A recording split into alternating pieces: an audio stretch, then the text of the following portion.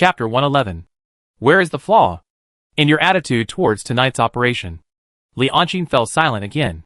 Since the establishment of the Anxia sect, Li Anqing had become the one handling the day-to-day affairs, her responsibilities growing increasingly heavy, and she displayed extraordinary knowledge and talent. Suan gradually grew accustomed to consulting her on everything.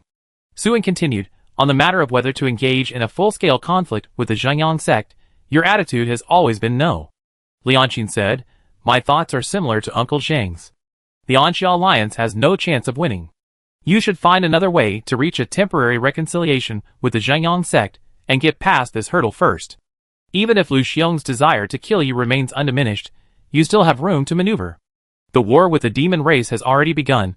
The Anxia sect could temporarily leave Jizhou City and go to the front lines to participate in the battle. Then I communicate with Wang Zhe again, explaining the stakes with the Zhengyang sect. By placing the Anxia sect alongside a powerful sect protected by the provincial governor, we won't have to worry too much about them sending assassins. Suan nodded slightly. Your analysis isn't without merit, but it's somewhat presumptuous. There are too many points where things could go wrong. Placing your hopes on others is unacceptable to me. Entrusting your life to outsiders is tantamount to courting death. Li Anqing, so you didn't accept my suggestion. Suan, while I disagree with your point of view, I don't want to become stubborn and self-willed. When I captured Lu Xian, I actually reserved room for negotiation with the Zhengyang sect. At that time, I was still weighing my options. Leaving the bar meant it was time to make a decision. I had one last phone call with you, wanting to make my final choice. Li Anqing nodded. I knew you would call me. Suan sighed. But it was at this moment that your attitude changed. I explained my reasons for the change in attitude. You reiterated your point of view, but no longer contradicted me. Although you still outwardly said, we should choose the safer option, when I indicated I wanted to make the call, your words implied a half-hearted reluctance. Half-hearted reluctance, that's how you change your attitude. It doesn't seem abrupt. But it was this tact that made me realize something was wrong. What was wrong? I know you. You're the type to say what's on your mind, and you stick to your judgment on things you're certain about. You have strong self-confidence, and would never easily compromise. But I can't keep contradicting you until the very end. Our positions must be aligned. Then you should clearly state your own views while firmly supporting my actions. That way, I won't have any doubts. Why? Because that's in line with your usual style. My style? When I decided to become a superhuman, decided to kill Huang Zheng, decided to break ties with Huang Hai, and decided to establish the Anxia sect, although you explained the risks beforehand, once I made up my mind, you always chose to be on my side without hesitation. How is that different from today? Before today, you never hesitated or wavered. That's not like you. Li Anqing fell silent again. Suan stubbed out his cigarette and continued. So why did you change your attitude? And why are you being so secretive? That's the question I have to think about. Li Anqing asked. You arrived at the answer? The answer is obvious. How come I can't see it? The change in attitude indicates the emergence of new factors. The reason for the secrecy is that this new factor cannot be openly stated. This isn't the answer. Although it's not a concrete answer, with these two deductions, the answer isn't far off. Because I then ask myself, what is this new factor, and where did it come from? You already thought of it then, that the new factor was evidence of the Zhengyang sect's collusion with the demon race? That's right. What makes you think that? Because there's no other possibility. That doesn't convince me. Then let me explain in more detail. You agreed to my all-out war with the Zhengyang sect, of course, because you know we have a chance of winning. But the gap in direct strength between us and the Zhengyang sect is too great. To defeat them, we must find another way. And then? I only have so many things I can rely on, nothing more than Wang Zhe and Uncle Zhang. But my relationship with Wang Zhe is too shallow, only Uncle Zhang is somewhat reliable. So you're convinced that only Uncle Zhang can help us? Uncle Zhang wants to help us, of course. He treats our opponents as demons, just like before. That way, he can legitimately exercise his authority and mobilize forces. At this point, Suan paused, his smile deepening slightly. He continued, the Zhengyang sect is backed by the provincial council. They certainly can't be framed.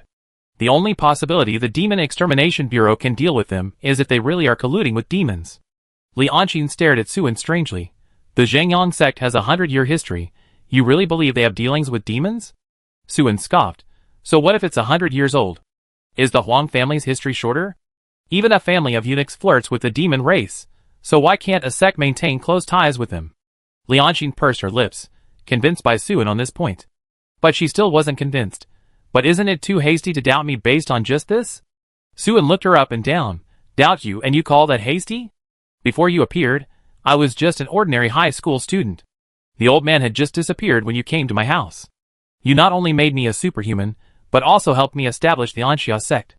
Not only have you stayed by my side, but you also demonstrated exceptional overall abilities. You have so many secrets, it's as if you were specifically there to assist me, and you certainly have. With so many factors combined, how can I believe you're alone? You clearly received elite education and training, you must have allies behind you, perhaps even an organization. I mentioned wanting to see Uncle He before, but you said he was too injured to meet, yet you haven't brought it up since. Don't tell me you forgot. You absolutely won't forget anything. My not mentioning it isn't because I forgot, but because I was intentionally testing you. Your not mentioning it isn't because you forgot, but because Uncle He can no longer meet with me. You came to my house injured. If I'm not mistaken, Uncle He's injuries are far more than just injury, he's likely imprisoned. Lianqing asked blankly, why must he be imprisoned? Suen replied matter-of-factly, if he can't meet, he's either imprisoned or dead. If it's the latter, you have absolutely no need to hide it from me. You didn't explicitly say Uncle He was imprisoned because you were afraid I investigate the reason for his arrest, and that reason would likely expose your true identities. Lianqing's face paled. You. She hesitated several times, unable to finish her sentence. Suen waved his hand. Don't worry, I won't ask about your identities. Lianqing was greatly surprised. You're not going to ask? Suen sighed. You have your reasons for not telling me. I don't want to force you, and I believe that you're only not telling me now because the time isn't right. Sooner or later, I find out. Aren't you afraid? Afraid of what? Aren't you afraid we harm you? Have you ever harmed me? Just because we didn't harm you before doesn't mean we won't in the future. How could the old man harm me? You? Becoming a superhuman means standing on the edge of a knife, living with your head on the line. I've been a superhuman for quite some time now, and I experience my share of dangers, but the old man hasn't shown his face. Is it because he's not worried about me? No, he just knows I won't be in any danger. Saying this, Suen lit a second cigarette. He exhaled a long puff of smoke, then said, thoughtfully, you were summoned to my side by the old man. To suspect you is to suspect him, which doesn't make sense. Lianqing nodded, then said seriously, aren't you really curious about who we are? Suen chuckled, I advise you not to tell me. Your group or organization clearly has a lot of trouble of its own. If you don't tell me, I won't know, and if I don't know, I can pretend nothing happened. In your words, just because you didn't harm me before doesn't mean you won't harm me in the future. If we ever fall out, I just wash my hands of it, and cut all ties with you, avoiding any karmic consequences. Besides, you've been working for me, and I've given you shares and paid you. It'd be easy to settle things, and I won't feel guilty about parting ways. At the beginning, Suen was indeed curious about how Lianqing and her group could find things that even the Demon Extermination Bureau couldn't. But now, the conversation had progressed to this point, and he no longer wanted to know the answer. Lianqing breathed a sigh of relief. It's good that you understand. Of all the things they just discussed, this was the question she was most concerned about. Suen chuckled silently. What couldn't he understand? Besides what he mentioned, the organization behind Lianqing was clearly very powerful, and could provide him with a lot of help. Without them tonight, where would Suen have found evidence of the Zhengyang sect's collusion with the demon race, allowing him to deliver a heavy blow at this crucial moment? This world is filled with the privileges of the powerful, and the oppression of those in power. Every step on the path of striving for advancement is fraught with deep malice towards the weak and the lower classes. Regardless, Suen started as an ordinary person with no connections. If he wanted a bright future, he was destined to walk a path fraught with thorns and bloodshed. Without leveraging the influence of Zhang Jinlin, Wang Zhe, and Lianqing, how could he overcome treacherous opponents and rise against the odds in a perilous environment surrounded by powerful enemies? As for Lianqing and the organization behind her, if Suen were to work together harmoniously with them in the future, all would be well. However, if their interests clashed and they turned against each other, Suen needed to capitalize on their connections now to develop rapidly. Only with greater strength could he face increasingly complex challenges. At the very least, his personal cultivation was ultimately his own. Suen, all units are in position. Operation in 5 minutes.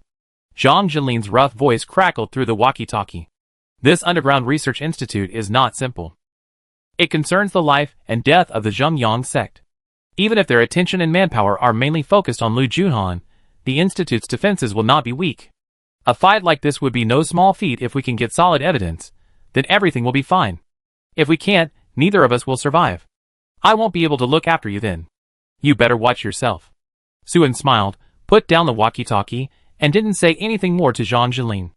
Immediately, he got out of the driver's seat, took his rifle and long sword from the back seat, and amidst the astonished, curious, and awe-inspiring gazes of nearby pedestrians, walked towards the brightly lit shopping mall, towards the sinful and dark place hidden deep within this bustling city. Chapter 112. Jiang Miaomu was terrified.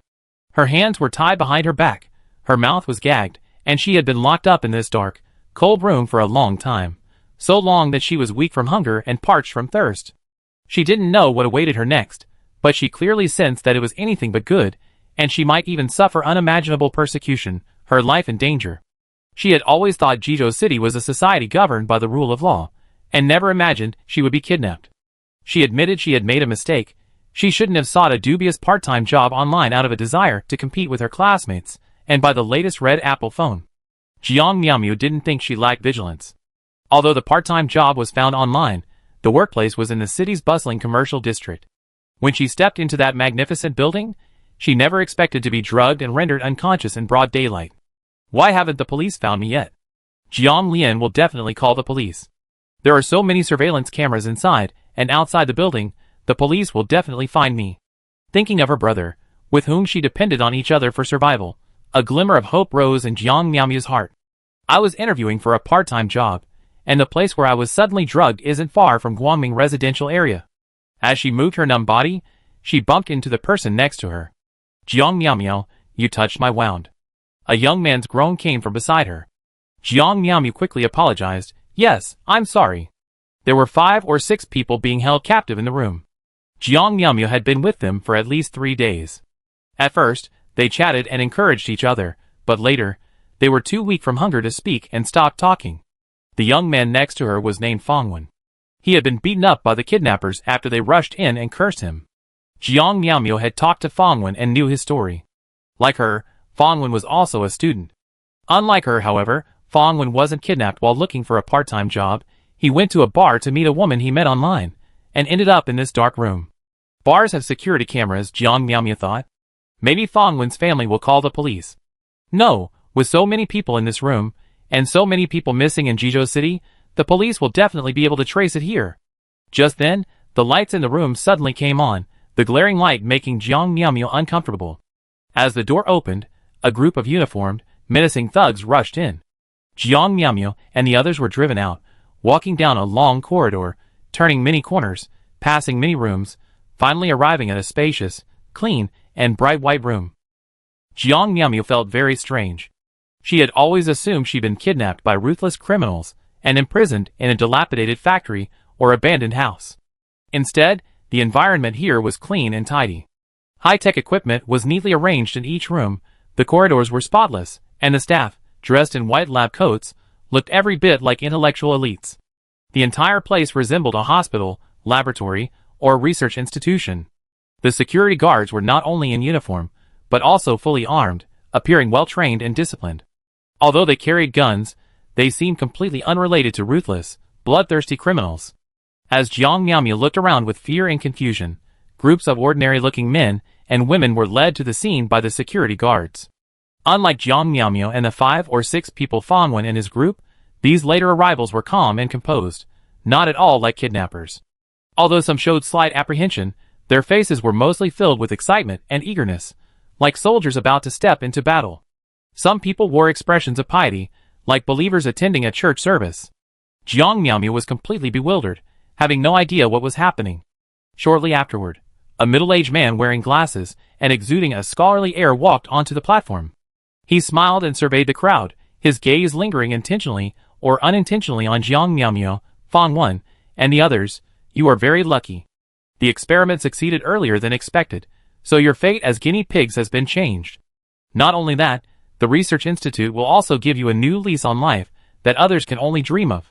He withdrew his gaze from Jiang Miaomu and, facing the more than 100 people in the room, raised his voice, his tone becoming increasingly assertive.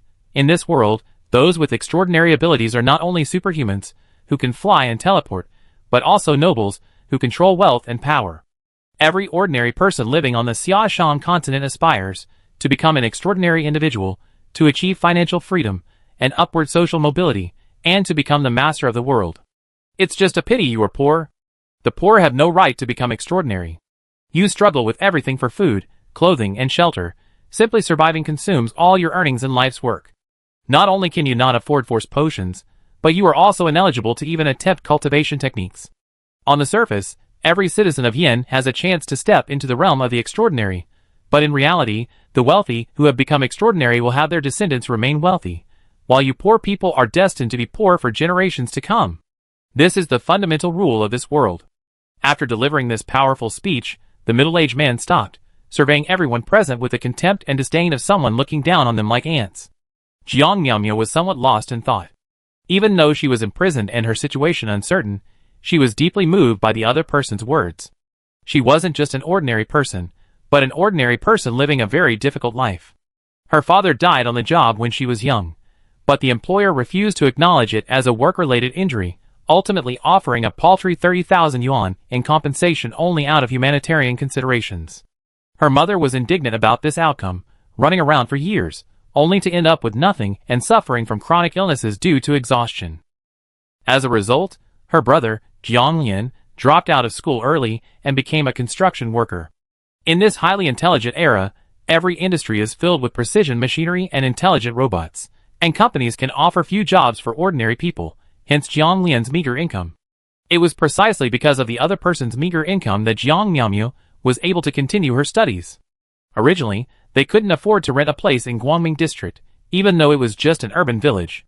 Fortunately, their landlord Su Tangjing took pity on them and reduced the rent by half, allowing them to live a slightly more decent life.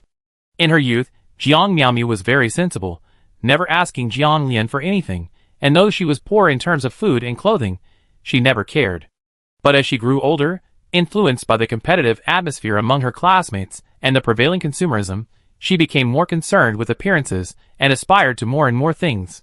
She wanted to replace her old, sluggish phone, but was too embarrassed to ask Jiang Lian, so she decided to do a part-time job to earn some money. Jiang Miaomio had thought about her long-term plans, but there wasn't much to think about. It was simply about finding a job after graduation and supporting herself. The salary certainly wouldn't be high, given the prevalence of AI in various industries. With better, more practical tools available, the value of humans as production tools has greatly diminished, their irreplaceable nature has dwindled, job opportunities are extremely limited, and competition is fierce. As for becoming a superhuman, Jiang Miaomio certainly envies superhumans, but she never believes she can become one. A monthly salary of 3,000 yuan is barely enough for food, clothing, and lodging. Even if she saves a little each month, she can't accumulate 20,000 yuan a year. The lowest grade force potion costs 500,000 yuan. How many years would she have to save? By the time she saves enough, her body will have long passed the optimal age for cultivation. As for promotions and raises, Jiang Miaomio doesn't even harbor any illusions. Which sect or company's management doesn't have children and relatives? Even if she's exceptionally capable and fortunate enough to be promoted, she only reached the lowest management position. And taking a dose of force potion doesn't guarantee becoming a superhuman. An ordinary person, once they lose a gamble, will lose even the basic necessities for a normal life. Technological development on the Xiaoshan continent has stagnated for far too long. Society lacks new sources of wealth, and everything is already an ironclad class order. In the current situation, to achieve upward mobility, one must become an extraordinary being, and to become an extraordinary being, one must be wealthy. A vicious cycle lies before them. Why? Jiang Miaomio suddenly heard someone loudly questioning her. Turning around, she saw Fanwan, his face flushed as he stared at the middle-aged man on the platform. Why is this happening? Why can't the poor change their fate? Why am I destined from birth to never become strong? The middle-aged man on the platform chuckled. You ask why? Fine, I tell you why. Because this world is ruled by the strong, and the weak are essentially assets of the strong. Answer me, why would the strong let their assets disappear for nothing? If everyone could become strong, and there were no weak people in the world, what would be the difference between the strong and the weak? If it were you, could you tolerate your wealth vanishing into thin air? Could you accept your descendants becoming beasts of burden? Anyone who becomes strong will try to control the weak in every way, maintaining a hierarchy in the world, ensuring the weak can never become strong enough to threaten them. A hierarchy of strength, that's order. The law of the jungle, that's the rule. Fang Wen slumped to the ground, his already weak body seemingly devoid of its soul. Jiang Miaomu pressed her lips tightly together. Many of her doubts had been answered, but this answer made her feel as if the sun and moon had lost their light, as if she had fallen into an abyss. Dr. Lei, we're here as volunteers to test the new Force agent, hoping to become superhumans and take control of our own destinies. Are you trying to back out by telling us all this?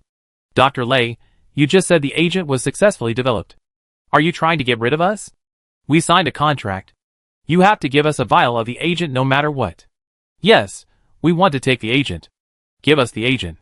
I don't want the money anymore. I give you your money back, just give me the agent. Hearing the shouts around her, Jiang Miaomu was stunned. She gradually realized that, apart from her and a few others like Fang Wen, most of the people were volunteers there to test the agent. Dr. Lei raised his hands, signaling everyone to be quiet. Once the room was quiet, he arrogantly said, with the air of a god bestowing favors upon mortals, I'm telling you all this so you understand that the Research Institute is giving you a chance to change your destiny and gain a new life. Such an opportunity is invaluable, not everyone gets it. The most important thing in life is to know how to be grateful. Want the serum? Great. Sign a new contract, and from now on, you be employed by the Research Institute, working for them and receiving a chip implanted in your body.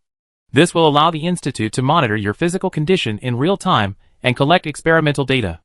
Then you can become one of our own, just like these armed personnel. Everything is entirely voluntary. The Institute will never force you. Think it through. Those who are willing, come and sign the contract, undergo the chip implantation surgery, and then you will receive the Force serum to become extraordinary. Remember, this is a gift. The volunteers around Jiang Miaomu immediately swarmed forward, rushing to the desk in front of the platform, vying for pens to sign the contract. Jiang Miaomu bit her lip tightly. Reason told her things wouldn't be so simple. The contract, the chip, and even the medication she would take later, all could potentially have many problems.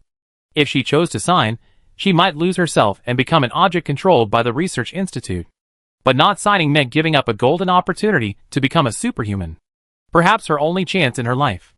Years later, when she was exhausted from the heavy, tedious labor, suffering from occupational diseases, living in a cheap, shabby house, eating shoddy food, and using cheap, low-quality items, would she envy her peers who dressed smartly, frequented high-end shopping venues, and spent money lavishly? Would she regret her hesitation and cowardice today? But wasn't she kidnapped here? Why was she persuaded by bad people to do what the kidnappers wanted her to do? Shouldn't she have found a chance to leave, report the crime, and escape danger? What are you still hesitating about? Do you want to be a poor person looked down upon for the rest of your life? Fang Wen got up from the ground, glanced at Jiang Miaomu, threw down these words, and rushed forward. Jiang Miaomu took a deep breath, her eyes slowly hardening. This was gambling with her life. And countless people didn't even have the chance to sit at the table. She could escape the immediate danger, but she couldn't escape the sea of suffering in her life. I got nothing but a worthless life anyway. If I lose, I can just die. Jiang Miaomu took a step forward. Just as she stepped forward, a deafening roar suddenly came from not far away, accompanied by a violent impact of extraordinary energy. The entire Research Institute trembled instantly, as if the heavens and earth were about to collapse. A loud shout followed, Demon Exorcism Bureau is on duty. Everyone, get down on the ground. Chapter 113. The Demon Exorcism Bureau did not evacuate the mall's residents. Their earlier disguised entry was intended to avoid attracting attention and allow for a surprise attack. Evacuating residents would have been too disruptive. Research Institute No. 3 was located on the basement level. Under Zhang Jinlin's command, the Demon Exorcism Bureau's superhumans launched their operation in shifts. One group entered the shops on the ground floor above the Institute, restraining shop staff, while simultaneously setting up explosives on the ground. Another group drove into the underground parking garage, using the tall vehicles as cover to set up explosives on the walls. Another group planted bombs on the streets, attacking the Institute's outer walls. The Demon Exorcism Bureau's ability to set up explosives so meticulously was due to the detailed intelligence Zhang Jinlin had received. He possessed a floor plan of the Institute. Before the operation, he obtained the mall's architectural blueprints, combining the two allowed for precise strikes. The Demon Exorcism Bureau's superhumans were highly professional, well-equipped, and swift in their actions. From the moment each group entered their designated positions to the completion of the explosive deployment, The entire process took only a few minutes. Before the Institute scouts and informants could detect anything amiss, deafening explosions erupted simultaneously from all directions. Through the smoke, the Demon Extermination Bureau's combat personnel stormed the Institute directly from the detonation points. Suin and Lianshin's attack position was in the parking lot. Unlike the detonation points set up in the ground floor shops, where the explosives were limited in power to ensure the safety of unauthorized personnel and create small passages, the detonation point in front of Suin had blasted down half a wall, creating a gap large enough for 4 or 5 people to enter side by side. Demon Extermination Bureau, all of you lie on the ground. Fully armed operatives rushed through the breach, shouting before firing without hesitation at anyone still standing. Bullets flew and blood splattered everywhere. Indoor combat rendered sniper rifles useless. Suin carried an assault rifle. He and Lianshin entered the research institute side by side, finding themselves in a spacious office area connected by a wide corridor. The location of the demolition point was carefully chosen. Entering from a narrow room wouldn't make sense. Given the option, they would choose a larger space to facilitate deployment, speed up the operation, and prevent the enemy from blocking their path. Many staff members in the office area were killed or wounded in the powerful explosion. Some were covered in blood, screaming, and scattering like frightened rabbits. Computer desks, chairs, and other office equipment were scattered everywhere by debris from the walls. Many more were still reeling from the shock of the explosion, looking bewildered at the Demon Extermination Bureau members who had rushed in. Bang! Bang! Bang! Bang! Gunfire continued relentlessly. One after another, ordinary staff members, incapable of fighting, fell to the ground along with the shattered office equipment. Many died without ever understanding what had happened. Only a few resolute and quick-witted individuals, upon hearing the warning, Demon Exorcism Bureau is investigating.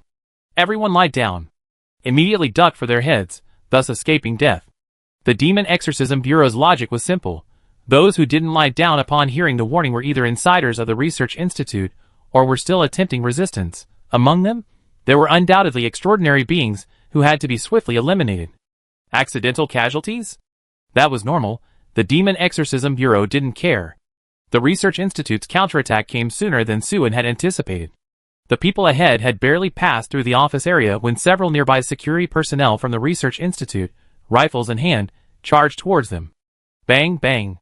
The Demon Exorcising Division members, advancing in battle formation, possessed absolute control of the scene.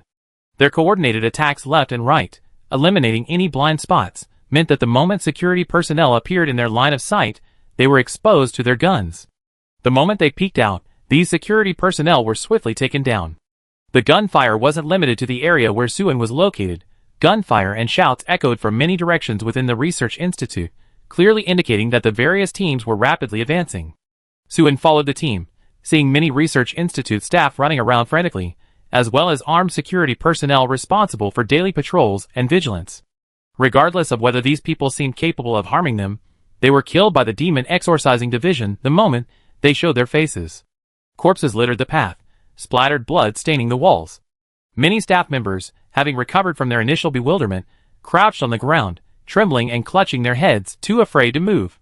When the Demon Exorcism Division passed by, they would mercilessly kill any superhumans among them, even those of low rank and unarmed. The initial advance went smoothly, but the Research Institute was clearly not a place that could be easily breached. The Demon Exorcism Division superhumans ahead of Suin suddenly stopped at a bend in the corridor, immediately shouting a warning for grenades. 2 Pathfinders swiftly retreated, followed by others, who raised shields to protect them. As the tactical maneuver was completed, a surge of red light erupted, followed by a deafening roar, and the walls on both sides trembled. These grenades were very powerful. Suin judged them to be level 2. However, they did not cause any real damage to the Demon Exorcism Division combat personnel, who had responded effectively. What truly cost the Pathfinders were the 2 dark figures, who rushed in immediately after the explosions. The blade flashed like a waterfall, its momentum like a torrent. The primal shield shattered instantly. Several superhumans at the front were sent flying backward, their bodies instantly covered in blood. Those who could lead the way were all elites. These superhumans were all level 5, yet now they slammed against walls and the ground like rag dolls, spitting blood and unable to do anything else. Bang! Bang! Bang! The vanguard was attacked, and the rearguard reacted immediately, firing primal bullets. Some were dodged by the ghostly figures, but others hit their mark. 2 figures froze. Suin recognized them. These were two ordinary-looking superhumans wielding long swords, each with 7 force nodes ignited on their bodies. They were incredibly fast. Although the Demon Exorcism Bureau's bullets hit them, the distance was too close, and the flashes of blood on their bodies were minimal. In the blink of an eye, they were back to support their armed reinforcements. Monsters!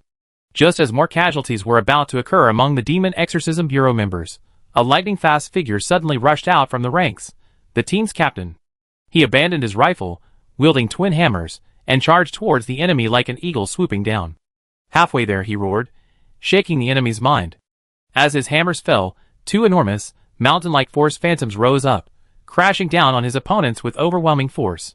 Suin's eyes lit up. Level 8. The 2 level 7 individuals simultaneously withdrew their attacks to defend, but were both knocked off balance and forced to retreat. At the same time, a level 6 and a level 7 rushed out from the ranks, cooperating with the level 8 captain to launch a fierce attack on their opponents, suppressing them so they couldn't raise their heads and could only retreat in panic. The 2 quickly disappeared around the corner of the corridor. Just then, a series of loud crashes and ferocious roars erupted from the room next to Suin. Looking left and right, he saw several figures rushing out of the rooms on either side. The rooms on either side had just been cleared. There were no enemies left.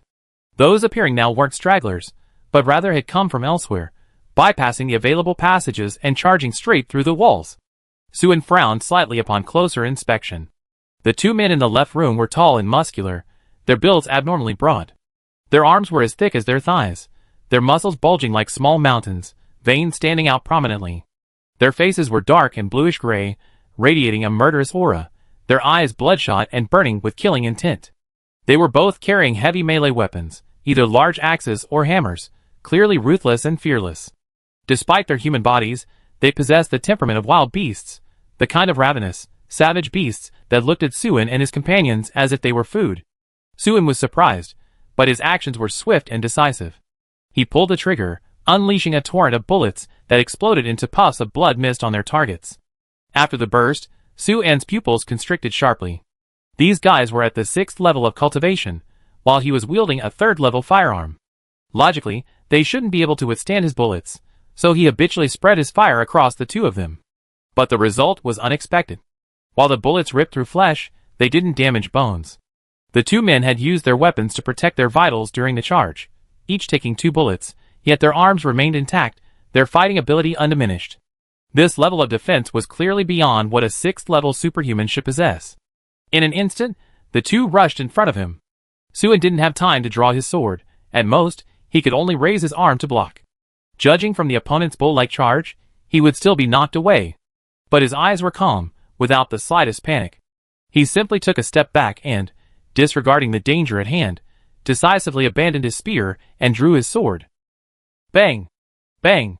Bang! A series of force bullets shot out from the side, striking the shin of the person directly in front.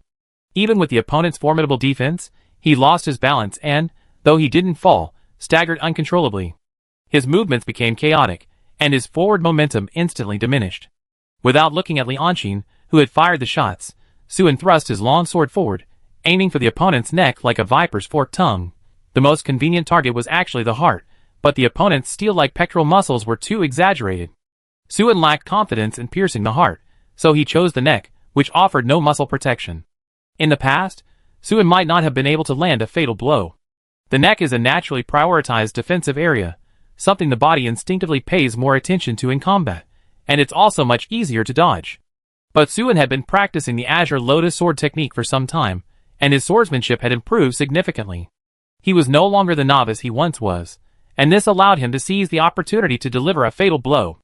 As it turned out, Suin's choice was absolutely correct. No matter how imposing the towering body was, the neck remained a relatively vulnerable spot, and Suin pierced its throat with a single sword strike. Feeling the resistance on the blade, Suin's brow furrowed, and his force erupted. In the nick of time, he twisted the sword, thrusting it to the side with all his might, slicing open half of the opponent's neck and severing the carotid artery. Despite this devastating blow, the mutant still wanted to continue fighting. He stared intently at Suin, feigning a lunge to grab him, wanting to take him down with him. His ruthlessness was unmistakable. If only his throat had been shattered, and he had lost the ability to breathe, he might have been able to instinctively tackle Suin.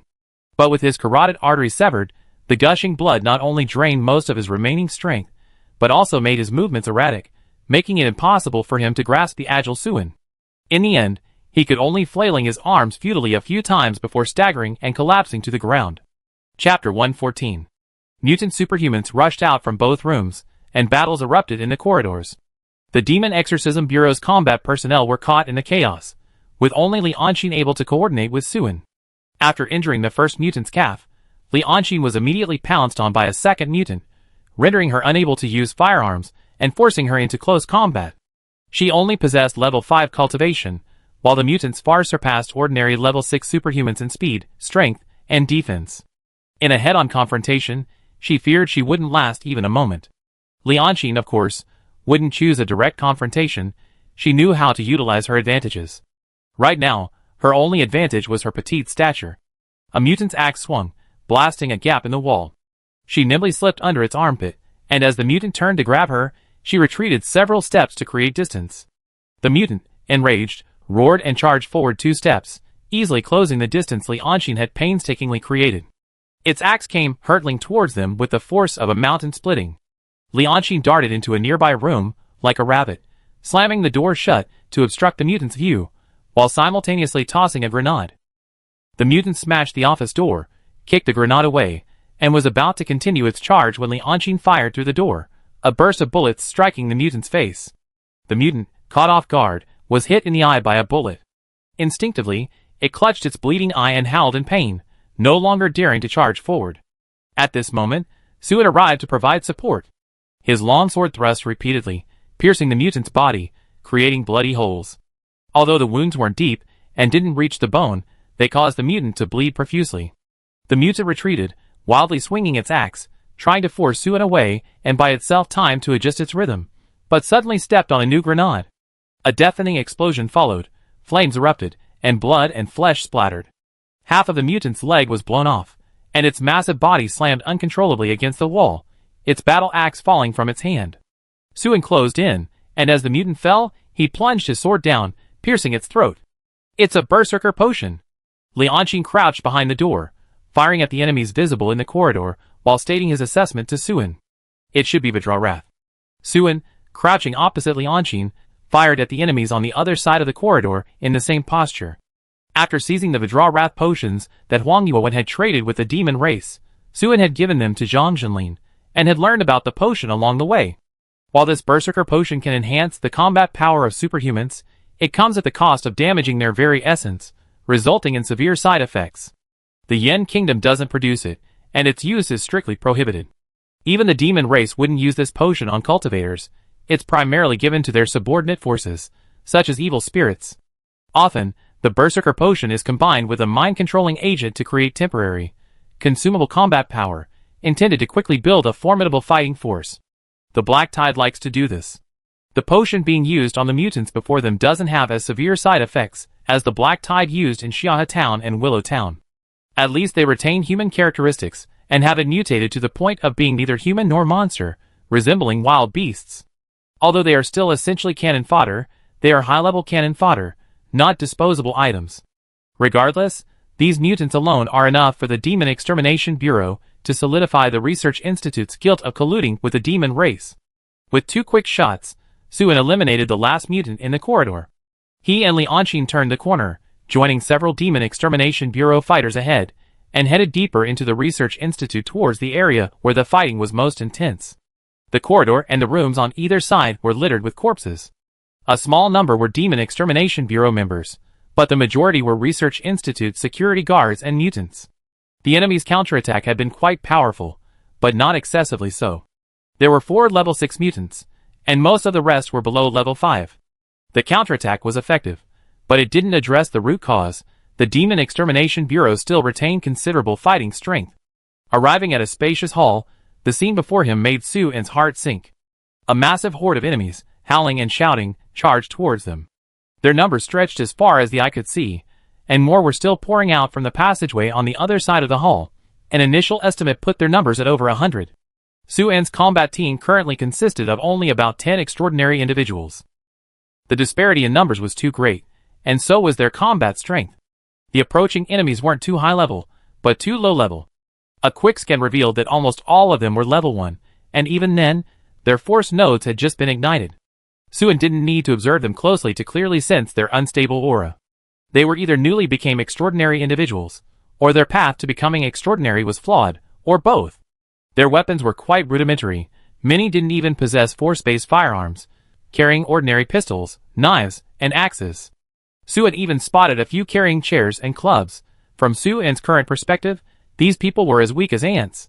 But their charging momentum was exceptionally fierce.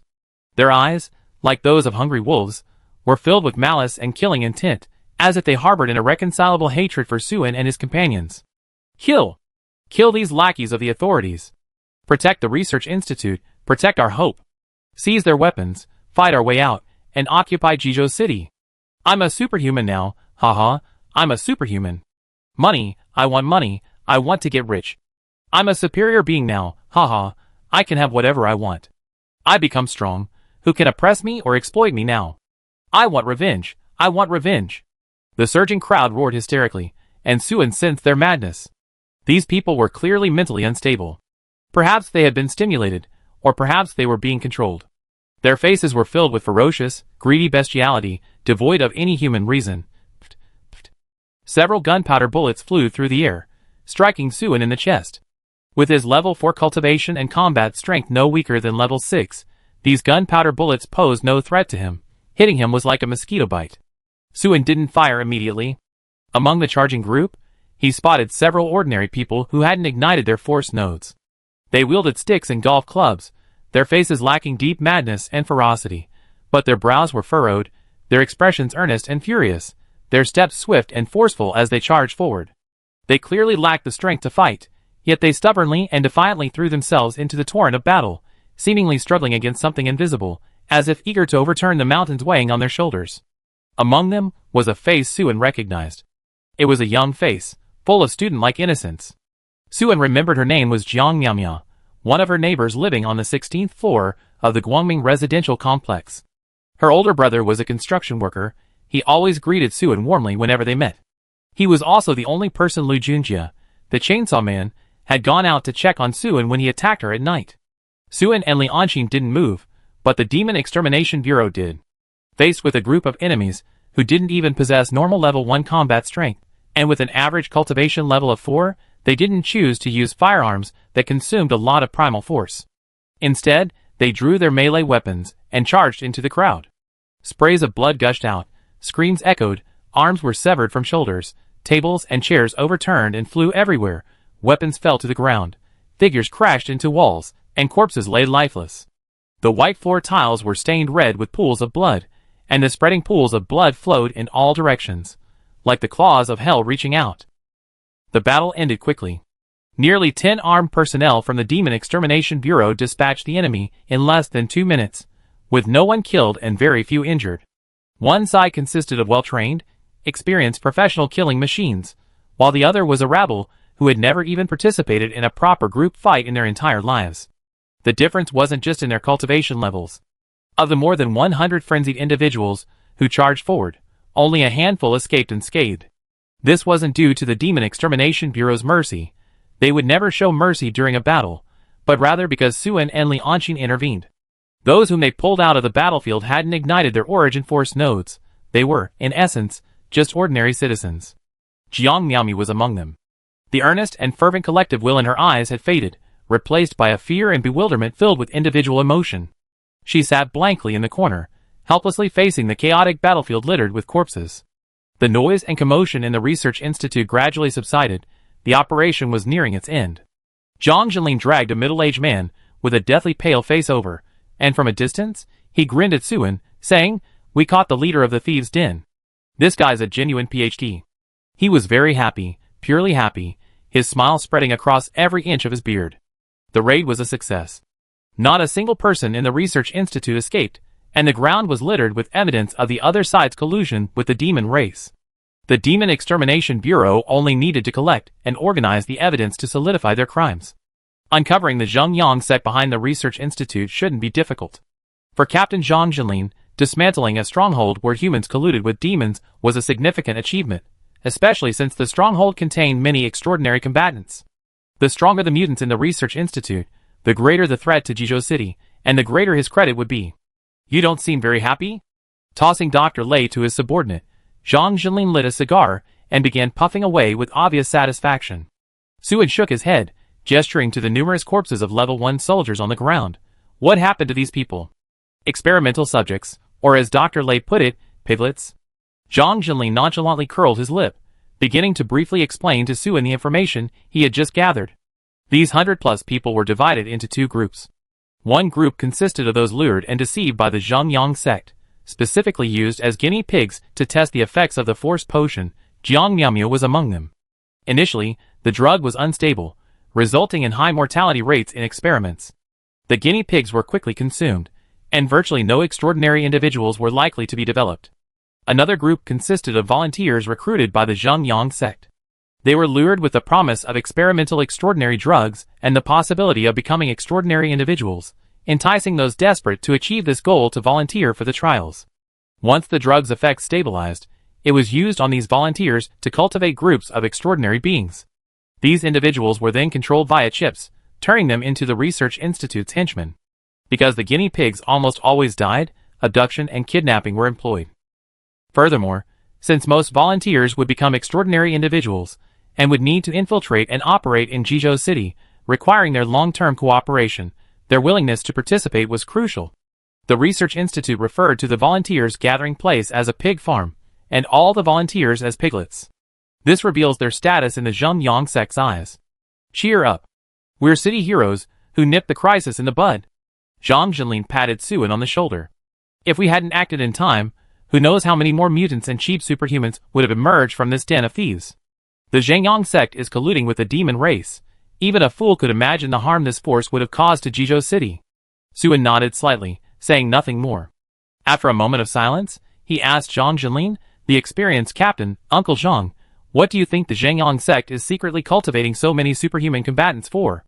Zhang Jinlin exhaled a puff of white smoke, his eyes flashing with murderous intent. Catch Lu Xiong, interrogate him, and we find out. Just then, a member of the Demon Extermination Division ran over to report. Captain Zhang, that guy surnamed Lei has revealed a lot of information. According to him, there are 2 more research institutes like this. One of them aims to cultivate and modify mechanical warriors. He doesn't know what the other one is doing. Do you know the location? Zhang Jinlin's spirits lifted. The superhuman shook his head. The 3 research institutes of the Zhengyang sect are independent and have no contact with each other. The man surnamed Lei doesn't know their specifics. By the way, he's willing to be a witness for the prosecution. Zhang Jinlin sneered. Take him back. Saying this, he tossed away his cigar and stomped it out, turning to Suin. The evidence is almost collected. I take it back first. Taking action against the Zhengyang sect is a big deal. I can't make that decision myself. I need to report to my superiors. If things go smoothly, we act before dawn, but then we shouldn't need the assistance of other sections. I record the Anxia sect's contribution in this cooperative operation. You go back first, and I notify you promptly of any updates. Suin nodded. The Zhengyang sect is backed by powerful figures in the provincial council. He can't interfere in this level of struggle at present. Chapter 115. Just as Suin arrived at the parking lot after leaving the research institute, he received a call from Wang Zhe. He gestured for Li Anqing to drive, and moved to the passenger seat. Suin, what exactly happened tonight? Why didn't you come to the negotiation? Wang Zhe's voice was filled with anger, but his tone remained relatively calm, clearly showing he was trying to control himself. Suin, of course, knew why the other was angry. He had stood him up. Wang Zhe and Lu Xiong's men had definitely met long ago, but Suin hadn't arrived. By now, Lu Xiong's men should have already stormed off. The reason for this was that Suin hadn't told Wang Zhe about his involvement with the Demon Exorcism Division in attacking the Research Institute. During their last conversation, he had asked Wang Zhe to mediate and arrange for the Zhengyang sect to meet. There were reasons for not telling him. The reason was simple. Suin didn't trust Wang Zhe. To be precise, he didn't trust him that much yet. Before taking action, Suin had carefully considered the situation. If he revealed the truth to Wang Zhe might be secretly colluding with the person behind the Zhengyang sect. Colluding with the demon race was a serious matter. Without presenting relevant evidence to Wang Zhe, even with Zhang Jinlin's endorsement, it was uncertain whether Wang Zhe would believe him. On one hand, the Zhengyang sect was a century-old sect. On the other hand, Suin had a close relationship with Zhang Jinlin. It wasn't impossible for Wang Zhe to believe that Suen and Zhang Jinli were conspiring to frame the Zhengyang sect.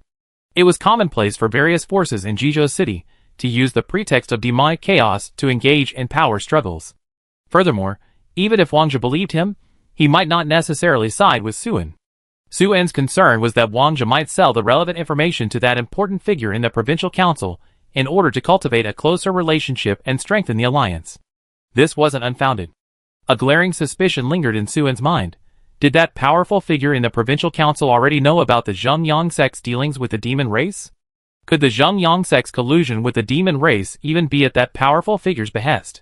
When Yelu Hongguang was trading with Huang Yuan, he hinted that there were more than just one or two powerful figures in Jizhou City with vested interests in the demon race.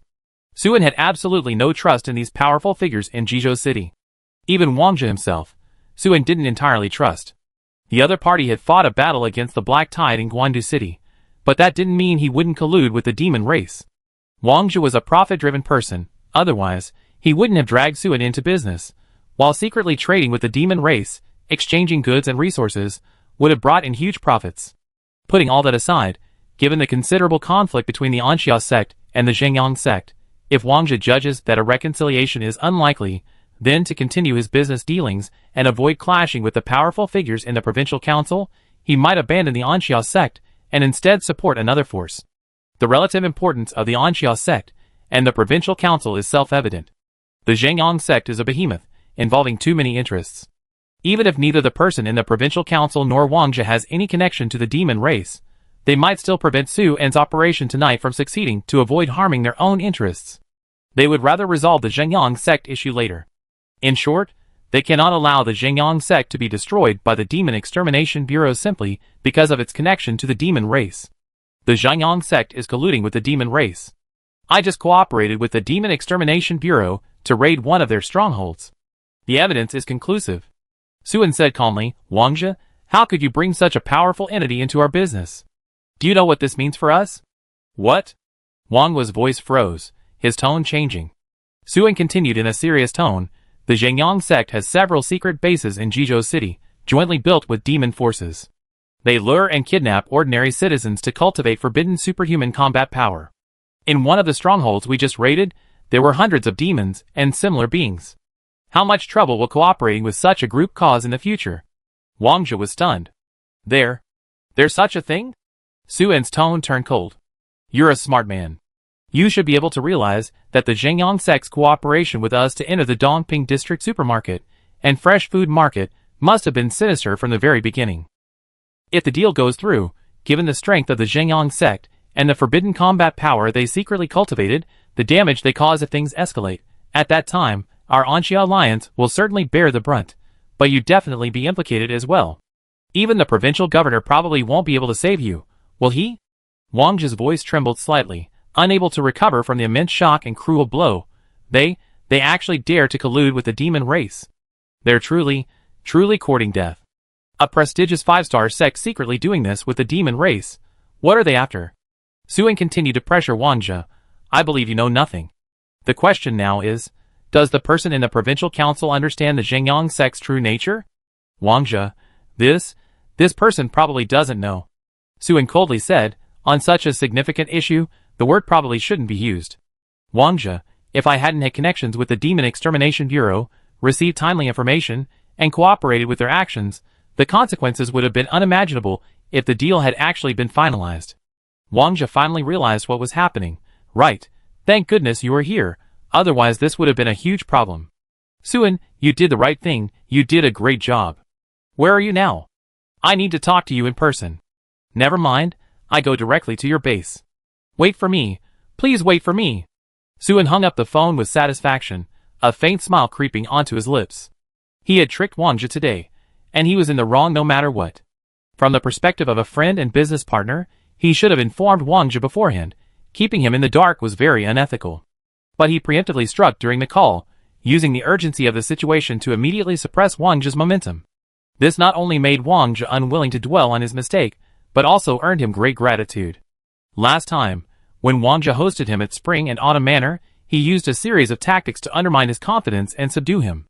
This time, Suen could be considered to have used the same tactics against him. Body? Whether it's cooperation or friendship, Suin doesn't want to be constantly suppressed in terms of momentum, forced to be the other party's subordinate. He wants to take the initiative and be the one whose word counts. This isn't Suin acting impulsively, it's because it's inherently difficult to establish absolutely equal relationships between people, including spouses and brothers. There's always someone stronger and someone weaker. The difference lies only in the degree of strength. Is Wangjia truly unrelated to the demon race? Does he really not mind what you did tonight? Will he abandon the Zhengyang sect and the provincial council and firmly choose us instead? Li Anqin expressed her thoughts while driving. Suin smiled nonchalantly. These questions are actually one question. What kind of person is Wangjia?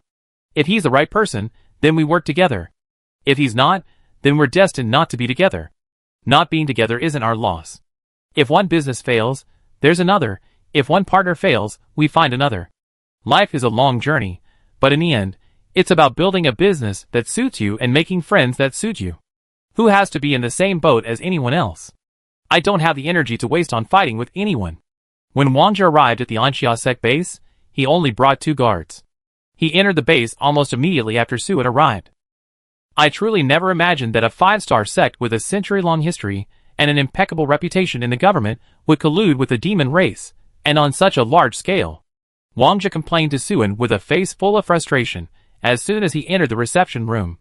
A powerful figure in the provincial council protecting such a sect, I never dreamed of this.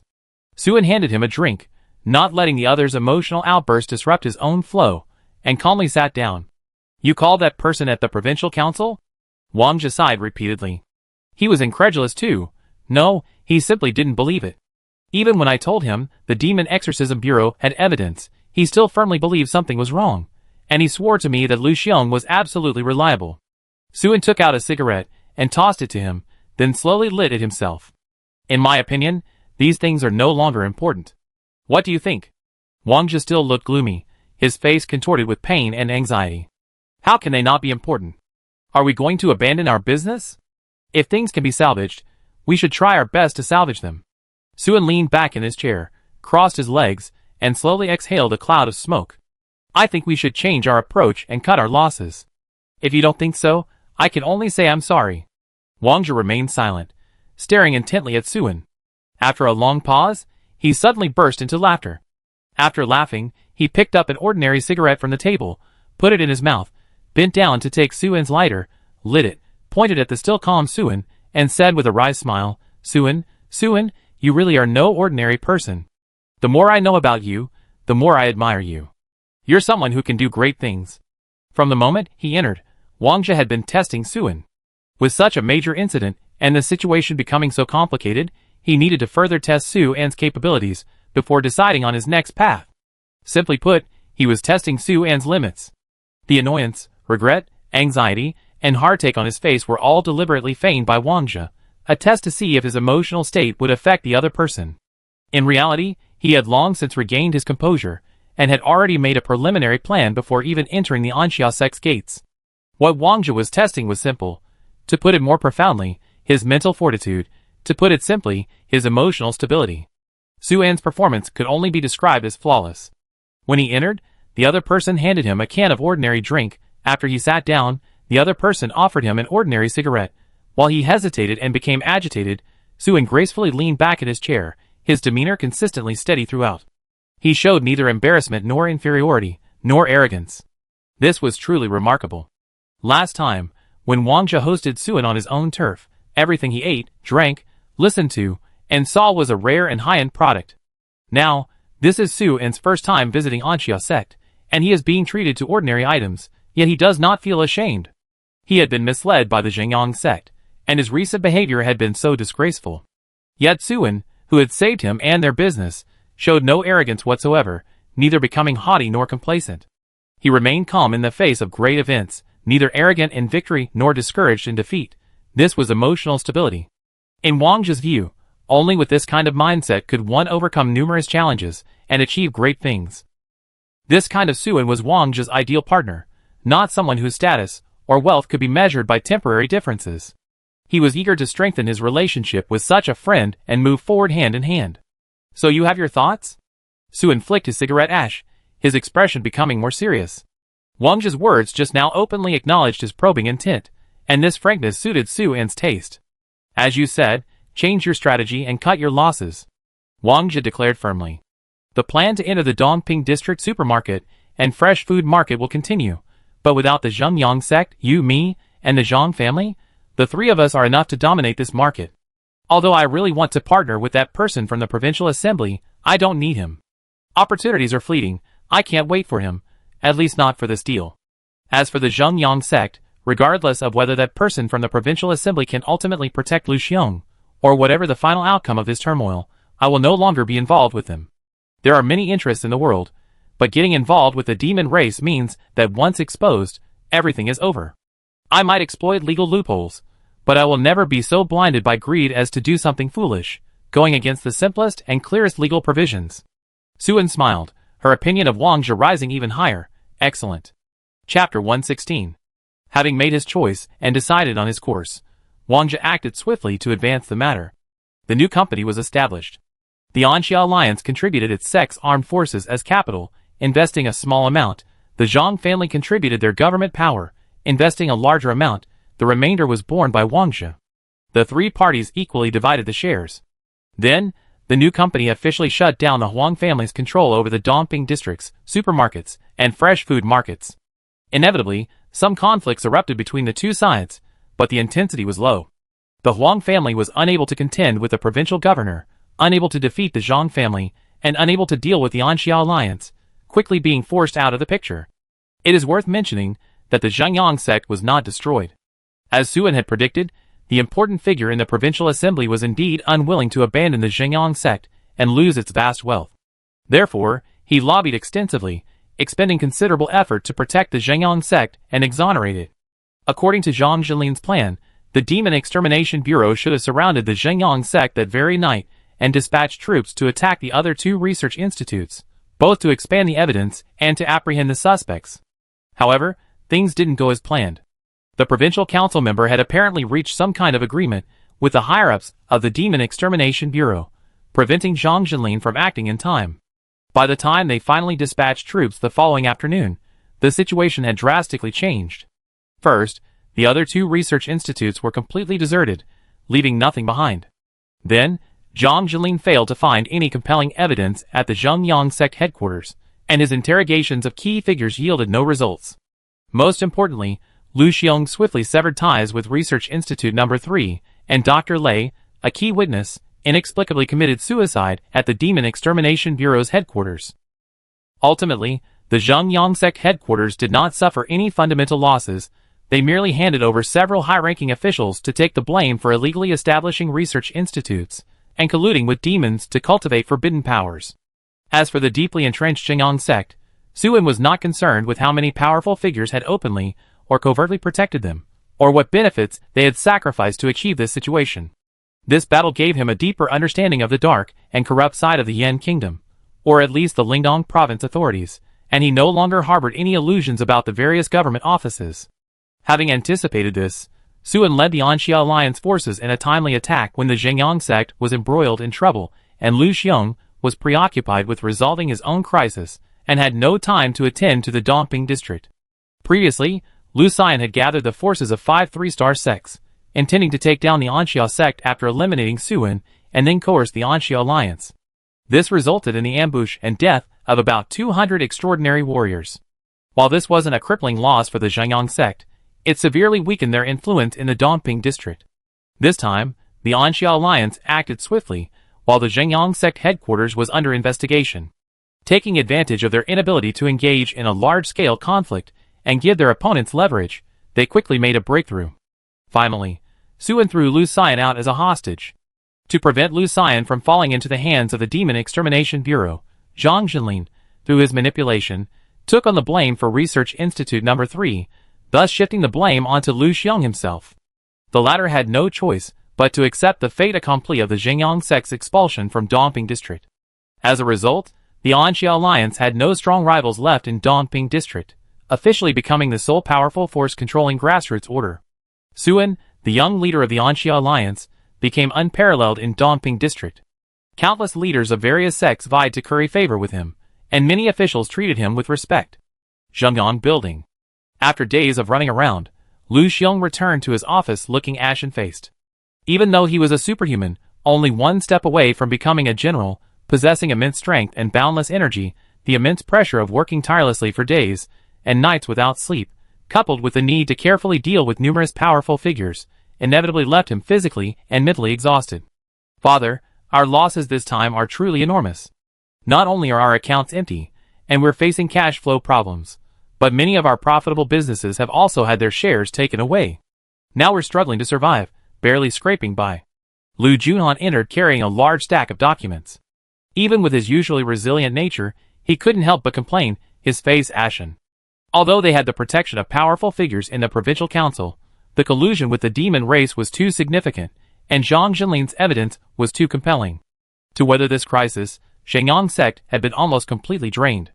The powerful figures, who controlled the key points and had the influence to sway the charges against Shenyang sect, seized the opportunity to demand exorbitant sums of money. The fact that Shenyang sect's accounts were empty was bad enough, but the real problem was that they had to give away shares in many important industries, a steady stream of wealth. The situation is so dire, we should be thankful that we can still spend the money. The sect's survival is more important than anything else. Lu Xiong closed his eyes, rubbing his temples, his voice dry and low. The storm is coming. As long as the grand plan succeeds, what we give away today will be recovered tomorrow. Hearing the words grand plan, Lu Junhan's heart sank even further. According to the Holy Envoy's instructions, they were supposed to control the lifeline of the people of Dongping district to support the subsequent major operation. Now, not only had the sect suffered heavy losses, but the mission had also completely failed. The Holy Envoy's reprimands were predictable. Father, I still can't understand where we went wrong.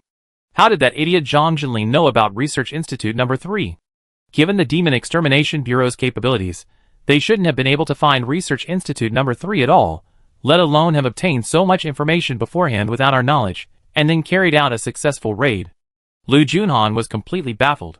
Moreover, Zhang Jinlin's actions were far too decisive. This matter involves the Zhengyang sect. He knew we were backed by the provincial council, yet before acting, he neither consulted his superiors nor informed the provincial council. He simply led his men straight to our door, disregarding all official etiquette. What gave him such confidence? Lu Xiong felt a headache coming on, and no matter how much he rubbed his temples, he couldn't relieve the pain. He couldn't understand it either. Firstly, Zhang Jinlin was just a brute, all brawn and no brains. If he could find Research Institute No. 3, it would have been exposed countless times already. Secondly, although Zhang Jinlin's actions yielded significant results and were publicly praised by the Demon Slaying Bureau, they secretly incurred the wrath of the Bureau's higher-ups and the provincial council. While the immediate gains were visible, they had sown the seeds of long-term problems. Zhang Jinlin's future career advancement will undoubtedly face numerous obstacles, and his political future is undeniably bleak. This whole affair has been shrouded in mystery from the very beginning. Since its founding, our Zhengyang sect has never experienced such a major setback. Lu Xiong downed his water glass in one gulp, his mind a jumble of unresolved thoughts. Zhang Jinlin's near-suicidal method to cause us trouble is utterly illogical and incomprehensible. The phrase mutual destruction isn't entirely an exaggeration. While the Zhengyang sect appears to have weathered the crisis, it's clear to everyone that they have a murky relationship with the demon race. They only managed to suppress the situation because of their powerful backers. They also face long-term threats. This incident has shattered the reputation the Zhengyang sect had painstakingly built with the government. From now on, both sects and government officials will be suspicious of them and avoid them. Even the person in the provincial council, whether they intend to temporarily protect them and their interests while actually planning to dismantle and restructure the Zhengyang sect once the storm has passed, is uncertain. The high-ranking officials in the provincial council also have to consider their own reputations and careers. At that point, the Zhengyang sect's assets and wealth will be preserved, but the sect itself will certainly be gone, along with its high-ranking members, including Lu Xiong and his son Lu Junhan, who will disappear without a trace. In short, the Zhengyang sect's path is narrowing, and the crisis is far from over. Despite the perilous and dire situation, Lu Xiong, reflecting on the entire affair, remained utterly bewildered. The fatal blow had come too suddenly and irrationally, leaving him unable to even begin to reflect. Without understanding the crux of the problem, how could he possibly escape his predicament and reverse his fate? Looking back at this turmoil, the first strange occurrence occurred in Anxia sect. Lu Xiong said slowly, regaining his composure. Sion's plan to deal with Suin, while not exceptionally brilliant, was valuable because it leveraged the momentum of business in Dongping District, leaving virtually no flaws. Anxia Alliance, for the sake of a lucrative future, will undoubtedly try every means to reconcile with us. They would be more than happy to see us actively seeking goodwill. That brat Suin, how could he possibly see through Si Yan's disguise? Even if he did, what gave him the right to attack her? Even if he acted on impulse and anger, how could he dare to ambush and kill 200 of my extraordinary individuals? Lu Junhan continued along this line of thought. Killing my extraordinary individuals is tantamount to engaging in direct combat with us, but the Anxia Alliance simply doesn't have the strength to contend with us. If Suin doesn't want to bring about his own destruction, then he's fearless. At this point, Lu Junhan's mind jolted. Suin was indeed fearless. He wasn't afraid to fight the Zhengyang sect to the death, because Zhang Jilin had already attacked Research Institute No. 3 that very night, and the Zhengyang sect would soon be facing a life-or-death crisis. In other words, Suin and Zhang Jilin had long been prepared to raid Research Institute No. 3. But how could Suin and Zhang Jilin possibly know about Research Institute No. 3? There's only one answer. In this game, besides Suin and Zhang Jilin, the only remaining person is the mastermind. Wang Zhe orchestrated all of this. Wang Zhe himself isn't particularly dangerous, but he's the son of the provincial governor. Suin and Zhang Jilin lack the ability to probe Research Institute No. 3, but the provincial governor's office does. Could it be that the provincial governor was behind all this? Was he targeting us? Thinking this, Lu Junhan felt like he was sitting on pins and needles, cold sweat pouring down his back. That meant the provincial governor's office already knew about their dealings with the demon race. Thinking even deeper, their identities as demon race infiltrators might already be known to the provincial governor. At this moment, Lu Xiong's face turned ashen, and his hands and feet went cold. If the provincial governor was behind it all, then everything made sense. The business in Dongping District was proposed by Wang Zhe. He conveniently brought in that person from the provincial assembly, seemingly to cooperate with him, but in reality, to get the Zhengyang sect involved, then use the Anxia Alliance as a weapon to make Suin fight them, and then have Zhang Jilin launch a powerful attack. It was precisely because of the provincial governor's covert support that Zhang Jilin dared to disregard the rules, show no respect for his superiors or the provincial assembly, and directly lead his men to attack Research Institute No. 3. If it really was the provincial governor who made the move, then we're truly finished. The provincial assembly will definitely abandon us, and it won't be long before the Zhengyang sect is dismantled. At that time, we will surely perish. Lu Junhan gritted his teeth, his face as white as paper. If things really develop this way, then until the Zhengyang sect is destroyed, the provincial governor never stepped into the limelight. He merely waved his hand behind the scenes, defusing a huge bomb planted by the demon race in Jizhou City and maintaining the safety and stability of Jizhou City. Whether it's the provincial assembly member who suffered losses, the Zhengyang sect member who acted desperately, or the group of officials who colluded with the Zhengyang sect, they will only resent the Anxia Alliance and Zhang Jilin. This is the advantage of the provincial governor staying behind the scenes. He averts the demon calamity, gains political achievements, and avoids directly offending colleagues whose finances have been damaged, thus preventing the creation of enemies in officialdom. Furthermore, by not intervening directly, the provincial governor prevents the situation from escalating. If he were to take the lead, the Zhengyang sect would immediately collapse. By remaining out of the picture, he gives the provincial council time to slowly dismantle the Zhengyang sect, allowing them to preserve most of its wealth without incurring too much offense. After all, the provincial council is the highest leadership body of a province, and the provincial governor is giving them this face. Lu Xiong wiped the sweat from his forehead, adjusted his breathing to calm himself, and said in a deep voice, "Things may not be so simple. We must not panic." He couldn't scare himself. Lu Junhan couldn't remain calm. He said in a trembling voice, "To find out who did it, we only need to see who profited the most." Now Wang Zhe has successfully entered the Dongping district market, and Anxia Alliance has become the de facto leader of grassroots order in Dongping district. The Zhang family has also benefited considerably. The provincial governor has not only maintained the stability of Jizhou City and preserved his official position, but also won a favor with the provincial assembly and opened up new avenues for his son's wealth. He's got it all. Father, that Anxia sect must be Wang Zhe's front man, established with his support. Lu Xiong looked at Lu Junhan with suspicion. Lu Junhan continued, "I investigated the Anxia sect. It was only established a few months ago. Without the support of powerful figures, how could it have risen so quickly? Since Sua became a superhuman, not only with Zhang Jinling protecting him all the way, and the immortal sect assisting him, plus professional personnel managing affairs within the sect. How could a student who didn't even graduate high school receive these conditions? There was only one answer that could explain all this. He's backed by Wangzhe, the provincial governor. Lu Xiong fell silent. Lu Juhan had said everything. Facts spoke louder than words. He couldn't think of any other answer that could convincingly explain everything. The provincial governor. He pondered these 3 words for a long time, then sighed dejectedly. If he really was the provincial governor, then Lu Xiong had to consider whether he was the only demon clan infiltrator whose identity had been exposed. Zhengyang sect? Why did the provincial governor attack the Zhengyang sect at this time? Because war has broken out. The demon race is pressing in on a large scale, and the provincial governor must eliminate the various hidden dangers within Jizhou City. Given this, the provincial governor certainly won't only act this once. Compared to cutting off his colleagues' livelihoods and offending the powerful figures in the Lingdong province government, the consequences of Jizhou City descending into chaos or even being seized by the demon race are clearly far more terrifying for the provincial governor. The provincial governor will definitely continue his attacks. The demon race's hidden forces will inevitably face a fierce and relentless assault. How dire the situation will be depends solely on how much information the provincial governor's office possesses, and how much they know about the demon race. The identity of the infiltrator. Once things escalate, it won't just be the Provincial Administration Commission that takes action. The Provincial Assembly, the Provincial Judicial Commissioner, the Provincial Military Commissioner, and the Exorcism Bureau will all be mobilized. With the entire state apparatus activated, no matter how much power they have, it won't be enough to withstand the enemy's onslaught. The situation is out of control. The grand plan is in grave danger. Lu Xiong, drenched in sweat, abruptly stood up. I must immediately report the situation to the Holy Envoy.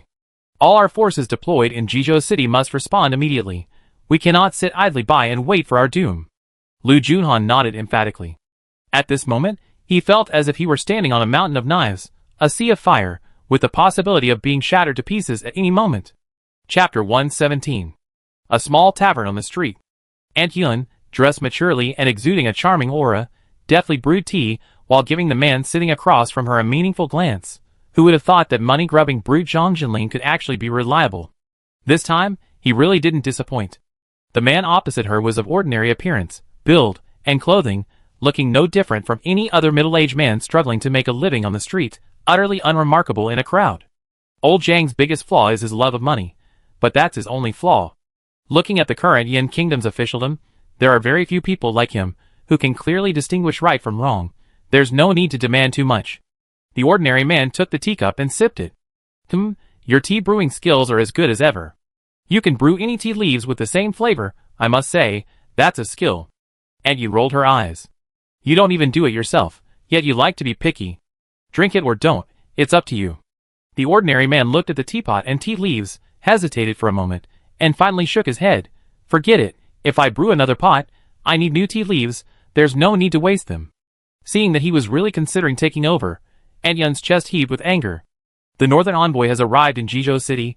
Have you sent anyone to check on him? The ordinary man changed the subject. Aunt Yun said irritably, what can a little girl do even if she comes? She can't possibly ruin your plans. The ordinary man gave a long "oh," and leisurely asked, what plans do I have? Aunt Yun glared at him fiercely, are you testing me, or doubting my intelligence? Do you think I can't see through your game? Using Research Institute number 3 to intimidate the Zhengyang sect, and then using the Zhengyang sect as a warning, isn't the goal to expose the demon race's spies planted in Jizhou City? Once they start moving on a large scale, even the blind government should notice. Then, what awaits the demon race's infiltrators is the massive net you've been hoping for. At this point, Aunt Yun's expression softened, and she sighed deeply, continuing with a tone of admiration, the old fox truly lives up to his name. He's only just returned to Jizhou City, and he's already caused such a stir. With just one demon race stronghold, he's drawn the Zhengyang sect's attention to the Provincial Administration Commission. If nothing unexpected happens, the entire demon race force in the city is now living in constant fear. If the provincial governor knew about this, I wonder if he'd thank you or scold you. The man put down his teacup and smiled slightly. You don't need to admire me so much. This wasn't my initial plan, it was just a matter of things going with the flow. This whole affair was able to achieve such a significant effect with minimal effort, ultimately because that kid Suing got on the provincial governor's good side. If it weren't for his good fortune, there would have been little I could have done. And Yun spat lightly. Who admires you? This whole building doesn't have your thick skin. The ordinary man didn't respond, contentedly sipping his tea. And Yun's eyes darted around, indignant. I saw it coming long ago. Su En's connection with Wang Zhe must have been facilitated by you. I don't believe his trip to Guandu City was a coincidence. The man lightly brushed non-existent dust off his clothes, his expression indifferent, not responding. Old fool, pretending to be profound in front of me again. And Yun snorted heavily. What are your plans now? We still have some intelligence. If the government's response isn't as expected, I can release a few more to further provoke the demon race, making them jump around like ants on a hot plate. War is imminent. To prevent the Lingdong province from falling to the demon race, the threats hidden within must be eliminated, or at least exposed. Some things always require someone to step forward. What the corrupt government can't do, they must do. The man remained calm. No need to rush. Let's wait and see. We can only go with the flow and guide the situation. We can't make things too obvious, otherwise, the disaster of that day will inevitably repeat itself. And Yun fell silent, recalling the turmoil of several months ago. After a long pause, she let out a long sigh, feeling resentful. I have the strength but can't use it. It's so frustrating. The ordinary man remained calm. Regardless, the Zhengyang sect has already made its move. It should attract the attention and vigilance of some interested parties. And Yun said, I'm afraid there aren't enough vigilant people. The man said, there are things one should do and things one shouldn't do in this world. You can't wake someone who's pretending to be asleep, and there's no need to try. We should only try to win over those we can. One good general is far better than 1,000 mediocre soldiers. And Yun pursed her lips and said nothing more. It's so good to have a big, deep-rooted tree. Even the Zhengyang sect is immortal. At the Anxia Alliance's victory banquet, Xiao Xiukui, her cheeks flushed from drinking, exclaimed sincerely, colluding with the demon race without paying a price is so easy. Sun Zongshan, who rarely drank, scoffed, a 5-star sect, a century of history, endorsements from bigwigs in the provincial council. Which of these conditions is easy to achieve? His words only fueled Xiao Xiukui's anger, and she slammed her fist on the table in fury. So having these conditions means you can associate with the demon race. Shouldn't anyone who associates with the demon race be torn to pieces? The mighty Yen kingdom has no basic principles or bottom line. Sun Zongxing was speechless, only able to shake his head and sigh. This is reality. Besides the two of them, the dozens of sect leaders and powerful figures of the Anxia Alliance present were all filled with indignation. Some gritted their teeth, some silently drank, and some cursed loudly. This banquet celebrating the Anxia Alliance's successful control of the Dongping district supermarket and fresh food market should have been filled with laughter and joy.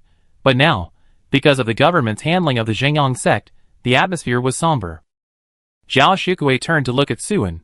I received a conscription order from the committee and the management office.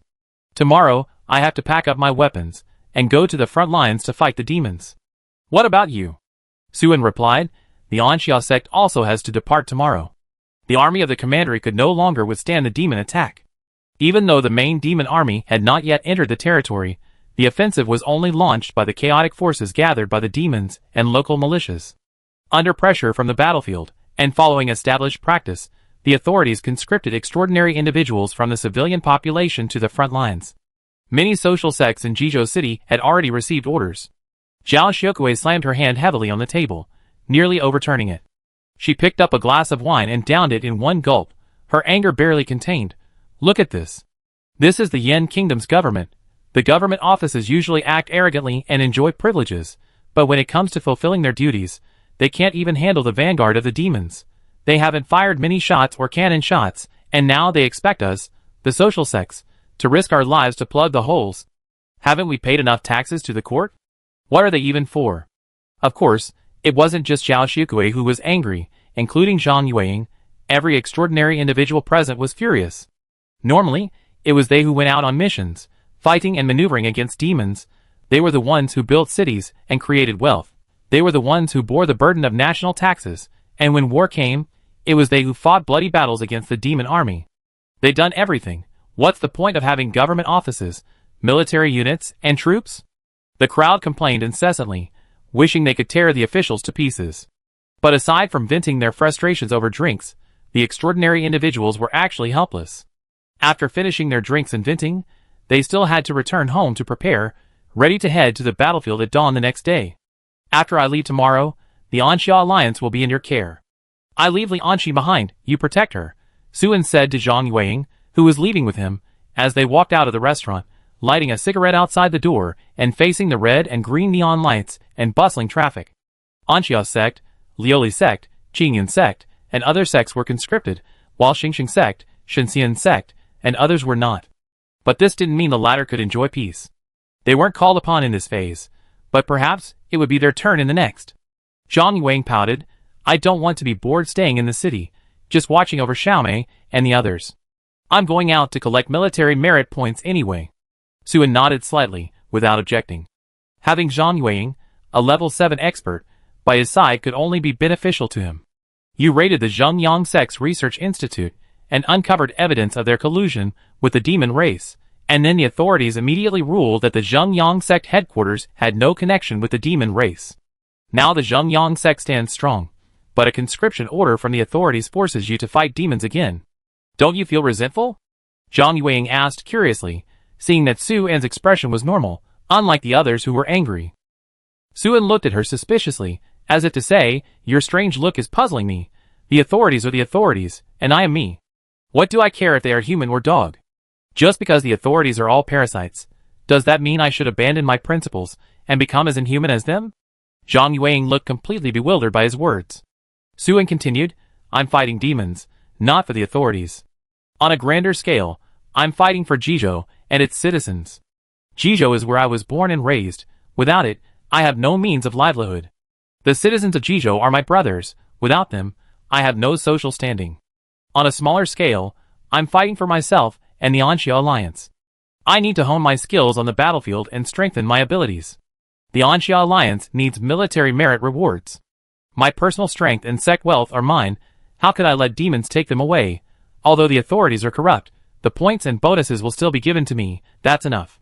While this is a means for the authorities to control extraordinary individuals and drive sects to fight for them, it does provide me with a stable path to advancement and financial security. It's not an exaggeration to say it's mutually beneficial. Furthermore, at my current level, leaving the authorities would only result in losses, not gains. Zhang Yueying understood Suan's meaning and nodded in agreement. That was also her reason for being willing to fight. After Suan finished speaking, Zhang Yueying raised an eyebrow and exclaimed, Whoa! So, you're saying that once you're strong enough and it's more advantageous to break away from the authorities than to remain with them, you go out and make your own way? Suan didn't answer immediately. He gazed at the street lined with neon signs, savoring the prosperity of the civilized world, and quietly finished his cigarette. Then, with a calm expression, he said, I am a Yin citizen. I love my country, but loving one's country and loving the authorities are two different things. The former is immutable, while the latter varies with time. If the authorities cannot protect my legitimate interests, then I have no reason to like them. If the authorities harm my fundamental interests, then I have reason to despise them. If everyone hates the authorities, then we can replace them. Having said this, he walked to the trash can, extinguished his cigarette, and threw it in. Chapter 118. The following day, Suan led the Anxia sect's extraordinary armed forces away from the base.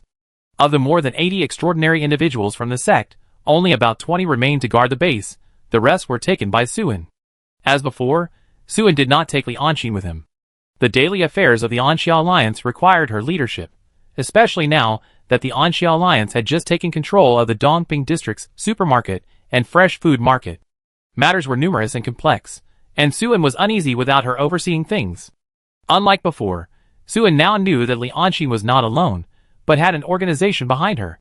Therefore, he no longer allowed her to manage the overall situation alone, arranging for Xiaomei and Li Wen to act as her right-hand men. Li Wen was among the first batch of Anxia sect employees recruited by Suan. His cultivation was limited, but he was reliable and trustworthy. Among the many sect members, he was not only a veteran, but also a trusted confidant of Suan. Last night, the Demon Extermination Bureau wiped out 2 more groups of infiltrating demon forces. One was a club in Chico District, and the other was a 3-star sect in Chongqing District. Zhang Yueying, in the passenger seat, chatted with Suan while flipping through the news. A large-scale demon infiltration force, not the usual small-scale raids to catch lone demon cultivators. Zhang Zhenlin, that greedy, lustful, and crude brute, when did his business skills become so strong? The Demon Extermination Bureau has been reporting frequent victories lately, Is it harvest season? Let me see.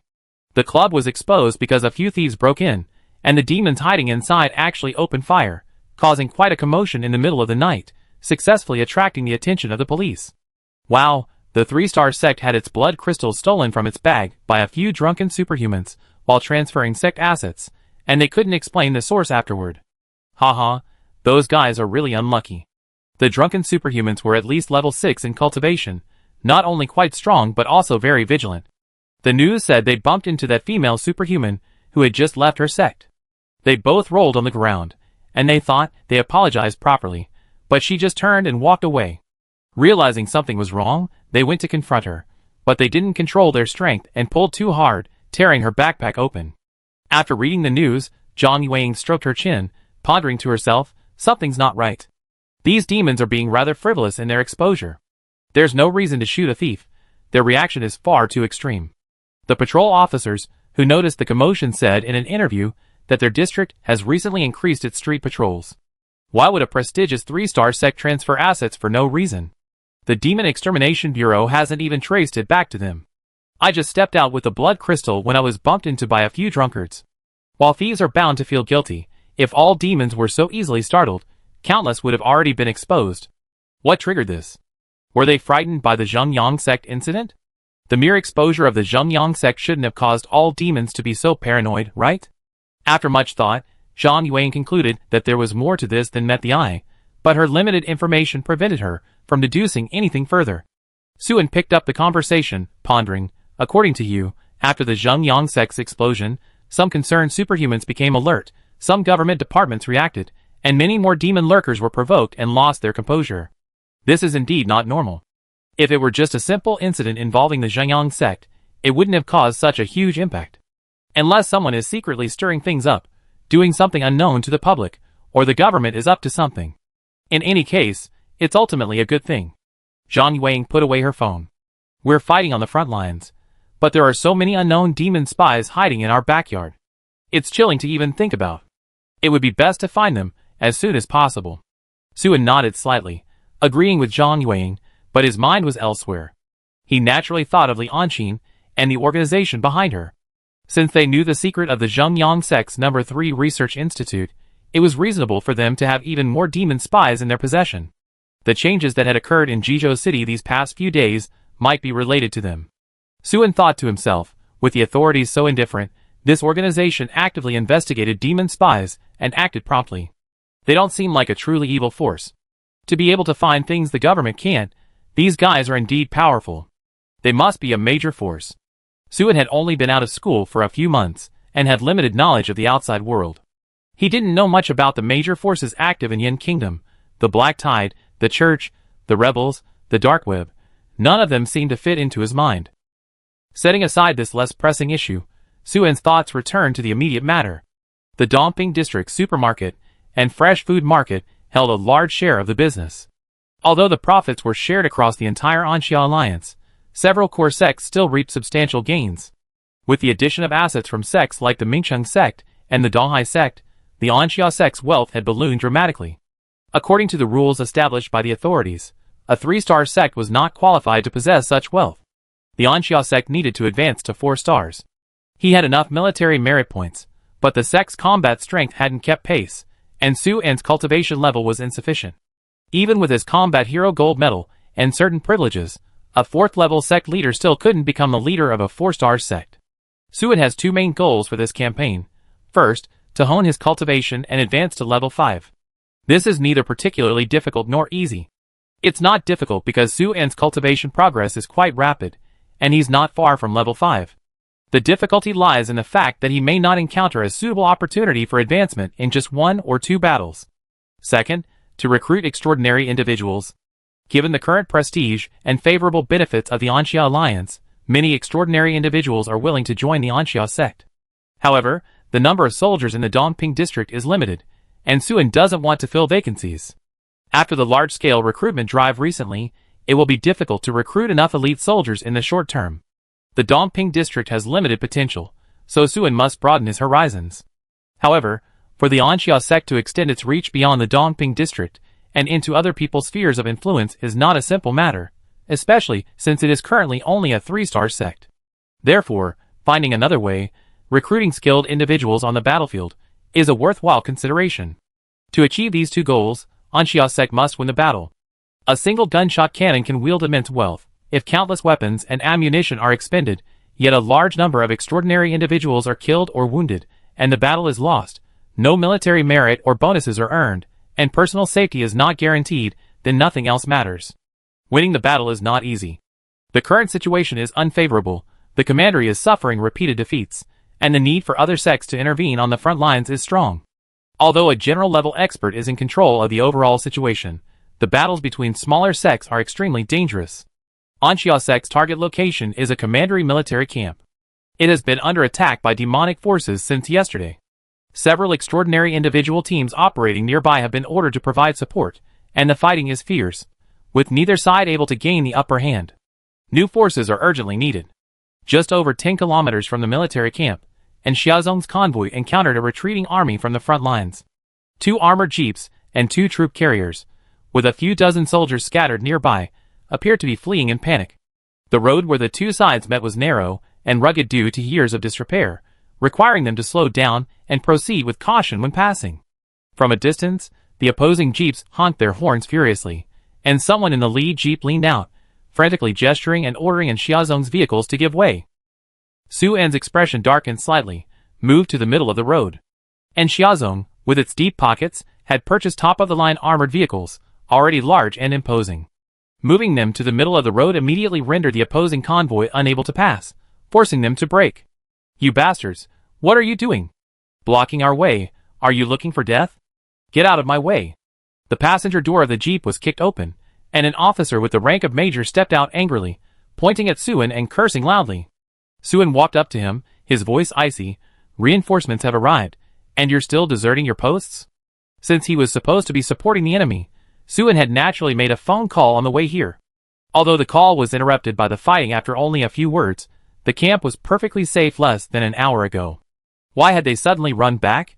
And only soldiers from the commandery had returned. There were no civilian superhumans among them. "Who are you calling deserters? You dare to interfere in the commandery's affairs? Who do you think you are? You don't even show me a salute. I think you're tired of living."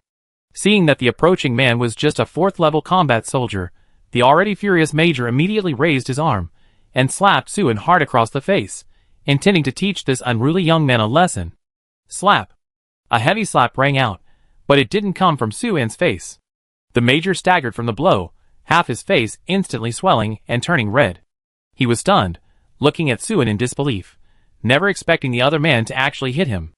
Before he could retaliate, Suen had already grabbed him by the neck and lifted him up.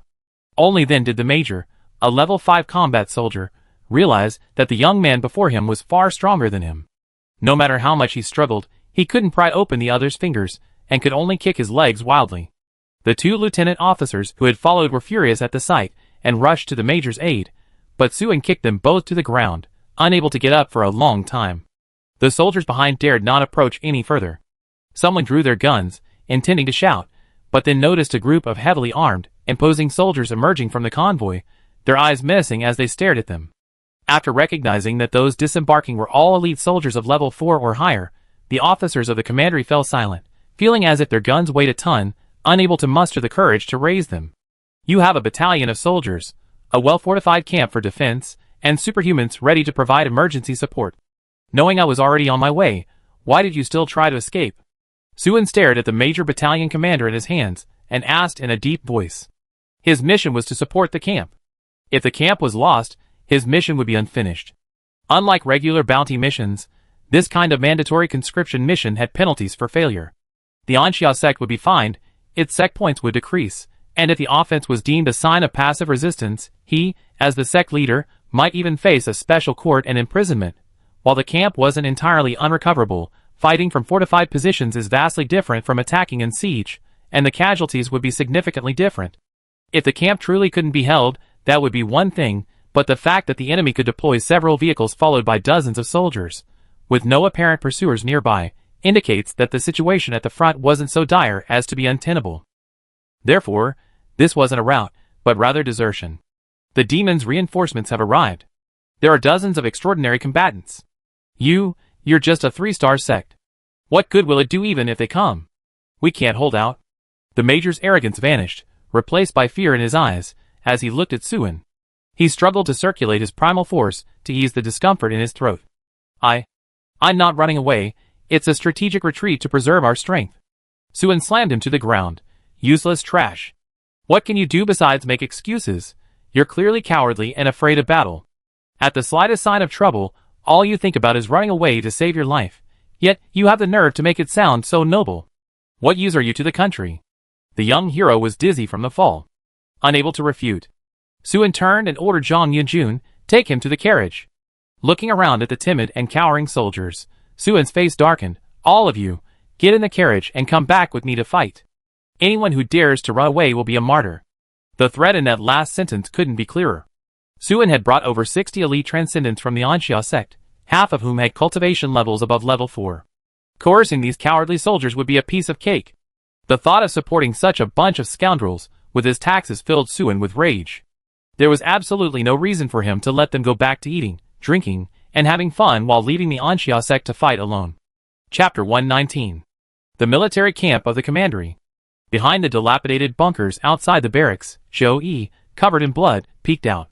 He glanced at the blood-red drill ground littered with corpses and shell craters, then immediately lowered his head, his expression changing drastically.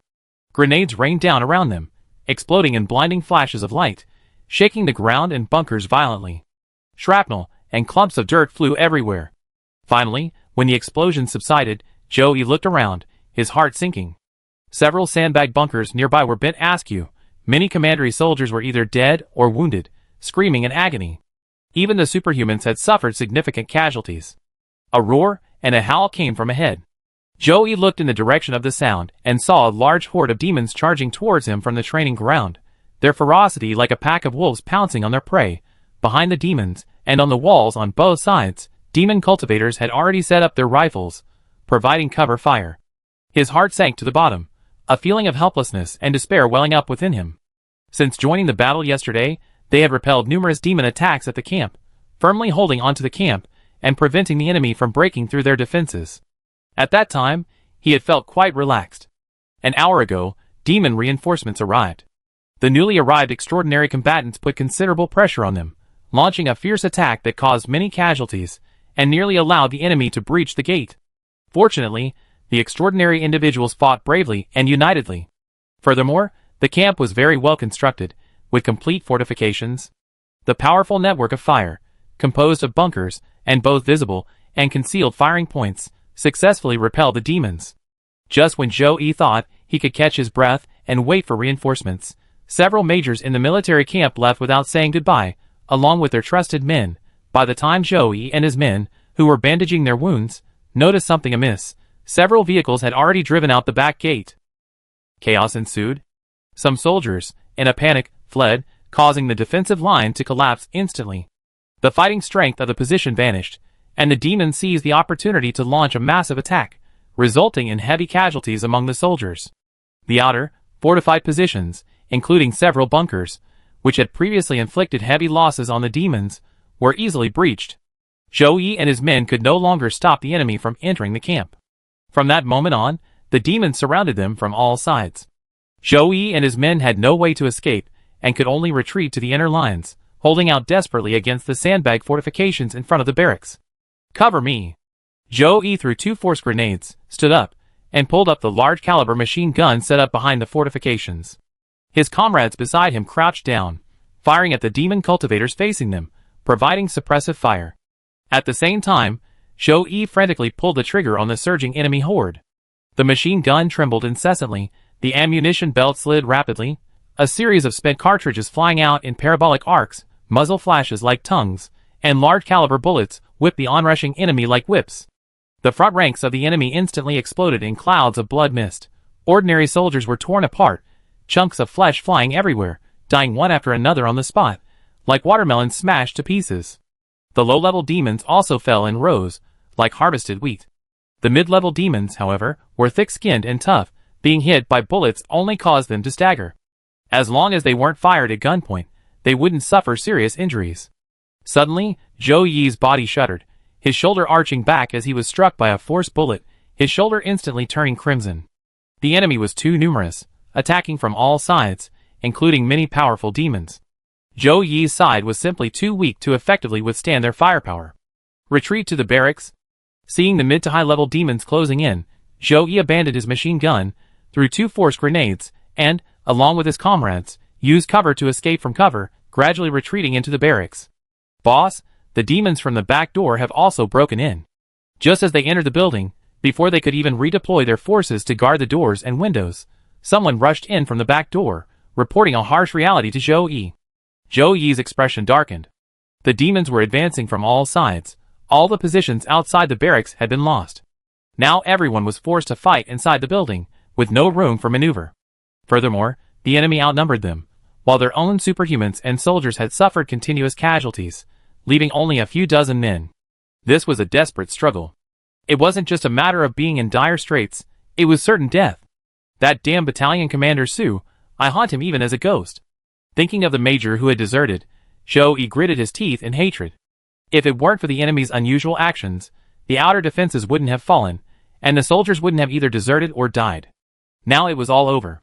The enemy had escaped, leaving them here to attract the demons. It was tantamount to trading their lives for his own chance of survival. The gunshot wound and his shoulder throbbed, but Zhou Yi couldn't care less. He gritted his teeth and surveyed the wounded, blood-soaked superhumans gathered before him. At this point, there's no need for further words. Killing one is enough. Killing two is a bonus. If the demons want our lives, we make them pay with their lives. A look of unbearable despair appeared on everyone's faces. But the next moment, that despair transformed into resolute determination and ferocity. They were all battle-hardened elites, otherwise, they wouldn't have been able to hold off the demons' advance. Now, knowing they were doomed, each of them unleashed a beast-like ferocity. Fight to the death. Let's perish together. Charge. Even in death, we die with honor. The superhumans cursed angrily, turning and rushing to their final battle positions without Zhou Yi's command. They were all experienced veterans, knowing how to allocate firepower. Zhou Yi crouched behind the wall by the door, checking his ammunition and preparing grenades. After capturing all the outer positions, the demons quickly adjusted their deployment, now reorganizing their tactics and firepower, approaching from all sides in a building-climbing formation. Watching rocket launchers aimed at the building, sniper rifles aimed at the windows, and mid-to-high-level demons charging forward with shields and battle axes, Zhou Yi felt a deep sense of desolation. Given the enemy's firepower, even if they wanted to take a few demon cultivators down with them, it would be extremely difficult. At most, they could kill some ordinary soldiers and low to mid-level demons, who were cannon fodder for the demon race. Just then, a hurried, excited voice suddenly came through Zhou Yi's walkie-talkie. It was the superhuman on the rooftop. "Boss, our reinforcements are here." "Reinforcements? They're here so fast?" Zhou Yi's eyes lit up immediately. However, the next moment, his mood sank again. He knew reinforcements were coming, but Battalion Commander Su had said it was only a 3-star sect. Not counting low-level demons and ordinary armed forces, the demon cultivators and mid-to-high-level demons outside combined had over 100 superhuman combatants, including several level 6 or higher experts. If they had a complete defensive line and strong fortifications, and if the military command's forces hadn't been largely dispersed and suffered heavy losses, then after combining their forces, they might still have a chance to resist the demons. But now, a 3-star sect can only send a maximum of 30 or so extraordinary individuals to the battlefield, a large portion of whom would definitely be 1st or 2nd level soldiers. Apart from the sect leader, there would be almost no 6th level experts. What use are these reinforcements? One wrong move, and they might be devoured by the demonic forces outside. Once the enemy sees the battlefield and realizes the strength of the enemy, they probably turn tail and run. The enemy numbers 7 or 800, including over 100 extraordinary combatants, and 5 demon cultivators above level 6. Looking at the footage transmitted by the drone, Zhang Yuang took in the battlefield situation. The defending troops are trapped in their barracks, facing an impenetrable encirclement by the demons.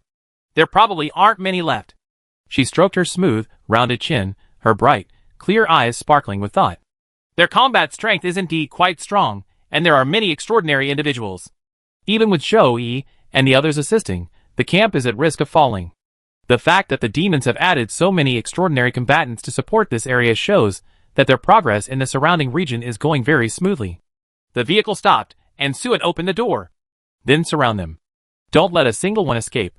Even after bringing back the escaped soldiers, Suen and his men only numbered around 100. 100 men surrounding 700 or 800 and aiming to annihilate them all. It sounded almost insane, but Suen spoke casually, as if discussing lunch. Boom, boom.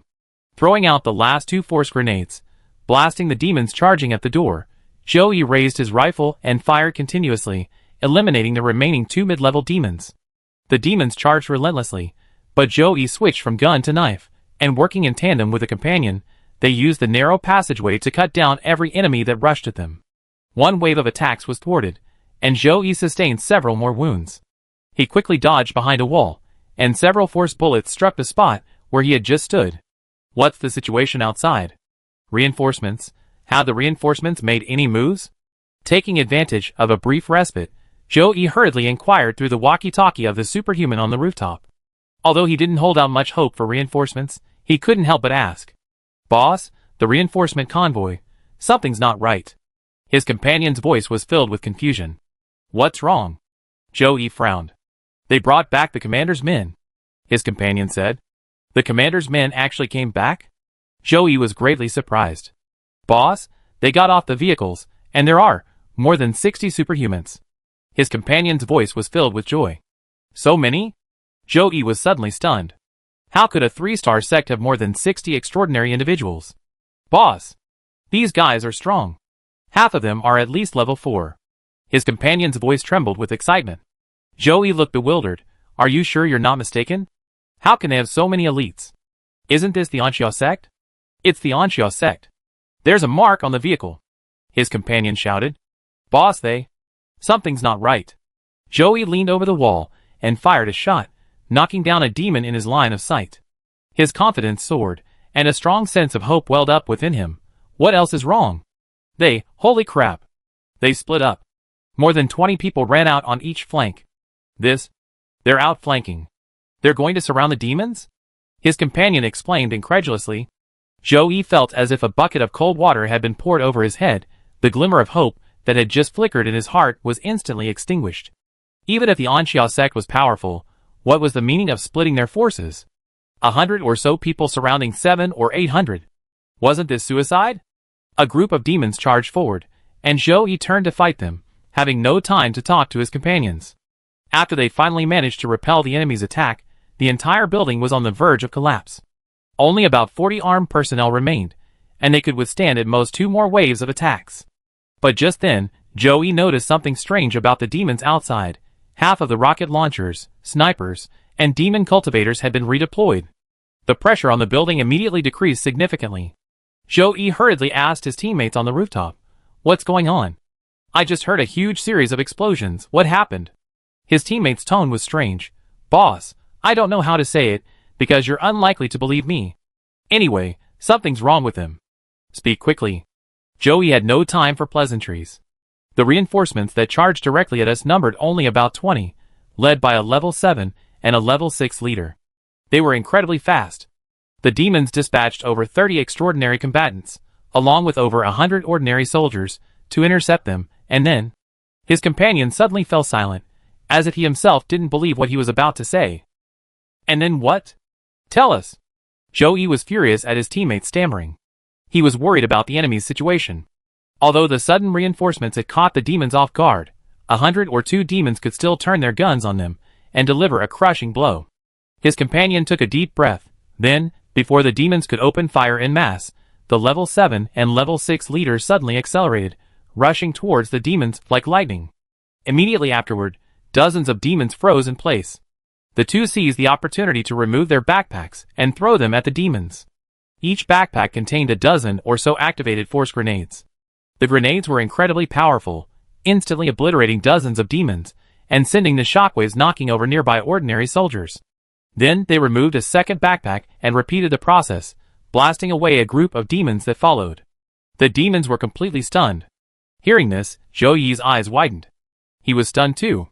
A level 7 superhuman was fast, and taking advantage of a surprise attack, it was normal for them to be able to rush to the front of the crowd. How could that level 6 also close the distance so quickly? Normally, a single soldier rushing to the enemy would be completely covered by fire, and would be turned into mincemeat in minutes. Why were all the demons frozen in place? According to his companions, the two each carried 2 packs of grenades, and in one encounter they threw out 60 or 70 grenades, all of them level 2 or higher. High-powered force grenades. Is this throwing grenades? This is throwing gold. A 3-star sect is this extravagant? Do they think their money grows on trees? Zhou Yi didn't ask about the subsequent battle, because there was no need to. The demons blocking the enemy's advance suffered a crushing defeat, with heavy casualties. Their first wave of firepower was clearly unsustainable.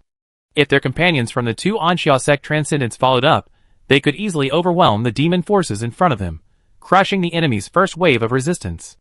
No wonder the demons outside were reduced by half in an instant. Their forces were severely depleted, requiring a second, powerful counterattack. Thinking this, Zhou Yi suddenly understood. The next instant, his tension returned. Although the demons' first wave of resistance had been broken, they still had 600 or 700 combatants. If they could quickly redeploy their forces and turn their guns around, they could form a second line of defense using the military camp walls. No, that wasn't a defensive line, it was an attack position. The Anxia sect's superhumans charging towards them numbered only about 20, and they were still some distance from the courtyard wall. The 7th level and 6th level fighters, who had been able to kill so quickly, must have used some kind of technique, and couldn't unleash the same deadly attack again in a short time. They couldn't possibly close the gap quickly. Even if they carried a large number of grenades, the second wave of demons had the military camp walls and outer fortifications as cover. Throwing grenades wouldn't have the same effect as before. No, it wasn't that they couldn't have an effect, but that they simply couldn't throw them. Hundreds of demons were firing from behind cover, a mere 20 or so Anxia sect superhumans charging into the open area outside the military camp would only be instantly turned into mincemeat. Thinking of this, Zhou Yi felt a chill run down his spine. He didn't understand the Anxia sect's actions. Are they idiots? Why are they attacking like this? Before Zhou Yi could think further, he suddenly felt the building shake violently, like a thatched hut being swept away by a flash flood, or a tent being covered by an avalanche, about to be reduced to ashes. Half the demons had already turned their guns on the building, so why were they still using such firepower to bombard it? Zhou Yi's heart skipped a beat. The next instant, he realized something was wrong. The building hadn't been shelled. What was truly shaking wasn't the building itself, but the entire military camp. He looked out the door and saw a scene he would never forget. Everywhere outside was ablaze with the flames of explosions. The ground and cover were like pieces of grass being torn up and blown away. Almost no area was intact. And it wasn't just the buildings and debris flying everywhere. Demon warriors were also flying through the air. The figures, blown to pieces, resembled limp rubber figures, most disintegrating into countless pieces midair, arms detached from shoulders, knees from thighs, even internal organs spewing out. Aside from the buildings, the military camp Zhou Yi could see instantly became a blood and fire inferno. Whether it was the demons returning to their outer positions to fight back, or the combatants still besieging the buildings, all were swept away in this cataclysmic explosion. The red light illuminated Zhou Yi's stunned face. The deafening roar nearly shattered his eardrums. He stared wide-eyed at the scene before him, his mind filled with only one thought. This Anxia sect, is it really just a 3-star sect? Of course, he knew what was happening before his eyes. Those were numerous high-quality energy grenade launchers, unleashing a precise salvo at the demon positions within the military camp. Zhou Yi, though experienced in many things, had never seen any 3-star sect deploy so many such powerful weapons. No wonder the 20-odd extraordinary individuals dared to charge straight at them. They weren't worried about the demons organizing a second wave of defensive fire. Under such divine might, the demons had no positions to speak of, let alone the ability to fire a shot. Even if the officers in the command post were cowardly, operating the energy grenade launchers from the rear was still manageable.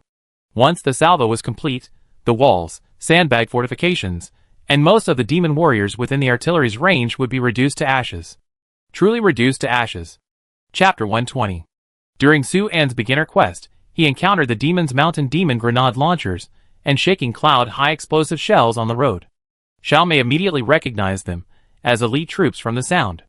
While a company-level combat unit possessing such equipment was certainly not a disorganized mob, it was still worlds apart from highway robbers and criminal gangs. It was worlds apart from the weapons currently being used by the Anxia sect.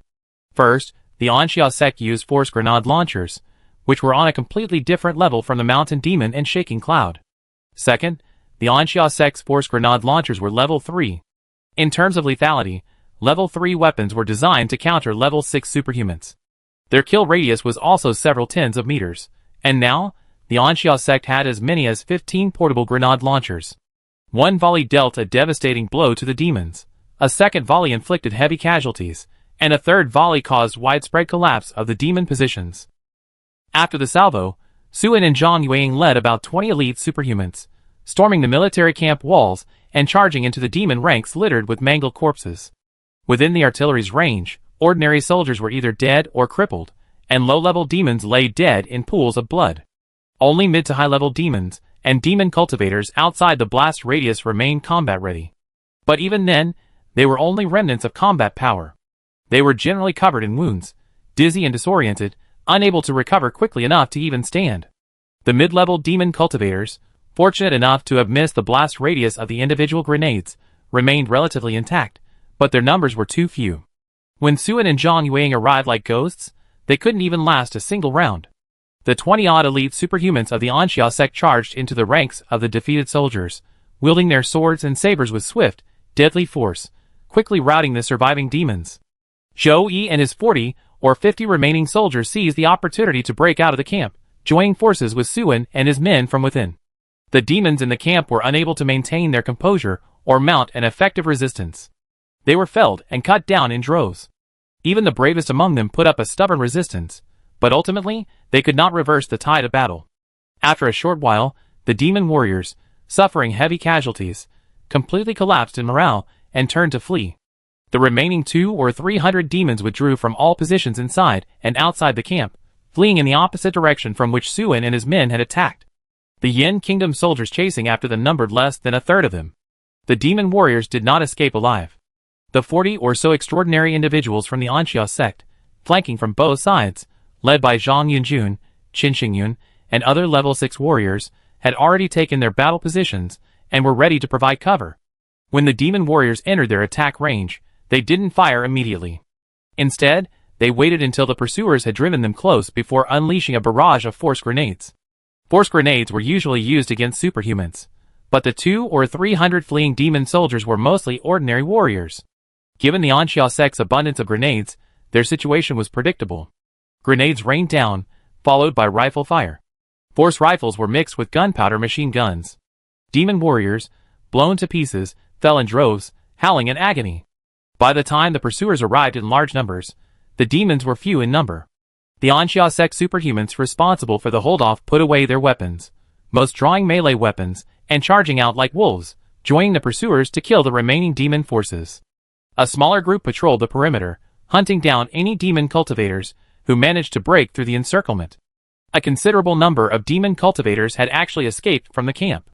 But they all perished in the encirclement, not one escaped. After the battle, Zhou Yi, covered in wounds, let out a long sigh. Although his face was pale, and he was exhausted, his eyes shone brightly, filled with the joy of surviving a calamity and achieving a great victory. Approaching Suin, Zhou Yi thanked him profusely. Sect leader Su, thank goodness you arrived in time, otherwise we would have been completely annihilated. I can't thank you enough. I decided to be your friend. His gaze toward Suin was filled with undisguised amazement and admiration. When the Anxia sect first entered the battle, his companions on the rooftop told Zhou Yi that the leaders were a level 7 and a level 6, because they clearly saw Suin unleash his power, increasing his speed to an unpredictable level. Now, Zhou Yi was absolutely certain that Suin was only level 4. To be able to unleash power at level 4 was something Zhou Yi couldn't help but admire. Of course, Zhou Yi admired not only Suin's cultivation level, but also the strength of the Anxia sect. When Zhou Yi first heard that Anxia sect had divided its forces for a flanking maneuver, he thought Suin had gone mad. He never imagined that a 3-star sect not only possessed over 60 elite extraordinary individuals, but was also as wealthy and powerful as a 4-star sect. Their tactics weren't random. They had already determined that they could annihilate the demons attacking the military camp, and indeed, that was the case. A 3-star sect actually has several level 6 members, and these people are completely obedient to him. This sect master Su must be a man of both wisdom and courage, with a powerful background. Zhou Yi thought to himself. Captain Zhou, don't be so polite. If it weren't for your valiant fighting and your inside-outside cooperation, we would never have been able to wipe out this group of demons. The military merit is something we all earn together. I will report it truthfully. Suin responded with a smile, his expression showing respect, as if Zhou Yi and the others weren't trapped in the military camp, but were intentionally holding their ground, deliberately cooperating with Xiazong. Sensing the implication in Su En's words, Zhou Yi was secretly delighted. The actual situation on the battlefield was one thing, how the battle report was written was another. If Su En defined this battle as one where the two of them had communicated and cooperated beforehand, then they would shed their role as simply being rescued, and their military merit points and bonuses would increase considerably. I appreciate sect leader Su's kindness, but there's no need for this. After his initial joy, Zhou Yi politely declined Su En's offer. In his view, Anxia sect's timely rescue was already an immense favor. How could he possibly share in the military merit?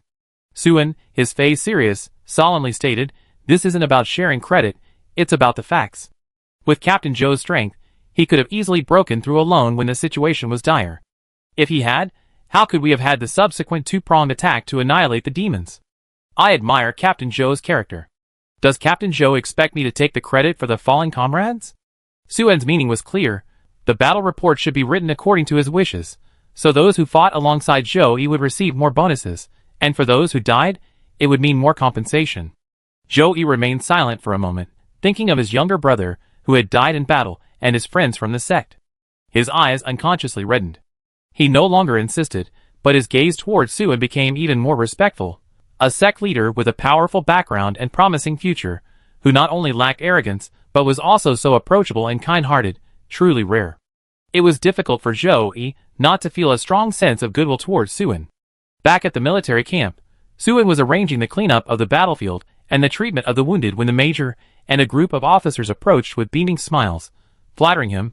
Sect leader Su truly lives up to his reputation as a young hero. Anxia sect is truly formidable.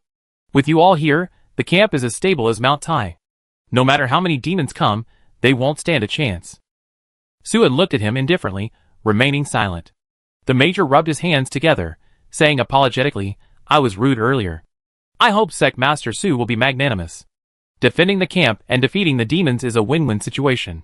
Compared to when he first met Su En, the major's attitude was completely different, from arrogant to obsequious.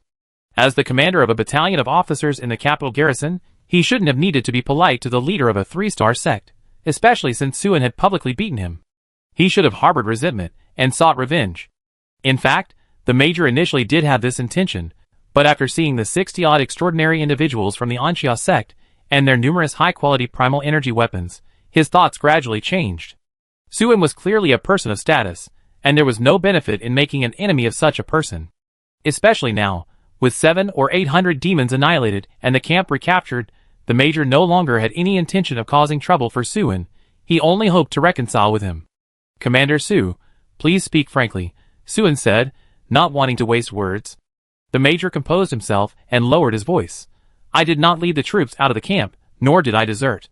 Instead, I led my men in a fierce battle within the camp. After Sect Master Su arrived, you and I joined forces to annihilate the demons." At this point, he revealed a somewhat ingratiating smile. "I know Sect Master Su's status is extraordinary.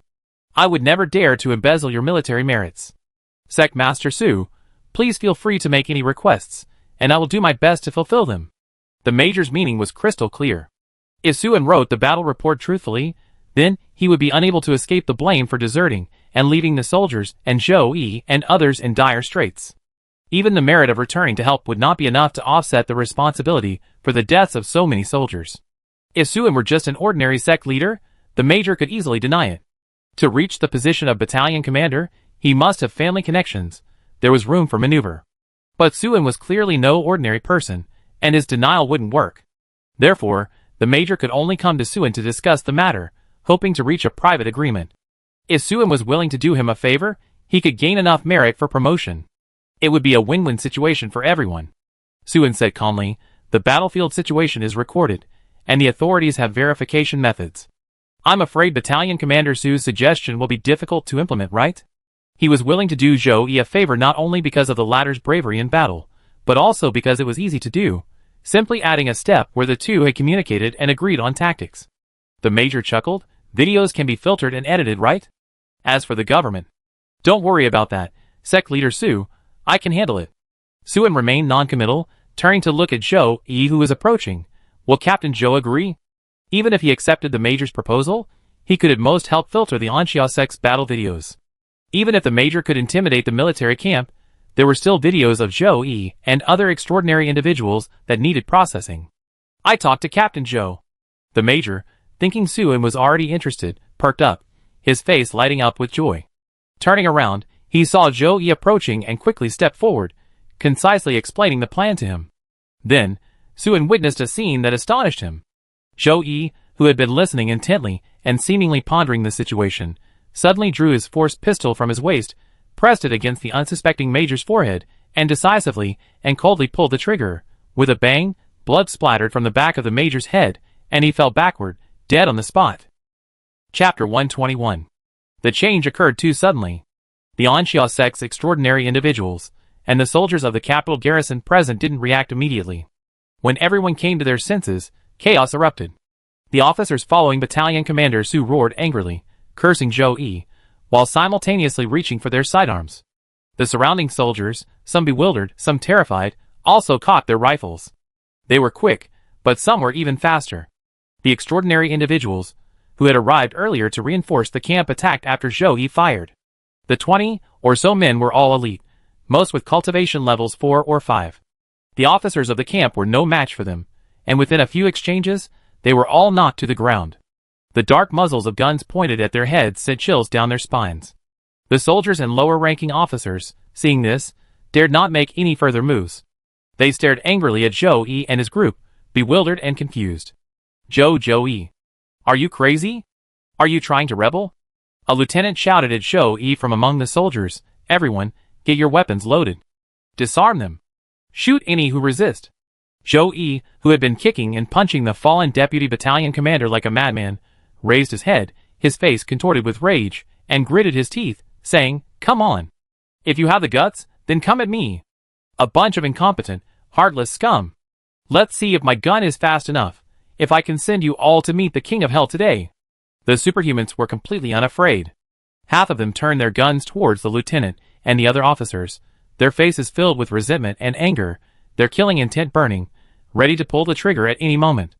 These veteran soldiers, who had long walked the line between life and death, fighting demons to the death, were not lacking in courage and valor, and once their blood boiled, they were prone to impulsiveness. Meeting Zhou Yi's predatory gaze, the lieutenant, who had deserted with Battalion Commander Su, trembled, his words of curses stuck in his throat. As the conflict escalated, soldiers and officers from the commandery swarmed around.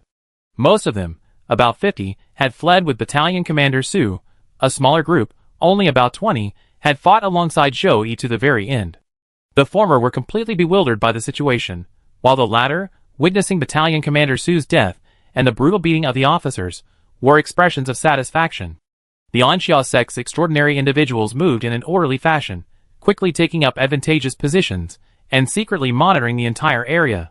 They were prepared to resolve the conflict immediately should the situation spiral out of control.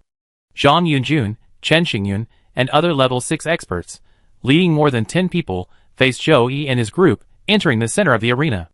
Upon meeting Su En's disapproving gaze, they abandoned their plan to further restrain Zhou Yi and his group, and one by one approached Su En, awaiting further instructions. "Captain Zhou, what do you intend to do next?" Su En finally spoke. Zhou Yi turned to look at Su En, seeing no warning or threat on his face, but rather understanding, sympathy, and melancholy.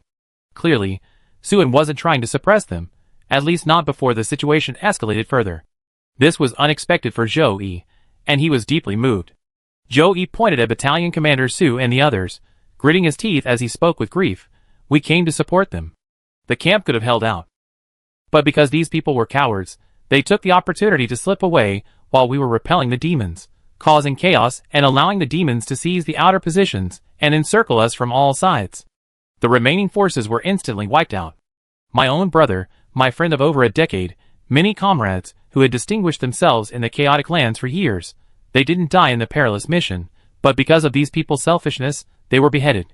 That Commander Su dared to come and discuss sharing military merits with me. So arrogant and remorseful. This is intolerable. I must kill him today." Zhou Yi roared, his voice booming like thunder. The extraordinary individuals of the Anxia sect, hearing this, deeply sympathized with Zhou Yi and his companions' grief and indignation, showing expressions of understanding and pity. Su En nodded slightly. "Well done." Hearing these 3 words, Zhou Yi, whose emotions were nearly out of control, paused, looking at the ever-composed Suin with confusion. In his imagination, Suin, with his powerful background, must have extremely deep connections in the government, and might even be a son of a powerful official himself. These superiors, those in power, seeing their comrade in arms, Battalion Commander Su, killed, not only didn't fly into a rage and immediately suppress them as traitors, but actually shared their stance and praised his killing. The lieutenant and other officers who fled with Battalion Commander Su, realizing that Zhou Yi and the others were no longer obedient, still hoped that Suin would step in and arrest Zhou Yi and the others.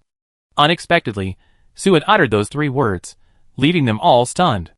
Suin, hands behind his back, surveyed the crowd, his sharp gaze sweeping over the officers. As the commander of a battalion, Major Su's cowardice and fear of battle, leading his comrades to their deaths, is an unforgivable crime. Even if he doesn't die here, he will be sentenced to death by military court afterward.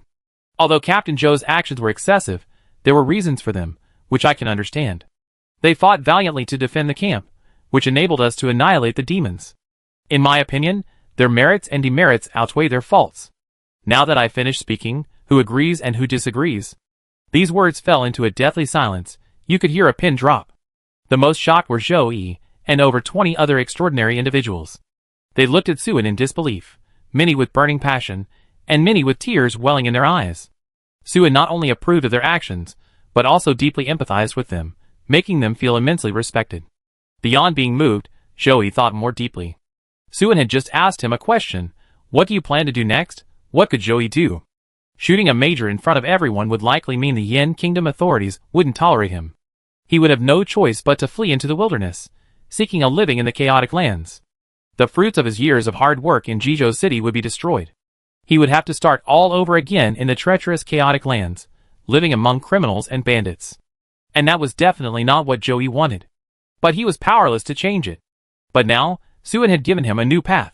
The concept of offsetting merits and demerits doesn't exist legally. If he went to court, his only fate would be the death penalty. But if Suin was willing to help, given the resources Suin had demonstrated, there might still be room for maneuver. Suin's words already conveyed his willingness to assist. Zhou Yi felt a mix of emotions. He truly hadn't expected this young sect leader, whom he only met once, to be so supportive and helpful. Even if he inevitably faced imprisonment afterward, at least he could try to ensure that the 20 or so extraordinary individuals who had impulsively joined him in assaulting the officer escaped legal punishment. If this could be achieved, Zhou Yi would be content. The lieutenant's gaze towards Suin was complex, a mixture of fear and resentment. Just as he was about to speak, a voice suddenly rang out from the crowd. I agree. The lieutenant looked in the direction of the voice, and found that it wasn't one of Zhou Yi's men or the Anxia sect's men, but a soldier they had abandoned in the camp during the bloody battle. The soldiers of the commandery, who had fought alongside Zhou Yi, mostly looked on in agreement. The lieutenant's heart skipped a beat, and he couldn't speak anymore. Zhang Yunjun and Qin Xingyun exchanged a glance, both noticing the approving smiles at each other's eyes, and then took the lead in declaring, we agree with the sect leader.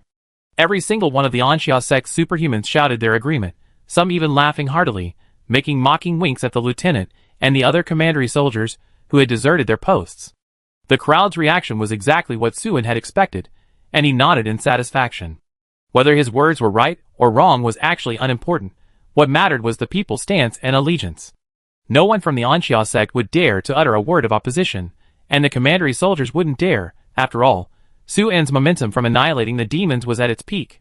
Without any dissent, Suin's subsequent actions seemed perfectly logical. Deputy Battalion Commander, what's your opinion? Suin looked at the Deputy Battalion Commander, who was being trampled under Zhou Yi's feet. Zhou Yi stepped back upon hearing this, making way for the Deputy Battalion Commander. This simple action demonstrated that Zhou Yi was now completely subservient to Suin. I agree with sect leader Su's opinion. The Deputy Battalion Commander clutched his stomach and struggled to his feet. Suin nodded slightly. In that case, let's leave it at that. The demon army is close at hand. Although we won a small victory, we don't know when they might retaliate.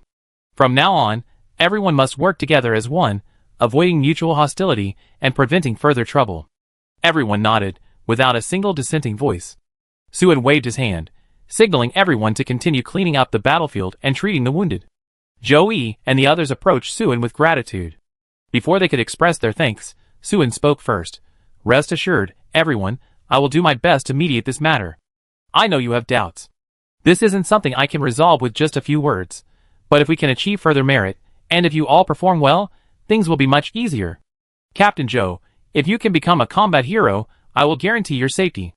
If Suen had confidently stated that he could exonerate them, they would have been less convinced, perhaps even suspecting ulterior motives. But by frankly acknowledging the difficulties and offering solutions, their trust in him was solidified. The current situation is war. If they can achieve outstanding military merit in the battle against the demons, even becoming combat heroes, and then leverage the influence of Suen's backing, the situation will indeed be different.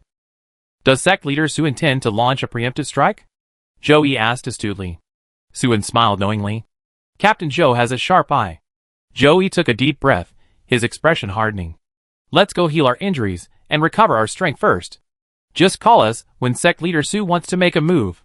After they left, Suen beckoned to the deputy battalion commander, signaling him to come over. This guy lingered nearby, looking like he wanted to say something to Suen. Suen could tell, of course, and it just so happened he needed the man. Sect leader Su, the deputy battalion commander scurried over. Did you all hear what Battalion Commander Su said earlier? Suen asked calmly. The deputy battalion commander was overjoyed and quickly echoed, we all heard it. As long as sect leader Su speaks up, I certainly won't let you down. Suen remained noncommittal. With so many opinions, do you think you can make all the officers listen to you? The deputy battalion commander smiled obsequiously. Of course, I can't make everyone listen to me, but on this matter, everyone's interests are aligned, and the officers are all smart men. Suen said meaningfully, then you go and try it first. The deputy battalion commander didn't leave immediately but rubbed his hands together and tentatively asked, Sect leader Su is young and promising. We all admire him greatly, but we don't know just what kind of noble status sect leader Su has. This was a question about Suen's background. He wanted to know just how much influence Suen had, and whether he could handle the situation. Suen glanced at him, but didn't answer directly. As he turned to leave, he casually tossed out a sentence. Go ask around and see who in Dongping district of Jizhou City doesn't know about the Anxia alliance. Hearing such confident words, the deputy battalion commander's eyes lit up. Back in the command vehicle, Suen ordered his sect members to launch unmanned reconnaissance drones to investigate the activities of the surrounding demon army. Before the battle, he had determined that the demons in the vicinity were making good progress. Finding valuable targets shouldn't be difficult now. If a suitable target was found, the Anxia sect wouldn't need to linger here. Zhang Wang leaned against the hood of the car, lit a cigarette, and glanced at Suen, saying sullenly, "You brat, I didn't expect you to be so ruthless." Suen looked at her long, straight legs, exceptionally elastic and powerful, and smiled rather unseriously. "I have a pure heart. How can you slander me for no reason, sister?" Zhang Wang rolled her eyes, with a charmingly seductive glare, and said irritably, "Don't think I can't see through you. You've gone to great lengths to recruit Zhou Yi's men, even twisting the truth." Suen retorted earnestly, "Sister, you're spouting nonsense." Zhang Wang kicked him and scoffed. "Most of the officers in the commandery clearly deserted in the face of battle, yet you're cooperating with them to tamper with the battle report, making them appear as meritorious individuals who held their ground. Isn't that twisting the truth?" Suen sighed. "When Battalion Commander Su told me this, I was actually reluctant, but Zhou Yi killed him. If I don't share some of the credit with the officers in the commandery, the deputy battalion commander, and the others won't cooperate with me. Once the charge of Zhou Yi publicly shooting Battalion Commander Su is established, even Wang Zhi's help won't be of any use. The only thing Suen can really work on is covering it up. For example, defining Battalion Commander Su's death as a death in battle. To do this, everyone present needs to cooperate. The people of Anxia sect need no introduction, but how to get the officers of the commandery to agree? There's only one way: offer them benefits. If Suen doesn't tamper with the battle report, then the deputy battalion commander and other officers are guilty. But if Suen accepts Battalion Commander Su's suggestion, then all of them will be credited. Guilty or merit? Anyone, even a fool, knows which to choose if they can abandon their conscience. With the deputy battalion commander persuading his men, there's no worry about things not going according to Suen's wishes. When Battalion Commander Su is killed by demons, Zhou Yi will naturally be absolved of responsibility. You could have explained this situation to Zhou Yi, but you told him nothing, and instead, you expect him to continue fighting, gratefully risking his life for you. Zhang Yuang pursed her glistening red lips. What is this if not heartless? Suen sighed. Whether the deputy battalion commander can persuade his men, and whether the matter can ultimately be accomplished, is still unknown. What benefit is there in telling Zhou Yi in advance? Let them earn more merit, so we can prepare for both possibilities. Furthermore, I gone to great lengths to mediate, and even distributed so much of Anxia Sect's military merit. Was it all just for good deeds? If we can't recruit Zhou Yi and the others, then we only have given and received nothing, a complete loss. It's fine for individuals to suffer a little loss, but Anxia Sect needs to develop. We can't do unprofitable business. Distributing some military merit means less sect points and bonuses for Anxia Sect, which Suan will have to make up for elsewhere. Zhang Yueying stopped arguing with Suan. She wasn't against him. She was just chatting with him out of boredom. That Zhou Yi guy, he's really lucky. First you saved his life, then you helped him escape punishment, otherwise, he would have been condemned to a life of chaos. She paused, her gaze towards Suan becoming meaningful. Speaking of which, kid, your disloyalty is truly blatant.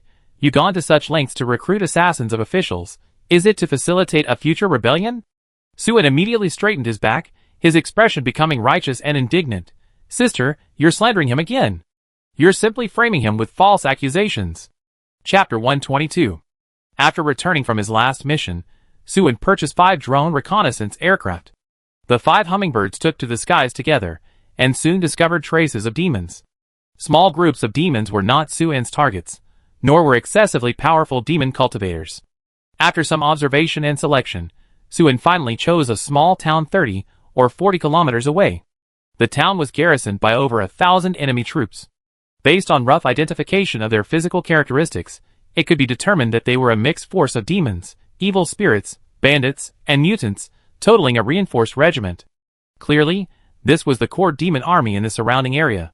Summoning his men, Suan announced the operational plan and deployed his forces to prepare for the attack. Before Suan's departure, the deputy battalion commander approached him with barely concealed excitement. He had already persuaded the officers of the commandery to cover up the death of Battalion Commander Su. Suan waved his hand, signaling Chen Xingyun to discuss the specific details of the battle report with him. When setting off, Suan took Zhou Yi and others with him. Their team was heavily injured, but after taking force potions, they had recovered somewhat, and 12 members were still able to fight. The group left the camp, with the main force following slowly behind. Suan, Zhang Yueying, Zhou Yi, and others with combat strength of level 6 or above led the way, totaling 6 members. About 10 kilometers from the town, Suan and the others abandoned their vehicles and climbed a nearby hill to get a bird's-eye view of the enemy's main camp. A regimental-level combat unit must have level 7 experts stationed there, and more than one. This town has a reinforced regiment, so there might be more level 7 experts, said Zhou Yi, observing the town's defenses through binoculars. Even with drones available, the reason they still needed to observe visually was to determine the number of extraordinary combatants the enemy possessed. Ordinary drones couldn't detect how many force nodes the demon cultivators had ignited. Seeing that Suan and the others remained silent, Zhou Yi hesitated for a moment before finally unable to suppress his curiosity. We only have 70 or 80 men. Without the help of regular troops, are we really going to take on this enemy? His meaning was subtle. This town was not something they could covet. Anxiazong's firepower was indeed strong, but their significant victory at the military camp was due to the surprise attack and the fact that the enemy was besieging Zhou Yi and his men. If they were to engage in a direct confrontation, the situation would be entirely different. Suan smiled and glanced at Zhou Yi. Captain Zhou, what are your suggestions? My suggestion is to retreat. Zhou Yi had just joined the team, and given that Suan and the others clearly coveted the town, it wasn't wise to rashly express his fear of battle. He could only analyze the situation for Suan while observing the town's firepower. A regimental-level field unit is inevitably equipped with tanks and heavy artillery. Although the troops in the town aren't regular troops, they certainly have plenty of heavy weapons. Look, in the defensive positions on our side, there are 20 or 30 grenade launchers, about 10 level 1 force grenade launchers, for level 2 force grenade launchers, and dozens of machine guns of various calibers. 4 times that number, and that's roughly the firepower configuration for the entire town. Their fortifications are well organized, deep, and heavily defended. Unless we have regular army assistance, we simply can't break through. Suan nodded, agreeing with Zhou Yi's analysis. He had indeed led his men to deal with the enemy forces in the town, but dealing with them didn't mean a direct assault. Suan looked at Zhang Yueying. What are your thoughts? Zhang Yueying, observing the town through her force telescope, placed one foot on a waist-high clod of earth in front of her. This simple movement revealed her imposing presence. She calmly replied, without level 8, we can fight. The so-called force telescope refers to a telescope equipped with a force array, allowing the user to clearly see the force level of any superhuman in their field of vision. The reason for not equipping drones with this is that drones are easily detected by superhumans, and could be shot down instantly. The attrition rate is too high, and they wouldn't be very effective. Suen nodded, then it's settled. Joey looked at them blankly, completely bewildered. Suen and Zhang Yueying didn't say anything more, but simply launched the Hummingbird reconnaissance drone, which patrolled in all directions from the town, flying further and further away. The terrain around the town was flat, with few trees. The few mounds were guarded by sentries. Any enemy approaching would be detected from hundreds of meters away. Even though Suen and his team were elite soldiers, they couldn't openly attack. Therefore, direct combat was out of the question. What followed was a long period of observation and waiting. The group scrutinized the town's movements while constantly monitoring the footage transmitted by the drone. A tedious and monotonous process. Suen frequently pulled out his phone to refresh the various battle reports on the official website. 4 hours passed in the blink of an eye, and it was 3 p.m. Suddenly, Zhang Yueying slapped Suen's shoulder hard. "They're here." Suen's spirits lifted. He leaned over to look at the footage transmitted by the drone. In the desolate wilderness, a lightly armed vehicle sped along the highway, heading towards the town. "Northeast, 30 kilometers," Zhang Yueying said. Suen's eyes flashed. "Northeast, that's the direction of the Venus farm, the Venus sect." He took out his phone, logged into his internal account, and accessed the website of the Extraordinary Things Management Committee. By searching keywords, he quickly found information related to the Venus farm. A previous battle report mentioned that the Venus farm area had been under siege by a demon army since the day before yesterday, with the enemy deploying a full regiment. Golden Star Farm was strategically important, and nearby military units responded promptly, rushing to its aid. Furthermore, a large number of extraordinary individuals from the Venus sect were arriving from Jizhou City. After refreshing the page several times, Suen finally saw the latest battle report on Venus Farm.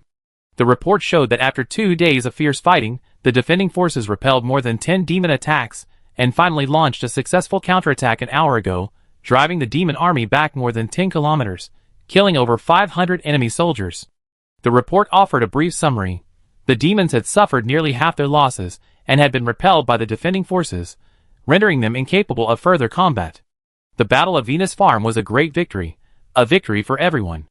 After everyone gathered to read the report, they all wore expressions of both excitement and regret.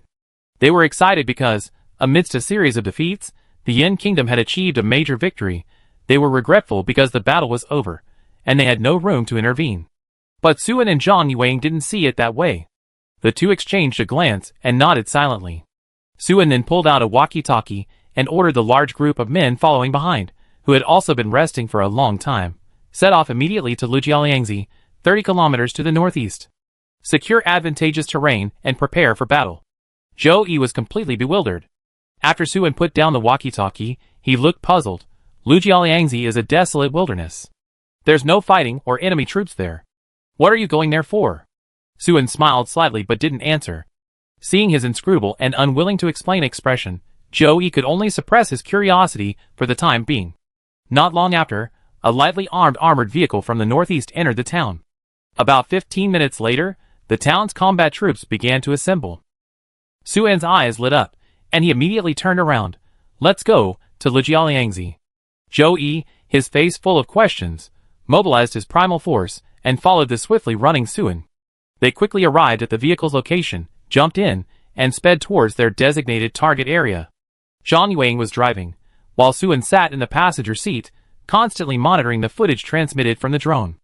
After the vehicle had traveled more than 10 kilometers, Zhou Yi in the back seat heard Suen chuckle. They left the city, about 2 battalions. Zhang Yueying's response was to slam on the accelerator and accelerate. At this moment, Zhou Yi finally came to his senses. The demons of the town had dispatched 2 battalions towards Lujialiangzi. He tentatively asked Suen. "Sect Leader Su's battle plan isn't to attack the town, but to wait for the demon forces in the town to split up and then ambush them on the way." Suen turned and smiled at him. "That's right. Zhou Yi. Sect Leader Su knew they would definitely split up their forces to leave the city?" Suen. "That's right. How did Sect Leader Su know?" "Because the town isn't a frontline position." "Oh. Captain Zhou, have you seen many wounded soldiers in the town?" "No. Right now, the war is raging. The town is neither a frontline position nor a field hospital. Yet it's garrisoned with a reinforced regiment. Isn't that a waste of manpower? Couldn't it be to hold onto the gains and guard against our counterattack? Of course not. Why? Because the demon army in the nearby area is making quite good progress. How did Sect Master Su know this? Firstly, the demons were able to send dozens of extraordinary individuals into Commander Su's camp. Secondly, I've seen the battle reports from the surrounding area. Our side has indeed suffered more defeats than victories overall. I see. Then why did they station a regiment in the town? As a bridgehead for their advance, to support all sides. How did Sect Master Su become so certain? Firstly, the town is located at a road intersection, with convenient transportation, allowing direct troop deployment to all sides. Secondly, the town is not far from the front lines, allowing troops to quickly reach the battlefield after deployment. Didn't Sect Master Su say the demons were advancing smoothly in the nearby area? Then how did you confirm they deployed their forces? Isn't the plan to leave them in the town to rest and regroup before launching a full-scale attack on the front lines, concentrating our forces to expand our gains? Firstly, although we suffered more defeats than victories in this region, we haven't been without losses. Since we had victories, the demons need the strength to provide timely support to areas where the fighting is going poorly. As for the second reason, Captain Zhou, did you really not think of that? I understand. The demons have advanced dozens of kilometers, and the closer they get to Jizhou City, the more they inevitably encounter our reinforcements and stronger resistance. That's why they need to deploy reserves. Captain Zhou is indeed wise. Shou-Yi wasn't smug because of this praise. On the contrary, Su-En's insightful analysis struck him, forcing him to reflect on why he hadn't thought of these things. Stroking his chin, Zhou-Yi hesitated before continuing. Sect Leader Su never considered a direct attack on the town. Su-En replied, "Didn't Captain Zhou say that a direct assault wouldn't work?" Zhou-Yi nodded. "So we waited on the hill for several hours." Su-En, "Exactly, I was waiting for them to split their forces." Zhou-Yi, "How can Sect Leader Su be so sure they split their forces so soon? If they only move out in a few days, wouldn't we be waiting in vain? That's why I browsed the official website's battle reports while waiting." I understand. Sect Leader Su must have seen battle reports indicating potential victories in the surrounding area. Otherwise, I wouldn't have waited there indefinitely. Fortunately, Venus Farm did indeed win, forcing the town's demons to come to its aid. Captain Zhou is wrong. Where are you wrong? It wasn't luck, but because Venus Farm had strength. The Venus sect is a 4-star sect, and with connections to the government, its background and foundation are considerable. Sect Leader Su is very familiar with the Venus sect? Never heard of it before. Then how does Sect Leader Su know their background is not simple? If not, why would the nearby military forces be stationed at the farm and fight alongside them to the bitter end? Captain Zhou must know what kind of people the military forces are. I see. Sect Leader Su's insight is truly admirable. It's a trivial matter, not worth mentioning. Zhou-Yi was sincerely impressed. Su-En's image in his mind rose several notches. At this moment, he realized that if he could follow someone like Su-En, his future would be bright. Thinking of this, he couldn't help but flatter him. Liujiao Liangzi must be the only way for the town's demon troops to support the Venus Farm. Sect Leader Su's strategy is truly flawless. Su-En's expression was slightly strange. There's only one road from the town to Venus Farm. Zhou-Yi immediately scratched his head awkwardly. To save face, he forced himself to find evidence of Su-En's almost supernatural wisdom. As soon as a lightly armed chariot appeared in the northeast, Sect Master Su was certain that the demons in the town would send troops to support Venus Farm. Truly, he was a master strategist. Su-En's eyes became even stranger. At that time, I wasn't sure. Zhou-Yi was full of questions. Then why did Sect Master Su send a large force to ambush them so early? Su-En said, "If I were sure, I would have left then." It was precisely because I wasn't sure that I only sent members of the sect. This was simply to avoid missing a potentially great opportunity. Zhou-Yi was unconvinced. Why wasn't Sect Master Su sure? Su-En, it's true a vehicle came from the northeast, but the northeast isn't just home to Venus Farm. They might not be reinforcements from Venus Farm. They could have other business. Zhou-Yi paused, then suddenly realized, yes, if it was just a request for help, the demons wouldn't need to send anyone to the town in person. A phone call would suffice. So why did we rush to get in the car? Su-En smiled warmly. Because I saw the demon forces in the town starting to assemble. I see. Zhou-Yi felt his head was spinning. But they could have just made a phone call. Why did they go through all that trouble to send someone over? Oh, perhaps the fighting damaged the communication equipment, Or perhaps the demons destroyed nearby communication facilities at the start of the battle, delaying reinforcements from Jizhou City. The demons need to rest after their defeat. Since they're idle anyway, why not send someone over to report in person? A face-to-face discussion is definitely clearer than a phone call. Or perhaps there are other reasons we don't know. Suen found it amusing to see him deep in thought, seemingly lost in his own ideas, but showed no sign of it. Not disturbing him was the greatest respect for his wisdom. Suen was sitting back down when he suddenly heard Zhou Yi slap his thigh. Something's not right. Suen turned his head curiously. What's wrong? Zhou Yi looked at him intently. The demons in the town have gathered, but as Sect Master Su said, the vehicles from the northeast might not be requesting reinforcements. The demons in the town might be heading elsewhere, for example. His voice trailed off. Finally, he looked at Suen with eyes full of admiration. So, after we got in the car, Sect Master Su left the drone behind to further monitor their movements. Only after confirming that the other party was indeed heading northeast did Sect Leader Su become absolutely certain of their purpose. Suen nodded slightly. Zhou Yi explained in realization, Sect Leader Su's ability to anticipate the enemy's moves and his thorough planning are truly remarkable. He is so meticulous and thorough, leaving no room for error. I am far inferior to him. Chapter 123. The name Liangzi itself, meaning ridge, indicates a mountainous area. While not particularly high, it's sufficient for an ambush. Anxia sect chose a ravine as their ambush site, flanked by hills with a road in the middle. This terrain maximizes their advantage while denying the enemy any escape route. When Suen arrived, Anxia sect's superhumans were engaged in earthwork, primarily digging pits, laying mines, and constructing sniper positions at both ends of the planned battlefield. Concealment is crucial for an ambush. The enemy must not notice anything amiss beforehand. Hiding details is paramount. The demon reinforcements from the town were following Suen, leaving Anxia sect with limited time for construction. Fortunately, Anxia sect had many veterans who excelled at this task. With level 4 or 5 superhumans personally involved, progress was rapid. Given the relatively small scale of the work, it was completed shortly after Suen's arrival, and everyone gradually took their positions. After only a dozen minutes, the demon convoy came into Suen's view.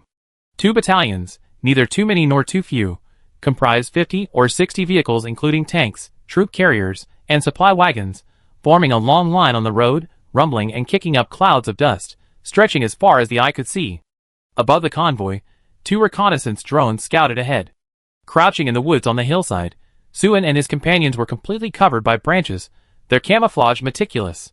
They concealed their auras, revealing no fluctuations of their primal force, remaining as still as stone statues. As the drones flew overhead, the 70 or 80 extraordinary individuals scattered throughout held their breath, fearing their presence would be detected. Ambushes aren't particularly sophisticated tactics. Like many battles, famous or obscure, the key to victory lies not in the sheer scale of the plan, but in its execution. If the details are handled well, the execution is flawless, and the predetermined objectives are perfectly achieved, the operation is halfway to success. Specifically, consider whether the mine pits are filled neatly, whether fresh soil is visible on the surface, and whether it matches the color of the surrounding soil. Another example is whether the 70 or 80 superhumans have concealed their auras, whether every heat source is hidden, whether their bodies are completely covered, and whether the grenade launchers are exposed. Of course, one's own concealment is only part of the equation. The enemy's eyesight is another crucial factor. A shrewd and meticulous enemy can detect subtle clues, while a careless enemy may overlook even the smallest flaws on their face. In this game of strategy, the demons, upon seeing the people evacuated from Venus Farm, immediately dispatched troops to reinforce them without the slightest delay, operating entirely within their controlled territory. The likelihood of them being extremely cautious during their journey is extremely low. Ultimately, the outcome of this game is determined by humans. And humans cannot maintain a state of heightened alertness 24/7. Watching the convoy follow the road into the mountain valley, stepping step by step into the death trap prepared for them, Suen's eyes narrowed slightly. It would take a considerable amount of time for all 45 vehicles to reach the ambush position. With each vehicle entering the danger zone, Suen's eyes brightened, his excitement intensified, and his tension increased accordingly. Huff. He slowly exhaled to calm himself, forcibly suppressing his racing heartbeat, restoring a calm gaze, and keeping his aura composed and restrained. If he, the sect leader, lost his composure first, and the enemy detected the fluctuations in his aura, exposing their forces, the consequences would be dire. For everyone in the Anxia sect, The current situation felt like an eternity. Although they were elite soldiers, they only numbered 70 or 80, while the enemy outnumbered them nearly tenfold. To annihilate this group, the ambush had to be executed flawlessly, not a minute too early. Finally, Suen moved. He pulled out his walkie-talkie and calmly ordered in a measured tone, "The enemy will enter the pre-designated battlefield in 10 seconds. All teams, prepare for my command. Demolition team, detonate. Grenade team, fire grenades. Sniper team ahead, open fire." From Suen's vantage point overlooking the battlefield, bursts of blinding flashes suddenly erupted from the steadily moving convoy, forming a continuous line that turned the road into a raging inferno. Cars of all sizes were thrown off the ground. Some were tossed into the air, others overturned on their sides. Some were dismembered on the spot, their parts flying everywhere. They were engulfed by flames several meters high. Every vehicle with a bomb exploding beneath its cargo compartment, regardless of whether it was an armored vehicle or not, suffered varying degrees of damage. Not a single vehicle remained intact. The deafening roar filled the sky and the fields, like a mountain collapsing and a tsunami crashing, like the wailing of ghosts. The fuel tanks of armored vehicles exploded, and the officers inside were like bread and butter in an oven, either baked to a crisp on the outside and soft on the inside, or vaporized into a pulp. The troop transport vehicles, with their poor defenses, were blown to pieces. The soldiers inside either lost limbs, were burned alive by the flames, fell from midair, or crawled out of the vehicles screaming in agony. The supply wagons transporting weapons and ammunition were severely damaged. Most of the grenades, explosives, and other items inside detonated simultaneously, one explosion after another. The wagons were completely pulverized, and the weapons were either mangled beyond recognition or had their barrels softened by the extreme heat. However, due to the long distance between the wagons and the considerable distance between them, coupled with Anxiezong's limited time for digging and planting mines, and the limited amount of explosives carried, most of the vehicles were not directly in the blast zone. The explosions mostly occurred in the open areas in front of and behind them. Amidst the billowing smoke, blast waves carrying small stones and bits of dirt clattered and struck the vehicles, shattering windows and denting the bodies, causing panic among the occupants. Drivers slammed on their brakes and jerked the steering wheels. Some vehicles collided with each other, while others veered into the roadside fields. Groups of armed personnel scrambled out of the vehicles like ants on a hot plate. The landmines planted along the road were ultimately limited. After a brief flash of fire, there was no further explosion. But the explosions didn't stop there. With a sharp whistling sound, grenades rained down, landing among the panicked and terrified crowd. The grenades were even more powerful than landmines, because they were level 3 force grenades. Cars were blown to smithereens, and groups of soldiers were blasted into a cloud of blood mist. The front and rear of the convoy were especially targeted. In round after round of volleys, the vehicles there were reduced to mangled wrecks, and the soldiers there lay dead, scattered in disarray. Thus, the cars on the narrow mountain road could neither escape the ambush area nor turn back towards the town. The chaos deepened. Soldiers scattered like headless flies, officers' shouts echoing throughout the area. Command was non-existent, organization was chaotic, and the troops, reeling from the harsh discipline, were no longer fighting individually, they were essentially just trying to escape. The superhumans were the first to regain their composure, rushing towards the hillsides on either side, trying to quickly escape the infernal valley. Compared to the long and winding road, 15 grenade launchers were ultimately too few. They couldn't destroy every car or bomb every group of people. Bombing would take time, while running from the road to the hillsides would only take a few breaths. Front and rear sniper teams, hold the pass and do not let anyone through. The rest of you, according to the prearranged plan, engage the enemy freely in small groups, with the core objective of eliminating enemy superhuman combatants. Having given this final order, Suen put away his walkie-talkie, ripped off his camouflage, and rushed out of the woods. He grabbed his level 3 force weapon, Eagle Strike, and aimed at the enemy superhumans fleeing the bombardment on the hillside. After a swift search, he quickly locked onto a level 6 demon cultivator. He focused his mind, held his breath, and instantly the world fell silent. The bustling battlefield seemed to vanish, the burning cars, the writhing flames, the bandits blindly firing in both directions, the screaming demons in pools of blood, all these things seemed to leave Suen's senses in an instant. He seemed to be beyond the world, or perhaps he had entered another dimension. His world consisted only of his crosshair and his fleeing target. Bang! The trigger was pulled suddenly, and a bullet engraved with a small array of force energy flew into the muzzle. Force energy flashed in the array, making it look like a cold star in a winter night. The bullet, moving with incredible speed, pierced the target's forehead in an instant. The target froze, his momentum halted abruptly, his head exploded, blood spurting out, and he tumbled backward, rolling down the hillside. Having landed a successful shot, Suen didn't linger. Clutching his sniper rifle, he ran to the side, his eyes scanning for his next target. After a few steps, Suen's front foot touched the ground, his movements abruptly halting. He circled behind a birch tree, raised his sniper rifle, and aimed at the level 5 superhuman he had just selected on the opposite hillside. He took a deep breath of air thick with the smell of gunpowder and blood, instantly entering firing mode. His mind was highly focused, his gaze sharp, and his force energy flowed into the rifle, activating the force array. The muzzle followed the opponent's movement, shifting slightly to the side, and then he abruptly pulled the trigger. The rifle paused slightly. And with the rifle, the running figure stopped. A flash of blood appeared on the opponent's back. A bullet had shot from his chest, the impact knocking him to the ground.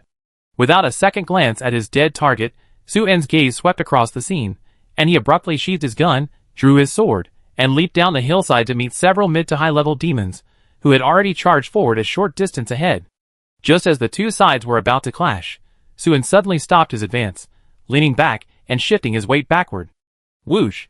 A level 2 force bullet, fired from below, grazed his face. Not far away, a level 5 demon cultivator, who had been firing his gun, was speechless. He thought his shot would definitely hit Suen, but he hadn't expected the opponent to dodge in time. Is this guy really a level 4?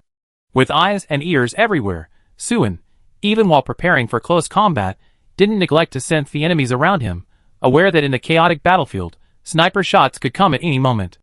Although he was only a level 4 demon cultivator, his overall qualities were equivalent to a level 6 demon cultivator. His senses were acute, and his perception of danger far surpassed that of other extraordinary beings at the same level.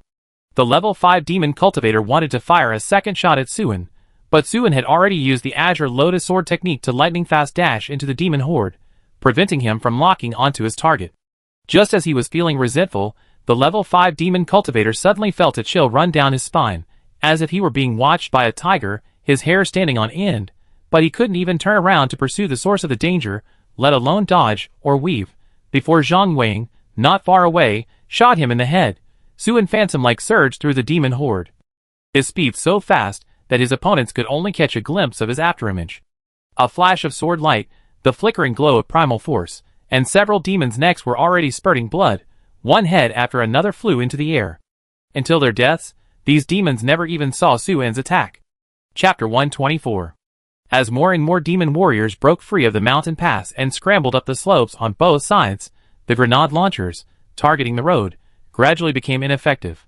Furthermore, because the demon forces were scattered, the grenade launchers could no longer achieve the effect of taking down a group with a single shot. In addition, level 3 force grenades were expensive and couldn't be used against ordinary soldiers. Therefore, the Anxia sect's superhumans launched a large-scale attack, leaving only a few soldiers to guard the launchers. The soldiers formed groups of 3, attacking from various directions. Depending on the terrain and the enemy's strength, each group employed different tactics.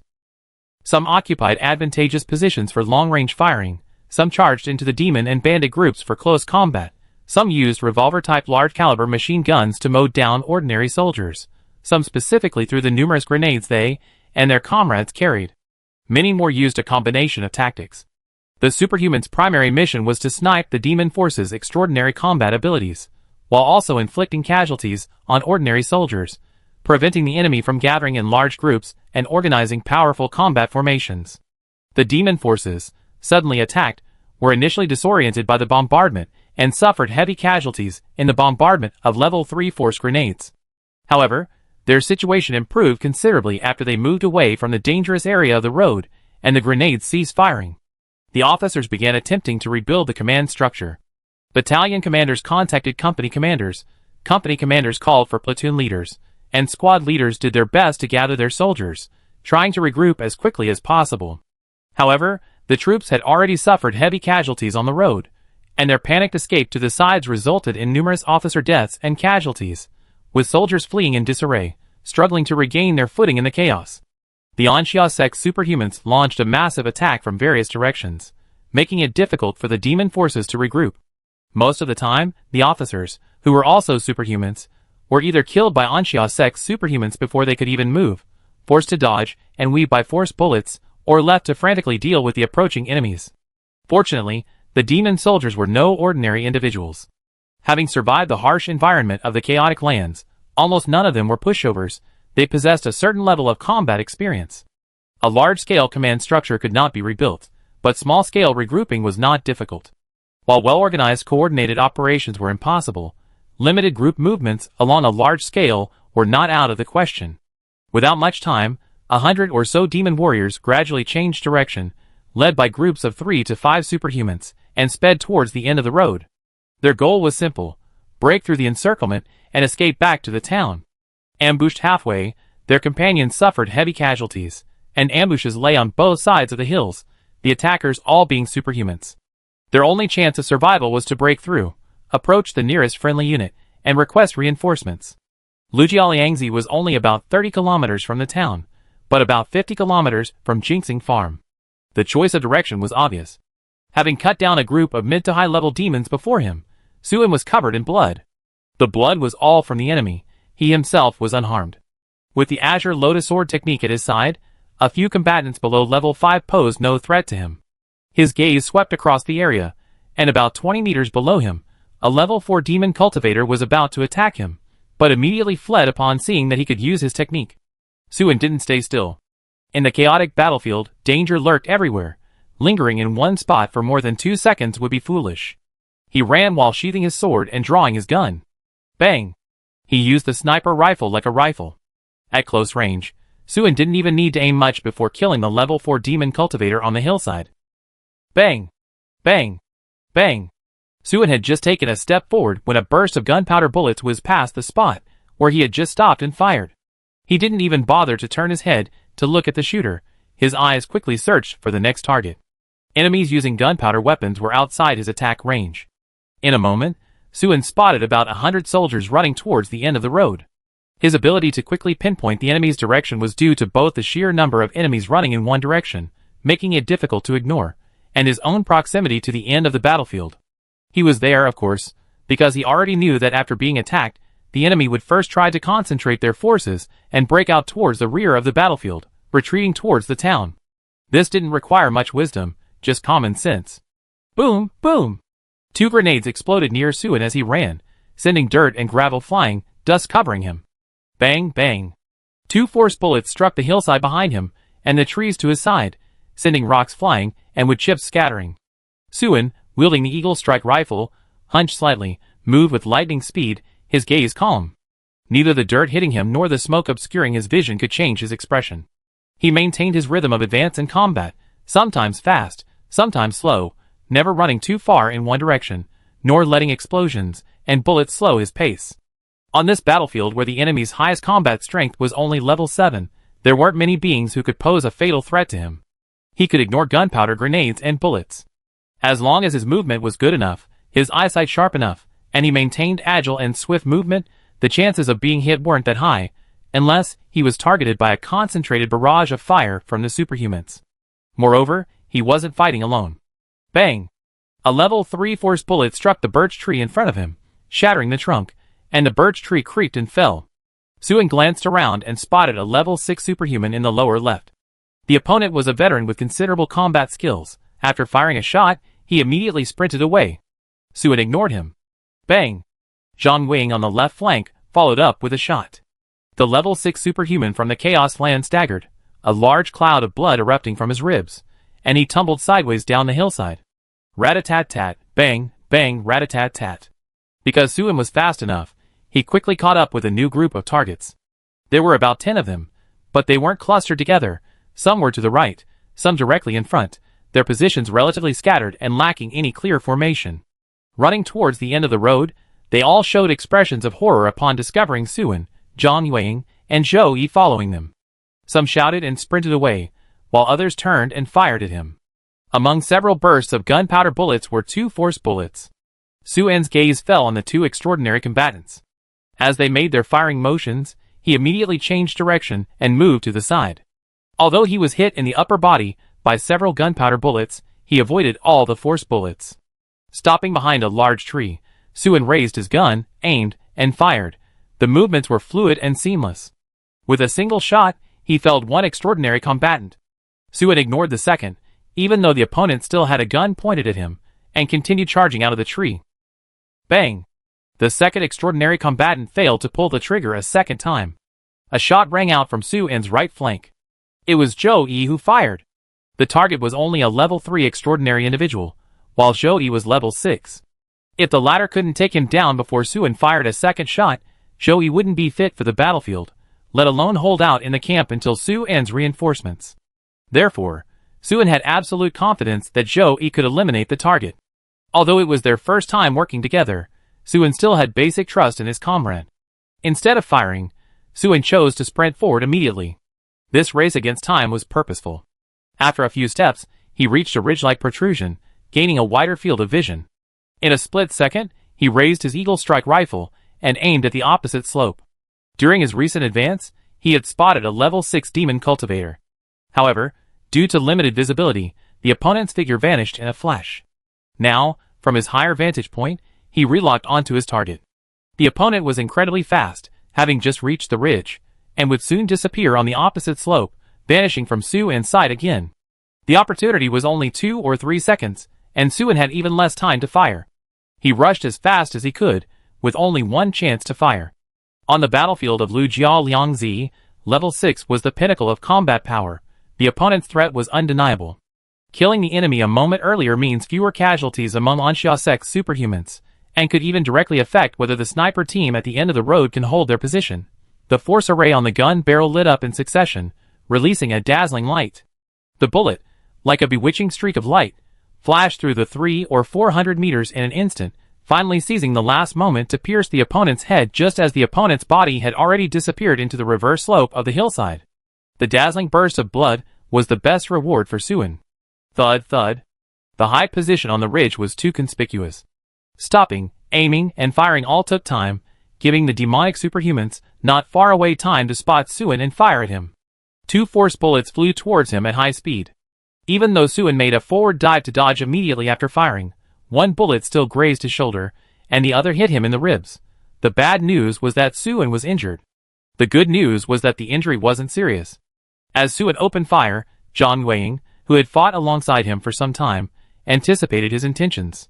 She had scanned the battlefield beforehand and provided timely cover fire, killing a level 5 demon cultivator who was trying to attack Suin, thus preventing him from being hit by a level 3 force bullet. A level 2 bullet grazed his shoulder, but it was only a graze, leaving a shallow wound.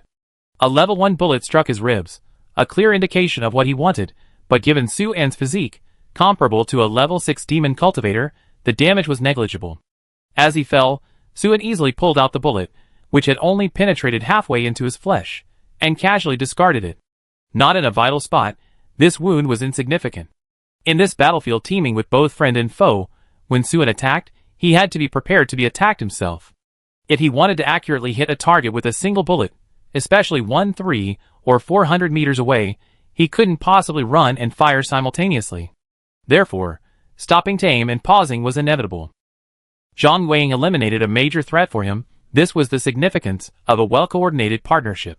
And exchanging 2 shallow wounds for a level 6 enemy seemed like an extremely worthwhile trade. Charging down the ridge, Suin saw his own sniper position at the end of the road, and over 100 demon soldiers rushing towards it.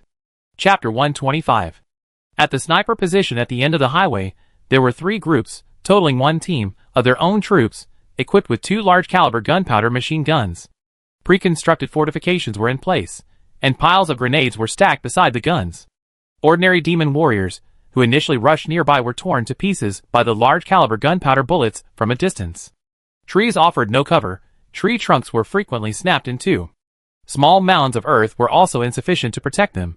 They were constantly leveled. Lower-level superhuman combatants, who sporadically approached, were similarly doomed. They were often shot down by the rested Anxiasek members while still advancing. When the demon forces finally managed to gather in groups and attempt to advance with suppressive fire, force grenades rained down.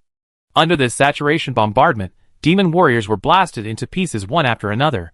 However, the demon warriors were numerous, and as the battle continued, the superhuman forces advancing towards the end of the road gradually formed a formidable force. They moved the surviving grenade launchers from the convoy to a location out of the sniper's reach, concentrating them and firing in conjunction with rocket launchers at the sniper position, finally inflicting casualties on the Anxia sect members. The demon cultivators and superhumans from the Chaos Land took turns firing from advantageous positions, accurately striking the Anxia sect members in the sniper position, gradually achieving suppressive fire. The number of mid to high level demons increased, and as the sniper position's firepower diminished, they led their ordinary soldiers in a skirmish charge. Just as the sniper position was about to be destroyed, the whistling sound of artillery shells piercing the air echoed from a nearby hill. A portion of the level 3 grenades landed on the demon artillery positions. With bursts of fire, the grenade launchers, painstakingly assembled, were blasted apart, their components torn to pieces. The demon warriors operating them were thrown by the shockwaves, some torn to pieces, others burned alive. Another portion of the level 3 grenades landed on the charging crowd. A cloud of fire and a torrent of mud engulfed the mid to high level demons and ordinary soldiers, like a monstrous beast, instantly spewing out countless severed limbs and flesh. After the Anxia sect's superhumans began their charge, some remained near the grenade launchers. As the demon forces advanced towards the end of the road, they moved some launchers to positions that could support sniper positions, providing crucial support at that moment. The level 3 grenade launchers were incredibly powerful. A single grenade hitting a group could wipe out a large swath of enemies. However, with too few people remaining near the launchers, the number of launchers that could be operated was limited, and the effectiveness of the artillery support was not particularly significant. A level 7 demon cultivator reacted quickly, commanding a portion of his extraordinary combat force, leading several demons towards the Anxia sect's artillery position, intending to eliminate the extraordinary individuals operating the grenade launchers. Just then, Suin and his group arrived at the end of the road. Zhang Yueying suddenly accelerated, overtaking Suin and rushing to the front. Suin tacitly moved to Zhang Yueying's left flank, forming a triangular formation with Zhou Yi, and together they put away their firearms and switched to melee weapons. Previously, during the initial skirmishes, firearms were primarily used to kill enemies, with Su En's Eagle Strike skill proving most effective, hence his forward position. Now, in close combat, Zhang Yueying, possessing the highest cultivation level, would lead the charge. Not far behind the two groups of Anxia sect extraordinary individuals followed, flanking them and coordinating their actions. Upon entering the fray, these groups inflicted heavy losses on the demon warriors. Zhang Yueying, wielding her battle sword, charged straight towards the densest part of the crowd, where the strongest superhuman warriors were located. Her goal was to swiftly cut through the enemy ranks and destroy their organized fighting units. Catching up with the demons, she plunged into the fray like a tiger or leopard, her long sword flashing and slashing with a wide, sweeping style. Anyone she struck was either cleaved in two or decapitated. Relying on her high cultivation level, she was unmatched. She charged and killed relentlessly like an arrow, her eyes fixed solely on the enemies directly in front of her, ignoring the demon warriors to her sides. Her movements were almost constant. In moments, Zhang Yueying had advanced dozens of meters, carving a bloody path and leaving a trail of corpses. Suin and Zhou Yi, who were fighting alongside her, followed closely on either side, cutting down enemies with the same swift attacks, expanding Zhang Yueying's gains. Undoubtedly, many demon warriors remained alive in the places they had passed through. They ignored these people, as two combat teams were following behind. Their mission was to completely crush the demon forces and eliminate any remaining threats. They also employed a rapid advance tactic, primarily hunting down the demons' extraordinary combat power, paying little attention to the terrified lower-level demons and ordinary soldiers. The level 7 demon cultivator directing the battle stood atop a hill, his position so conspicuous that it was impossible for Suin and the others not to notice him. Similarly, he could see Suin and the others. Seeing Zhang Yueying charging towards them with an unreasonable momentum, the level 7 demon cultivator's eyes sharpened. He made a judgment in an instant. This group of opponents must be eliminated. The two sides were already very close. If they didn't deal with them, when they engaged the extraordinary individuals in the sniper position in close combat, they would inevitably be attacked from behind. Even if they broke through the sniper position, they would be pursued by this enemy team and wouldn't be able to retreat very far. The superhumans rushing to reinforce the sniper position weren't just Suin and his group. Several other groups were also engaged in close combat on the opposite hillside. The level 7 demon cultivator didn't hesitate, ordering the nearby superhumans preparing to assault the sniper position to turn back and intercept the 9-person team led by Zhang Yueying, Suin, and Zhou Yi. He himself didn't hesitate for a moment, leading several demon cultivators down the hill. It wasn't that he didn't want to wait for more superhumans to gather, but Suin and the others were already close enough that attacking now would give him the advantage of terrain. Delaying would mean losing even that advantage. In the blink of an eye, a 7th level demon cultivator, accompanied by 1 level 6 and 2 level 5 cultivators, had already reached the 3. Suddenly, he leaped into the air, his body like a giant ape, his long sword raised high above his head, and with the force of Mount Tai crashing down, he slashed heavily at Zhang Weiying. To be able to use such an open-mouthed attack at the very beginning of the engagement, with such an obvious opening, was obviously due to something he relied on. While in midair, the 7th level demon cultivator instantly activated his technique. A blue light rose from his body like mist, and his skin was immediately covered with layers upon layers of primal force keratin, resembling limestone in shape and color. This keratin acted like armor created from nothing, transforming. He was completely covered. Even his face was fully protected, leaving only his nostrils and a pair of murderous eyes visible. Clad in armor, the level 7 demon cultivator was utterly unafraid of the enemy striking first, even deliberately luring them to attack him mid-strike. When his powerful strike landed, it would surely kill or cripple his opponent. As an experienced veteran, Zhang Weiying knew the moment her opponent suddenly leaped up that he wasn't there to die, but must possess some unique skill. Therefore, she didn't attack rashly. The moment armor sprouted on her opponent's body, a knowing glint flashed in Zhang Weiying's eyes. She immediately let out a cold snort and decisively took a half-step back in the split second. That half-step decided the outcome. Zhang Weiying sheathed her sword and drew her spear, simultaneously gathering her aura. A surge of primal force erupted from beneath her feet, rising like a tornado. The icy aura instantly enveloped the level 7 demon cultivator, frost completely covering his armor, making him look like an ice sculpture. Even so, the demon cultivator was already in midair and couldn't remain suspended, so he still slashed down. The tip of the blade was only an inch from Zhang Weiying's nose. At the same time, the level 7 demon cultivator landed. In that instant, Zhang Weiying, sideways, held her spear in one hand, the muzzle of awakening of insects pressed against his chest. Goodbye. Zhang Weiying grinned like a mischievous child. The level 7 demon cultivator's pupils constricted sharply, fear and contempt mingling together. Fear stemmed from his missed strike, and the opponent's gun was pointed at his vitals. At such close range, the destructive power of the force bullet would be extraordinary. Contempt arose from his confidence in his technique. He was certain that even if the opponent's shot shattered his breastplate, it wouldn't harm his body. And once the shot was fired, he would break free and finish off his opponent before they could switch to melee weapons. Bang! The gunshot rang out, armor shattered.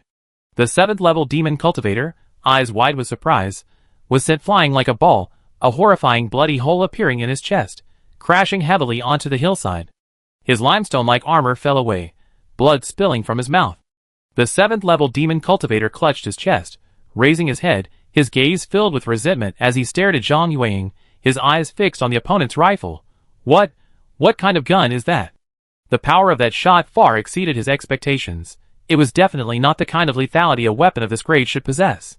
Zhang Weiying walked past him indifferently, slightly raising her chin, and with an expression that was clearly proud but didn't want to show, she uttered 2 words: awakening of insects. Awakening. Insects, I see. The knowledgeable level 7 demon cultivator's head lolled to the side, and he died instantly. Suin was facing a level 6 demon cultivator. Seeing that he was only level 4, the opponent, to conserve his energy, didn't even bother to activate his cultivation technique.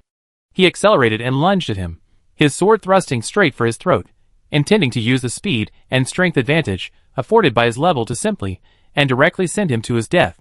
Suin understood this demon cultivator's mentality. Cultivation techniques consumed a lot of energy, could only be activated once in a short time, and had limited duration and short-lived effects. Rather than wasting his ultimate move on a level 4 like him, it was better to save it for dealing with level 5 or 6 superhumans, or for saving his life in a critical moment. Suin didn't have such thoughts. During the previous battle, he had only used the footwork of the Azure Lotus Sword technique, never unleashing his killing move. Now, his figure flashed, his sword flashing like lightning, moving with unparalleled speed, ghost-like as he brushed past his opponent, cleanly and decisively severing their head. As the head rolled on the hillside, its face was still etched with astonishment and confusion. Zhou Yi was only facing 2 level 5 opponents. Killing one and repelling the other was effortless. The 3 crossed the hill and continued forward, quickly cutting into the demon horde in front of the sniper position. They slashed down many heads, creating waves of blood, and slaughtered their way through the enemy ranks with minimal injuries. After helping their sniper steady their position, the three turned back, and with the support of the other two groups, rushed towards the next group of demons with more extraordinary combat power. They first helped the Anxia sect's extraordinary warriors on the other side of the ravine deal with their powerful opponents, then returned to their positions, both sides fighting their way forward along the road. The two teams, working in perfect harmony, were like two sharp blades, using the help of their comrades fighting in various locations to wipe out the demonic forces, especially the superhuman fighters.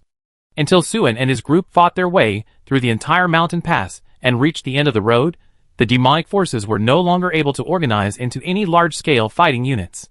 When their superhuman fighters were almost entirely wiped out, the battle finally entered its final stages. In this battle, Suen did not take prisoners. They were not a regular army, they didn't have enough manpower to guard prisoners. As a superhuman armed force, the nature of this operation dictated that they could not accept prisoners of war. Of the 700 or 800 demonic fighters in the mountain pass, except for a few officers whom Suen kept for other purposes, the rest perished on the battlefield. Chapter 126. 8 died, 6 of whom were below level 4 in cultivation. 15 were seriously wounded, missing limbs or other injuries. The rest mostly had minor injuries. After the battle, everyone rushed to take force potions to heal their wounds and restore their force. Zhang Yunjun came to report the casualties to Suen. Suen was covered in wounds, but none were serious. Anxia sect had a plentiful supply of force potions with various effects. After a period of recuperation, his minor wounds had mostly healed. Hearing Zhang Yunjun's report, Suen felt a pang of pain. A 30% casualty rate was indeed high, but he nodded calmly. Take good care of the wounded. Superhumans who died in sect missions required compensation from the sect. Superhumans had different values depending on their level. Adding the cost of treating the seriously wounded and replacing their limbs with bionic force prosthetics, it would cost 8 figures. However, Anxia sect didn't cover all the expenses. Participation in the battle was a mandatory conscription mission, and in such cases, the government would bear a significant portion of the costs. Not long after, Qin Xingyun came to report the results. Compared to Zhang Yunjuan's slightly somber expression, his face was full of excitement and joy. 2 level 7 demon cultivators, for level 6 extraordinary combatants, 8 level 5, 10 level 4, 23 level 3, 46 level 2, and 58 level 1. Sect Master, we made a killing this time. Level 7 demon cultivators are worth 32 million, level 6 demon cultivators are worth 16 million, and level 5 demon cultivators are worth 8 million. Anxia sect has indeed made a fortune from this battle. Although many of the demons were of lower combat strength and value, their sheer numbers made up for it. Furthermore, while the military merits for killing ordinary soldiers are few, they are not non-existent.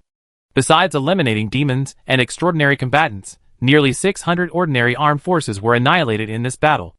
There are also extra points and bonuses for systematically eliminating enemy battalion and company-level units. Captured weapons and armor, if handed over, can be exchanged for military merits based on their value. Compared to the gains of this battle, the costs of treating the wounded and comforting the fallen are insignificant. This is the benefit of winning a battle. Suen's elaborate schemes against the enemy were worthwhile. Before Qin Xingyun left, Suen gave him a task. Compile a list of those about to reach a new realm and distribute the breakthrough potions. After the fierce battle, Suen felt his cultivation had improved again. Combined with the accumulation from the previous battle at the military camp, he felt he was only one step away from reaching level 5. If he was doing this, the other extraordinary individuals in the Anxia sect wouldn't be far behind. If he could help sect members break through their realms in time, the lost combat power could be made up for. Many extraordinary individuals in the civilian world have experience using breakthrough potions, but Suen wasn't forcing them to break through. Instead, he was helping those sect members who were about to enter a new world after the battle. This would maximize the potion's effect, achieving twice the result with half the effort. As it turned out, Suen's judgment was correct. After the force potion was distributed, over 20 people in the team broke through their cultivation levels. One person advanced to level 6, 6 to level 5, 9 to level 4, and the rest advanced to level 3. Why didn't anyone advance to level 2? Because Suen hadn't brought any level 1 warriors with him this time. There were very few level 1 warriors in the entire Anxia sect. Zhou Yi's team didn't have any level 1 or 2 extraordinary individuals. This shows how invaluable the experience of fierce battle, especially a victorious one, is to extraordinary individuals. However, under normal circumstances, the success rate of extraordinary individuals on missions is not high, less than 50%. After all, demon cultivators are stronger in the same realm. With everything done, the group drove out the vehicles they had hidden outside the battlefield, and also unearthed a war chariot that originally belonged to the demon army on the road, and quickly drove away from Lijialiangzi. Sect Leader Su, I thank you on behalf of my two brothers. In the car, Zhou solemnly thanked Suan. Of the dozen or so people he brought, 2 had successfully advanced thanks to the potion Suan had given them. They had already thanked Suan in person before, and Zhou, as their captain, was thanking him again. The potions were valuable, but Suan readily provided them without discrimination, because they weren't from the Anxia sect. Zhou greatly admired this magnanimity. We're sworn brothers, thanking you is too formal, Suan said with a slight smile. Zhang Weiying, who was driving, suddenly interjected, shall we go back to the military camp? Suan sensed something was off about her tone, turned to look at her, and saw that she indeed looked eager to fight. He chuckled and teased, looks like sect leader Zhang doesn't want to go back? Zhang Weiying rolled her eyes with a seductive grin, but spoke with a fierce, untamed tone, go back for what? Let's fight another battle, and wipe out the lair of those shrimp soldiers. Zhou didn't interrupt. Although they hadn't known each other for long, he could sense that Suan and Zhang Weiying's relationship was extraordinary, and the atmosphere wasn't suitable for him to speak rashly. Inwardly, Zhou could guess Suan's next move. First, Suan had captured several officers as prisoners, and even brought back a demon army vehicle. If Suan had no designs on the town, there was no need to take them along. Second, the town now only had 2 battalions left, its defenses weak, making it possible to attack. Thirdly, although there were casualties in the Battle of Lijialiangzi, more than 20 people in the team broke through to higher realms, and the overall strength did not decline. Fourthly, it was getting dark. Fifthly, the military merit points for destroying a regimental headquarters are extraordinary, and the military merit reward for recapturing a small town is even more unusual. Even without counting kill points, it's comparable to the reward for the Battle of Lijialiangzi. Suan turned to Zhou and asked, what does Captain Zhou think? Zhou pondered for a moment. If we can take down the enemy's regimental command post, the military merit alone will be a tremendous gain. And eliminating this important node of the demon garrison in the small town will greatly help the war situation in the entire surrounding area, so the military merit points will likely be considerable. He then looked at Suan and seriously summarized, we follow Sect Master Su's arrangements. Suan nodded slightly. Since everyone agrees, let's do another job tonight. Immediately, Suan made arrangements, sending several level 2 soldiers to drive the wounded back to the camp, while the rest headed towards the town. Anxiazong didn't have many level 2 soldiers to begin with. Several had been lost in the previous battle, and another batch had been promoted afterward. Now, the superhumans Suan brought to the town were all level 3 or higher, totaling about 50 people. In the town, the regimental headquarters was brightly lit. After finishing dinner, Regimental Commander Wanyan Haoqing entered the operations room, glanced at the busy staff, and asked the chief of staff who came to greet him, has there been any news from Li Yuanza's side? Li Yuanza was the commander who led his troops to attack Battalion Commander Su's camp. This morning, Li Yuanza sent someone to report that a group of Yan Kingdom superhumans had appeared in the camp, and that their existing forces were unable to capture it, requesting reinforcements. Wanyan Haoqing immediately dispatched several dozen superhuman combatants. To everyone's surprise, by the afternoon, the enemy still hadn't sent back news of capturing the camp. Wanyan Haoqing had no choice but to send men to check on the situation. He had expected news soon, but the men sent out disappeared without a trace. At this point, Wanyan Haoqing realized the situation was dire. To find out what was happening with Li Yuanza, he ordered the deputy commander to lead several strong men out. Judging by the time, the enemy should be returning soon. The chief of staff shook his head, about to say something, when suddenly hurried footsteps sounded outside the door. Wanyan Haoqing turned to see the deputy commander returning, wounded. What happened? Wanyan Haoqing frowned. Li Yuanza was defeated? He had anticipated Li Yuanza's defeat, otherwise, the men he had sent to make contact wouldn't have disappeared. He had only sent the deputy commander to confirm the situation. The weary deputy commander, his face grim, reported, as we approached the Yin State's military camp, we were ambushed by enemies lying in wait on a hilltop. They were using level 3 force-based firearms, forcing us to retreat. The deputy commander had only taken 4 men with him. His mission was reconnaissance, so there was no need for more. It was precisely because his men were few in number, and all elite at level 5 or higher, that they were able to retreat safely after the ambush. Wan Inhaoqing's heart sank. It seems Li Yuan's entire army has been wiped out. The battle should have ended before this afternoon. The deputy commander and the chief of staff remained silent. This was an obvious fact. To completely annihilate Li Yuan's forces, the Yin state's fighting strength must be extraordinary. If it was the commander's army, then it must have been at least a reinforced regiment. Had we known this, we shouldn't have sent men to support the Venus farm, the chief of staff sighed, shaking his head. Wan Inhaoqing sat down in a chair, pondered for a moment, and slowly said, "It has nothing to do with supporting the Venus farm." Seeing the deputy commander and chief of staff looking over with doubt in their eyes, Wan Inhaoqing explained, "The supporting force for the Yin state's military camp is at least a reinforced regiment. Even if we didn't send troops to the Venus farm, we couldn't possibly take the camp ourselves. And although the enemy has already annihilated Wan Inhaoqing, they haven't advanced any further. The outer sentries haven't detected any enemy scouts either. Clearly, their strength is limited, and they have no intention of coveting the town. So even if we lose 2 battalions, we don't need to worry about our situation." This analysis was insightful, and the deputy commander nodded repeatedly. The chief of staff stroked his chin thoughtfully. The fact that the sentries didn't detect enemy scouts could also be that the enemy sent powerful superhumans to scout without leaving any trace. The deputy commander looked at the chief of staff, agreeing with his reasoning. Wan Inhaoqing hummed in agreement. That possibility cannot be ruled out. But the fact that they saw our situation yet only sent out sentries to the perimeter of their camp further suggests they have no intention of advancing into the town, only concerned with self-preservation. Otherwise, they certainly wouldn't have allowed the deputy commander and his men to return. The chief of staff nodded slightly. The commander is right. If the Yin forces intended to advance into the town, they wouldn't have merely sent men to repel the deputy commander from the perimeter. They would have deployed a large number of skilled fighters to kill him and his men. The men who went there in the afternoon have already been dealt with. The enemy must have anticipated that they would send more men to investigate, and with greater strength. Given the intention to attack the town, the best course of action would be to eliminate as many of the town's strongest members as possible to weaken its strength. It's impossible to allow the deputy commander and his men to escape. Although the deputy commander hadn't seen the military camp, that in itself was information. Combining all the existing clues, Wan Inhaoqing had roughly assessed his current predicament. This was the quality a commander should possess. The chief of staff continued, "The men we sent out this afternoon must have already fallen into their hands.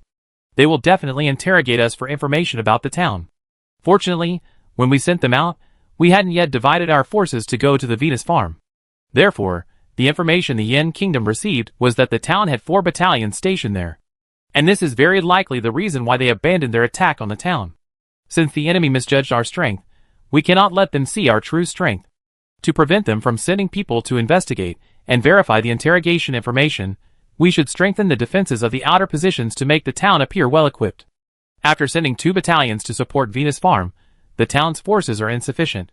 The defensive positions, originally constructed with the strength of a reinforced regiment, inevitably appear somewhat empty due to the reduced number of troops.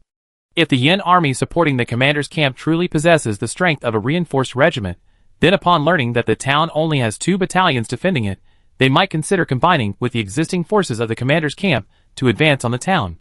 At that point, the town might not be able to hold out. The reason the Yin kingdom is currently adopting a defensive formation is likely because they are unaware that the town only has 2 battalions left. If the Yin kingdom sent scouts to inspect the town before the troop deployment, they would naturally be certain that the town has a reinforced regiment, making further reconnaissance highly unlikely. However, if the commander's camp hasn't inspected the town yet, they might very well come later. Wan Inhaoqing nodded. Exactly. With the order issued by the regimental headquarters, the town's garrison immediately mobilized, with squads leaving their barracks to reinforce the outer defensive positions. Chapter 127.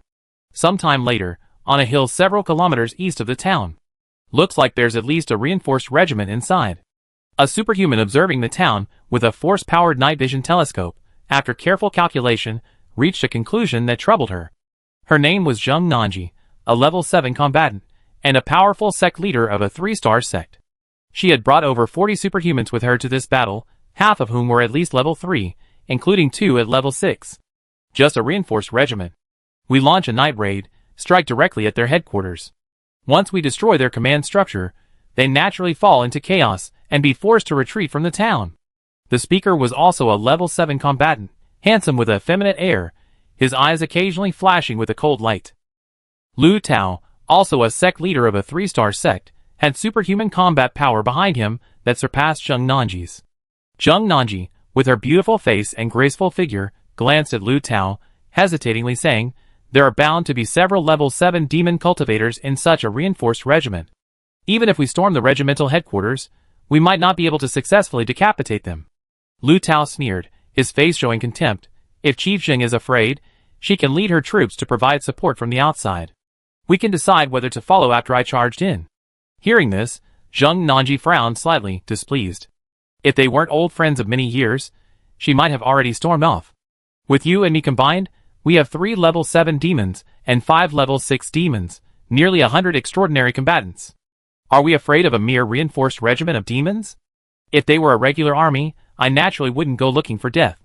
But this is just a motley crew, a hastily assembled ragtag group. What's so scary about them?" Lu Tao softened his tone, persuading her gently. The current war situation is unfavorable for Yin, and the standards for military merit rewards are rising again and again. We don't need to annihilate them. Just taking down a regimental headquarters and recapturing a small town would bring us enormous wealth. Sect leader Zheng wants her sect to be closer to the 4-star level. This is a once-in-a-lifetime opportunity. His words were quite persuasive, and Zheng Nanji was tempted. But in the end, she shook her head. Sect leader Lu has the backing of the Zhengyang sect, with its profound foundation and superior equipment. Naturally, he is not afraid of defeat. I have no backing, and therefore cannot risk my life with you. There was something she didn't say explicitly. Lu Tao's sect, as a subsidiary of the Zhengyang sect, was deeply affected by the Zhengyang sect's collusion with the demon race. They desperately needed to prove themselves on the battlefield, so their willingness to take risks was understandable. However, she had no reason to accompany him in his madness. After speaking, Zheng Nanji stood up to leave. Sect leader Zheng. Lu Tao suddenly called out to her, taking a deep breath and adopting a helpless posture. "I don't need to elaborate on the Zhengyang sect situation. Because of the machinations of villains, we desperately need military merit. Since sect leader Zheng is willing to accompany me, it naturally means you trust my stance, and I am very grateful. How about this, you stay behind to provide support, and we will be the vanguard to launch the main attack. If we can capture the town, you can follow up. How about that? If we win this battle, I share half of the reward with you." Seeing his sincere attitude and the very friendly terms offered, and considering their past friendship and the help he had given her, Zheng Nanji finally agreed after much deliberation. "Since sect leader Lu insists, then I will help my old friend this once." They infiltrated the battlefield and secretly entered the demon-controlled area, precisely to launch a surprise attack and achieve great results with their superior combat strength. Now that Lu Tao is willing to fight to the death, Zheng Nanji has no reason to retreat. Lu Tao was overjoyed. "Thank you, Sect Master Zheng." As he turned to arrange tactics, a barely perceptible, cruel smile appeared on Lu Tao's lips. He and the Zhengyang sect desperately needed military merit to prove themselves, but not to the Yin Kingdom, but to the Northern Demon Clan. Just before the crucial moment, the Zhengyang sect's No. 3 Research Institute was destroyed by the Demon Extermination Bureau, and the other 2 research institutes were forced to relocate urgently.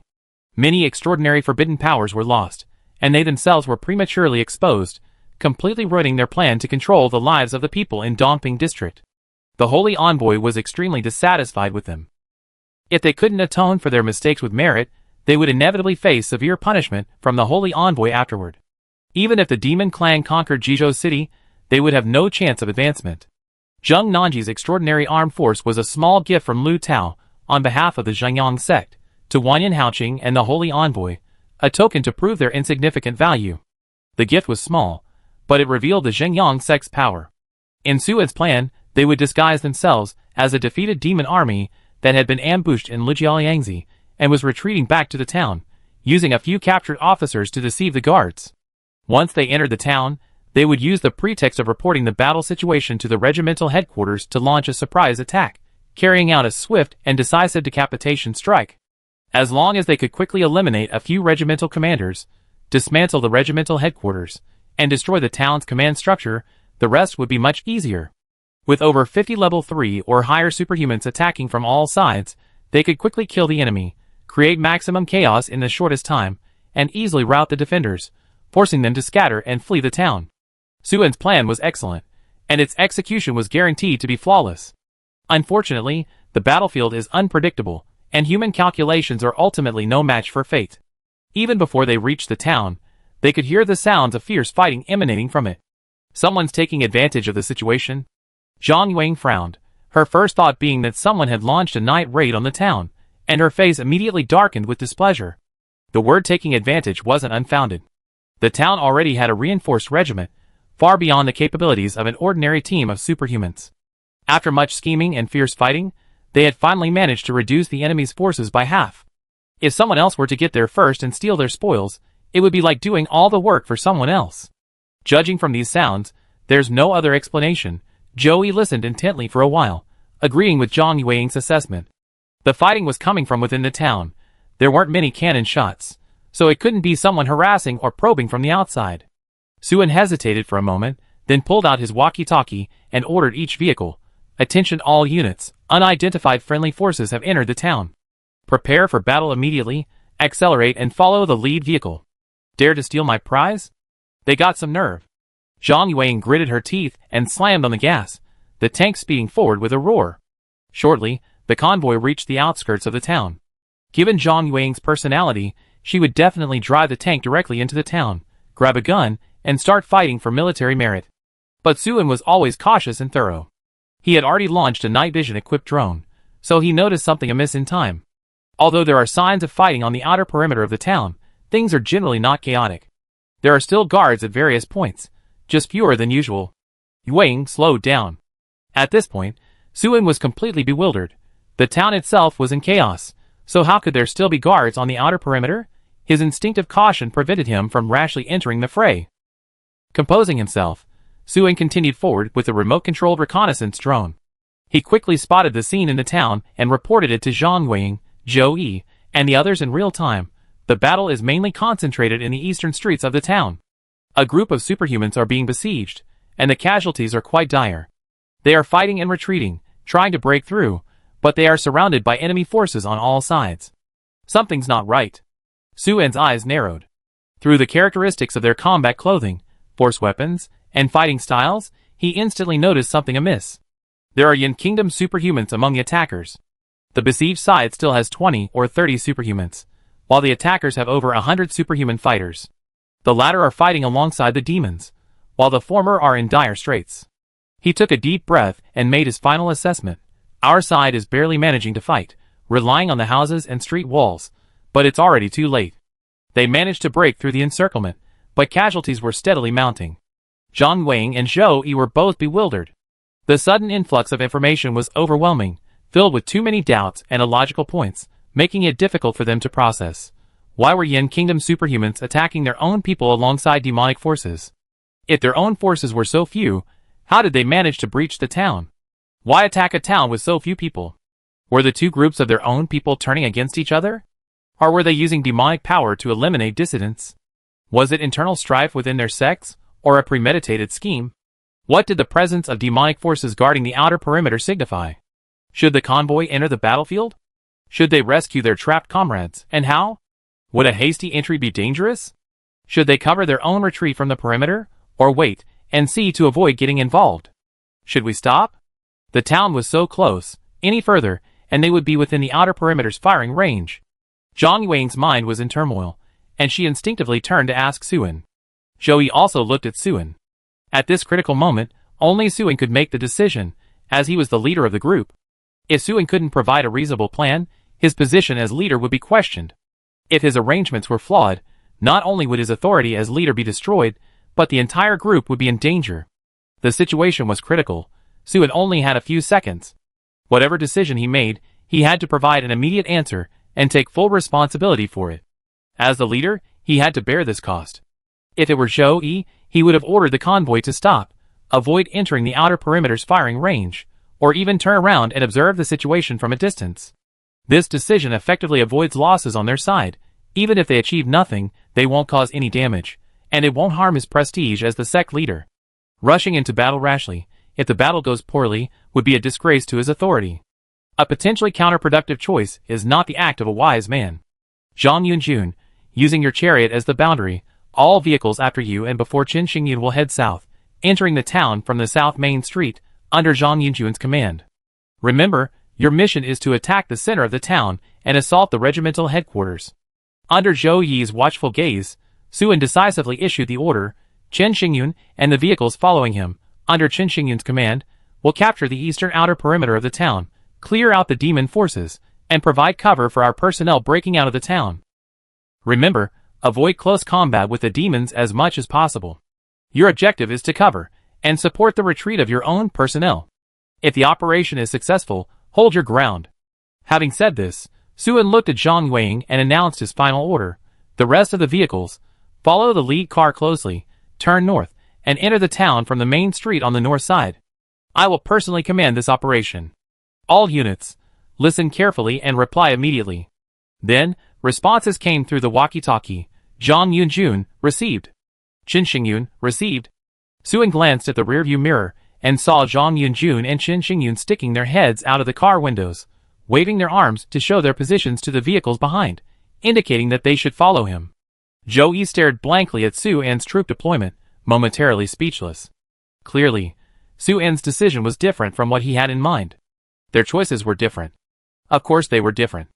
Zhou Yi, mature and prudent, made a conservative choice. Conservatism often implies mediocre talent and ordinary vision. Su En, however, had already seen many details that Zhou Yi missed in a short time, and analyzed the battlefield situation to draw deeper conclusions. Therefore, he could judge which decision would be most advantageous to his side. It was a greater reward, a relatively small risk, and a fleeting opportunity. Only someone who can make such a correct decision in a very short time can lead a sect to rapid development and growth. Instead of being like Sun Zongxing, who struggled for many years but remained only a 3-star sect leader, or like Xiao Shukui, who was keen on adventure but constantly in danger of making a mistake. This is talent and strategy. Talent as in great talent, strategy as in great strategy. Chapter 128. Who are those approaching? The lead vehicle looks like ours. The outer sentries didn't give any warnings, so it should be our people. Several guards stationed at the town entrance whispered among themselves as the convoy approached in the night. A demon cultivator waved, signaling those in the surrounding positions to be alert. He stepped forward to check the identities of the convoy. From a distance, a head popped out of the lead vehicle, waving and shouting, "It's me. Move the roadblocks." The demon cultivator squinted, using his extraordinary vision to make out the face. "Li Bei? Why aren't you supporting the Venus farm? What are you doing back here? We were ambushed on the way. We barely managed to break through and get back. Enough talk, move the roadblocks. I need to see the commander." Li Bei looked exasperated. Several vehicles slowed down and stopped in front of him. The demon cultivator ordered the roadblocks to be moved. Upon seeing their own men return, the garrison troops in the nearby positions relaxed, no longer gripping their weapons in fighting stances. "What happened in the town? How did you manage to let them in?" Li Bei asked. The demon cultivator chuckled. "What do you mean let them in? Who could break into the town right under my nose? The commander deliberately let them in to annihilate them." Li Bei stiffened, his expression shifting, as if someone behind him had done or said something.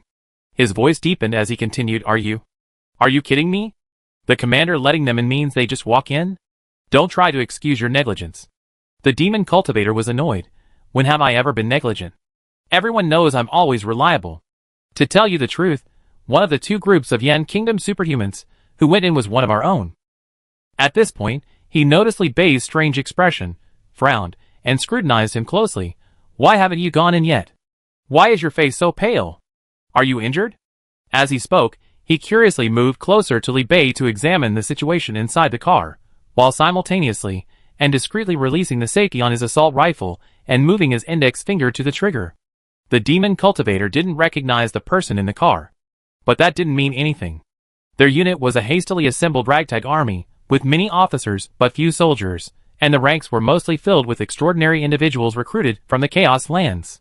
Just then, the demon cultivator heard a calm voice from the passenger seat, "Move." The demon cultivator's heart sank. He suddenly sensed something was wrong.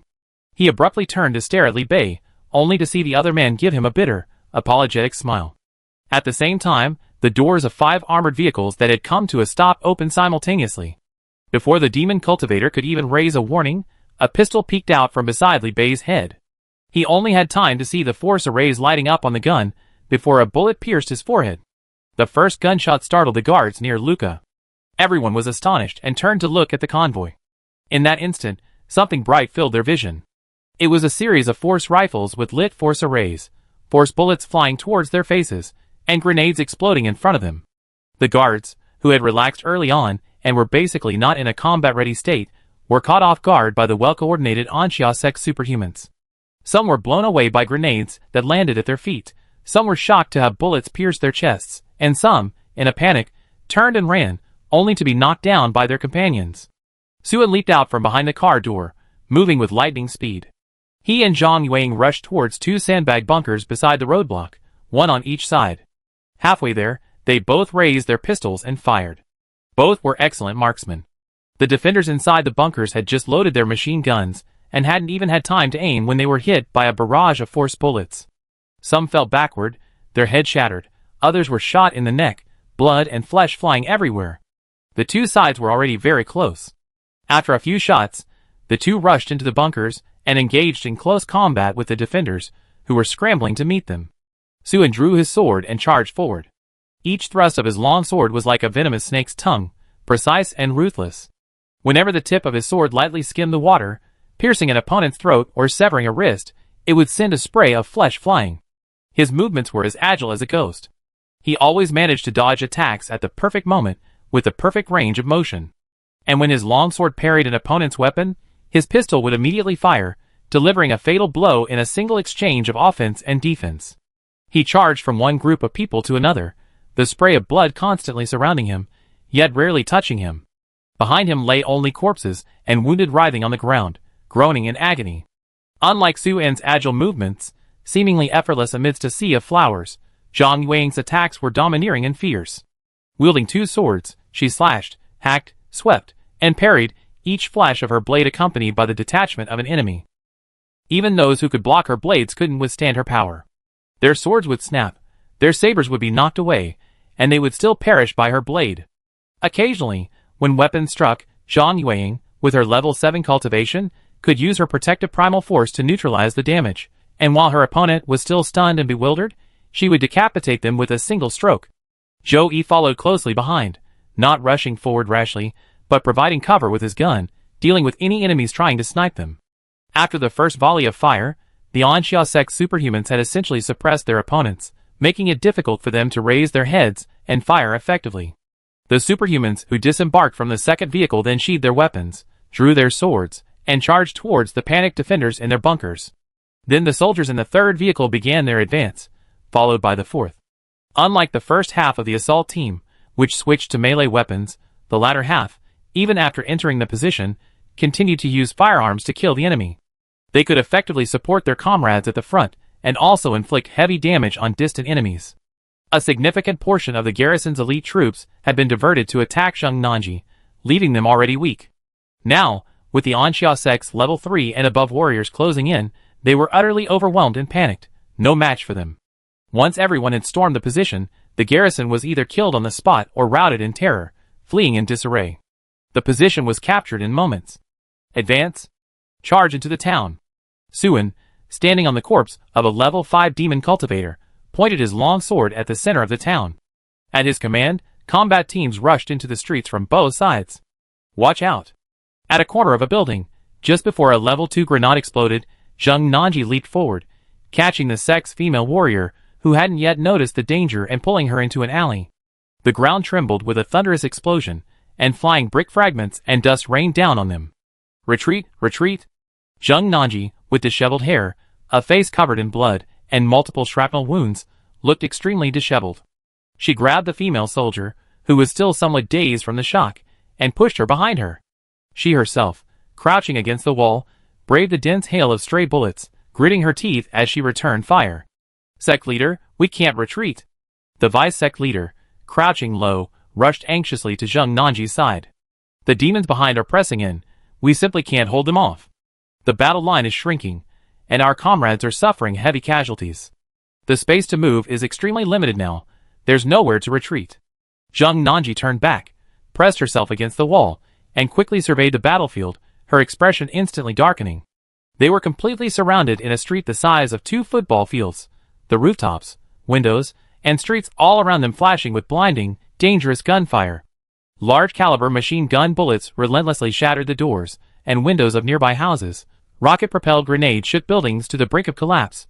Force grenades left craters in the streets, and the force bullets mixed in were deadly stings. Under such fierce firepower, the sect members, fighting desperately in various locations. The members were fighting arduously, casualties were mounting, and positions were falling one after another. Zheng Nanji knew very well that once their operational space was further compressed, the enemy superhumans would launch a full-scale assault. After a concentrated artillery barrage, the superhumans would then engage them in close-quarters combat and annihilation. At that moment, everyone would die. That Lu Tao. I must kill him. Thinking of Lu Tao, who had brought her sect to this state, Zheng Nanji gritted her teeth in hatred. She had known Lu Tao for many years, since school. Although they weren't childhood friends, they knew each other intimately. After becoming superhumans, they had worked together on numerous missions, repeatedly helping each other. Zheng Nanji never imagined that this close classmate and comrade-in-arms was actually a member of the demon race. She had previously believed that the Zhengyang sect was framed in a power struggle. After all, although they were embroiled in a scandal involving collusion with the demon race, the government had clearly stated in its official announcement that they had no connection to the demon race. Who would have thought that the Zhengyang sect was actually a henchman of the demon race?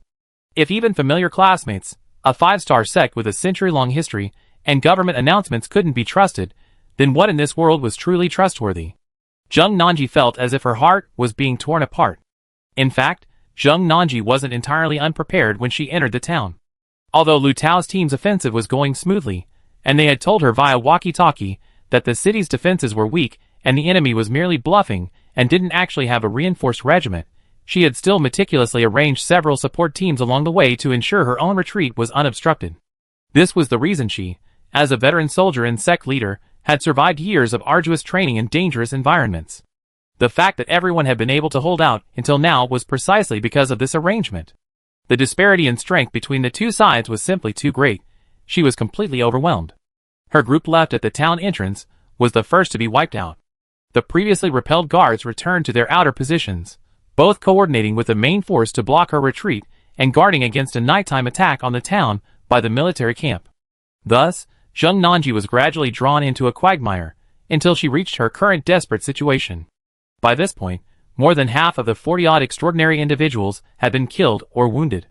If this were a conflict with another sect in Jizhou City, Zheng Nanji would have already surrendered, not for any other reason than to give the remaining sect members a chance to survive and avoid total annihilation.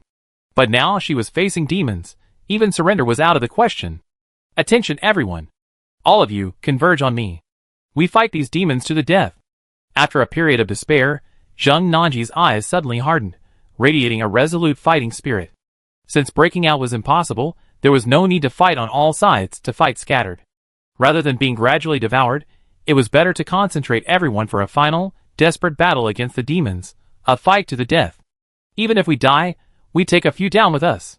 Sect Master, something's wrong.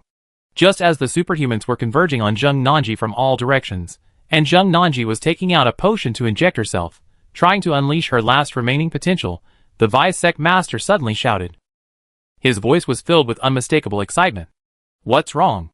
The Vice Sect Master's excitement puzzled Zheng Nanji. As she asked, she moved to a corner, observing the battlefield and focusing her senses on her surroundings. With a breath, Zheng Nanji's bright, clear eyes lit up.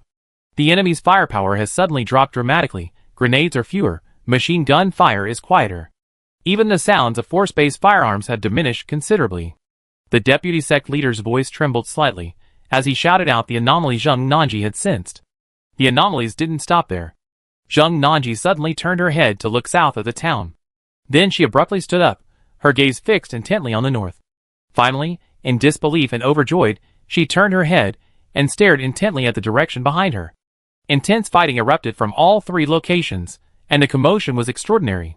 Someone has stormed the town from three sides. The deputy sect leader's voice trembled, like a drowning person grasping at a straw, almost bursting into tears of joy. High-powered force grenades, level 3 force firearms, and quite a few of them. They're definitely elite. Sect leader, we're saved. Friendly forces have appeared out of nowhere. Who arrived so timely? Zheng Nanji's face flushed with excitement, her eyes glistening with tears. Her pale hands gripped her assault rifle tightly, as she opened the walkie-talkie and shouted, "Reinforcements have arrived." Everyone break out. Break out to the rear with all your might and rendezvous with the reinforcements. Chapter 129.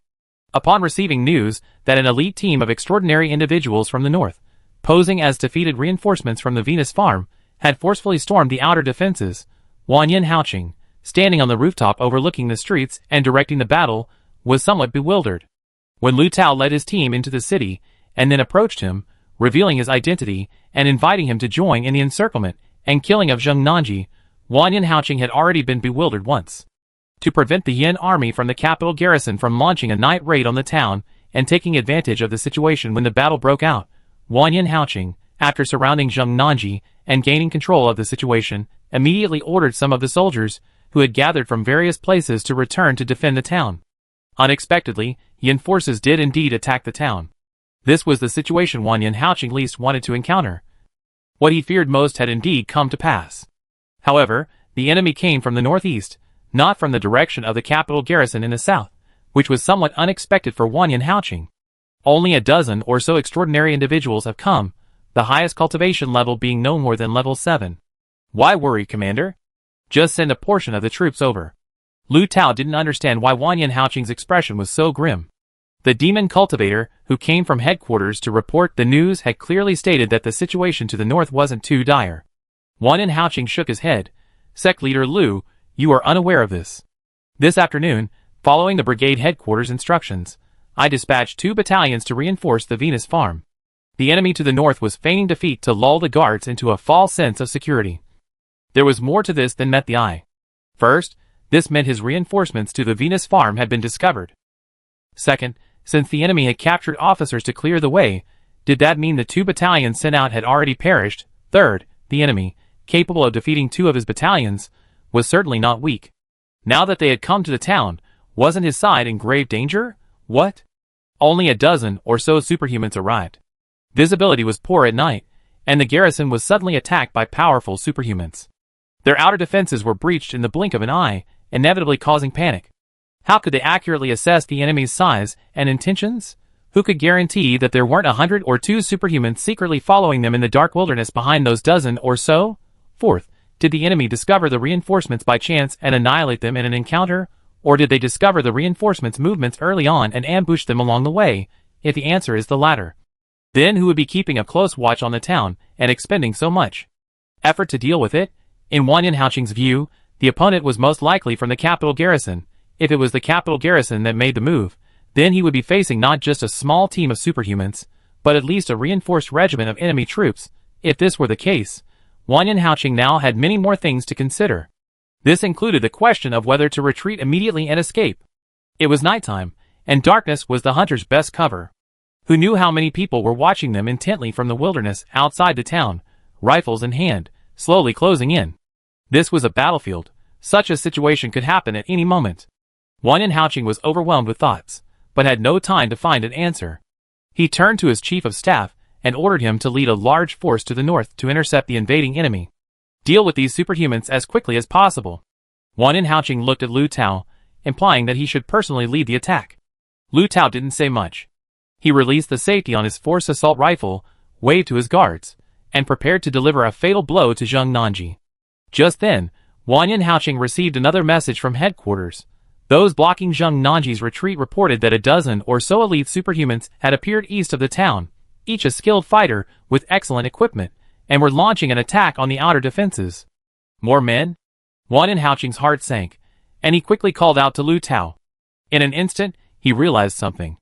He had been wondering why, knowing there was fighting in the town, the enemy wasn't coming to Zheng Nanji's aid, but instead attacking from the north. It turned out the northern battlefield was merely a distraction, diverting his forces. Their main target was still the east. I go support the outer defenses. Lu Tao's expression darkened. Regardless of whether the enemy in the east was truly only a dozen or so, they couldn't be allowed to break through the force blocking Zheng Nanji's retreat and successfully rendezvous with her. If they only number 10 or 20, just repel them, don't pursue them, Wang Haoqing calmly instructed, fearing Lu Tao might encounter an ambush in the wilderness after chasing them out of town. If they number more than 10 or 20, hold the streets at all costs. I will provide timely support. After Lu Tao and his men left, Wang Haoqing had few extraordinary combatants left. He stared intently at Zheng Nanji, who was stubbornly resisting in the streets, his eyes flashing with urgent killing intent. He couldn't wait to deal with Zheng Nanji and free up men to deal with the extraordinary individuals who had raided the town at night. Reporting, Commander. Another group of extraordinary individuals has entered the town. They came from the south and have already broken through the outer defenses, heading straight for the headquarters. Deputy Commander, please return immediately. A short while later, a demon cultivator rushed to Wanyan Haoqing and loudly reported. Upon hearing this, Wanyan Haoqing's pupils dilated in shock. The south? The regimental headquarters? Were they really from the commandery's camp? How many soldiers had come tonight? Was their target the regimental headquarters? Go to the regimental headquarters. Wanyan Haoqing disregarded everything else, immediately withdrawing most of his forces from the siege of Zheng Nanji, and rushed towards the regimental headquarters like the wind. The enemies to the north and east had tied down many of his troops. Although the defenses on the southern outer perimeter were still intact, their elite combat strength was dwindling, making a swift breach by the enemy understandable. The regimental headquarters also had few elite soldiers left. Once the regimental headquarters fell, the town would immediately descend into chaos. With poor command, what if the enemy launched a massive attack? Without effective command, how could he face an attack from an enemy force exceeding a reinforced regiment? At this moment, Wanyan Haoqing fully realized that the enemies to the north and east were bait, a decoy. The enemy's true target had always been the regimental headquarters. The goal was to rout the town's garrison, capture the town, and drive them out. Or even annihilate them. I was so stupid, so incredibly stupid. When the enemy to the north launched their attack, I shouldn't have harbored any illusions. I should have realized in time that it was the enemy from the southern military camp making their move. Wanyan Haoqing was filled with remorse. If only I had decisively abandoned the siege of Zheng Nanji then, and instead consolidated my forces and fortified my defenses, I wouldn't be being led by the nose like this now.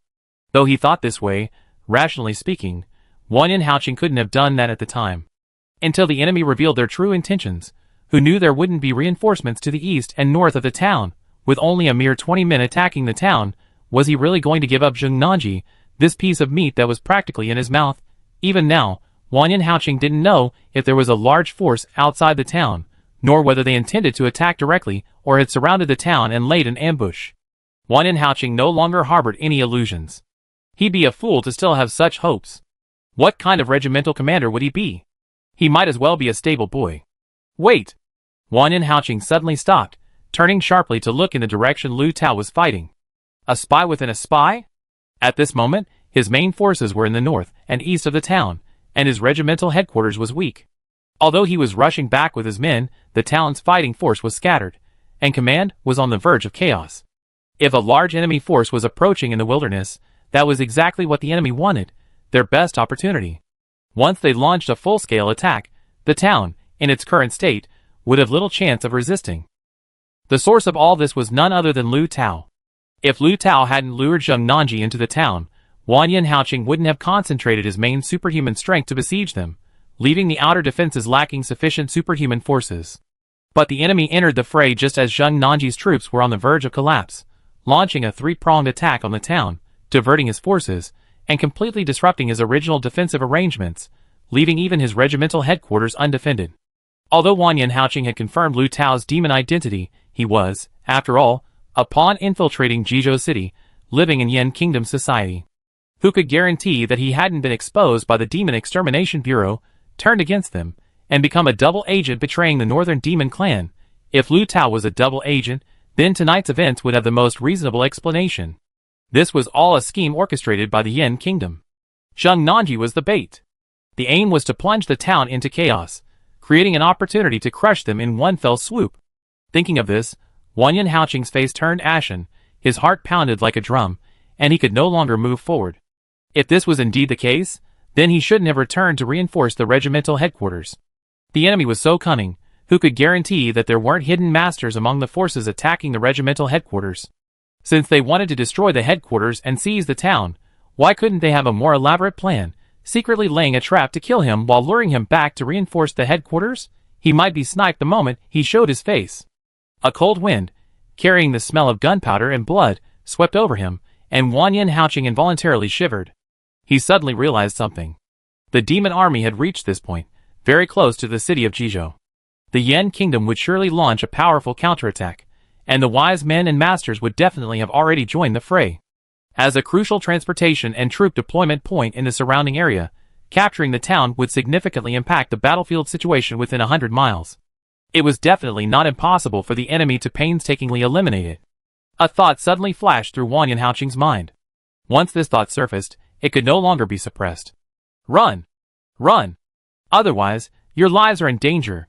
Suan led his troops into the town from the North Main Street, routing several ordinary platoons along the way.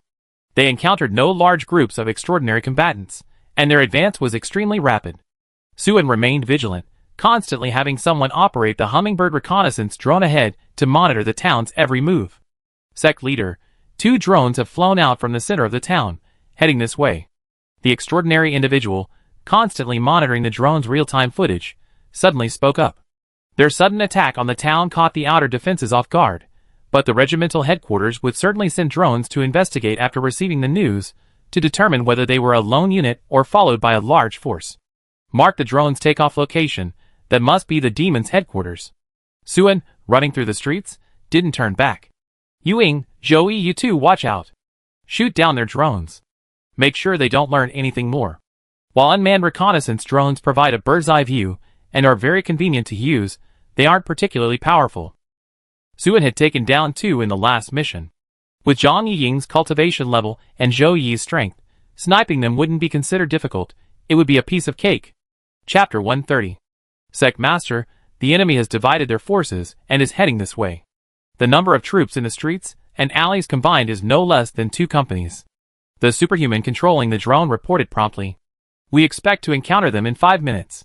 Hiddenly park the drones on the rooftop, overlooking the battlefield, but don't take off again easily. Suan didn't want his drones to be shot down. He didn't have many with him. All troops, halt your advance and immediately seize advantageous combat positions.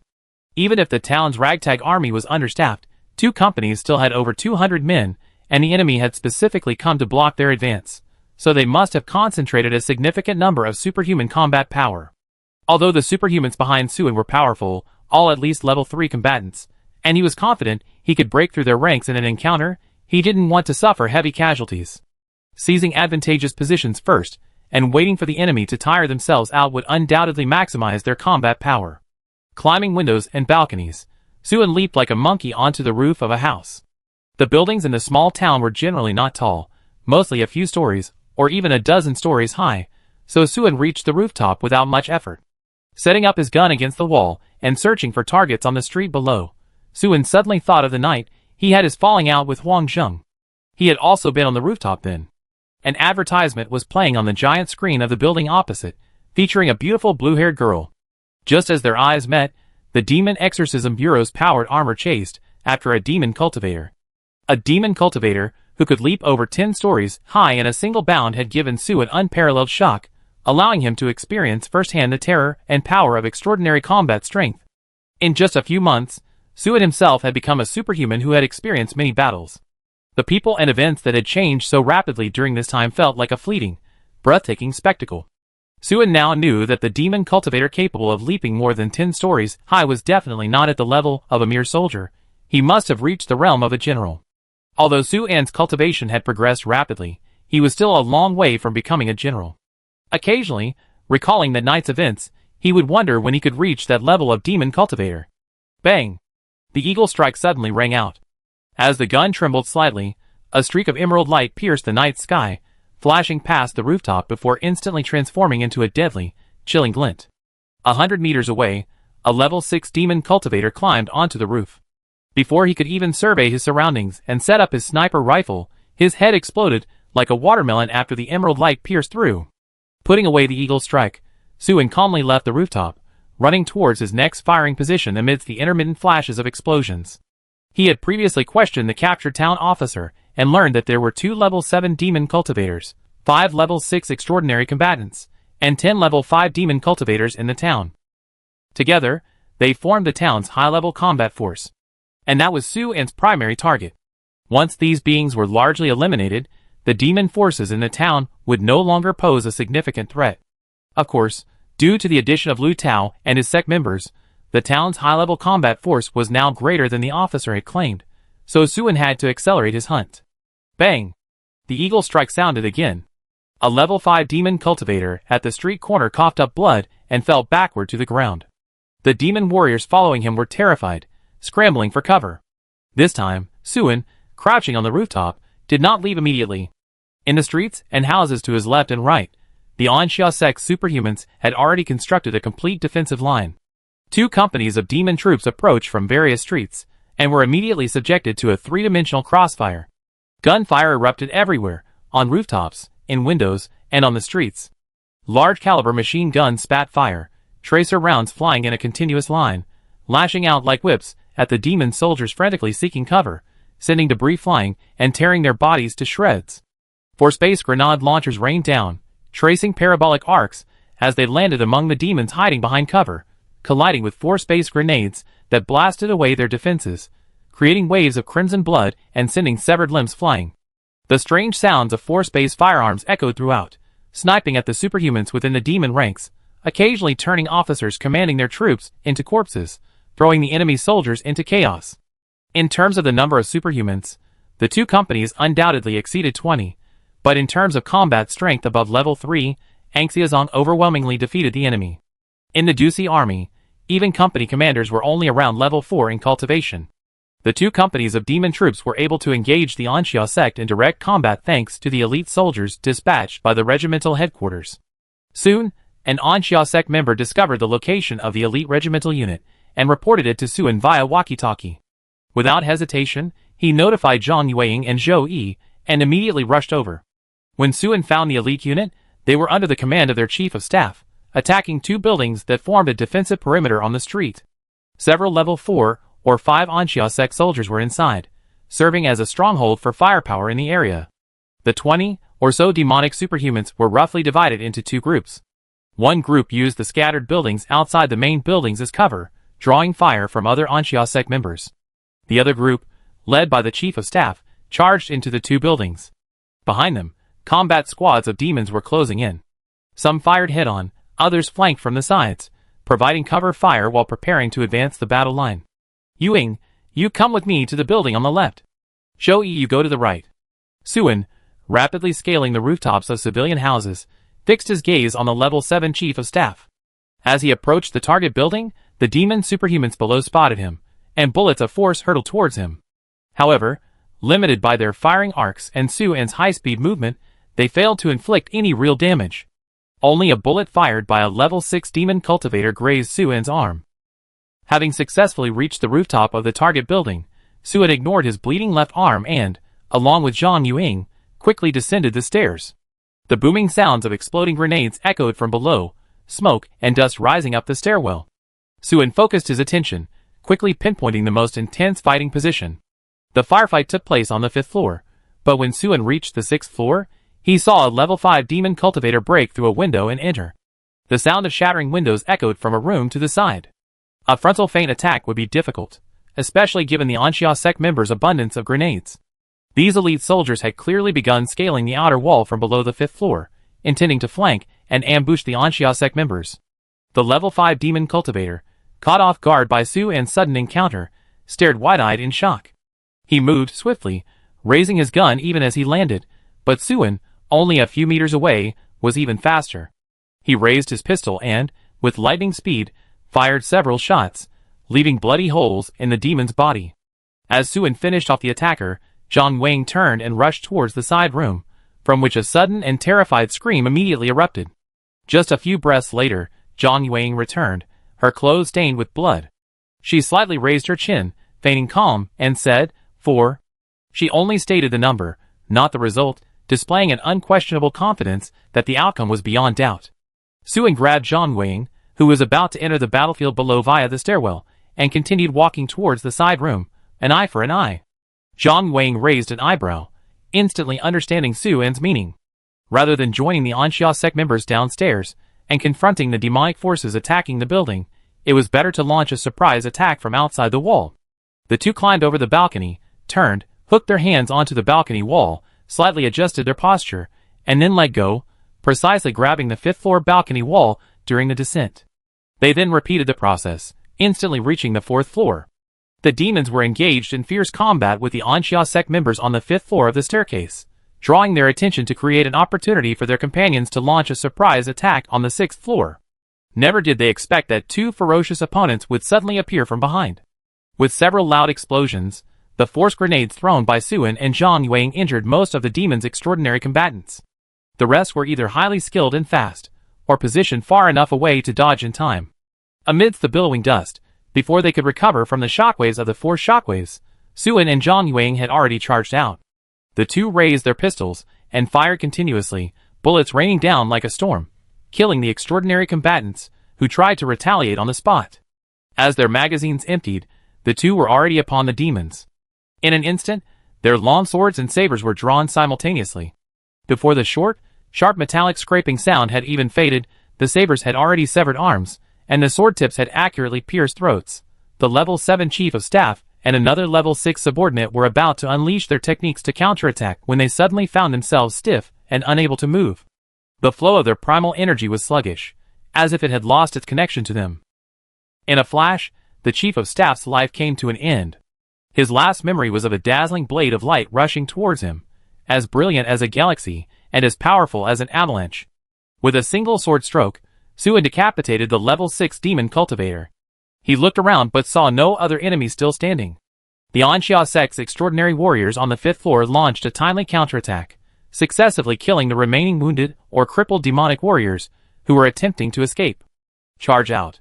Annihilate this elite group of demons. Suin pointed his long sword out the window, and the Anxia sect's extraordinary warriors, swords in hand, leaped out of the window with murderous intent. The demon soldiers responsible for drawing the firepower of the Anxia sect's superhumans on the street were engaged in fierce combat, when suddenly, countless shards of glass rained down from above. Looking up in astonishment, they saw a group of level 4 or 5 superhuman warriors descending from the heavens, like divine soldiers, instantly filling them with dread. Zhou Yi, who had already arrived at the battlefield, launched a timely charge. Most of the high-level combatants in this elite demon force were led by their chief of staff in the main offensive, while the support personnel left on the street were of ordinary strength, none even reaching level 6. Naturally, they were no match for Suin, Zhang Yueing, Zhou Yi, and the others, and were quickly killed or wounded. The remaining few, seeing the situation was dire, fled in disarray. Chapter 131. Seeing their chief of staff and other elite troops suffer heavy casualties on their very first battle, with the remainder fleeing in panic, the soldiers were terrified and utterly demoralized. With the high-level superhuman combatants largely eliminated, the Anxia sect members launched a massive offensive. Level 5 and 6 superhumans led the charge, leaping into the ranks of soldiers like tigers and wolves, slaying officers with swords and blades. Level 3 and 4 superhumans followed steadily, providing support with force-based firearms. The demon soldiers could not withstand this ferocious onslaught, nor dared to. Their company commanders were only level 3 or 4, and their squad and platoon leaders were only level 1 or 2, utterly powerless to stop the enemy, and they all turned and fled. With the officers gone, the ordinary soldiers scattered and fled for their lives. Thus, a seemingly bizarre yet perfectly logical scene unfolded in the streets and alleys. A single combat squad from the Anxia sect was able to chase and kill an entire enemy platoon. Suin had no interest in slaughtering low-level superhumans and ordinary soldiers.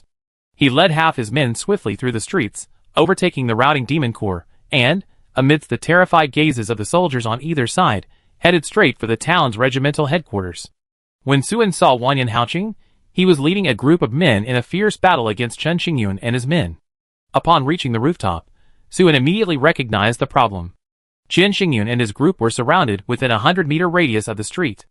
A dozen superhumans were scattered across rooftops, windows, and the street, fighting against a company or two of the enemy's forces. However, Chen Xingyun was clearly dominating the battle. Wanyan Haoqing, a level 7 demon cultivator, was solely focused on directing the battle, refusing to personally engage in combat.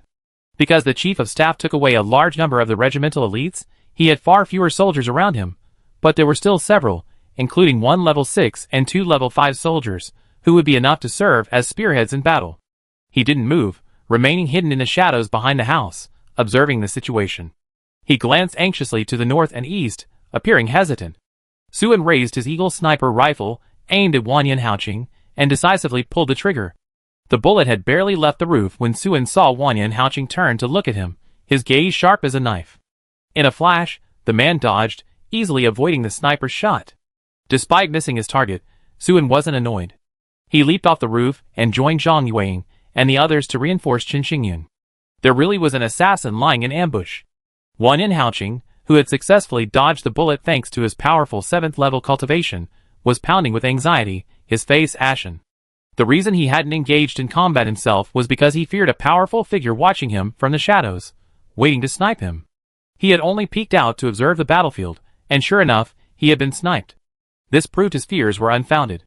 In fact, Wan Yanhaoqing was still commanding the battle, and his decision not to evacuate the town with his guards already demonstrated considerable courage and risk. This wasn't out of a sense of duty. After all, work wasn't as important as life, but rather because he didn't want to easily abandon the town and bear the responsibility of losing a crucial military stronghold. Compared to Battalion Commander Su, who turned and left the military camp upon seeing enemy reinforcements arrive, Wan Yanhaoqing's ability to remain in the city and command after being attacked from multiple sides by a powerful enemy at night was a testament to his exceptional professionalism. Of course, this doesn't mean Wan Yanhaoqing's character was significantly better than Battalion Commander Su's.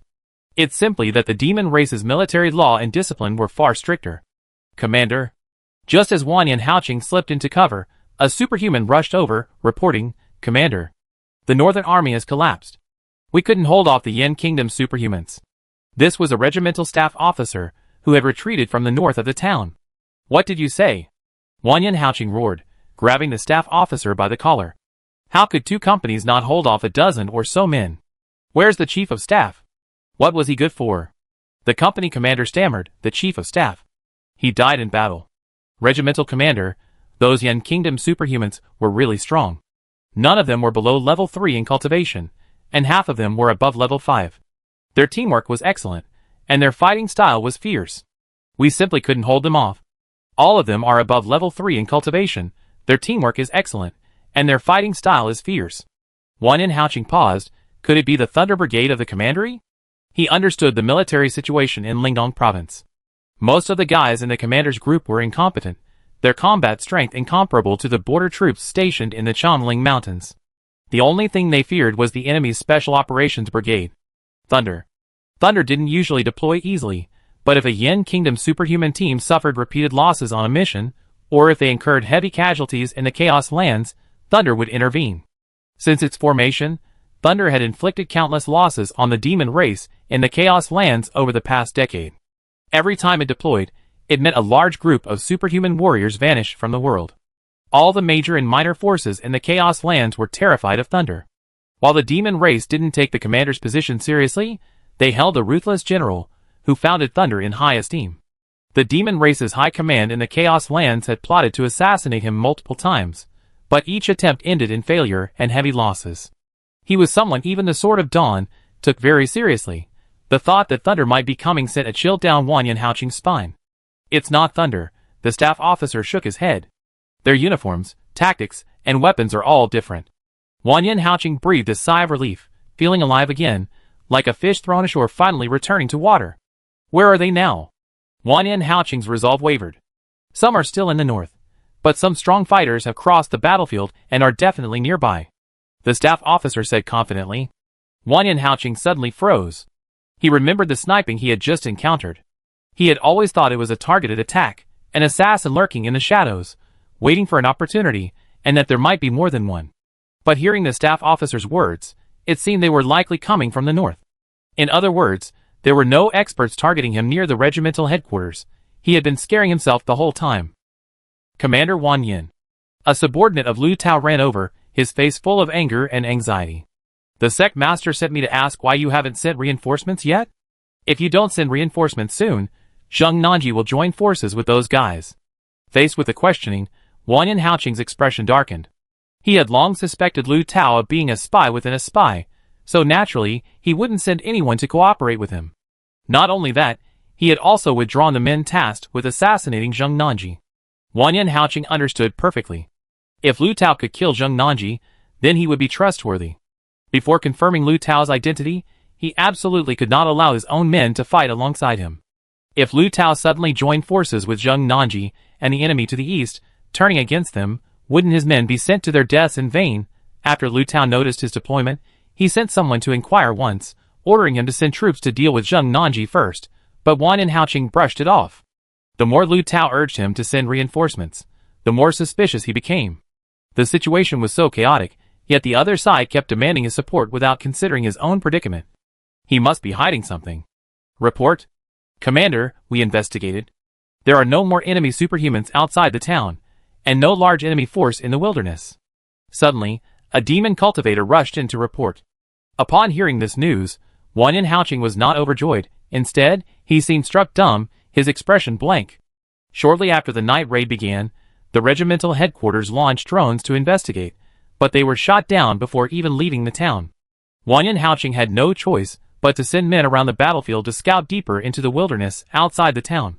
Because it involved a considerable distance and the risk of being ambushed while searching all around, Wan Haoqing had dispatched a significant portion of his extraordinary combat forces, and the round trip had taken considerable time. No large force. At this moment, Wan Haoqing was furious and humiliated, veins bulging on his forehead. Undoubtedly, he had been tricked. The enemy, with only 50-odd extraordinary individuals, had used a simple three-pronged attack strategy to scatter his forces, plunging the town into chaos and nearly scaring him away. Wan Haoqing's face flushed with shame and anger. But he couldn't understand. Without a large force, just 50-odd extraordinary individuals, knowing that Lu Tao and his sect members were in the town, dared to attack directly. How many heads did these people have to lose? How many lives could they afford to waste? Did they not know the meaning of death? How dare they? Why would a group of extraordinary individuals from Yin Kingdom society risk their lives like this? They're all out working. They only have one life. Once you die, you have nothing. In any situation, you have to weigh the pros and cons. Everyone is calculating the risks and gains, only to encounter a bunch of reckless brutes with strong limbs, but simple minds. Wan Haoqing had always assumed he was on the 5th level, and dared not underestimate his opponent. But in the end, he discovered that his opponent wasn't competing with him in intelligence or strategy, he was just brute force on the 1st level. Wan Haoqing felt deeply humiliated. If he had known this would happen, he had many options. Whether it was joining forces with Lu Tao to eliminate Zheng Nanji first, or returning to headquarters to concentrate his forces, and wipe out Qin Xingyun's team in one fell swoop, neither would have been difficult if he had personally intervened. They would have been easy. But he was intimidated, afraid to take the risk and act rashly. It took a lot of courage for him not to be frightened into running away. He didn't concentrate his forces, wasting a golden opportunity. He had to send men out of the city to assess the situation, which further dispersed his superior combat forces. Now, the enemy to the north had routed his troops, 2 companies were in disarray, and it would be difficult to restore order in a short time. His chief of staff was killed in action, and the elite troops of the regiment he led were almost entirely wiped out, greatly reducing his high-level superior combat forces. Lu Tao was firmly tied down in the eastern part of the town, and now the enemy was practically at his doorstep. What could have been a favorable situation was now on the verge of collapse. Even if Wan Haoqing immediately joined the battle, he could no longer quickly annihilate Qin Xingyun's forces. The crisis of defeat was imminent. But can this be considered foolish of Wan Haoqing? Even if the brigade commander came, or even if he stood before the division commander, Wan Haoqing would still dare to hold his head high and say he was by no means stupid. Li Yuan's entire army was wiped out in the attack on the military camp. The 2 battalions he sent out in the afternoon were ambushed and suffered a crushing defeat. As night fell, Lu Tao led Zheng Nanji into the city. The fierce fighting didn't last long before powerful enemy forces launched a surprise attack, breaching the outer defenses and storming into the town. His head wasn't made of stone. How could he possibly think of nothing and just charge into battle like a soldier on such a dangerous night, when he didn't know the enemy's strength? If his mind were that simple, he would have died countless times already. How could he have become a regimental commander in charge of a region? Wan Haoqing asked himself. If he couldn't blame himself, then why did things turn out this way? The answer was obvious. The key was 2 words: time. Wan Haoqing wasted no time. Upon returning to his regimental headquarters, he immediately sent men out to investigate. Only by confirming the enemy's strength could he determine if his previous suspicions and concerns were valid. Now, those who went out have returned, bringing good news. Under normal circumstances, Wan Haoqing could act without hesitation at this point, or at the very least, mobilize all his elite troops to eliminate the enemy in one direction. The enemy was outnumbered, and he could easily defeat them one by one. In that case, his victory would be certain. But now Wan Haoqing has lost that opportunity. because his chief of staff has been defeated. The defeat was too swift. By the time he learned the enemy's true strength and could calmly deal with the situation, the enemy from the north had already advanced close, and the situation had collapsed. Ultimately, the enemy's strength to the north far exceeded expectations. Strength was fundamental, strategy secondary. The enemy's actions today, including the initial defeat of the 2 battalions they had sent out, had left Wanyan Haoqing bewildered and hesitant during the 3-sided night attack on the town, preventing him from making a rash move.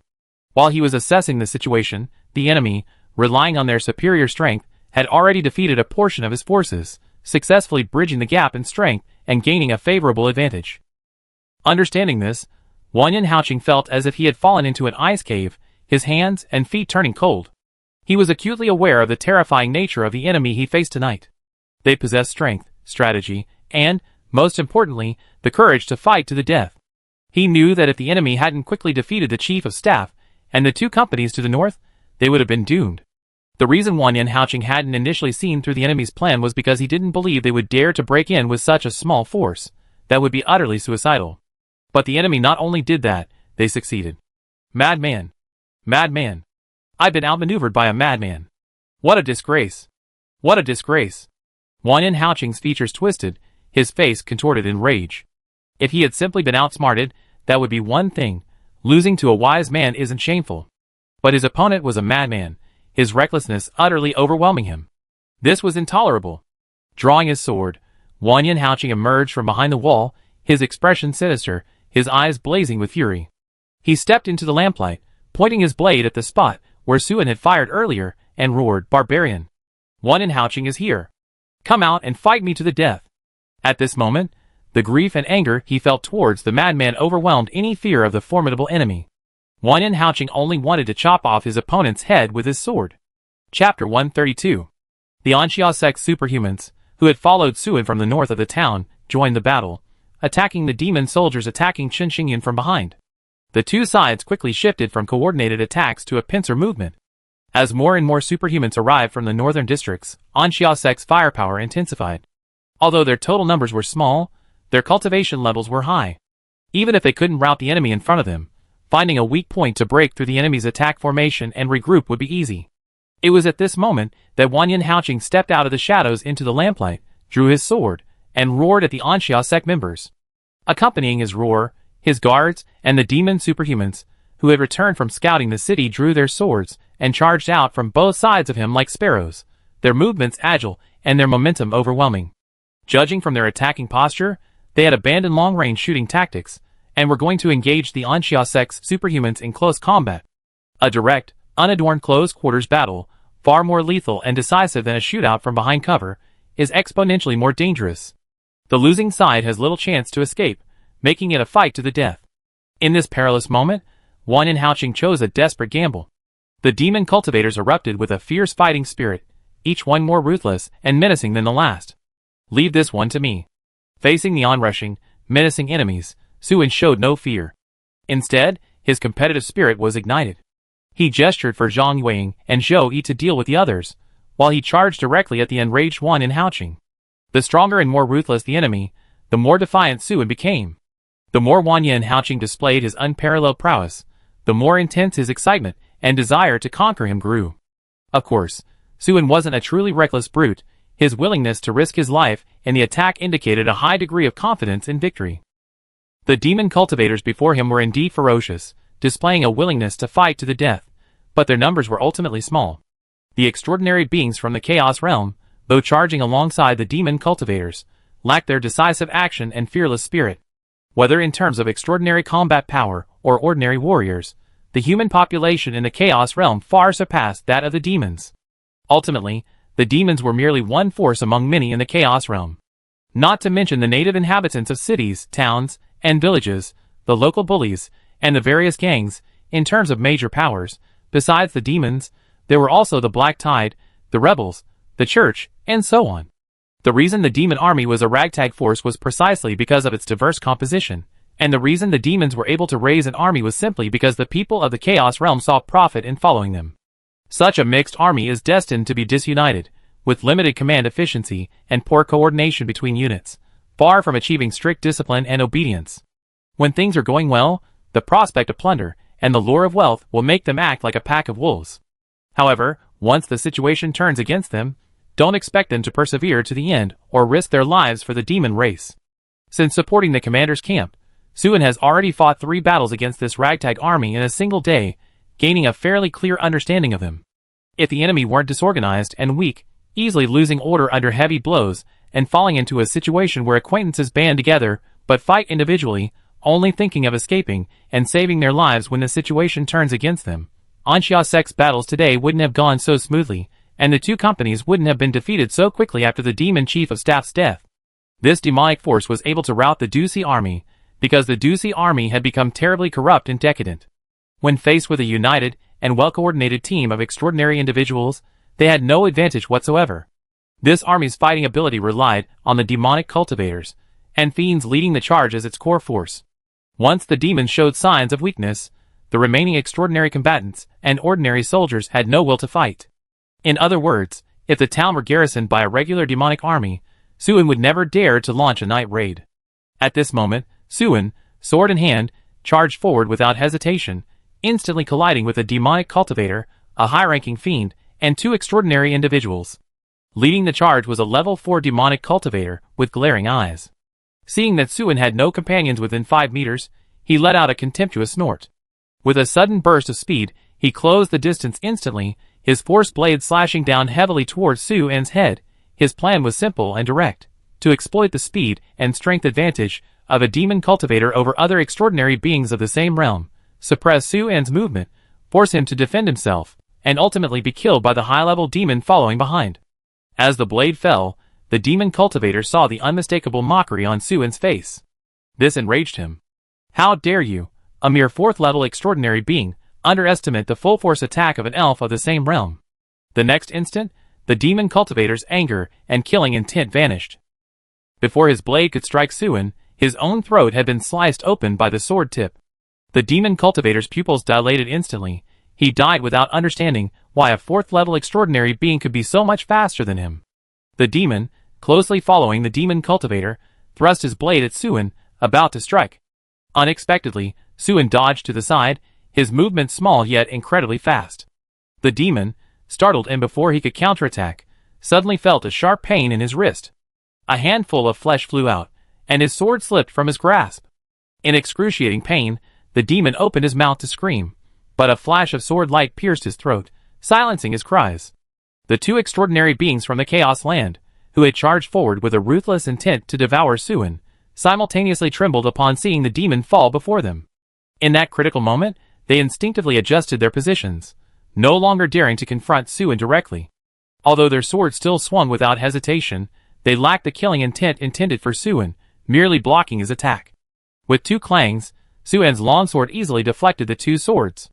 Before he could make another move, the 2 extraordinary individuals unleashed their maximum speed, impatiently brushing past him without a second thought, rushing towards the Anxia Sect members behind Suin. Suin, too, didn't turn back, both because he didn't need to, and because Wanyan Haoqing was right in front of him.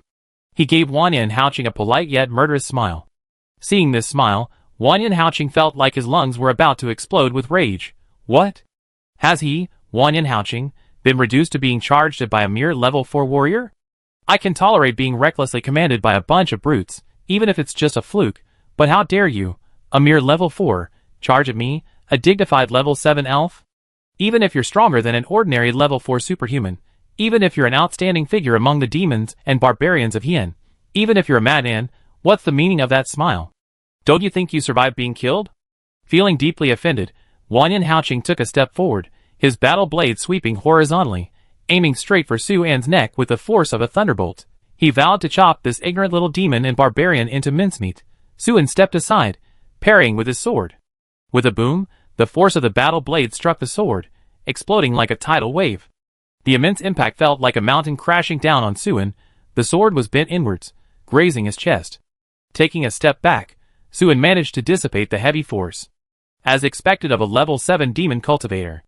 Suan, his chest height, brightened with joy, his eyes shining with satisfaction at Wanyan Haoqing's strength. Wanyan Haoqing, who had been confident he could easily send Suan flying, coughing up blood, or crippled with a single strike, suddenly froze. In that instant, he was gripped by severe self-doubt. What? Had my strength diminished? Was I no longer level 7? If not, why was a level 4 warrior unharmed after taking his strike? Enraged, Wang Haoqing's face was ashen. He had never imagined needing a second strike to defeat this brat, but now he had no choice but to continue his attack. In his fury, his battle blade slashed down at Suin with the force of a mountain splitting. This time, he went all out, holding back no strength. He refused to believe his opponent could survive.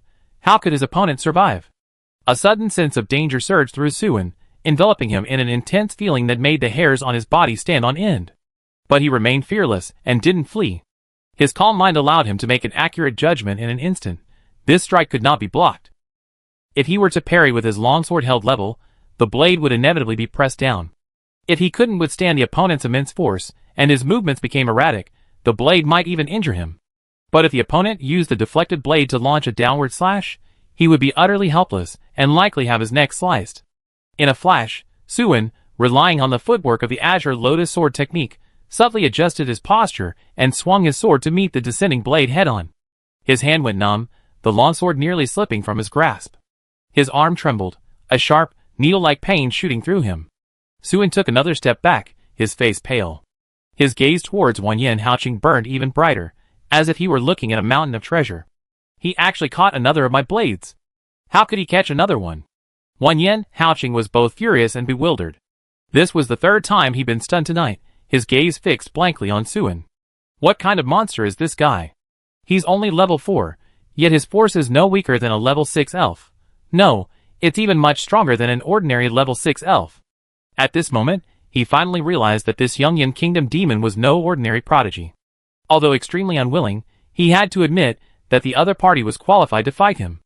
At other times, Wang Haoqing would have tried to deduce the other party's true identity and, based on that, connect it to his previous. Fang's identity undoubtedly meant he was secretly protected by powerful guards, like the Holy Envoy. He might be filled with suspicion again, wanting to turn and flee. But right now, meeting Suin's strangely excited and covetous gaze, this reality only fueled his anger and frustration. What on earth is going on today? Is there nothing normal anymore? Has the sun and moon turned upside down, or rivers flowed backward? Is the world about to collapse? I, Wang Haoqing, a level 7 elite among the elves. Am I supposed to use my powers to kill a level 4 barbarian? A humiliating disgrace. An unprecedented humiliation. With a furious roar, Wang Haoqing launched another attack. This time, he completely abandoned his contempt, no longer hoping to resolve the matter with a few strikes. He unleashed a relentless barrage of attacks. The blade flashed incessantly, wave after wave crashing down on Suin like a tidal wave, leaving him no opening, no chance to catch his breath. He was determined to take him down in one fell swoop. Under this impenetrable pressure of blades, Suin was like a maple leaf tossed about in a storm. Each clash of swords sent him staggering backward. He was blown left and right, teetering on the brink of collapse, constantly in grave danger. But he didn't fall. Like a blade of grass bowing and bending repeatedly in a strong wind, yet always standing tall, relying on the agile footwork of the Azure Lotus Sword technique, his body escaped a fatal blow. Like a butterfly flapping its wings repeatedly in the wind and rain, he was resilient and unyielding. Bang! Another powerful clash of swords sent Suin flying backward, like a kite, with a broken string. He landed with a backflip in midair, immediately bending low and dipping his toes, gripping the ground tightly. Although he slid backward for over 10 meters, his gaze remained fixed intently on his opponent. When he came to a stop, his face was ashen, blood trickling from the corner of his mouth. Several wounds of varying depths covered his body, and his combat uniform was badly tattered, making him look utterly wretched. Wang Haoqing stared at Suin, his face ashen, his eyes twitching slightly. He truly hadn't expected Suin to withstand a full-scale assault. Several times he was just a hair's breadth away from severely injuring his opponent, yet each time Suin narrowly avoided his attacks. It wasn't simply a matter of superior combat skills and swordsmanship. To maintain composure and calm judgment under the immense pressure of near-death experiences was a feat Wang Haoqing knew all too well. At this moment, his anger had subsided.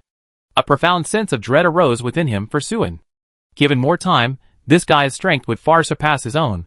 The threat to the elves would increase dramatically in any area where Suin operated, and his ultimate achievement could very well reach the level of a Saint Envoy. Chapter 133. Wang Haoqing took a breath, advancing step by step with his knife in hand. Your primal force is almost depleted, Your energy is about to fail, and your hand can barely grip the weapon. You're quite good, but you can't withstand another round of my attacks, not even half a round. Little demon, your death is near. Why not flee for your life? He wasn't moving fast, seemingly giving Suen a chance to escape. Of course, this wasn't real. He merely wanted to toy with Suen, to see him make a fool of himself before he died.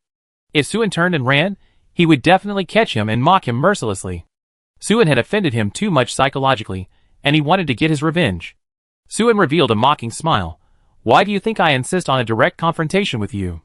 Do you really think I lack self-awareness, wanting to fight a level 7 demon cultivator with only level 4 cultivation? Seeing Suen smile, Wan Yanhaoqing couldn't help but flare up again, pointing his sword at Suen and roaring, You! All of you are a bunch of lunatics, who don't know the meaning of death. What can you do besides recklessly? If any of you had a modicum of sense, you wouldn't have attacked my regiment's headquarters tonight. He was filled with resentment. Suen's smile became even more sarcastic. You don't really think so, do you? What do you mean? Wan Yanhaoqing suddenly stopped, scanning his surroundings warily. He had come to his senses now. Suen, a genius like him, must be of extraordinary status, like a holy envoy, likely protected by powerful figures in secret. Suen straightened up slightly. I dared to lead my troops to raid the town at night, because I firmly believed my plan would succeed. You be hesitant and uncertain because of my arrangements, wasting a golden opportunity until I'm right in front of you before you realize what's happening. What did you say? Wan Yanhaoqing was both shocked and furious. You were in charge of tonight's operation? You're just a level 4. No, what makes you think you can predict my actions? Do you think you know me well? The fact that a level 4 could command so many elite soldiers, and that there were even level 7 experts in the ranks, deepened Wan Yanhaoqing's apprehension about Suen's identity, and made him even more wary of the hidden guards. Earlier, he hadn't rushed to kill Suen when he spoke to him, he had only wanted to toy with him. But now, he dared not act rashly. Suen's smile remained unchanged. As he stood up straight, his aura, which had plummeted to rock bottom, began to rise steadily. His posture gradually straightened, and he exuded an air of unparalleled confidence and pride.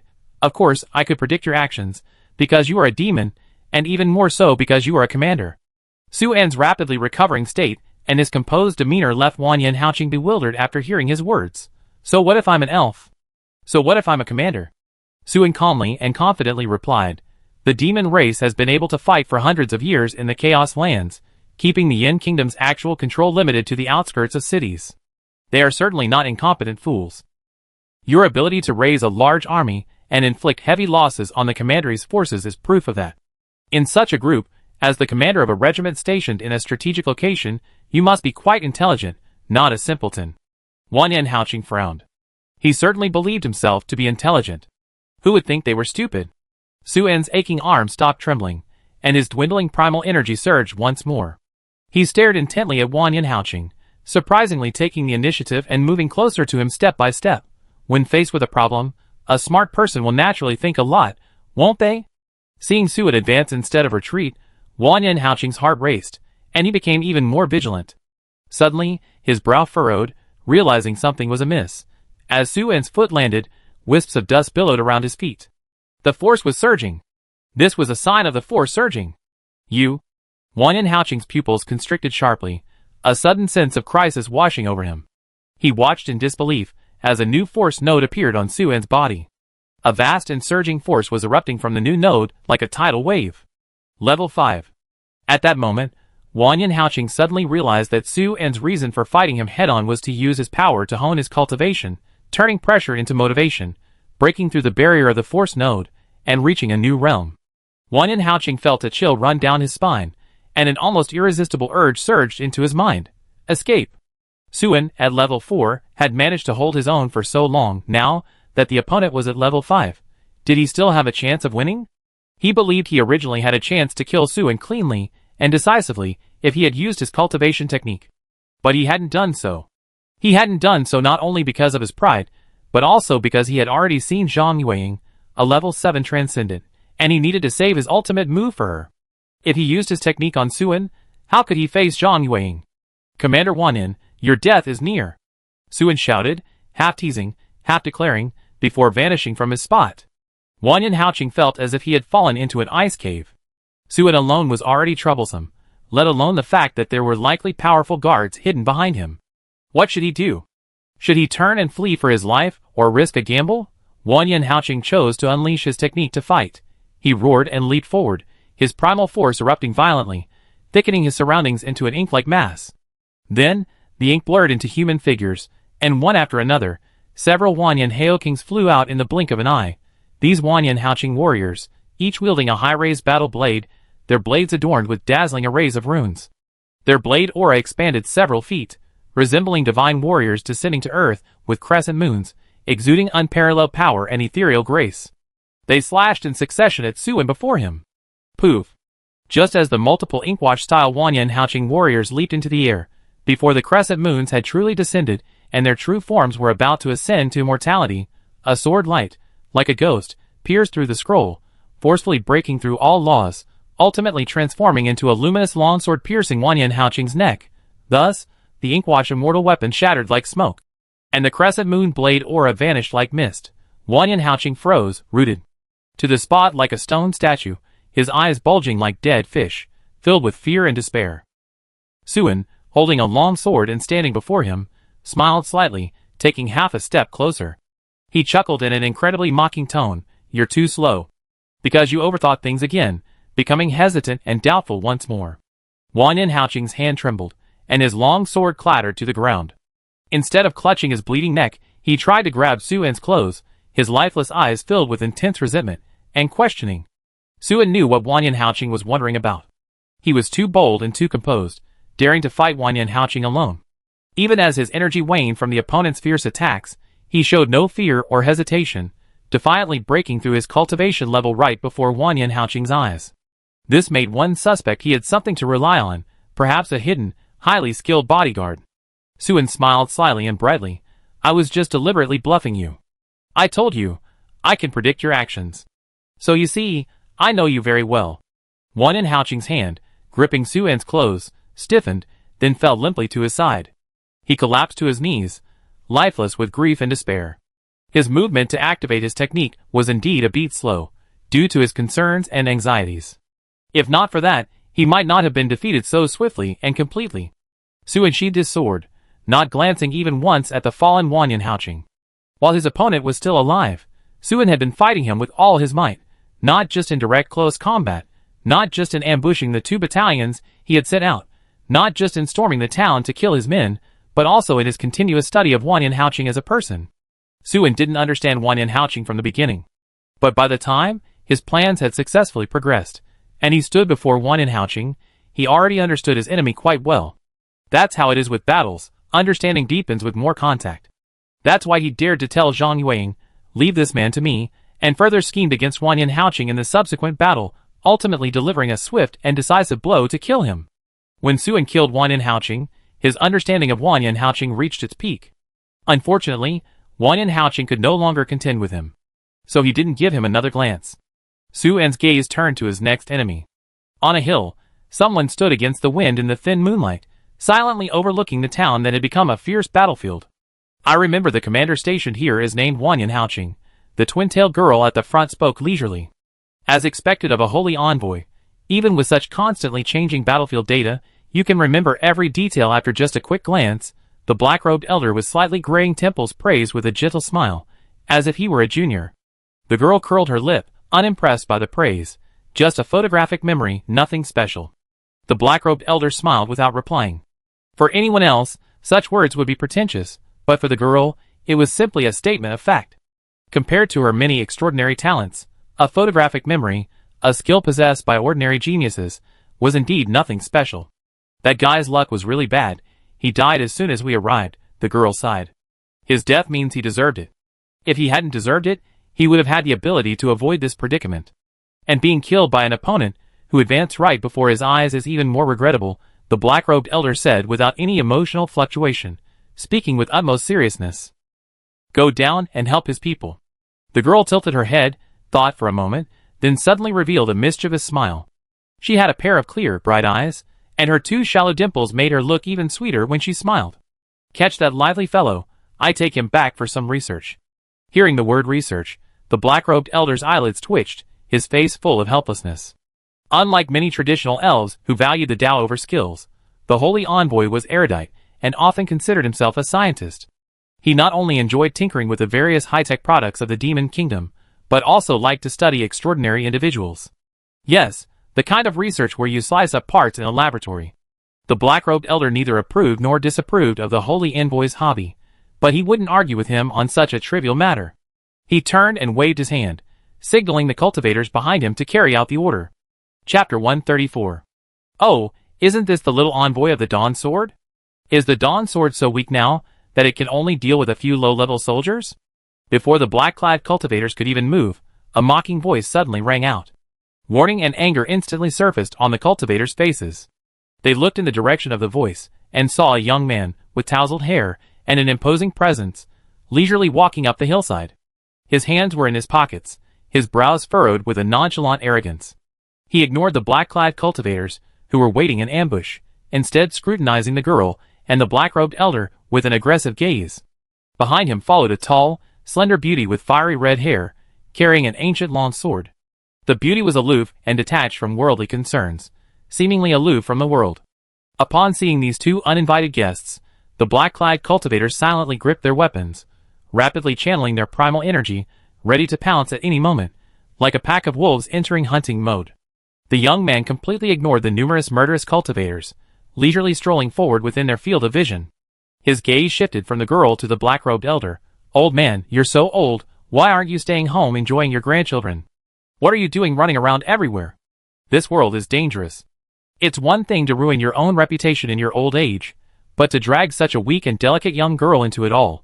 Sigh, I'm too embarrassed to even lift a finger, afraid of making her cry with one punch."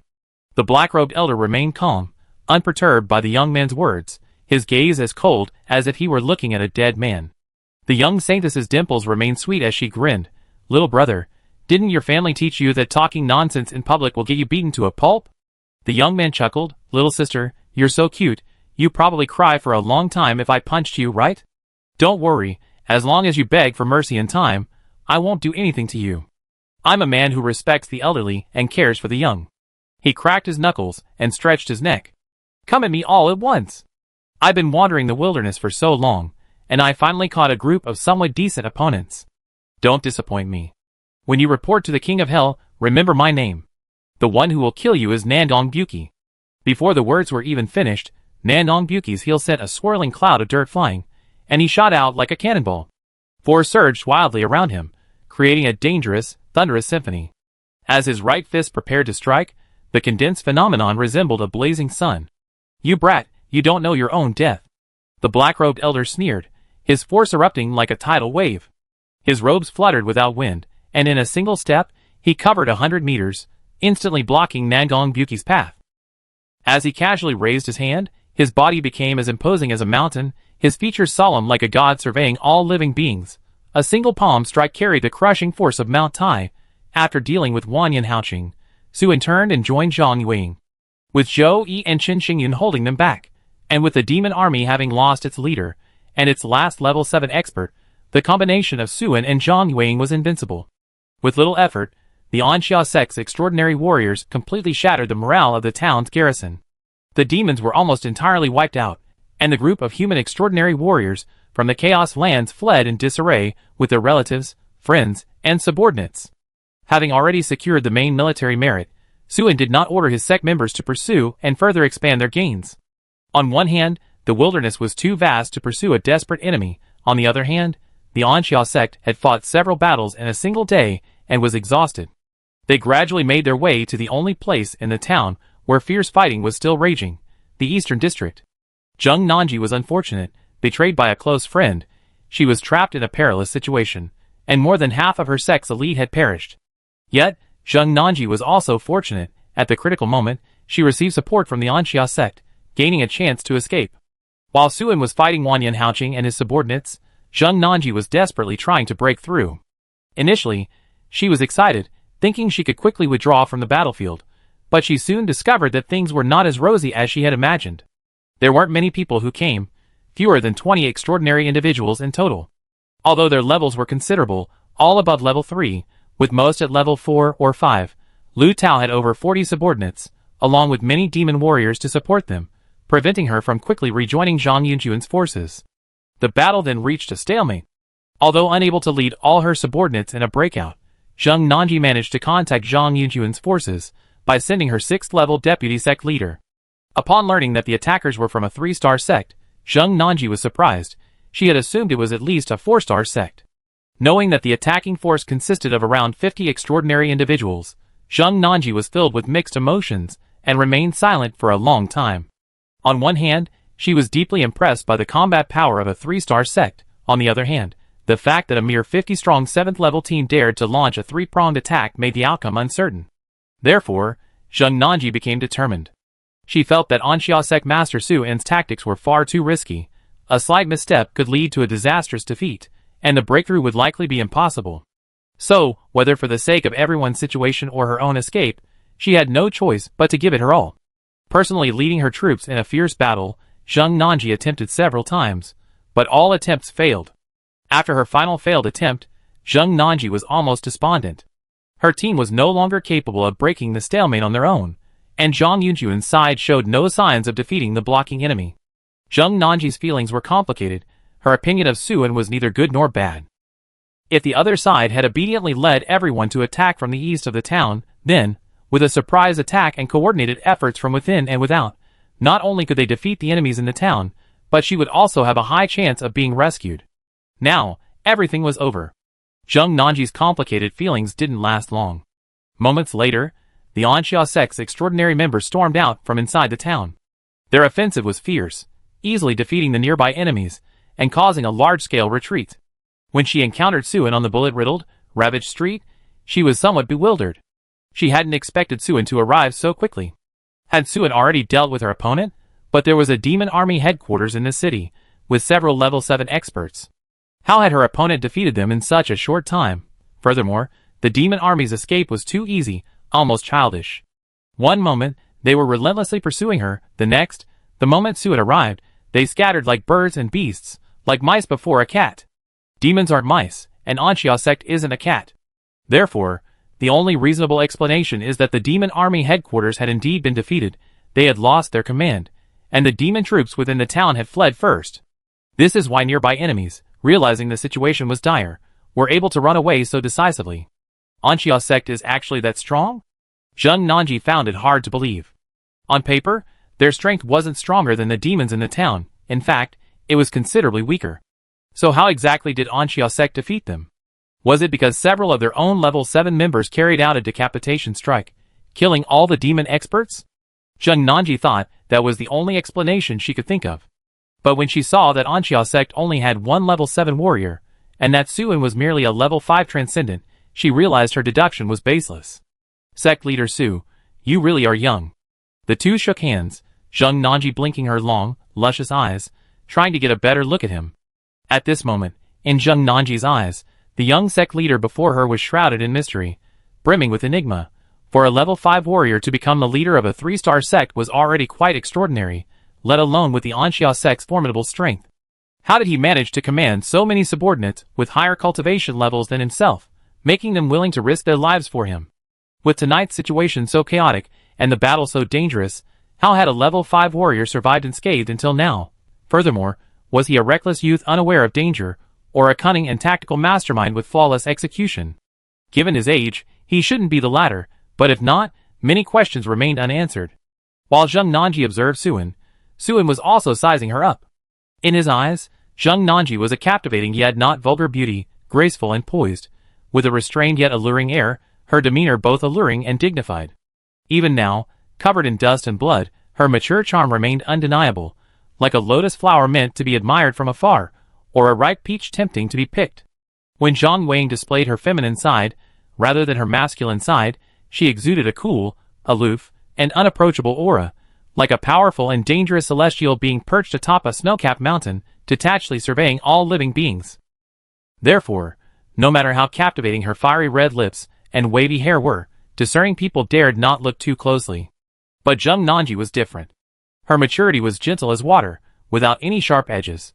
Her dignified and graceful demeanor never alienated anyone. She possessed a distinct worldly, down-to-earth quality, always giving people a sense of closeness. Yes, Zhang Wang also bore the marks of worldly experience, an unconventional and imposing aura. Suan and Zheng Nanji exchanged brief greetings, and the two groups immediately began their coordinated attack. The demon army scattered and fled, with only Lu Tao's troops still fighting. They realized the situation was dire, and were trying to disengage and retreat. However, this was not easy. Previously, they had the support of demon warriors, giving them numerical superiority. But now that the demons had fled, they were trapped between Suan and Zhang Yunjun. Trying to break out? They would have to ask the Anxia sect members for their opinions. After a fierce battle, Lu Tao's troops, leaving behind a large number of corpses and suffering heavy losses, fled north. What a pity that Lu Tao got away. Zheng Nanji clenched her fists. Many of her men had died. She had wanted to personally avenge her enemy, but she knew her side was outnumbered and unable to form an impenetrable encirclement. Now, she could only sigh helplessly. Suan smiled slightly. He can't escape. Zheng Nanji turned back in astonishment, not understanding why Suan was so confident. Suan was naturally confident. The combined fighting force of Anxia sect and Zheng Nanji's men was less than twice that of Lu Tao. Even if all the sect members were mobilized, encircling the enemy was impossible. Given this, why wouldn't he make other arrangements? The weakness in Anxia sect's northern encirclement, the defensive gap, was something he had deliberately left, intended to allow the enemy to break through from there. Now that the enemy had passed through, it was tantamount to him stepping into the gates of hell. Before Zheng Nanji could ask for clarification, a series of deafening explosions rang out from a small alley to the north, flames shooting dozens of meters into the air, illuminating the nearby buildings. What was that? Zheng Nanji stammered, bewildered. Just some grenades and explosives, Suan said calmly and nonchalantly. I don't have many men, but I have plenty of ammunition. On the way to support Zheng Nanji, Suan sent several men to retrieve grenades and explosives from a car parked north of the town. While they were engaged in fierce fighting with Lu Tao's forces, they planted the grenades in a prearranged narrow street to the north. After the setup was complete, those who planted the grenades guarded the left and right street entrances, while the Anxia sect members attacking Lu Tao deliberately created openings, coordinating pursuit and ambush to force Lu Tao and his men into the narrow street. Then, they were blown to bits. Chapter 135. Looking at the composed and calm Suan, Zheng Nanji pursed her lips, momentarily at a loss for words. From the commotion, she knew the exploding force grenades and bombs were level 3, something an ordinary 3-star sect couldn't afford to mass-produce. Even she used them with extreme care. Suan, however, had buried them in swathes of the streets. One could imagine how many he used in this single explosion. It was as if level 3 grenades were free. Transcendent sects usually plan their operations meticulously. After all, missions could end in victory or defeat, and often ammunition spent didn't yield much in military merit. Extravagant spending would result in financial losses, inevitably leading to the sect's decline. Almost no sect would do what Suan did, using all their surplus funds to buy weapons and ammunition, taking everything with them on a single mission. And Suan had even used his men's military merits as well. If they failed even once, it would be a complete loss. Wasn't Suan worried about this? Of course he was worried, but not too much. While the members of the Anxia sect rushed to the site where Lu Tao and the others had been bombed, clearing out any remaining survivors, Suan turned slightly, gazing at a range of rolling hills outside the town. The fierce fighting in the town had never ceased, and few noticed the fluctuations in origin force there, but Suan and Zhang Yuang had sensed the battle commotion during their movements. Those weren't superhumans of their level. One side in the battle was definitely the enemy. If such a powerful expert were to join the fight and help one in Haoqing, the Anxia sect, if not completely wiped out, would at least suffer heavy casualties. Even if Suan miraculously escaped with his life, failing to defeat the defenders and recapture the town, the points he had previously earned might not be enough to compensate for the losses in this battle. However, at that moment, Suan did not lead his troops to retreat, but continued to advance the battle. There were powerful enemies outside the town, that's true, but weren't there also experts on their own side? Recalling the events of the last mission, a faint smile appeared on Suan's face, his eyes deep. Lu Tao wasn't killed in the explosion. He, along with a level 6 subordinate, and 2 lucky level 4 or 5 sect members, survived, albeit severely injured, and were captured by the Anxia sect.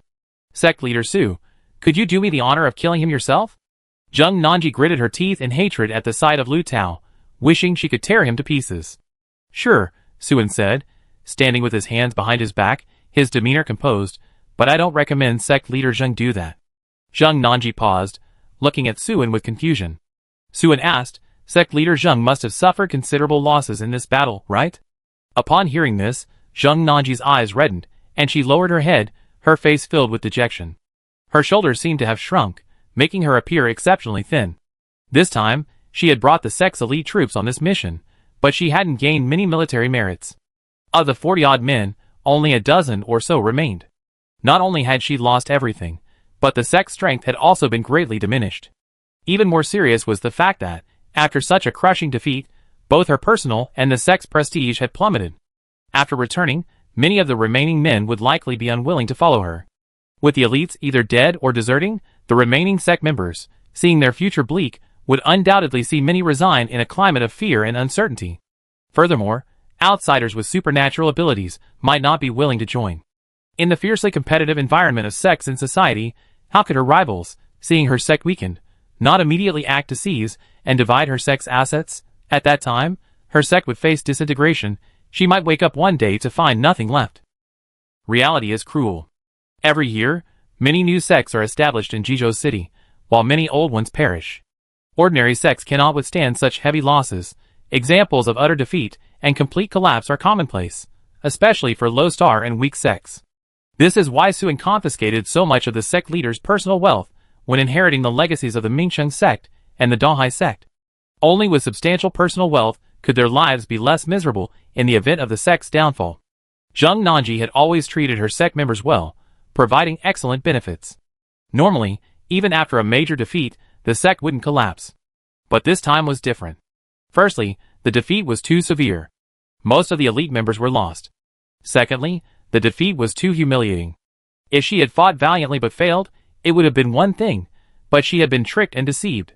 If word got out, people would certainly doubt her abilities as the sect leader. This is why Zheng Nanji hated Lu Tao so much, unable to suppress the urge to kill him in revenge. Suan's words reopened her wounds, causing her immense pain and humiliation in front of everyone. He had previously held a very high place in her heart, and she was deeply grateful to him. But now, her goodwill towards Suan had diminished. Zheng Nanji was a meticulous and sensitive person. She couldn't help but wonder. A young sect leader had led his sect to a great victory, while she, the older sect leader, had caused the sect to suffer heavy losses. Was Suan asking this question out of a desire to flaunt his prowess and success in public? Zheng Nanji suppressed her grief, forcing a smile to appear as normal as possible to avoid looking too disheveled, and then asked without any resentment, "What does sect leader Su want to say?" She truly held no resentment. After all, the other party had saved her, so what was wrong with showing off a little? She just felt sad. Zheng Nanji's smile, seen through Suan's eyes, appeared all the more poignant and sorrowful. Her peach blossom eyes, like pools of water, held an indescribable desolation and bitterness. Yet, she was trying her best to conceal her emotions, stubbornly refusing to reveal any weakness. Little did she know that it was precisely this persistence that made her appear even more pitiful. Suan couldn't help but soften her tone. Given the current situation of the Southern Yin sect, our circumstances upon returning will likely not be good. If sect leader Zheng is willing, the Anxia sect can provide protection. Zheng Nanji was slightly taken aback, then immediately realized, sect leader Su wants to take us in? The bitterness in her heart deepened, wave after wave of agonizing pain almost impossible to calm. Yes, after this defeat, the Southern Yin sect would most likely disintegrate. She, as sect leader, wouldn't be able to remain for many more days. Since that was the case, she had to consider her future. This is the most vulnerable time for the Southern Yin sect, and also her most confused and helpless moment. Suan's proposal to recruit them now will likely tempt many members of the Southern Yin sect. After all, who wouldn't want to join a powerful sect? However, Suan's actions seem too hasty, too opportunistic. After all, the Southern Yin sect hasn't collapsed yet, and Zheng Nanji is still the sect leader. There's still a possibility she could save the sect from its impending collapse. By making this suggestion in front of her, Suan is actually speaking to the members of the Southern Yin sect, causing the already anxious and disunited members to split up, essentially giving the already crumbling Southern Yin sect a final push. Suan's ultimate goal is to force her to accept the proposal. Accepting the proposal now would earn her the favor of proactively bringing her sect members into the Anxia sect, securing better prospects for them, and thus giving her some standing within the Anxia sect in the future. If she disagreed, and the Nanyan sect members joined the Anxia sect individually, the sect would be destroyed, and she would have nothing left. For Suan, absorbing the Nanyan sect would not only provide him with a group of experienced warriors, but also allow him to acquire various Nanyan sect assets at a low price. A two birds with one stone situation. As for how low this low price was, that would depend on the outcome of subsequent negotiations, but there was no doubt that the Anxia sect, taking advantage of the situation, would reap substantial profits. Zheng Nanji silently clenched her fists, her thin shoulders trembling slightly, her knuckles bloodless. If she were rational enough, she should discuss the price with Suen right now, but emotionally, she couldn't accept it. Having painstakingly built her sect through countless life-or-death struggles over many years, only to have it handed over to someone else because of a single defeat and a misplaced trust in an old friend, Zheng Nanji felt an indescribable humiliation and grief. She could no longer feel any goodwill towards Suen. Sect leader Zheng, what makes you say this? Suen could tell from Zheng Nanji's expression that she had misunderstood, and quite drastically so. I don't intend to absorb the Southern Yin sect. Not absorb? Zheng Nanji's heart, which had plummeted to the bottom, suddenly returned to her throat. She looked at Suen, bewildered. Then what does sect leader Su mean? Suen said, cooperation? How? Zheng Nanji was still nervous, afraid that he was just using a nicer name. Suen looked around and noticed a restaurant not far away. Although the restaurant had been severely damaged in the war, some tables and chairs were still relatively intact. He gestured to Zheng Nanji, let's find a place to sit down and talk. Sitting down face to face in the restaurant, Suen solemnly asked, Sect leader Zheng, have you heard of the Anxia Alliance? After a brief introduction, Suen continued, the Anxia Alliance's development in Dongping District has reached a bottleneck. If it wants to advance further in the short term, it must either move upwards or expand horizontally. Moving upwards would mean direct competition with the established giants of Dongping District, who generally possess deep-rooted family influence and government connections. This option is not suitable for us at the moment. Expanding horizontally would require entering other districts and competing for resources with existing powers. This is equally difficult. The best approach is to cooperate with local forces to open channels. Chongqing District, where the Nanyan sect is located, is adjacent to Dongping District. If the Nanyan sect is willing to join the Anxia Alliance, it would be a mutually beneficial situation for both of us. Let's all work together, each getting what we need, and develop together. What do you think, sect leader Zheng? Zheng Nanji was intrigued, but still somewhat hesitant. However, my Southern Yin sect suffered a major defeat, our strength has greatly diminished, and we are facing financial difficulties. Even if we join the Anxia sect, we can't offer much help. Suen smiled gently. Sect leader Zheng can rest assured on that point. As I just said, cooperation is a win-win situation for both of us. Now that we have defeated a reinforced regiment of demons, killed many demons with extraordinary combat abilities, and recaptured the town, the military merit rewards will be very generous. The Southern Yin sect contributed greatly to the success of this battle. If sect leader Zheng hadn't led his men into the city first, willingly using himself as bait to restrain the enemy's extraordinary combat abilities in the town, disrupt the garrison's deployment, attract their attention, and force them to reveal many weaknesses, our subsequent offensive would not have been able to proceed smoothly. This is our first collaboration. In the battle report, I will state the truth. Sect leader Zheng had already discovered Lu Tao's true identity and, using a clever ruse, cooperated with my troops, willingly sacrificing himself for victory. The only detail sect leader Zheng needs to add is that he was already familiar with me and had communicated with me before the battle. Upon hearing this, Zheng Nanji's soft, alluring eyes widened, her smooth, red lips parted, and she stared at Suen in disbelief, unable to utter a single word for a long time. Chapter 136. To escape the deep shadow cast by this battle and avoid the sect's disintegration, the Southern Yin sect needs to do many things, but the most crucial is undoubtedly money.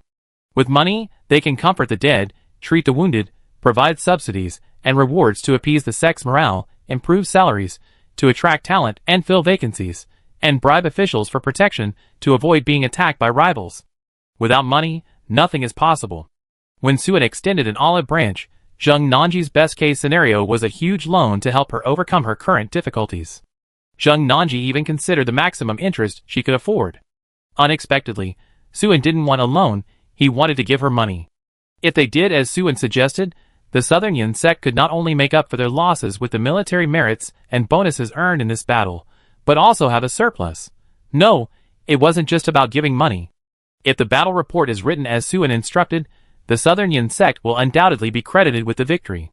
There will be no element of deception or manipulation, and her prestige and sect reputation will remain unaffected. The sect's morale will be boosted, making future recruitment much easier. This isn't a blood transfusion. It's a blood-making process.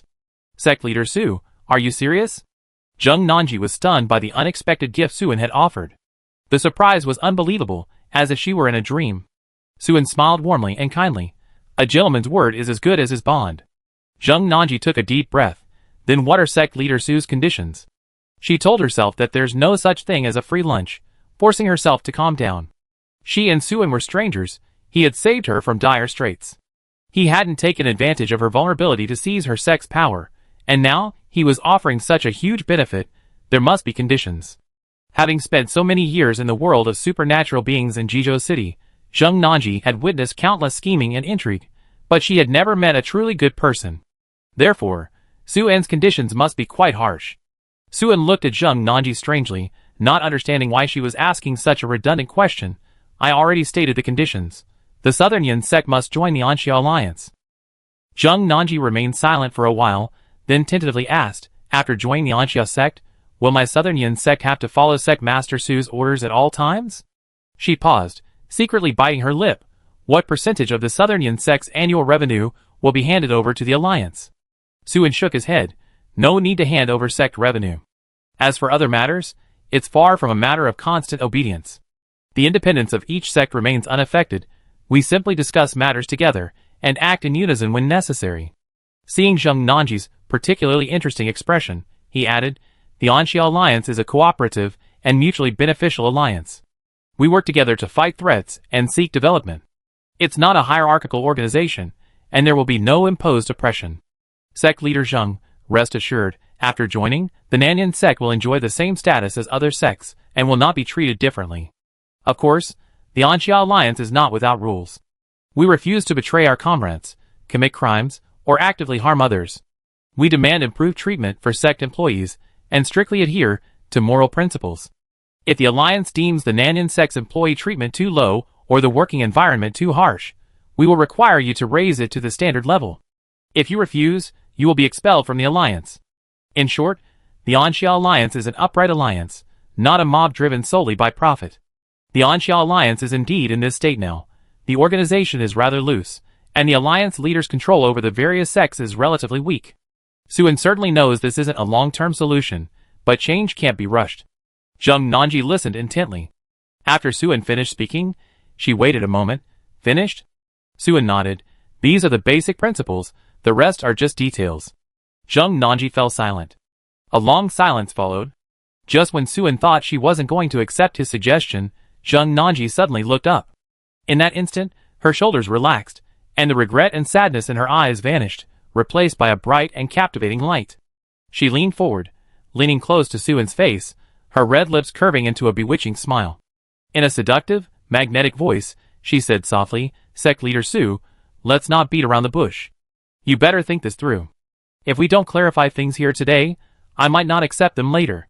Having escaped her fatal predicament and dispelled her sorrow and desolation, the allure of a mature woman was once again revealed. Her breath was like orchids, her eyes like autumn waters, every smile and gesture as alluring as a fox spirit. Jung Nanji was undoubtedly a great beauty. The training and combat of a seasoned soldier had shrunk her body, and the nourishment of her primal force had cleansed her skin of all impurities. Her face was like a peach blossom, her neck like a swan, her chest full, and her waist slender, truly a perfect figure with outstanding charm. If it were some unscrupulous man, he might have been tempted at this moment, but Suin was different. He leaned back, sliding his chair half a step away, and warily distanced himself from Jung Nanji, a hint of displeasure in his eyes. Why is this woman suddenly acting like this? Could she be lusting after me? Damn it! I, Suin, am pure, upright, and incorruptible. I rely on my strength and talent to build my career, not on selling my body. Suin felt Jung Nanji was being somewhat arrogant. If you want to join the Anxia Alliance, join. If you don't, I won't force you. What's the meaning of you coming over like this? Do you think I'm weak-willed, outrageous? Who do you think you are? Suin was displeased. He was young, in the prime of his life, and his energy should be focused on things that would benefit his future. How could he let other things distract him? His father had often taught him that young men should know how to protect themselves when they're out in the world, and not let shady women drain their energy and affect their earning speed. After all, once a man is no longer young and has no money, all women will leave him. Suin deeply agreed. Furthermore, the Anxia alliance was a legitimate alliance. Its leaders, like Xiao Shukui and Sun Zongsheng, were all ambitious and driven individuals. What if someone with ulterior motives infiltrated? Wouldn't that be disastrous? At this moment, Suin began to have doubts about whether to recruit Zheng Nanji. His expression gradually turned cold and serious. He said earnestly, "The conditions are what I just mentioned. I am not one to go back on my word, nor will I force anyone. Sect leader Zheng, you can think it through yourself." Having said that, he looked at Zheng Nanji calmly and indifferently, unmoved as a mountain. Zheng Nanji's lithe and graceful body stiffened instantly.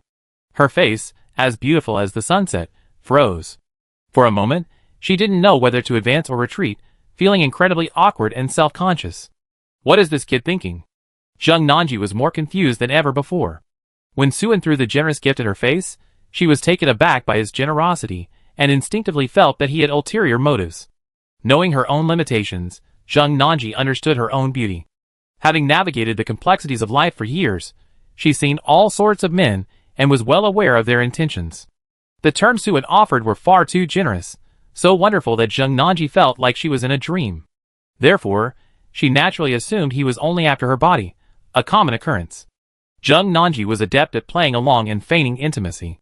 She was confident in her skills, and didn't want to be coerced or lured into submission by Suin later. Therefore, she immediately unleashed her charm to test him. Her sudden attack and imposing presence would surely leave Suin utterly embarrassed when his true intentions were exposed.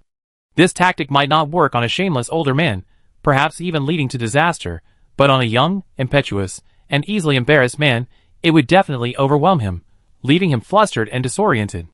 Then, she could press her advantage, and surely get Suin to declare that he would never defile her. This would save Zheng Nanji a lot of trouble in the future. But she never expected Suin to give such a response. Indifference, aloofness, displeasure, and even disgust. Outrageous. Has my charm diminished? Even if he doesn't like me, there's no need for him to feel disgusted, is there? Zheng Nanji couldn't help but fall into self-doubt. Sect leader Su's conditions are truly too good to be true. Fortunately, Zheng Nanji was quite experienced. After a brief moment of astonishment, she sat back in her chair, using a calm yet polite smile to defuse the awkwardness, and changed the subject as if nothing had happened. Who could refuse to join an alliance like the Anxia alliance? Seeing Zheng Nanji quickly recover and tactfully return to the main topic, Suin was somewhat satisfied.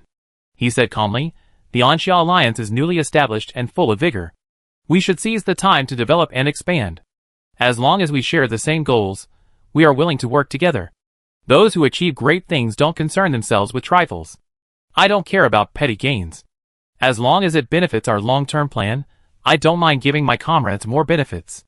Compared to a few military merits, everyone working together and uniting as one is more important." These words not only stated his position and aspirations, but also served as a warning to Zheng Nanji, telling her not to engage in crooked means, and to focus her efforts on developing the cause honestly and uprightly. Zheng Nanji understood Suin's unspoken meaning. She couldn't help but glance at him several times before finally smiling sweetly.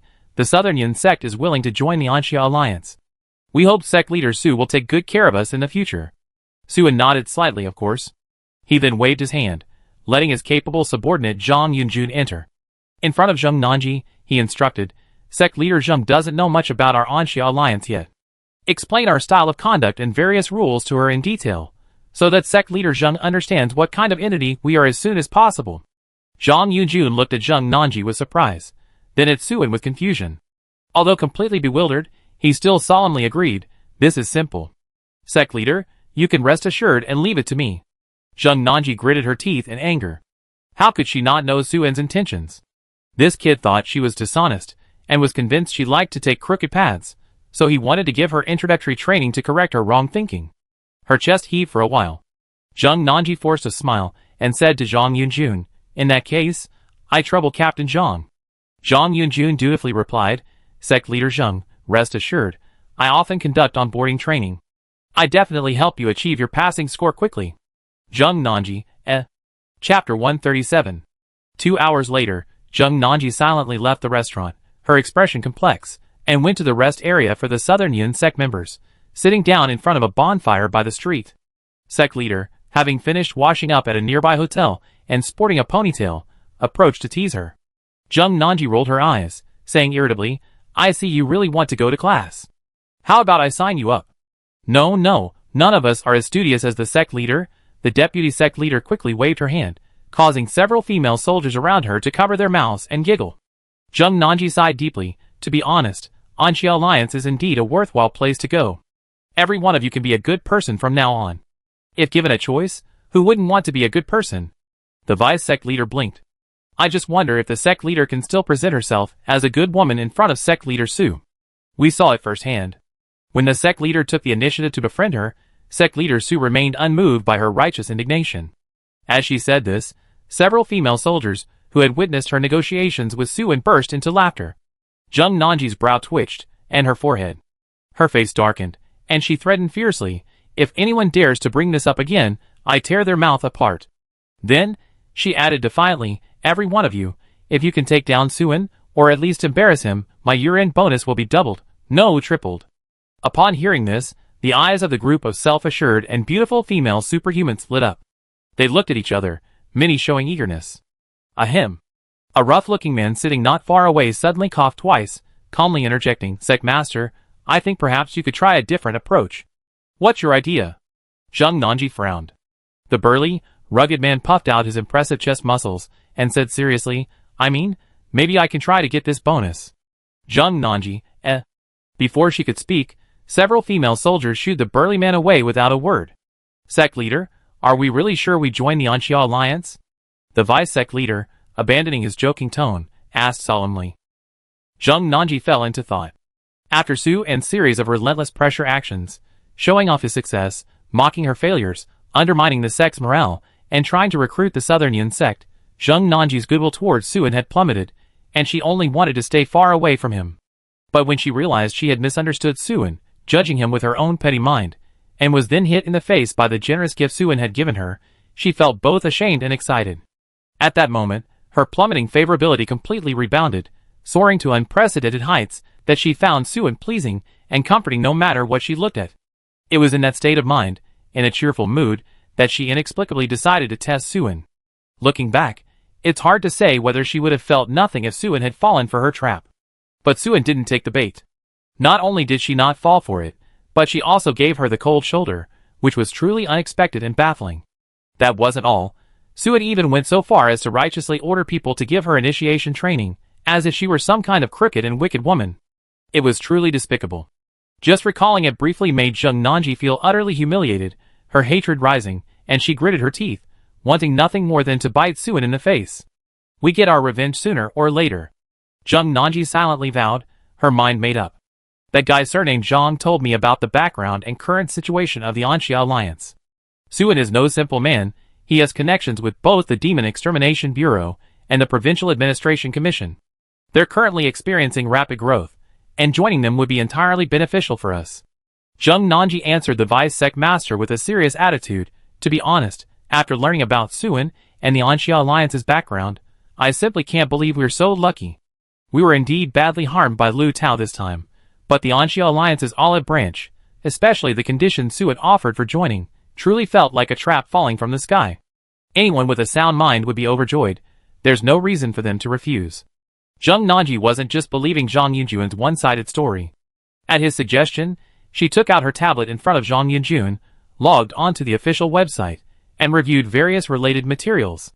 The vice sect master let out a long sigh, unable to resist turning to look in Suin's direction.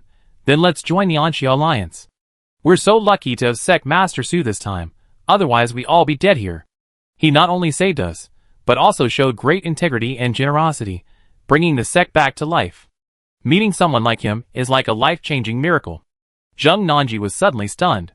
Hearing the vice sect master's words, Suin truly was a miracle for her, rare and invaluable, unparalleled in her life.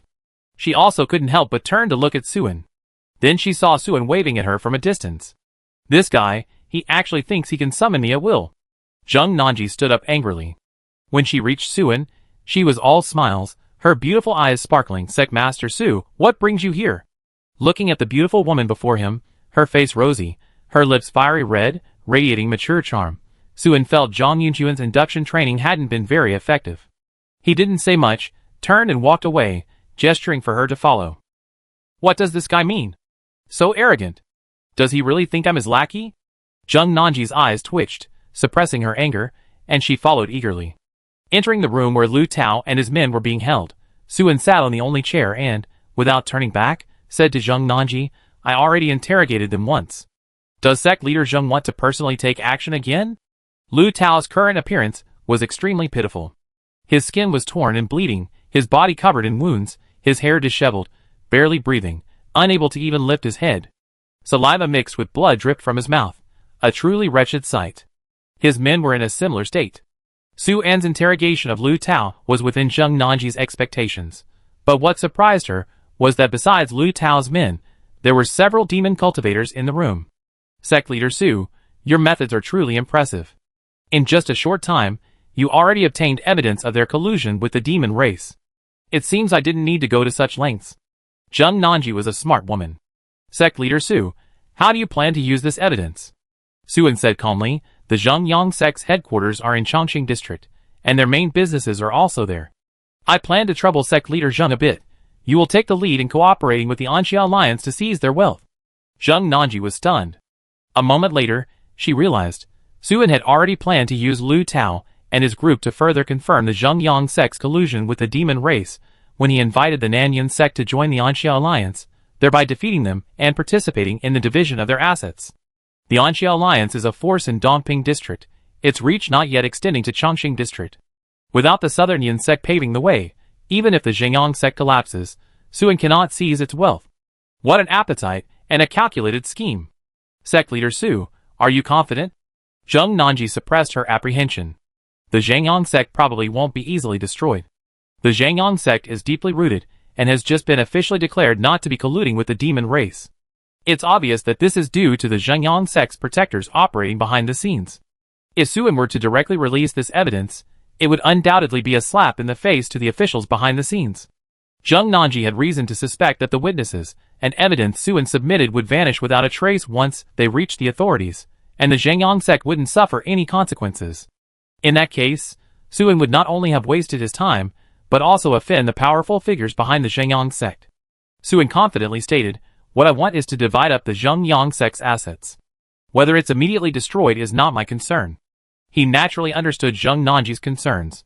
Since the person in the provincial council had protected the Zhengyang sect, they wouldn't allow it to be definitively accused of colluding with the demon race in the short term. The other party might be temporarily protecting the Zhengyang sect to buy time to manage its assets and minimize the losses from a sudden collapse. Alternatively, they might genuinely want to preserve the Zhengyang sect, ensuring a continuous flow of wealth. Suan wanted to avoid the latter scenario and facilitate the former. If the Zhengyang sect successfully weathered the storm, once they stabilized, given the relationship between the Anxia sect and the Zhengyang sect, Lu Xiong would undoubtedly spare no effort to deal with Suan. Only by getting the person in the provincial council to abandon the Zhengyang sect and gradually disintegrate it would the other party lose the strength to deal with the Anxia sect, allowing Suan to eliminate most of the threat from Lu Xiong. Obtaining irrefutable evidence of Lu Tao's collusion with the demon race and then exposing him was precisely for this purpose. Unlike Zheng Nanji, Suan wouldn't simply submit the evidence to the authorities. He would cooperate with Wangjia, having Wangjia deliver the evidence to the person in the provincial council. Using the promise of not publicizing the matter as leverage, he would do the person a favor, persuading them to agree to share some of the Zhengyang sect's wealth with him. If the person in the provincial council was wise enough, this incident would reveal that the Zhengyang sect's collusion with the demon race was too deep, with too many flaws, making it easy for others to expose various problems that couldn't be concealed. A drastic measure was the best course of action. In this way, Suan could then involve Zhang Jinlin and work more closely with Wangjia, potentially gaining a significant share of the profits. However, if the person in the provincial council was blinded by greed and still refused to abandon the Zhengyang sect, Wangjia could use the evidence to obtain hush money, allowing Suan to acquire some of the Zhengyang sect's assets. For the Anxia Alliance to quickly establish a foothold in Chongqing district, the crippled Nanyan sect alone is far from sufficient. It can only serve as a breach and a vanguard.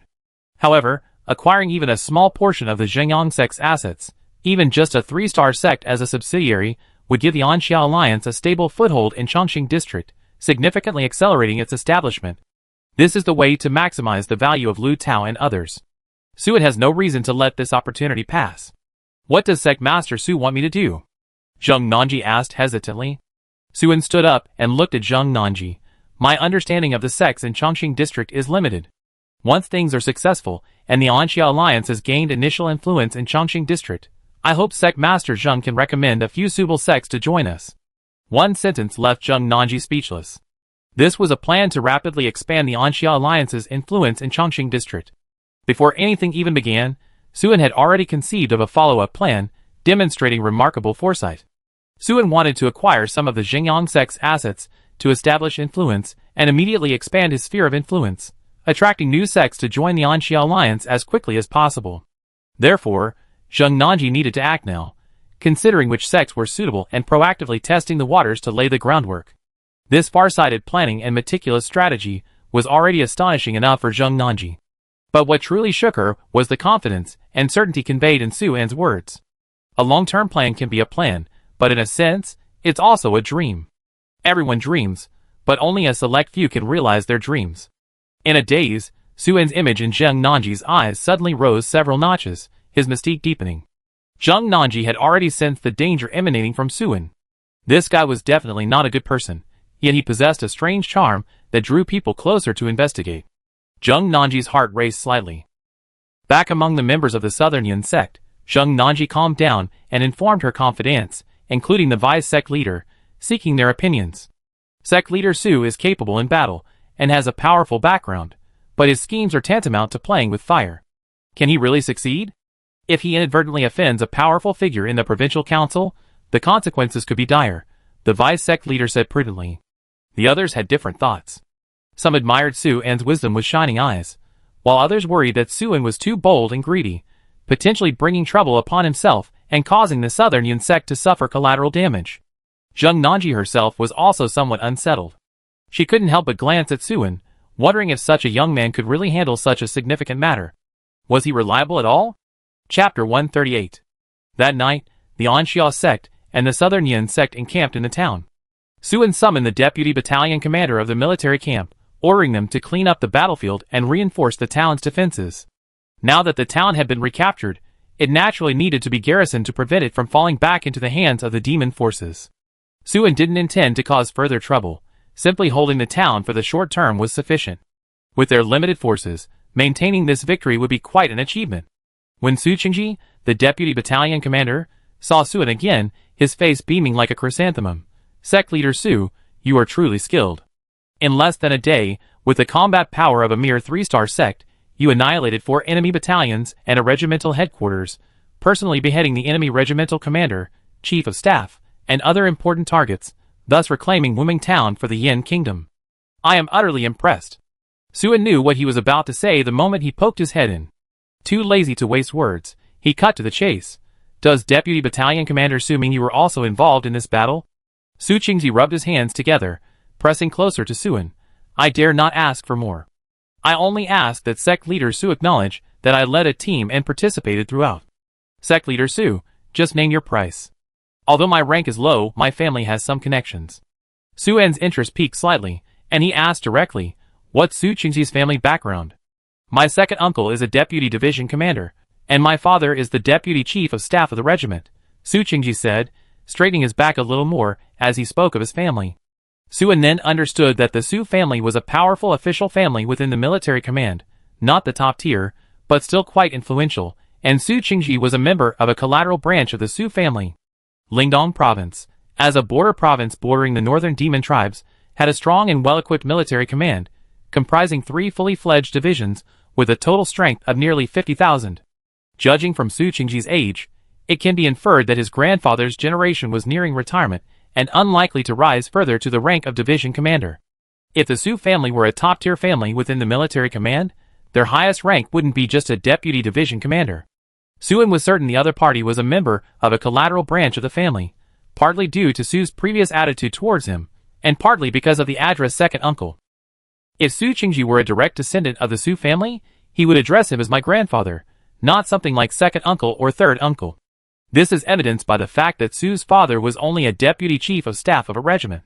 In short, Su Qingji's background wasn't insignificant, nor was it particularly powerful. He was a potential partner. Deputy Battalion Commander Su just said we annihilated the demon forces in the town? Suin asked noncommittally. Su Qingji immediately perked up, stating decisively, yes, a complete annihilation. Only a few stragglers escaped.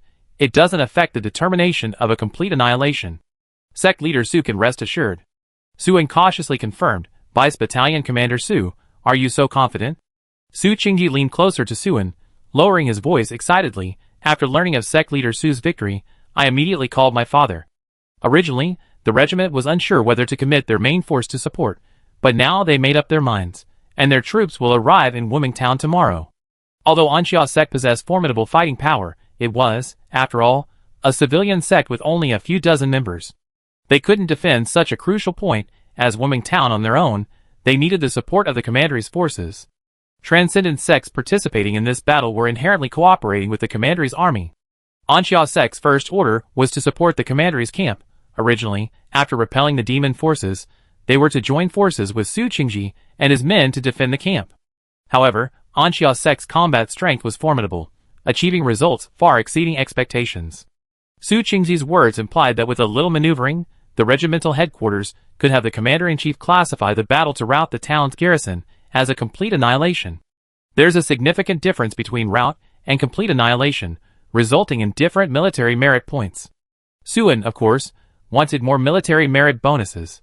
More importantly, by agreeing to Su Qingji's demands, he could curry favor with the Su family, establish a connection, expand his network, and secure greater opportunities for Anxia sect's development. Seeing Suin's hesitation, Su Qingji quickly persuaded him. The demon's headquarters was completely wiped out by sect leader Su, and all the regimental officers were also rounded up. Defining this battle as a total annihilation is absolutely correct. My father said that not only does the regiment agree, but my second uncle also agrees. Suin glanced at Su Qingji. It turned out this guy was acting as a mediator on behalf of the regimental headquarters and the Su family.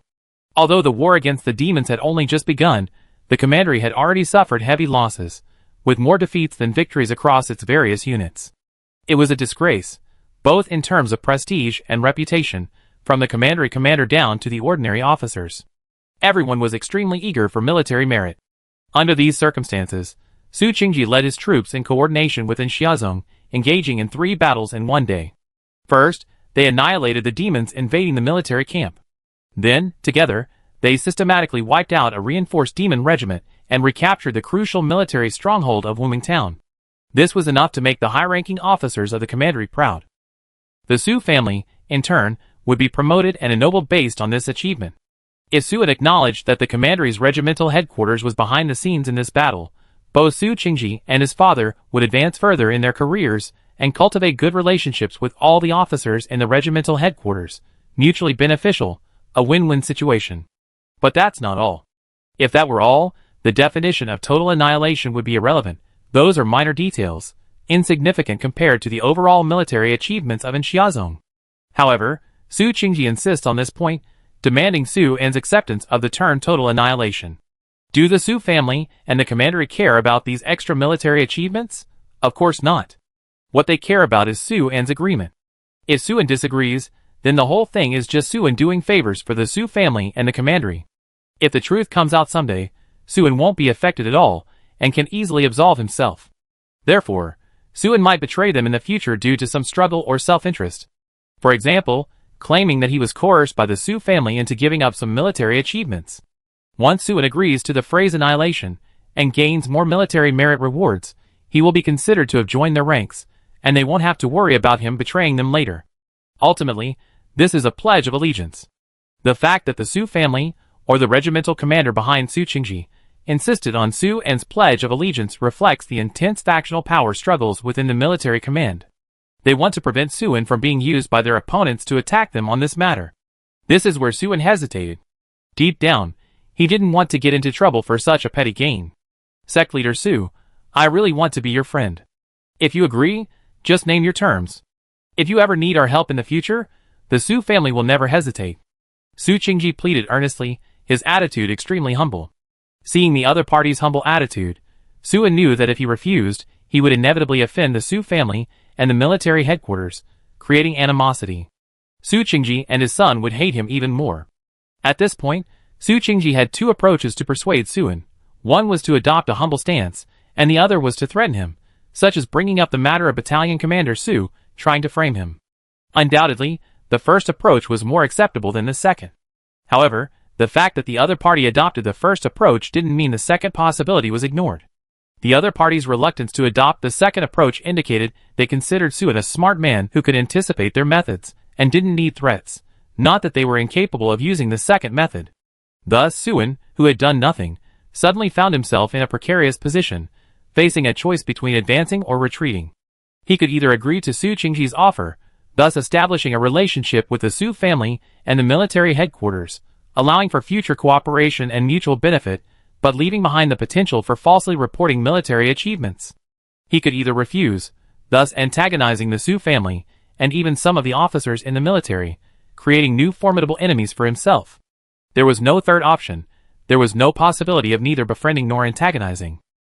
The situation, the circumstances, the environment, and the rules had pushed Su into a crossroads. He could no longer extricate himself cleanly. He had to make a choice. This was the essence of the saying, a man in the world is often powerless to control his own destiny. Suen smiled slightly. I don't have many strengths. My greatest advantage is that I enjoy making friends. Since Battalion Commander Su thinks so highly of me, I would like to meet with Chief of Staff Su and have a talk. It must be tonight. Hearing the first part of Suen's words, and seeing that he had removed the word deputy from his address, showing closeness and respect, Su Qingji was overjoyed. After Suen finished speaking, Su Qingji was stunned, a surge of displeasure rising within him. His father was arriving tomorrow. Why was Suen bothering him so late at night, with such an arrogant attitude and overbearing behavior? Did he really think he was invincible? Suen didn't press the matter, saying calmly, I have some matters to attend to. Battalion Commander Su can call and ask first. Come back to me when you have an answer. With that, he turned and left, giving Su Qingji no further chance to speak. Arriving at the resting area of the Anxia sect members, Suen leisurely opened the car door, got in, took out his phone, lit a cigarette, and dialed Wang Zhe and Zhang Zhenlin's numbers. After a while, Suen put his phone away, a contemptuous sneer playing on his lips. He was very generous, willing to sacrifice some military merits for more friends and more opportunities, and willing to strongly support the Southern Yan sect to seize the rare opportunity for the Anxia alliance to leave Dongping district. But only if he was willing. Who is Su Qingji? Just a good-for-nothing who deserted in the face of battle, yet he dares to shamelessly force him to leave behind incriminating evidence that could ruin his personal life and sect in the future? The Su family has some influence in the military command, but how does it compare to the Huang family behind Huang Hai? He personally sent Huang Hai to prison, forcing the Huang family to lose a significant source of income and flee Dongping district in a sorry state. Why would he be blackmailed by the Su family now? When he's in a good mood, he's happy to share some military merit with them. Instead of being grateful, they dare to take advantage and force him onto their precarious situation. Do they really think he's still that penniless high school student who just graduated? Since they're so ungrateful, he teach them a lesson. 2 hours later, Su Qingji braved the cold wind to arrive outside the town, waiting by the roadside for his father, Su Pingfeng, who was driving over. He didn't quite understand why Su Pingfeng was willing to come overnight. He had spoken to Su Pingfeng twice on the phone. The first call was made by Su Qingji, relaying Suen's excessive demands, complaining about Suen's arrogance, and casually asking Su Pingfeng how to reprimand and intimidate Suen. As for the possibility that Su Pingfeng would agree to Suen's request, Su Qingji hadn't even considered it. Su Pingfeng, after all, was the deputy chief of staff of a regiment in the military command. Would Suen really summon him in the middle of the night? Was he walking his dog? Su Pingfeng's reaction was exactly what Su Qingji expected, a furious outburst. But Su Pingfeng was more mature and shrewd than Su Qingji. He considered why Suen dared to make such a request, so before hanging up, he told Su Qingji to wait. He decided to inquire about Suen's background. If the other party had no background, and was only acting arrogantly because of his military achievements, then Su Pingfeng would teach Suen a lesson in official authority. Su Qingji didn't have to wait long before Su Pingfeng called him back, saying only one urgent sentence, "Don't move, I'm coming right now." Chapter 139. Huangyang City, the headquarters of a certain division under the capital garrison. When Guo Ziyuan, the 30s-old colonel and commander of the Thunder Brigade, entered the brightly lit operations room, he saw only one division-level officer, Guo Huan, a division commander in his 50s. The latter was deep in thought, staring at a holographic map. "Report." Guo Ziyuan gave a crisp salute. After Guo Huan waved his hand, the square-faced officer immediately grinned. "Commander, you're finally back. If you hadn't come back, the demons would have surely reached the city of Jizhou. The brothers are overjoyed to hear you've been reinstated." Guo Huaiyan gestured for Guo Ziyuan to come closer. Once he was near, he unexpectedly kicked him hard in the backside, cursing, "You bastard, what kind of fighting were you? 2 attacks, both ending in failure. You completely disgraced the Thunder Brigade. How can you laugh about this record?" Guo Ziyuan rubbed his backside, his thick eyebrows and large eyes filled with grievance. "Commander, you don't know that Commander Huang. He's giving completely nonsensical orders. The Thunder Brigade is a special operations force, yet he treated us like ordinary soldiers, sending us to guard the city walls. Isn't that ridiculous?" Guo Huaiyan scoffed. "So you just watched him get beheaded by Dawn's sword?" Guo Ziyuan immediately became solemn and shouted, reporting to the division commander, "We did our best." Guo Huaiyan's eyes flashed dangerously. "Really did your best?" Guo Ziyuan's shoulders slumped. "Division commander, we really did our best. Dozens of brothers were killed or wounded. The division commander knows about Dawn's sword. He's not someone to be trifled with. Most of the 3rd company wasn't on the scene at the time. We really couldn't do anything with just the 2nd company." Guo Huaiyan said no more, turning to look at the military holographic map, his brows furrowing again. "Commander Huang is dead, Yingzhou City is lost, the left flank of the army has collapsed, and the central army is completely exposed to the threat of the enemy's advance. The right flank, they already reached Wuming Town. What right flank is there to speak of?" Guo Ziyuan suppressed his excitement and jest, standing solemnly beside Guo Huaiyan, gazing at the war zone on the map marked with red enemy symbols, his mood growing increasingly heavy. The Lingdong Provincial Commandery, with its 3 divisions totaling 1 army, and a force of 1.5 divisions surrounding Jizhou City, forms the core defensive barrier of the city. The main attack direction of the demon forces this time is to the west. After the initial chaos of the war, the commandery recognized the demons' intentions and hastily mobilized troops, concentrating nearly 1. A division of troops came to deploy. However, due to the hasty and chaotic operation, in Guo Ziyuan's view, it was entirely due to the poor command of the commander and division commander Huang, resulting in the defense line not being fully adjusted before being overwhelmed by the demon forces.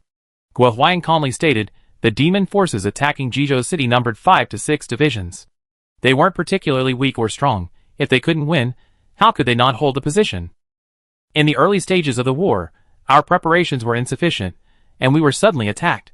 With the loss of cities and territory and widespread chaos, the army should have retreated and consolidated its defenses, trading space for time to regroup and redeploy. The left flank shouldn't have held Yingzhou City. It should have retreated to Chita Mountain, utilizing the terrain for defense. The right flank shouldn't have held Guandu City either. It should have established positions on the rolling hills outside Wuming Town. In this way, the left and right flanks could protect the central army in a flying goose formation. Once the central army had established heavy artillery positions outside Huangjiang City, it could provide long-range artillery support to the left and right flanks at any time. If the battle goes poorly, the central army can support the left and right flanks at any time. If the battle goes well, the left and right armies can adjust their formation slightly and advance side by side, launching a pincer attack on the demon forces, coordinating with the central army to achieve a breakthrough and aiming to defeat the enemy in one fell swoop. Guo Ziyuan nodded repeatedly upon hearing this. After Guo Huaiyan finished speaking, he couldn't help but sigh with regret. That's exactly how it should be done. This is how the battle should be fought. If the commander follows the division commander's orders, let alone 5 or 6 divisions of demons, even if 10 divisions came, what then? We would still rout them and make them surrender without a fight. His words were not a baseless attack. While the demon army outnumbered them, they were nothing more than a ragtag bunch, whereas the commander's army was a regular army. What's the primary difference between a ragtag army and a regular army? Is it the quality of the soldiers, their discipline, or their morale? No. It's their equipment. The commander's equipment was far superior to the demon armies. Their artillery numbers far outnumbered their opponents. If the commander's army adjusted their defensive lines and deployed their field artillery, once a frontal assault began, the artillery barrage alone would be enough to keep the enemy pinned down. Guo Huaiyan turned his head, his eyes dangerously fixed on Guo Ziyuan. Guo Ziyuan, embarrassed by the look, scratched his head and chuckled awkwardly. 10 divisions are still a bit too many. No matter how many artillery pieces the commandery has, it's only the configuration of one army. Many more are scattered in other cities, and the number that can be mobilized is limited. It's impossible to stop 10 divisions. With a heavy sigh, Guo Ziyuan's brows furrowed into a deep frown as he spread his hands and said, because of the successive defeats in the early stages of the war, when the army adjusted its deployment, it put forward the slogan of strictly adhering to the 100-kilometer red line, requiring each brigade and regiment to fight bravely, and absolutely not allow the demon troops to approach within 100 kilometers of Jizhou City. Even if the division commander were in the army, when the war broke out, your proposed battle plan would be difficult to get approved. If the army were deployed at Chitu Mountain and Wuming Town, it would only be 70 kilometers from the city of Jizhou. Guo Huayan's eyes were downcast, his face grim. He knew Guo Ziyuan was telling the truth. As soon as the war broke out, the demons won victory after victory, conquering cities, and seizing territory along the way within the officially controlled area, easily pushing the battle line dozens of kilometers ahead. Although the official controlled area of Jizhou City was only a little over 100 kilometers outside the city, Lingdong Province was Yin Kingdom territory, and nominally, the area south and east of the Chongling Mountains was under Yin Kingdom's rule. The Yin Kingdom authorities had never recognized the so-called chaotic land, much less the fact that various forces within the chaotic land held sway. The demon forces provoked the war, and the towns and villages of the chaotic land rebelled. Lingdong Province not only failed to immediately suppress them, but also allowed them to advance deep into the area under official control. Where would the nation's rule be placed? What would become of the authority of the Lingdong authorities? The commander-in-chief would certainly fight back fiercely, having been given a death order to fight for every inch. If the two sides clashed and the commander-in-chief retreated to within 70 kilometers, abandoning half the war zone, and this was a voluntary withdrawal, not only would the commander-in-chief lose face, but the entire Lingdong province would be held accountable by the Yin court. If the war dragged on even slightly, or if the army retreated further and further, threatening the city of Jizhou, countless high-ranking officials in Lingdong province would lose their positions and their careers. For the sake of their own positions, neither the commander-in-chief nor the provincial council would approve Guo Huayan's battle plan. In fact, the commandery didn't fight like that at all. The result was that the already undisciplined and weak army, unable to reorganize its defenses in time, allowed the demons to further breach its lines. Forget about failing to hold the 100-kilometer red line, they were now at their doorstep. Even worse, the commandery's army suffered heavy losses, much equipment was captured by the demons, its combat strength was severely reduced, and its defenses were riddled with holes. The situation was on the verge of complete collapse. Only the authorities' emergency conscription of sects prevented further defeat. But the commandery's reputation was truly ruined, and the commander was now frantic. Guo Ziyuan knew very well that if the battle hadn't been so perilous, Guo Huayan wouldn't have been reinstated and given command of the front lines. Looking at the silent Guo Huayan, Guo Ziyuan sighed inwardly, feeling deeply aggrieved for him. Everyone in the upper echelons of the Lingdong authorities knew that Guo Huayan was the most capable and valiant general in the military command, and the Thunder Brigade he had formed had a distinguished record of victories. The fact that Jizhou City maintained its actual control over 100 kilometers was largely due to the enemy's efforts, the result of their relentless fighting for over a decade. However, few in the upper echelons liked Guo Huayan, because he was unconventional and didn't fit in with the crowd. While everyone else was frantically accumulating wealth to bribe their superiors and focusing their energy on promotions, he was tirelessly reorganizing his troops day and night. While everyone else was indulging in the bright lights and revelry of Jizhou City, he was leading the Thunder Brigade in training exercises in the chaotic lands. While everyone else was happily sharing how much money they had earned that year, he was submitting his year's military achievements to the commander-in-chief's desk. What? You think you're the only one in the entire command who's dutiful, the only one who can fight, the only one who knows how to earn merit. You completely disregarded camaraderie for your own promotion. You've been running around fighting year after year, making your colleagues look like they're just sitting around doing nothing. Also, your superiors will see your achievements and you can get promoted quickly, right? You're climbing over your colleagues' heads to get ahead. Since you're so heartless, don't blame us for being ruthless too. You're no longer a division commander in Jizhou City. Go stay in a remote place with a brigade. What? Even in a local area, you're still causing trouble? Looks like you still have too many soldiers under your command. Then go garrison a small town with only a company under your command. Let's see how you earn merit then. What? You actually recruited superhumans from the Chaos Realm and started training Special Forces squads again? Where did you get the money? You must have embezzled it. Investigate. What? Those superhumans from the Chaos Realm admire you, bring their own equipment, and willingly follow you, asking for military merit bonuses without pay? Outrageous. Everyone knows what kind of people are from the Chaos Realm. The authorities have already defined them as heinous criminals. Arrest them all. Oh dear, the demonic activity has been rampant lately. Several of our battalions and companies have been attacked, and our superhuman teams on missions have been frequently wiped out, and the Black Tide is organizing a large number of mutants, ready to strike? Call that guy back. Isn't he a very capable fighter and fearless? Let him lead the team to solve the problem. What bad luck. This guy got credit again.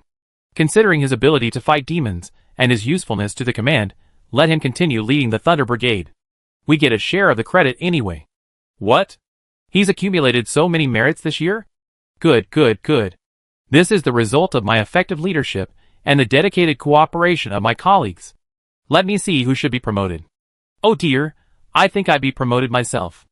Let him lead even more troops, let him accumulate more merits, so I can be promoted to the central government next year. What? This guy has started cracking down on military discipline and eliminating corruption again? Dozens of officers have been punished? Isn't this taking away everyone's livelihood and cutting off everyone's source of income? It seems this scoundrel has reverted to his old ways, starting to climb over his colleagues' heads to seek promotion again. Truly despicable. Oh, so I'm the one who's been the most corrupt and is in the most dangerous situation. Alright then, General Gue has worked diligently all year without a break and is already sick from exhaustion. What's the point of him being a powerful division commander?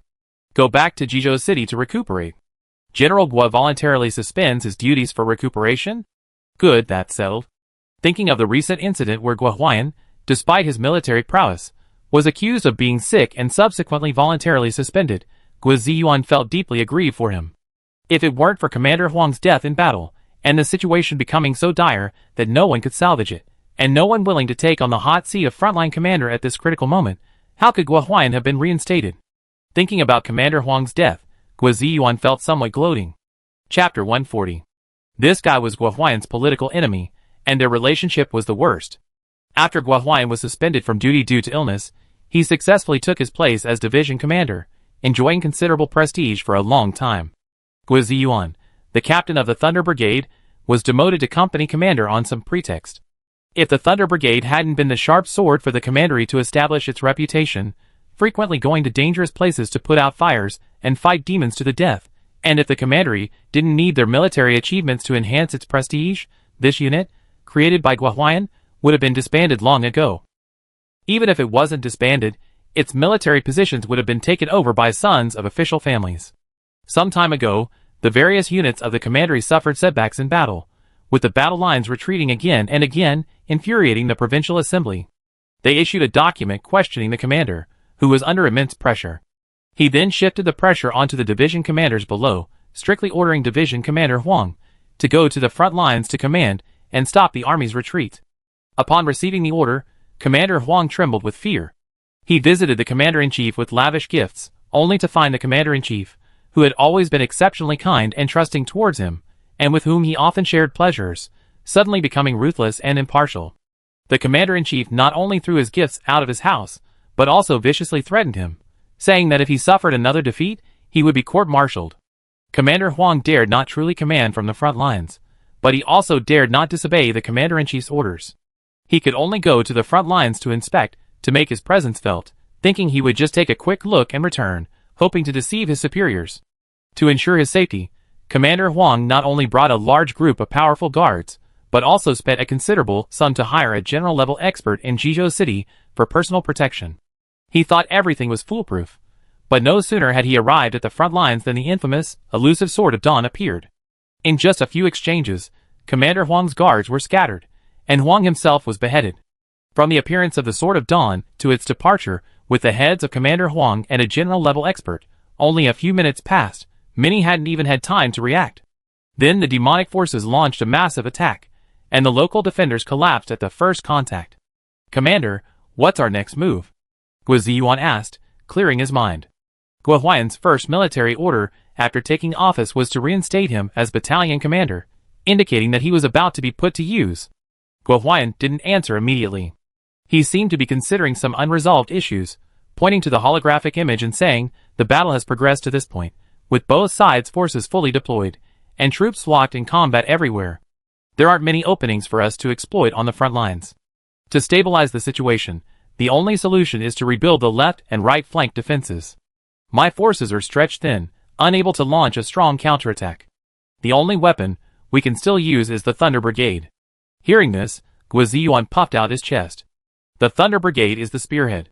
Good steel should be used where it's needed most. When the main force needs them, they should penetrate the most dangerous areas, carry out the most arduous tasks, and defeat the most formidable enemies. Guo Huayan continued, the problem now is that I don't have much time. If we can't achieve a breakthrough before noon tomorrow, once the demons learn of my return, they will definitely adjust their tactics and be on high alert. It will be difficult to build anything then. Therefore, you only have one chance to strike. Guiziyuan understood Guo Huayan's meaning. The enemy had been fighting demons in the chaotic lands for over a decade. They were old acquaintances. Guo Huayan knew them, and they knew him too, aware of his strength and style, and familiar with his military tactics. When facing him, they would adjust their tactics accordingly. In short, if Guo Huayan hadn't been suspended, the demons' tactics in this battle would not have been the same as before. With Guo Huayan leading a division in front, the demons, driven mad, dared to advance recklessly. Precisely because Guo Huayan was absent, the demons knew the other commanders were mediocre and couldn't stop them, nor could they cause them significant trouble in a hasty attack. This is why they dared to adopt a full-scale offensive. Their aim was to quickly defeat the commandery, push the battle line to the very edge of Jizhou City, thereby causing chaos in the Lingdong provincial government and forcing them to expose greater weaknesses. The demons knew Guo Huayan would be appointed to the critical mission, and their goal was to achieve as much as possible victory before then. This way, even if Guo Huayan succeeded as commander of the front lines with a decimated army, the demons, by adjusting their tactics and shifting from offense to defense, wouldn't be able to seize their gains. As long as they could preserve their gains, it would be much easier to attack the nearby Jizhou City once their main force crossed the Chongling Mountains. In other words, the demons would begin their tight defenses the moment Guo Huayan returned. Guiziyuan knew very well that the demons' intelligence gathering was always excellent, otherwise, they wouldn't have achieved a complete victory at the very beginning of the war. Previous battles have shown that the demons have an intimate understanding of the military strength of the various cities and regions, and their troop deployments are highly targeted, consistently defeating their own forces with precisely chosen numbers. The enemy consistently employs tactics such as infiltration, flanking maneuvers, and encirclement to rapidly expand their gains within a defined area, dividing, encircling, and annihilating the military forces of the commanderies. They employ precise ambushes, sieges to lure reinforcements, coordinated attacks from within and without, and feigned retreat to deceive the enemy into opening their lines. When a commandery garrison, believing itself to be surrounded by the main force, requests reinforcements, it is actually a feint attack by the demons. And when they believe they have encountered a small vanguard of the demons and eagerly pursue them, they are lured deeper into enemy territory. Field artillery urgently transported to towns is frequently intercepted en route, and some supernatural beings tasked with delivering urgent military intelligence often disappear along the way. The demons employed a variety of tactics, waging a full-blown war that overwhelmed the local garrisons, leaving them bewildered and disoriented. Troops were lost in droves, towns, and camps fell one after another.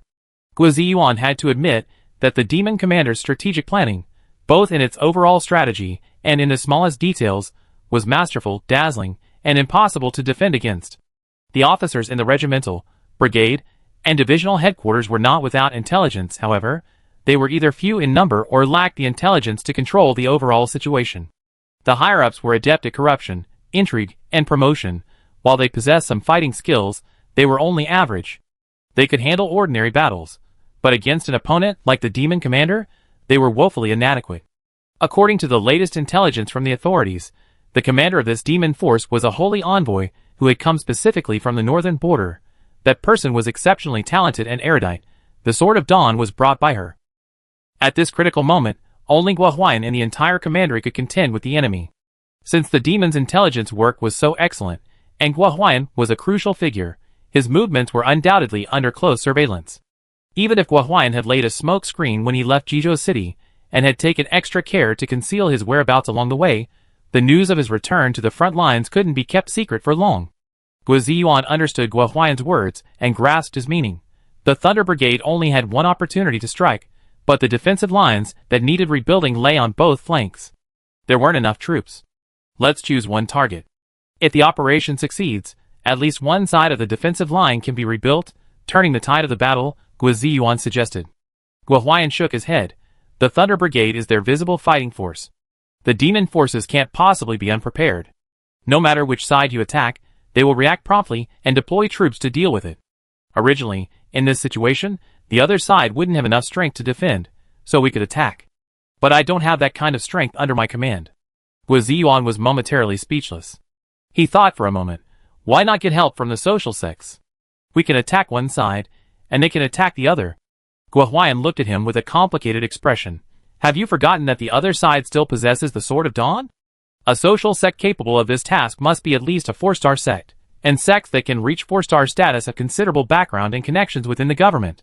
They must know of the Sword of Dawn's existence. The Sword of Dawn just killed Commander Huang, demonstrating its formidable fighting power. Its intention to intimidate us is crystal clear. At this time, which powerful expert from a major sect would dare to step in and risk trouble? Guo Ziyuan was speechless.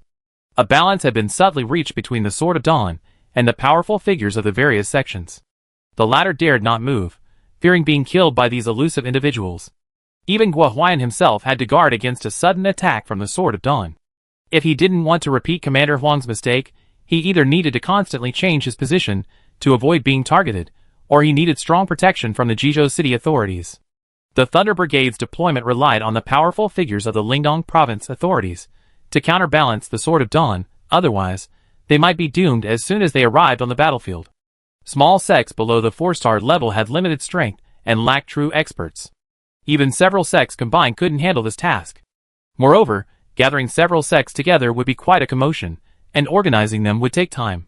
With the demon's pervasive intelligence capabilities, they could easily detect it, deduce more information, and prepare a response. According to the commander, does that mean we have no way to break this deadlock? Guo Ziyuan was at a loss. To break the deadlock, Guo Huayan must rebuild the defensive lines on both flanks, preventing the demon forces from systematically transitioning from offense to defense in their current state.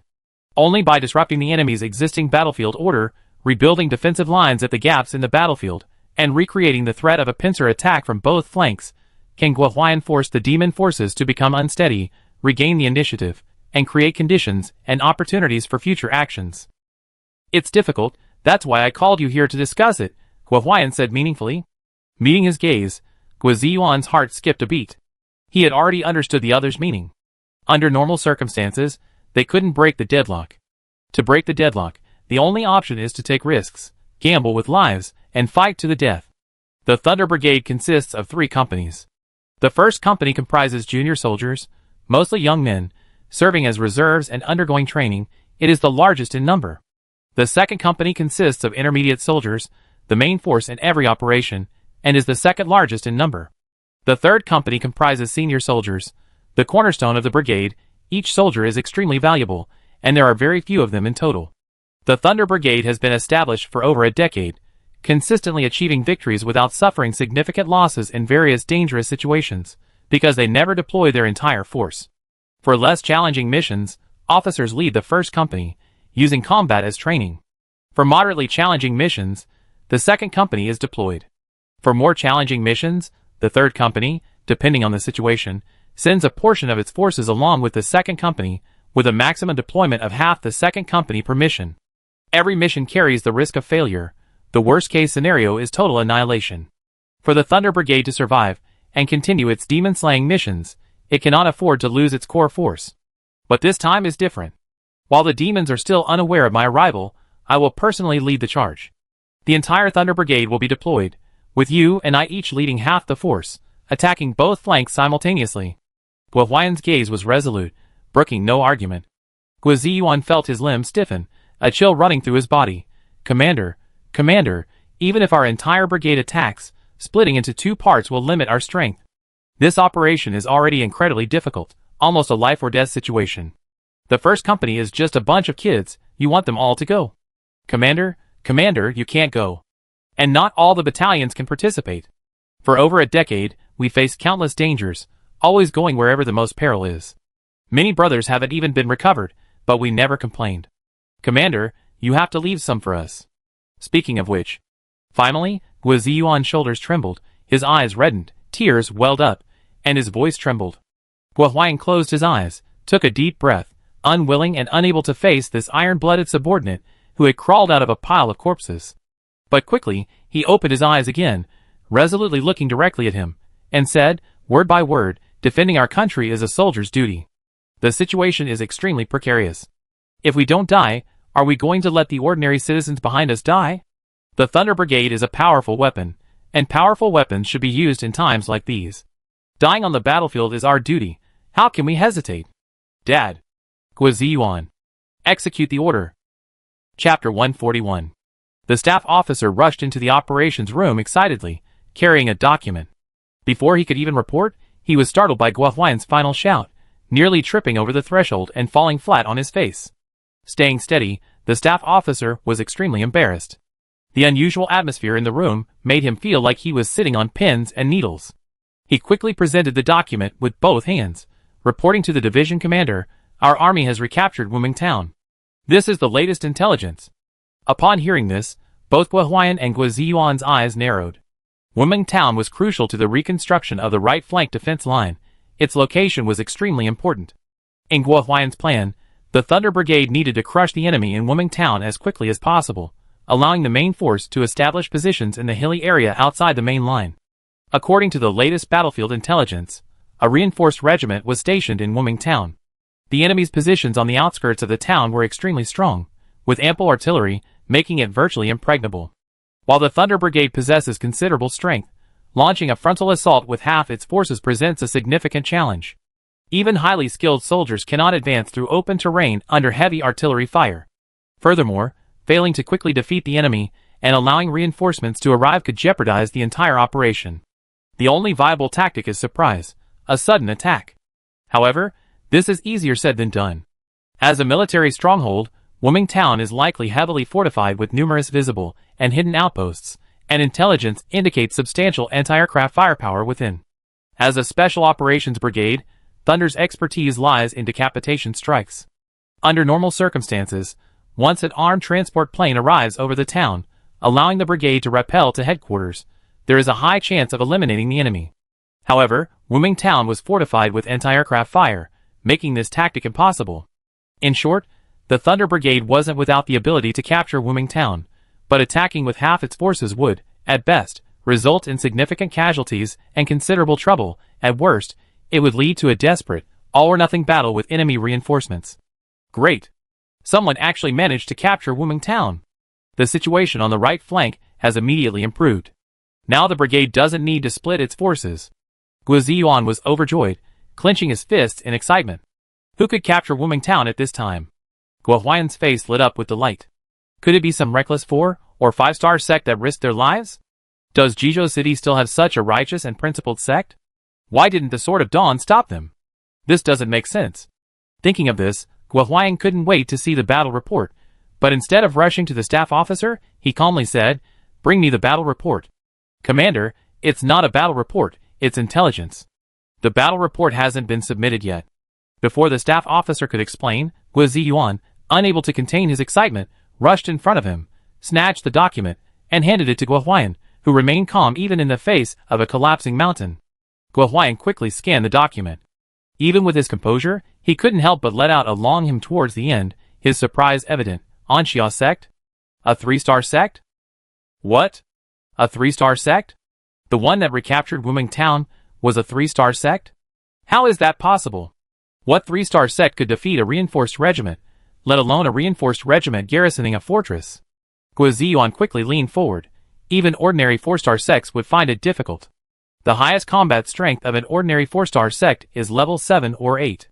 Only powerful 4-star sects possess level 9 experts. Don't be fooled by the fact that a reinforced regiment may not have level 8 experts stationed there. They're hiding inside a fortress. You have to brave fierce artillery fire, break through the powerful outer defensive network, and charge into the fortress in front of over 1,000 people to even have a chance of seeing them. How many extraordinary individuals can a 4-star sect possibly deploy? A few dozen people defeating nearly 1,000 warriors in a heavily fortified fortress? Just thinking about it makes it incredibly difficult. The intelligence was simple, lacking details about the battle, only stating that the Anxia sect had launched a surprise attack on Wuming Town today and successfully recaptured it. Therefore, Guiziyuan's doubts remained unanswered. What the hell? Is that all? Where's the battle report? Wuming Town has been captured. Why hasn't the battle report been submitted yet? Guo Ziyuan was extremely dissatisfied and anxious to know the details. The staff officer stammered this. I don't know either. Guo Ziyuan was about to say something when Guo Huayan raised his hand to silence him. The closest military camp to Wuming Town belongs to the 3rd Brigade. Contact the brigade headquarters immediately and ask them what's going on. Distracted by Guo Huayan, Guo Ziyuan calmed down and immediately realized the problem. As a military officer, he knew the commander's character well. The battle report hadn't been submitted for a while. It was definitely because his subordinates were demanding military merit from Xiazong, wanting to share the credit. With that, Guo Huayan gestured for the staff officer to leave, then turned to Guo Ziyuan and said, assemble the main force. You will personally lead it. Attack the left flank at Chitu Mountain immediately. Take it before dawn. Guo Ziyuan's spirits immediately lifted. The right-wing problem has been resolved, though the exact method is unknown, but it's resolved nonetheless. The Thunder Brigade no longer needs to deploy its entire force or split its troops.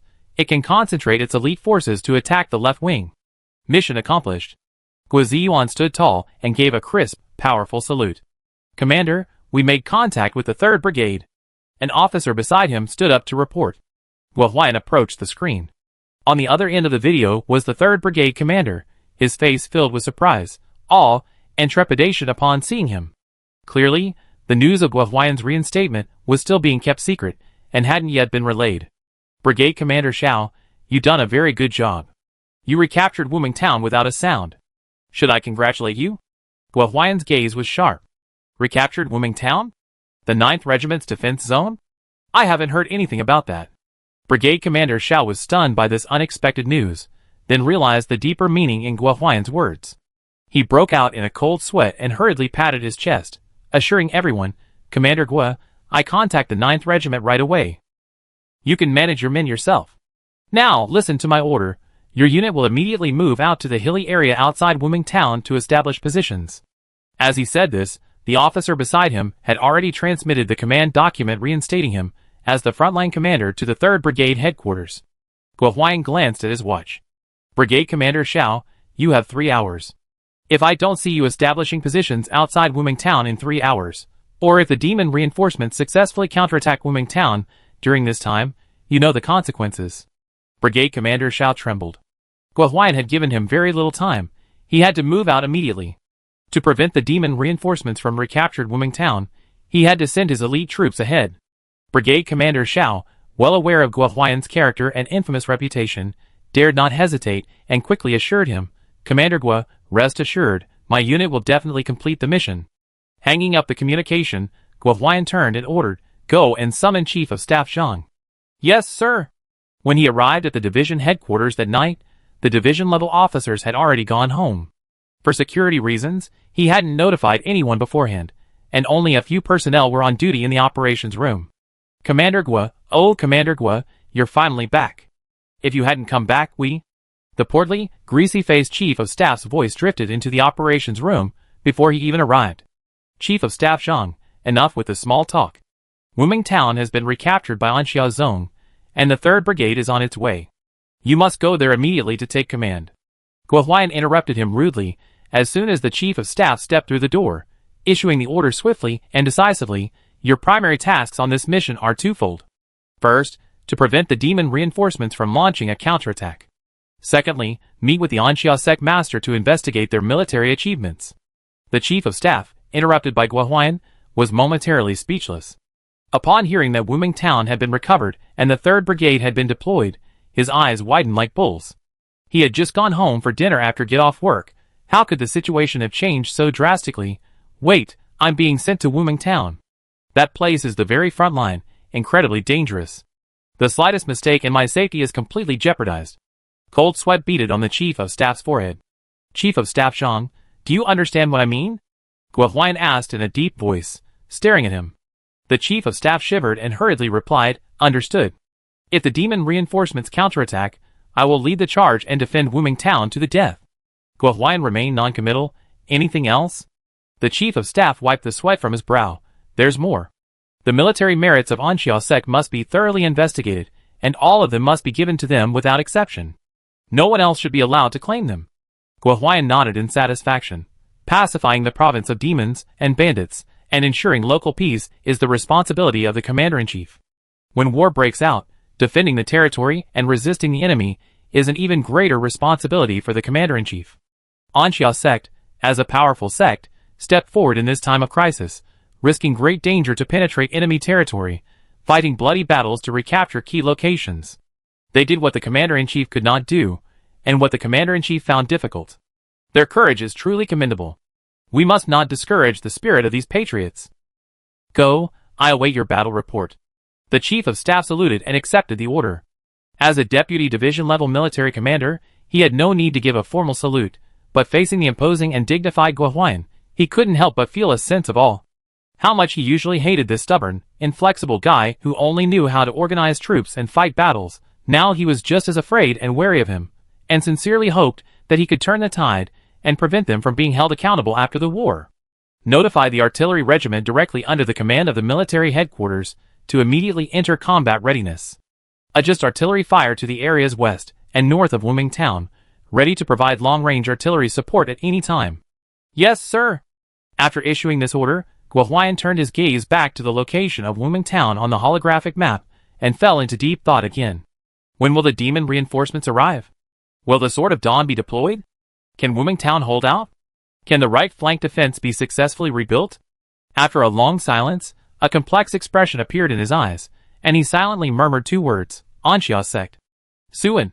Chapter 142. Wuming Town. Dad, why did you really come? Su Qingji strode forward to greet Su Pingfeng, the deputy chief of staff of the regiment, as he got out of the car. Who does that Suan think he is? It's so late at night, and he invited you, so you come? Why should we give him such face? He's gone too far. Su Pingfeng glanced at Su Qingji. What do you suggest we do? Su Qingji's face was full of self-righteousness. Of course, we should teach that kid a lesson. We're willing to give him a chance to curry favor. That's a huge favor, a great opportunity for wealth. If he had a modicum of sense, he should be extremely respectful to us and quickly accept the definition of total annihilation.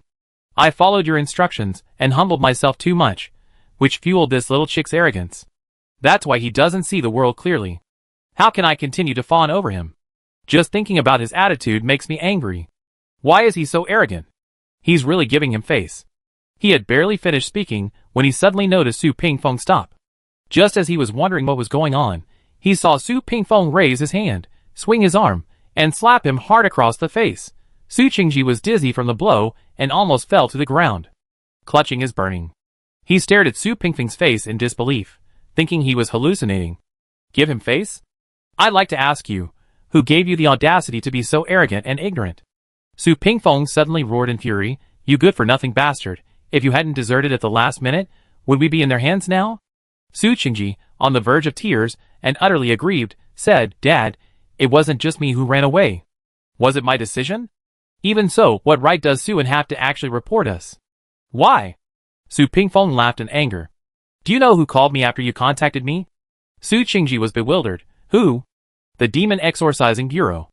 What about the Demon Exorcising Bureau? What about the Demon Exorcising Bureau? Are you tired of living? Don't you know the Zhangyang sect is in trouble? Haven't you heard that the entire Jizhou city is hunting down demon spies? You collapsed at the first sign of trouble, and the Demon Exorcising Bureau insists you're a demon mole, inviting you for tea.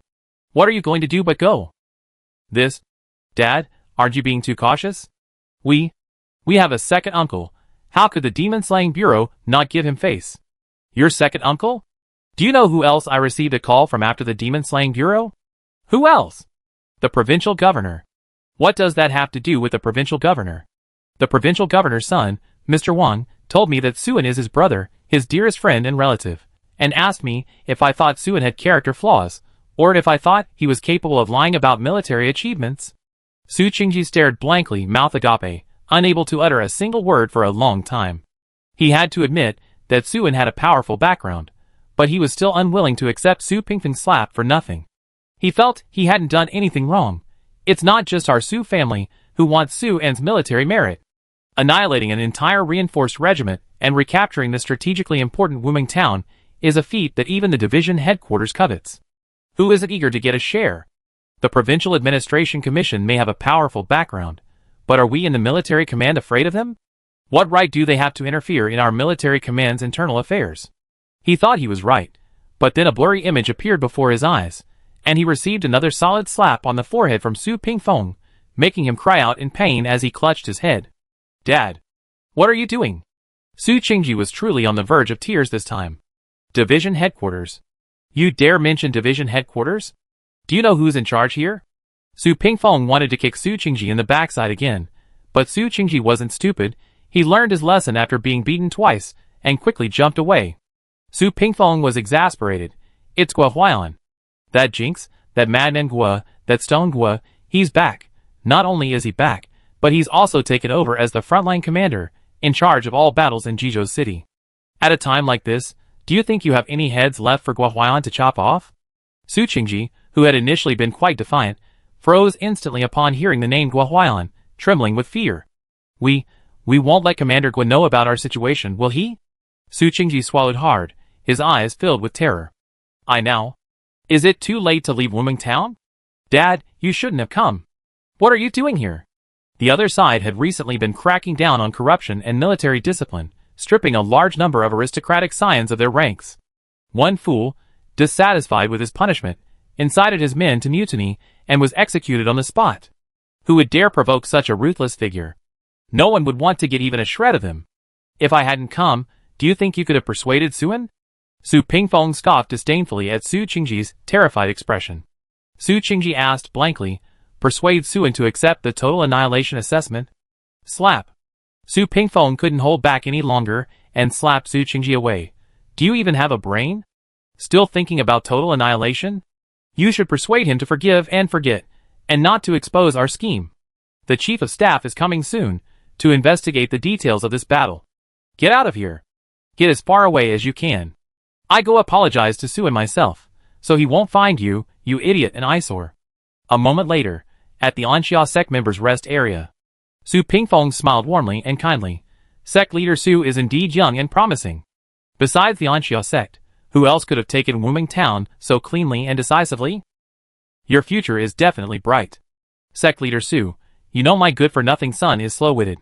He didn't hear me clearly before, and conveyed the wrong meaning. Everyone knows we strictly abide by the law, and have strict military discipline. We would never lie about military achievements. I hope Sect leader Su can forget what he said. Oh, by the way, I have a level 4 sniper rifle in my car, brand new, never used, but the sights are always wrong. If Sect leader Su isn't afraid of the trouble, could you help me adjust it? No need to rush to return it. This is a request between friends, nothing more. I enjoy making friends with young people like Sect leader Su. If Sect leader Su thinks highly of me, please give me this face. Suen smiled and replied, Chief of Staff Su, you're too kind. Su Pingfeng laughed heartily. It's nothing, it's nothing. Not far away, the members of the Southern Yan sect watched this scene, a few of them huddled together whispering. The vice sect leader said, just who is Sect leader Su? Why is a mere lieutenant colonel in the military command being so polite to him? I don't know, but I'm sure he's extraordinary. We hit the jackpot this time. Joining the Anxia Alliance and following sect leader Su will definitely lead to a bright future. A level 5 female soldier's eyes gleamed. A level 3 soldier nearby objected. That officer immediately asked sect leader Su to adjust his weapon upon meeting him. It's clearly ordering him around. How is that being polite? The deputy sect leader said, that's because you're young. A brand new level 4 force weapon, how could its sights be faulty? The lieutenant colonel is just looking for an excuse to give a gift. Not only were his words polite, but he also gave away a level 4 force weapon right off the bat. A level 5 female soldier covered Zhang Yuan's mouth. That's worth several million.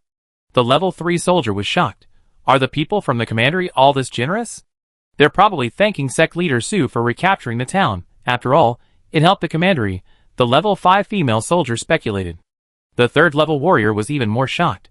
When did the people of the commandery become so righteous? The vice sect master moved closer to Zheng Nanji. Sect master, you were worried before that sect master Su's plan, which involved Lu Tao, was too complex and that he might not be able to handle it. Now you should believe in sect master Su's strength, right? Those below didn't know why Su Pingfeng was trying to curry favor with Suen. She and Zheng Nanji, being of higher cultivation, had overheard Suen's conversation with Su Qingji and knew that Suen had been coerced. Now, Su Pingfeng was clearly here to offer gifts and apologize. This showed that Suen had a powerful background. He is indeed very powerful, Zheng Nanji sighed softly. Su Pingfeng's actions had refreshed her understanding of Suen's power. When Zhang Yunjun introduced the Anxia sect earlier, he mentioned that Suan had connections with the Demon Slaying Division and the Provincial Administration Commission, but he didn't go into detail, nor could he. Therefore, Zheng Nanji hadn't expected Suan's power to be so great. Although the Demon Extermination Bureau and the Provincial Administration Bureau held high positions, they were not the same organization as the military command. At most, their influence could only stop the military command from coercing Suan. It was impossible for them to make Su Pingfeng rush over overnight to apologize. Clearly, Suan has connections within the military command and holds a high position with considerable power. The Demon Extermination Bureau, the Provincial Administration Commission, the military command, of the 5 major government agencies, aside from the Provincial Surveillance Commission and the Provincial Assembly, sect leader Su wields extraordinary influence in 3 of them. How could the Anxia sect and the Anxia alliance not grow rapidly? The vice sect leader exclaimed excitedly, "Every cloud has a silver lining." Sect leader, although we were deceived by Lu Tao this time, we actually made a huge profit. You better hold on to sect leader Su's coattails tightly. Hey, even if it's for the sake of your brothers and sisters' future, you have to work hard. We cheer you on. The vice sect leader winked and grinned, his face full of mischief. Go away. Zheng Nanji shoved the vice sect leader away. It's not even spring yet, and this little hussy is already acting like this. If you like clinging to his leg, go cling to it yourself. She stood up, took out her phone, and walked away. Sect leader, where are you going? The vice sect leader called out with a chuckle. Contact a few trustworthy sects to pave the way for recruiting them into the Anxia alliance. Are you satisfied now? Zheng Nanji replied irritably. Go for it, sect master. Zheng Nanji was indeed following Suan's instructions, and began contacting her colleagues in Chongqing district. Previously, she hadn't rushed into this because she still harbored doubts about Suan. After all, he was ambitious and daring, and she worried that he wouldn't be able to control his greed. Caution made her hesitate. Regardless, she hadn't known Suan for very long and knew very little about him. Joining the Anxia sect herself wasn't a problem, but she couldn't neglect her friends who trusted her. Now, although she still hadn't known Suan for very long, she knew him quite well enough to conclude that his strength matched his ambition. Therefore, she no longer had any doubts, and was determined to seize the opportunity and charge into battle. When the call connected, it meant that Zheng Nanji had already integrated into her role within the Anxia alliance. Chapter 143. Suan finally accepted Su Pingfeng's apology, and decided not to pursue the matter further. Shortly after their meeting, an armed helicopter and 2 armed transport planes landed outside Wuming town. Chief of Staff Zhang arrived with 2 confidential secretaries, and about 100 combat-grade guards. Suan, Zhang Yueying, Zheng Nanji, Su Pingfeng, Su Qingji, and others came to greet him outside the town.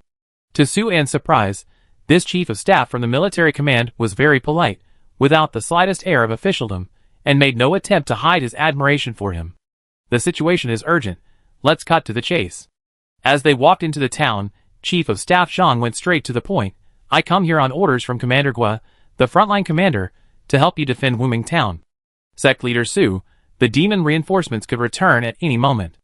I need your men to cooperate with the soldiers I brought to deploy defenses, especially setting up sentry posts outside the town. Su had admired Chief of Staff Zhang's decisive and efficient work style, and immediately nodded in agreement. And Xiazong, a transcendent being from the Southern Yin sect, although currently recuperating, hadn't forgotten to arrange sentry posts. Qin Xingyan had already led his men to the hills to the northwest. If demonic reinforcements or transcendent combatants launched a counterattack on the town, Suan would receive the news as they approached and be able to respond promptly. Hearing Suan explain his arrangements, Chief of Staff Zhang nodded repeatedly in approval. Sect leader Su is cautious and thorough. No wonder you were able to recapture Wuming town. Of course. Suan called Zhang Yunjun over and instructed him to lead Chief of Staff Zhang's men to set up defenses. Just as the group entered the town, 2 more armed transport planes arrived in Wuming town, disembarking with elite combat-grade soldiers, roughly the same number as those brought by Chief of Staff Zhang. The 3rd Brigade is moving quite quickly, Chief of Staff Zhang remarked, glancing back briefly with satisfaction upon hearing the commotion. These were the vanguard of the 3rd Brigade of the military command. With over 200 combat soldiers arriving at once, Wuming town's defenses were immediately more robust, at least eliminating any fear of ordinary demon and superhuman forces returning. Upon hearing of Chief of Staff Zhang's arrival, the officers of the 3rd Brigade hurried into the town, reporting their mission and inquiring about any further instructions. This is Sect Master Su of the Anxia sect. Your men will cooperate with them in deploying defenses. Facing his subordinates, Chief of Staff Zhang exuded authority, his words steady and forceful. The men of the 3rd Brigade were unaware of Guo Huayan's attitude towards Su, and hearing Chief of Staff Zhang's words, they were surprised but couldn't help but look at Su with newfound respect, gaining a better understanding of how to interact with Guo Huayan's men. The arrival of so many soldiers from the division headquarters followed by those from the brigade headquarters, so quickly, and with the 3rd Brigade following close behind, completely overturned Su An's preconceived notions of the military command. Weren't these guys supposed to be like Su Qingji and Su Pingfeng, disciplined, weak, and only interested in dividing up military merits and vying for power? How did they suddenly become so elite? Before this, Su An had always believed that the military command's ability to act with impunity in various cities and regions was entirely due to the constant missions undertaken by sects and extraordinary individuals, from the common people to the chaos lands, to combat demons. However, this scene before him made Su An realize that although the military command was corrupt and decadent, it still possessed some semblance of a regular army and was not entirely useless. Upon entering the town, they sat down at the former headquarters of the demon army. Chief of Staff Zhang said a few words and then dismissed everyone, leaving only Su An inside to speak. Sect Leader Su, as I said before, the situation is urgent, so let's get straight to the point. Besides overseeing the front lines and directing the army to rebuild the defenses, I'm here to complete an important mission assigned by Division Commander Guo. This requires your cooperation. Chief of Staff Zhang said solemnly. Commander Guo and I are both very curious. How did Sect Leader Su, with only a 3-star sect, manage to annihilate a reinforced regiment of the demon army in a single day, capture their heavily fortified town, and successfully reclaim lost territory? Sect Leader Su, please explain the details thoroughly. Su An fell into thought, not answering immediately, glancing at Chief of Staff Zhang several times. Chief of Staff Zhang seemed certain that Su An had reservations, and offered encouragement with a gentle smile. Commander Guo is an upright man who cannot tolerate any wrongdoing. He had been suspended from duty to recuperate, but tonight, he has been urgently reinstated and given command of the front lines. He has truly been appointed to a critical mission. Before I came, Commander Guo said that the military merits should belong to Master Su, and no one can take them away from him. His words were simple, yet contained a wealth of information, requiring Su An to interpret them on his own. The fact that he had spoken so bluntly was quite obvious, his hints undisguised. In truth, on the way here, Chief of Staff Zhang hadn't intended to be so close to Su An. Although he had received orders from Guo Huayan, he believed that handling matters strictly by official procedures was sufficient. There was no need to offer such explicit guidance when Su An was hesitant. However, upon arriving in Wuming Town, witnessing the strength of Anxia sect's troops, and experiencing the attitudes of Zhang Weiying and Zheng Nanji, 2 7th-level sect leaders, towards Su An, Chief of Staff Zhang realized that Su An was no ordinary person, and Anxia sect was no ordinary sect either. Such a relationship between Su An and Xiazong was valuable enough to warrant an act of goodwill from Zhang. Therefore, Chief of Staff Zhang decided to go along with it, doing Su An a favor and gently helping him out.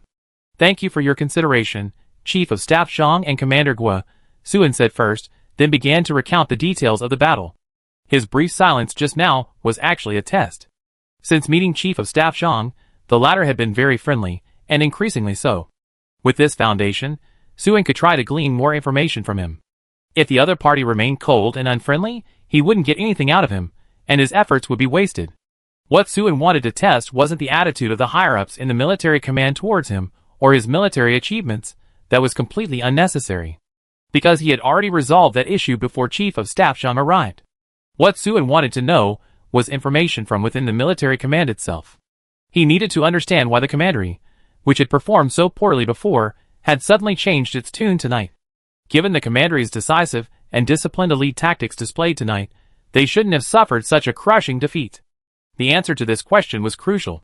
It determined the future course of the war and influenced Anxiazong's decisions regarding advance and retreat. If the commandery could maintain its performance tonight, the battles would undoubtedly become smoother, allowing Su An to lead Anxiazong in continued combat and seek more military merit. If this performance couldn't be maintained, Su An would never dare fight alongside the commandery's army, which was always deserting and self-serving. For long, he would withdraw at the first opportunity. In any case, a bad ally is more dangerous than a strong enemy. Chief of Staff Zhang's answer provided Su An with a definitive answer. The key lay with one person. Chief of Staff Zhang and the officers of the 3rd Brigade had been constantly mentioning this person. Their swift operation tonight was all due to his orders. Commander Gua, a figure previously suspended from duty, reinstated tonight, and appointed to command the front lines in a time of crisis. The answer was obvious. It was precisely because of his arrival that the commandery's demeanor suddenly changed drastically. Not only did their actions become swift and powerful, but even the officers' morale was transformed. This clearly indicated that this person was extraordinary, practically a godlike figure. Su unreasonably deduced that this commander, hastily appointed by the commandery, possessed exceptional abilities and considerable prestige. As long as he remained, the commandery wouldn't be the cowardly entity it once was, and in Xiazong could continue participating in the war. Of course, this was only a preliminary deduction. Suen still needed to further investigate this person from Chief of Staff Zhang and Wangzhe, clarifying his history, achievements, reputation, and so on. I see. After listening to Su-An's account of the war, Chief of Staff Zhang suddenly understood. Commander Gua and I have always found it strange how a 3-star sect could capture Wuming Town.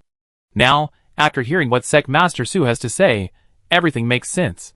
You possess combat power no weaker than a 4-star sect, and you took advantage of the enemy's division to wipe out 2 of their battalions. Finally, you disguised yourselves as defeated soldiers to lure them into the town, completely negating Wuming Town's fortress-like attributes. Your tactic of coordinating with the Southern Yin sect from within and without was nothing short of divine inspiration. Strength, strategy, and luck, you had it all. No wonder you were able to achieve such a remarkable feat. Finally, Chief of Staff Zhang sincerely explained, indeed, extraordinary achievements must be made in extraordinary times by extraordinary people. After speaking, Chief of Staff Zhang suddenly fell silent. He keenly noticed a problem. Where was the Sword of Dawn? Wuming Town's location was so crucial. Why hadn't the Sword of Dawn appeared at all? The Sword of Dawn had numerous experts. There was no way they wouldn't have overlooked Wuming Town. And if they had shown themselves, the Anxia sect would have been completely annihilated. Yet, they hadn't seen a trace of them the entire time. This was too abnormal. What was going on? Under the vast, starlit wilderness, a group of black-clad warriors carrying swords and knives traveled silently in the moonlight. They looked quite disheveled, many supported each other, and bloodstains were faintly visible on their robes. Compared to the group's faltering steps, the elderly man and the young woman at the head walked steadily, though the white-haired old man constantly clutched his lower abdomen, and the girl with pigtails always frowned. Nandong Buki Songjiao, where did these 2 come from?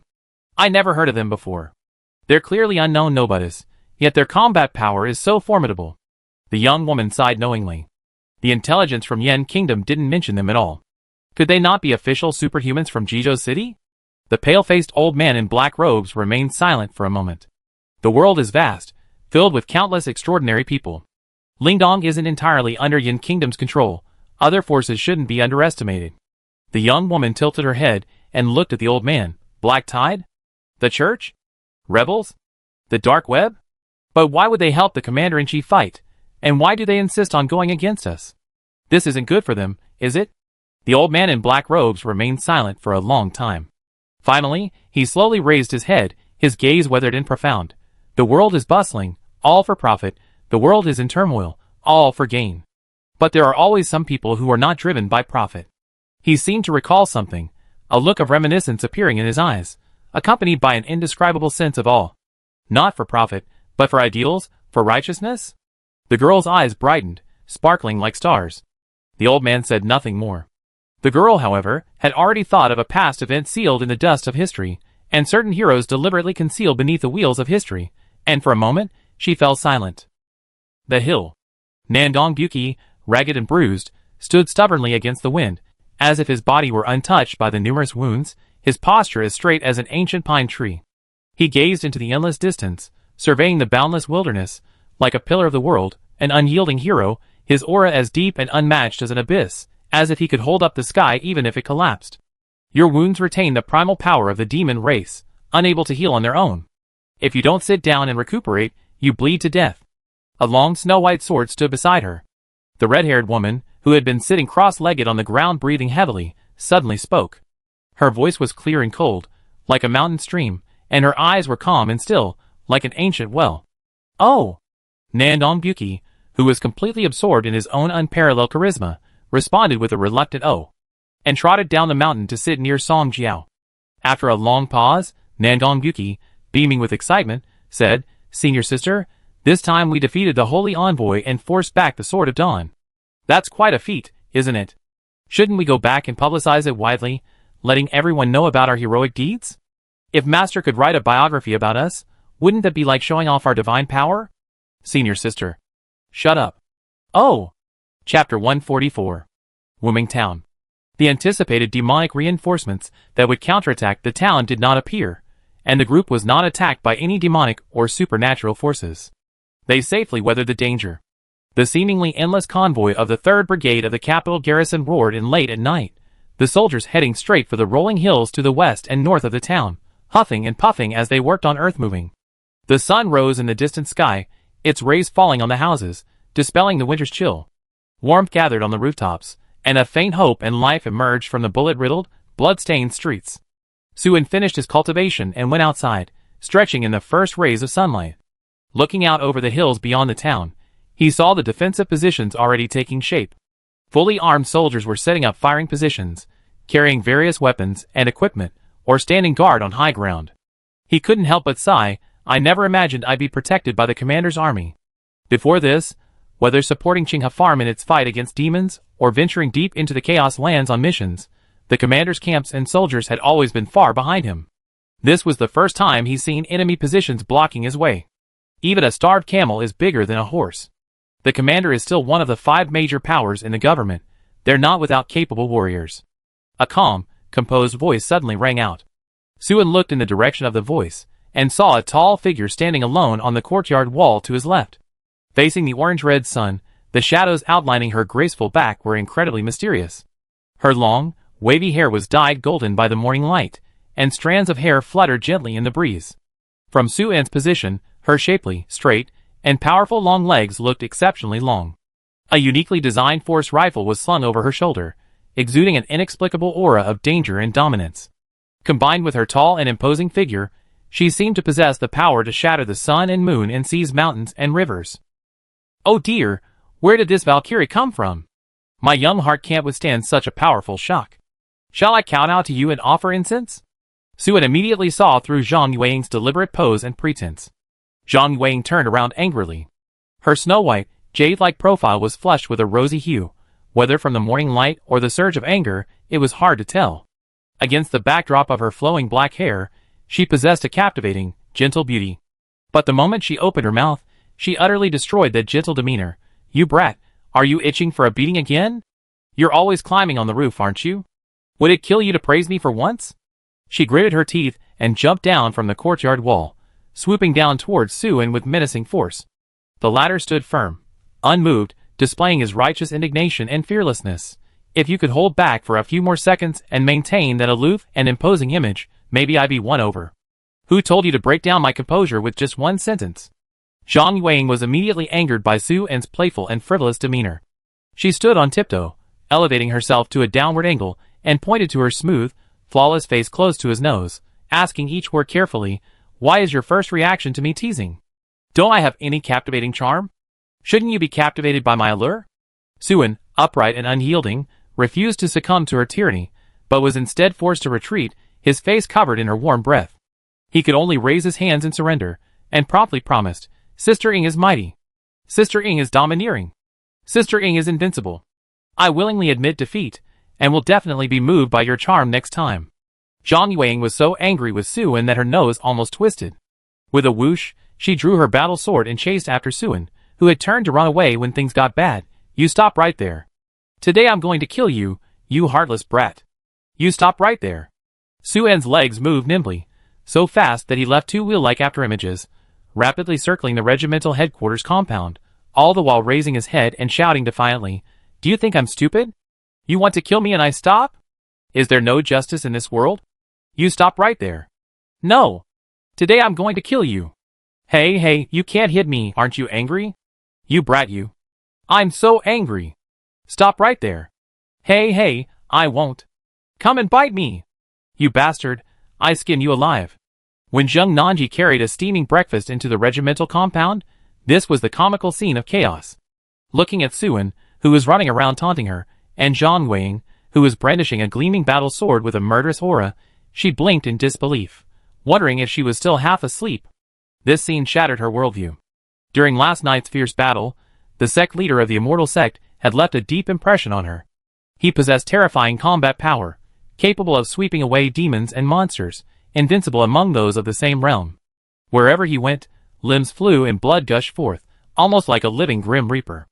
Also a level 7 cultivator, Zheng Nanji didn't even dare to approach him, filled with utter awe.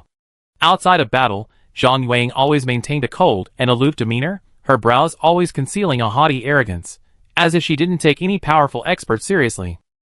Even when she was leisurely puffing out smoke while leaning against her chariot, she exuded an ethereal, otherworldly aura. Even standing face to face with her, you would feel she was worlds away, separated by an insurmountable galaxy. Shouldn't such a refined and elegant being be like a celestial being dwelling in the moon, detached from joy and sorrow? How could she be so aggressive, like a cat with its fur standing on end? As for Suen, there was even less to say. Zheng Nanji had never seen anyone with only level 5 cultivation kill a level 6 demon cultivator as easily as killing a chicken. Moreover, the other party was skilled in strategy, possessed a deep mind, and was ambitious. He always planned major events silently, as if everything was under his control, making Zheng Nanji feel that he was unfathomable and unassailable. But now, this young tycoon was being chased and hacked it with a knife, running and shouting, completely unserious. Where was the composure of a mastermind? What aloof female warrior, what a schemer. Before her were just two children, playing around. This stark contrast left Zheng Nanji bewildered. Standing at the door, she didn't know whether to go in or pretend she hadn't seen anything and quickly leave. Suen and Zhang Yueying quickly noticed the conflicted Zheng Nanji. They stopped simultaneously, and turned to look at her. In that instant, Zheng Nanji felt a chill run through her body, as if she were being watched by two colossal beasts, about to be killed and swallowed whole, leaving not even a bone fragment behind. Sect leader Zheng, what brings you here? What are you doing standing at the door? Come in. Seeing the steaming breakfast, Suen's eyes lit up. She turned and nimbly approached. Is this for me? Thank you so much, sect leader Zheng. Zheng Nanji, feeling a chill run down her spine, forced a smile, saying, I saw that sect leader Su was busy all night and hadn't eaten anything, so I thought I'd bring some breakfast. It's nothing, thank you too much. Taking the breakfast, Suen led Zheng Nanji inside, then casually greeted Zhang Yueying, the portion is generous, enough for the two of us. Inside, Zheng Nanji found Zhang Yueying already seated at the table, her aloof demeanor replaced by an unapproachable air. Her eyes were lowered, her gaze fixed straight ahead, arrogant and haughty, seemingly otherworldly. To Zheng Nanji's surprise, when she followed Suen inside, Zhang Yueying actually nodded to her politely. Suen quickly got into the swing of things, eating with great gusto, while Zhang Yueying remained unhurried, her movements elegant and her demeanor serene, like a refined lady from an ancient ink painting, untouched by worldly concerns. Did I just hallucinate? Zheng Nanji felt a sudden sense of absurdity. Even a fairy living atop a snow-capped mountain wouldn't be this eccentric. How could she be shouting and spouting nonsense? Suen's words interrupted Zheng Nanji's thoughts. The Southern Yin sect carries cooking utensils for starting fires in the wild when they go on missions? She asked this because the breakfast before her was quite lavish, with steamed buns, mantou, soy milk, fried dough sticks, eggs, and pickled vegetables, everything one could want, while the Anxia sect only carried self-heating individual rations when on missions. Zheng Nanji smiled gently. Of course I wouldn't bring any. I found these things at the military headquarters this morning. They have a lot of people, and have already set up a field mess hall. Suen exclaimed, ah. Thinking to himself, is the Southern Yin sect really that particular about food? Seemingly sensing Suen's thoughts, Zheng Nanji added softly, her beautiful eyes gazing at him, I went alone and only brought back these. Suen looked up in surprise, glancing at Zheng Nanji with unexpected delight. The implication was clear. She had made a special trip to the military headquarters field mess hall for Suen's sake. What does it mean to be gentle, considerate, and understanding? Suen glanced at Zhang Yueying. Look at sect leader Zheng. This is a truly good sect leader for our Anxia alliance. A model indeed. Zhang Yueying's lips twitched, and she glared at Suen with murderous intent, but didn't argue with him as before. Not only that, her fierce expression lasted only a fleeting moment. In the blink of an eye, she was back to her gentle, refined, and well-mannered self. Suen had already noticed Zhang Yueying's unusual behavior.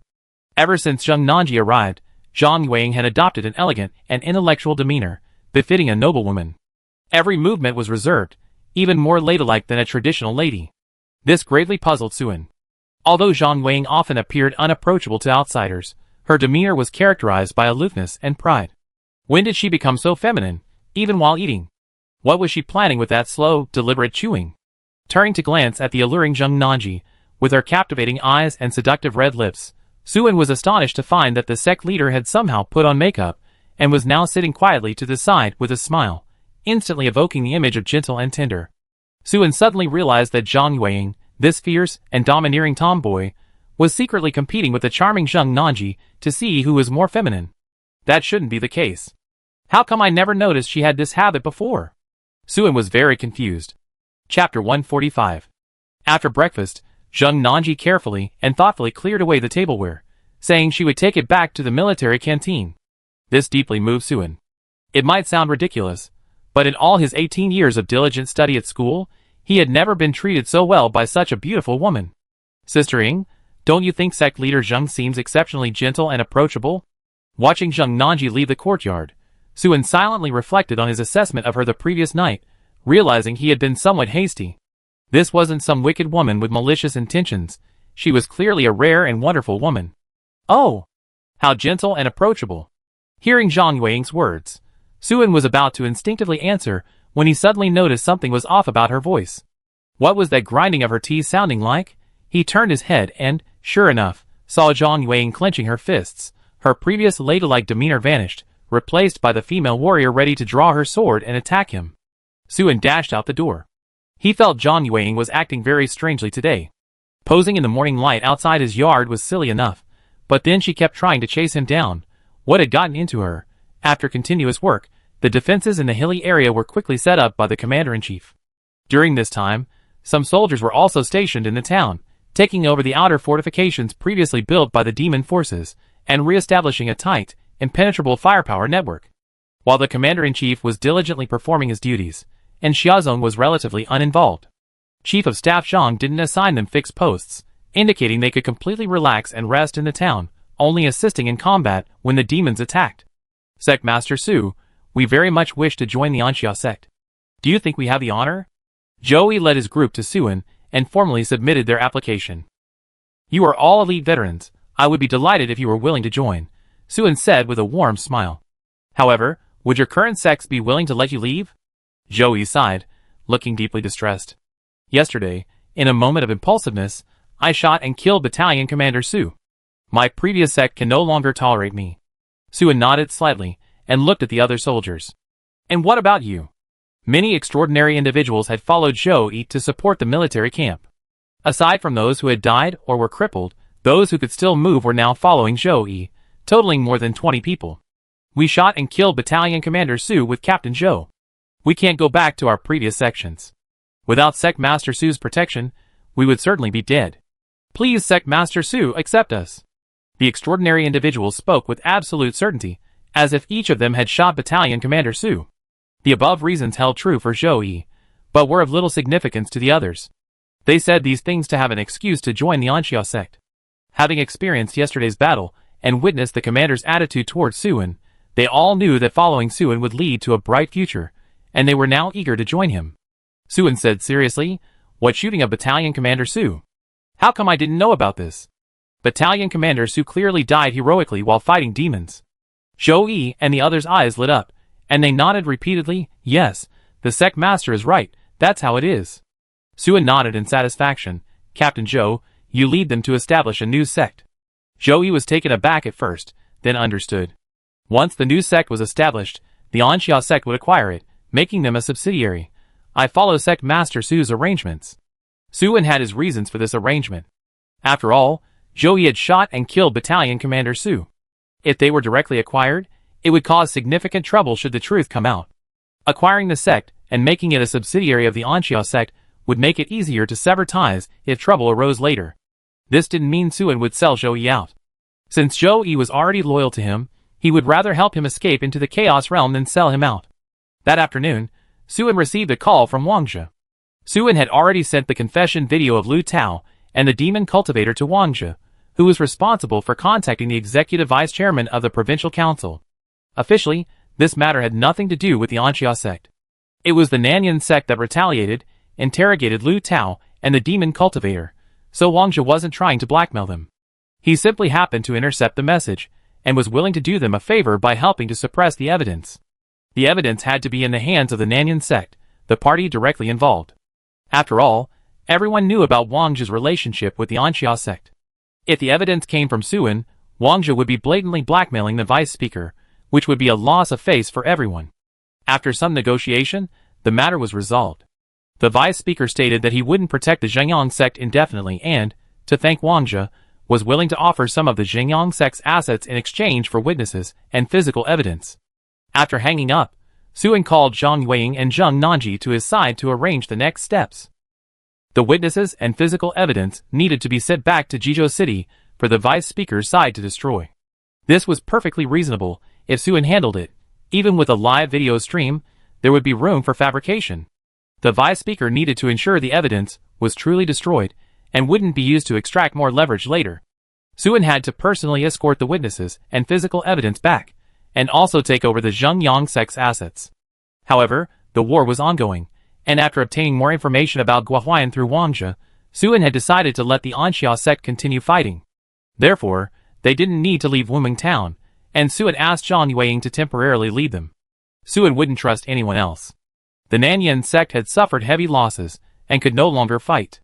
They needed to withdraw to Jizhou City to replenish their ranks and regroup, making them suitable candidates for this escort mission. They also needed to take over the Zhengyang sect's assets later, so no one could stay behind. After hearing the arrangements, Zhang Yueying looked at the innocent-looking Suan, then at the charming Zheng Nanji with her gentle smile, her brows furrowing and her face turning frosty, clearly showing her displeasure. However, she ultimately didn't refuse. Faced with the reality that there was no better arrangement, saying anything more would be a waste of breath and would be seen as unreasonable, something the immortal sect master would never do. Before setting off, Suan called Li Anqin, exchanged a few brief greetings, and got straight to the point. I need some help from you. At dusk, the convoy left the town. Most of the vehicles were from the Southern Yin sect, which had been parked far from Wuming town that morning, but Zheng Nanji had them brought over. There were 2 vehicles from the Anxia sect, as Suan had brought several people with him. Of course, he needed his own people with him. Even though he trusted Zheng Nanji, he wouldn't risk his safety. It's always better to be safe than sorry. Sect Master Su, I had a question for a while, but I don't know if I should say it. Halfway through the journey, it was already dark. Suan, who had been looking down at his phone, finally stopped. Zheng Nanji, who was driving, took the initiative to start a conversation. Go ahead and speak, Zheng Nanji said, first covering her mouth with her hand and smiling softly. Then, she raised her bright eyes and glanced at Suan, revealing an undisguised playfulness and cunning, her girlish charm radiating. Sect leader Su looks so young. I wonder if you're an adult yet. Suan felt a provocation, but Zheng Nanji's playful expression completely extinguished any anger. He asked curiously, is this question worth noting? Of course. Zheng Nanji's lips curled slightly, her smooth, full red lips creating a unique charm. She turned to Suan, winking her beautiful eyes, and said in a soft, seductive voice, there are many things that can only be done after adulthood. The road was in disrepair. Just as Suan spotted a pothole ahead, Zheng Nanji turned her head. He felt compelled to remind her of her responsibilities as a driver. You're driving. Zheng Nanji was startled, her expression stiffening slightly. She thought to herself, why is this guy so direct? I haven't even picked up speed yet, and he's already brought it up. Is he unhappy?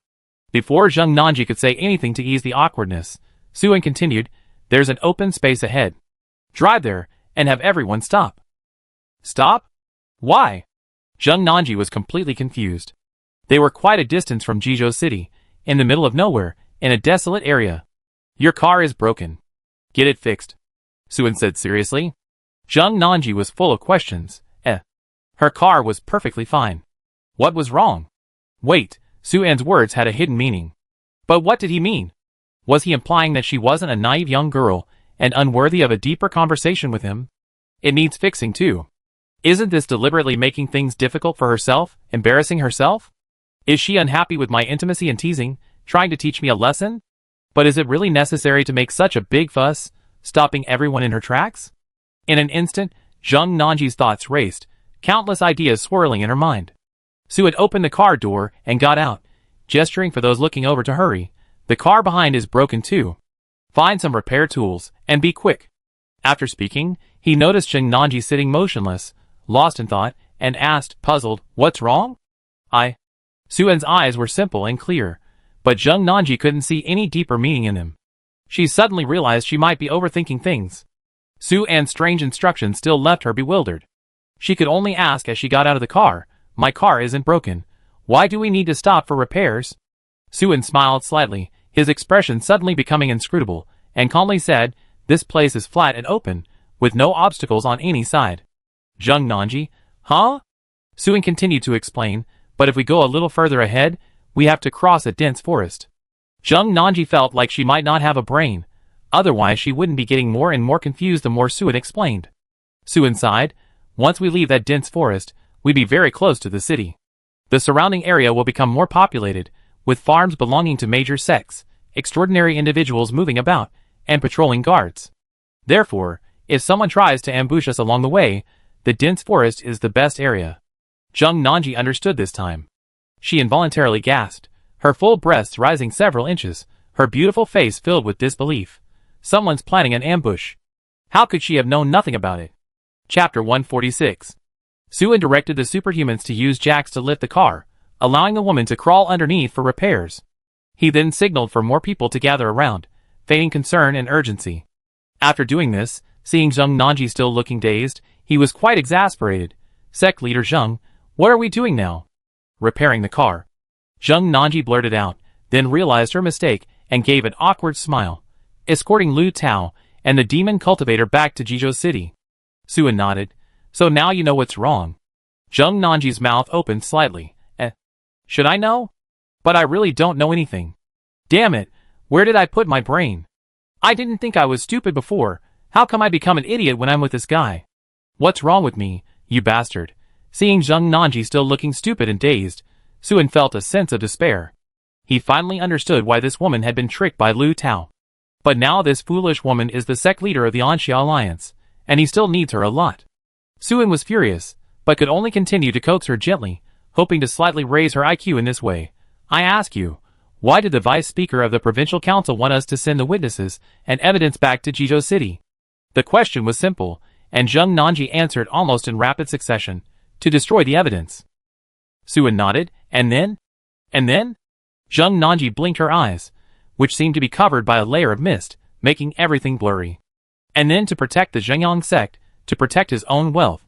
Suan, He wanted nothing more than to bang his head on the ground and shout in anguish, "Where is Li Anqin? Where is Zhang Weiying?" If it were those two, they would have known the problem long ago, without needing any prompting from him. Having grown accustomed to interacting with academic superstars, like Li Anqin and Zhang Weiying, Suan finally understood the pain of teachers when faced with Zheng Nanji, a slacker. Suan gave up on trying to salvage Zheng Nanji's intelligence, and said weakly and honestly, "If it was just to destroy evidence, the Vice Speaker wouldn't have needed us to send the person back to Jizhou City. He could have just sent a few people to Wuming Town, that would have been faster and quieter. Now that we're taking the person back, we have to meet in the city, and he also have to act in the city. Afterwards, we have to dispose of the body. The city is crowded and full of surveillance cameras, which only increases the risk of leaving traces and being exposed. An official of his rank certainly has no shortage of political enemies. What if he gets noticed? Does the other party think there's already enough trouble, and they have to go to such lengths?" Zheng Nanji nodded repeatedly. When Suan finished speaking, she seemed to have a sudden epiphany, clapping her hands and exclaiming, "That's right. Isn't this unnecessary?" Suan, Noticing Suan's speechless expression, Zheng Nanji smiled awkwardly, touching her hair sheepishly. In her heart, she silently cried out anxiously, "Zheng Nanji, use your brain. Use your brain. Don't look like a fool. Don't let him look down on you.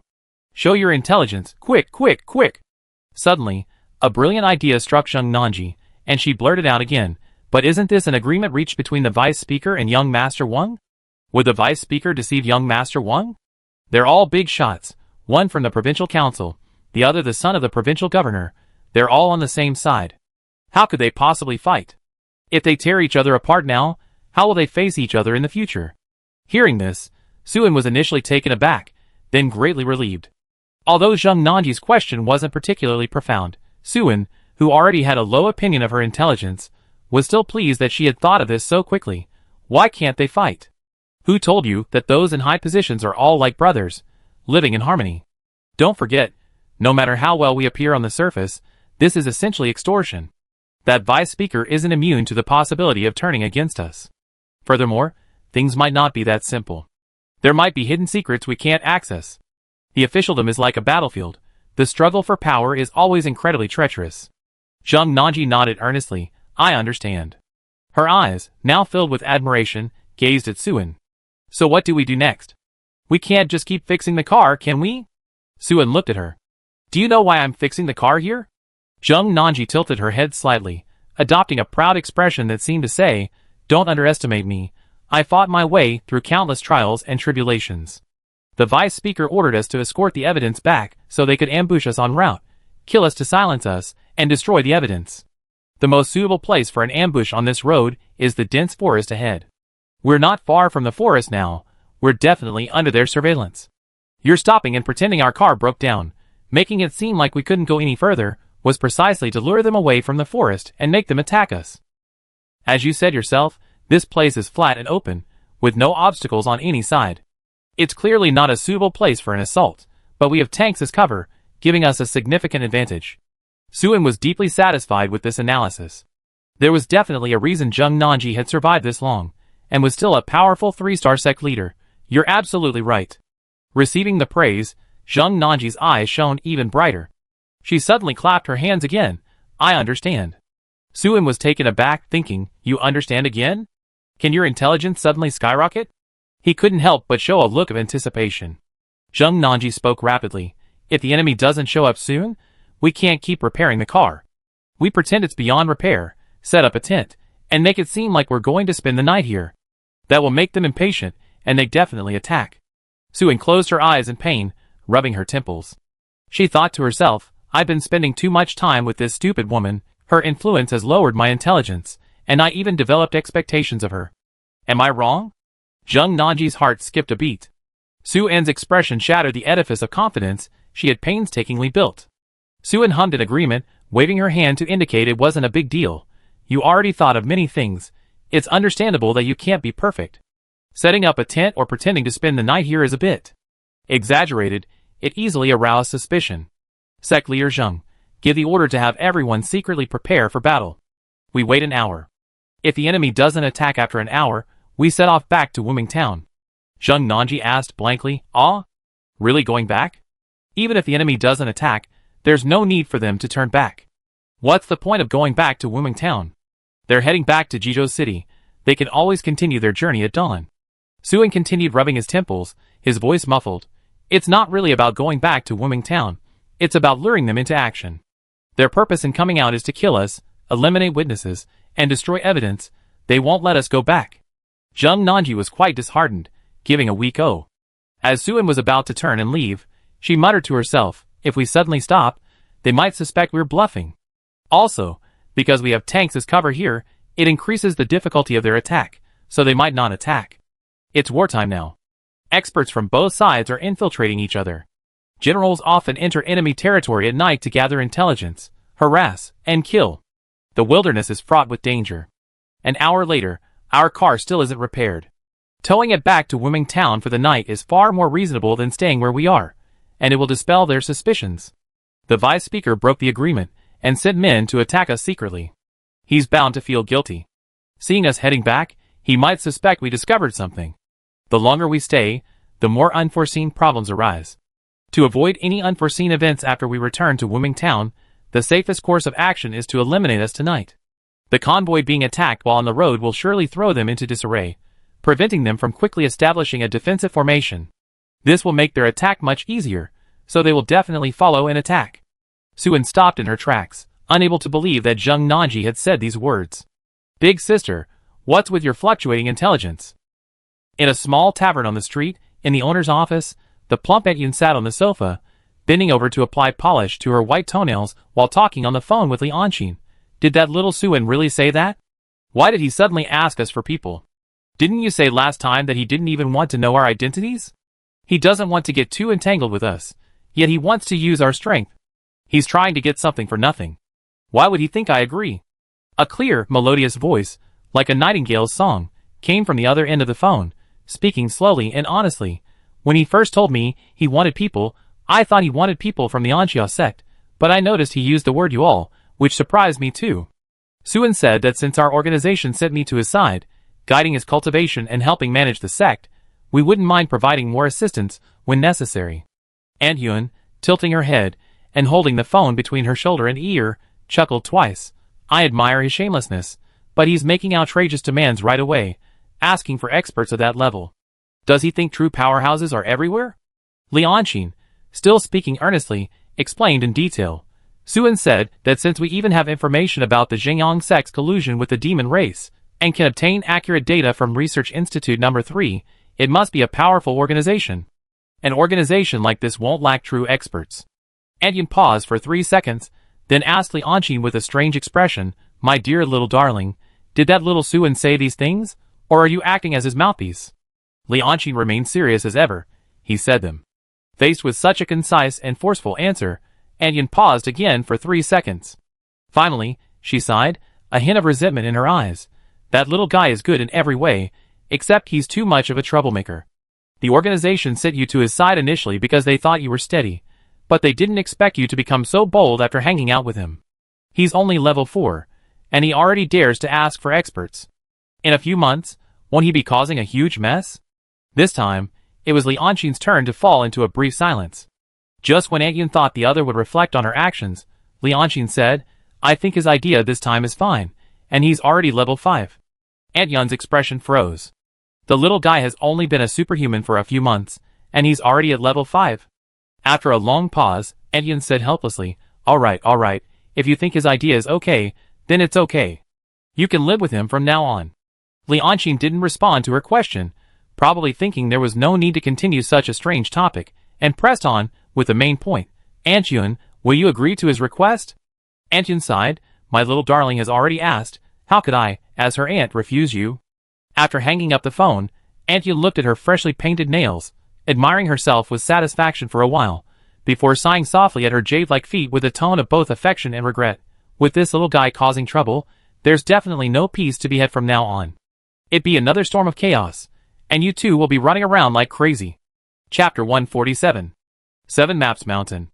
An armed helicopter descended over the rolling hills, its rotors beating the vegetation and kicking up dust. Suddenly, a tall, imposing figure leaped from the cockpit. Guohuan landed steadily like a goose, looking at Guoziyuan, who was quickly approaching. He sized the colonel up as he drew near. This colonel, carrying a force assault rifle, had bandages wrapped around his neck, bloodstains clearly visible. He walked with a slight limp in his right leg, clearly suffering a serious injury as well. "Reporting, Commander, the Thunder Brigade has defeated the enemy at 7 Maps Mountain, successfully completing its mission. Requesting instructions." Guoziyuan raised his hand in a standard military salute. Although he looked disheveled, his spirit was excellent. Guohuan nodded slightly, his steps unwavering as he surveyed the hilltop positions. "Well done. What about casualties?" "Fewer than expected." After saluting, Guoziyuan immediately resumed his playful demeanor, scurrying along beside Guohuan. "Commander, I personally took down a general this time. You wouldn't believe how dangerous it was. We had just achieved a breakthrough, penetrating their lines, and hadn't even had a chance to expand our gains when that scoundrel suddenly leaped out of the shadows, giving me a huge fright. Good heavens. He was wielding a pair of massive axes, each half a person's height, and came at me for the head. The sound of them cleaving the air was deafening, enough to send chills down your spine. In the blink of an eye, I managed to spot the only chance to retaliate." Guohuan paid little attention to Guoziyuan, standing on the high ground and surveying the surroundings. The mountains and fields were littered with the corpses of demon warriors. Trench lines were stained with blood and riddled with shell craters. Traces of surging force were everywhere, and many field guns lay overturned, their insignia clearly visible. These were weapons captured by the demons in previous defeats. Now, the Thunder Brigade had reclaimed them. What they reclaimed was not just weapons and positions, but also the scattered dignity of the commander's army. Transport planes accompanying Guohuan unloaded squads of elite soldiers.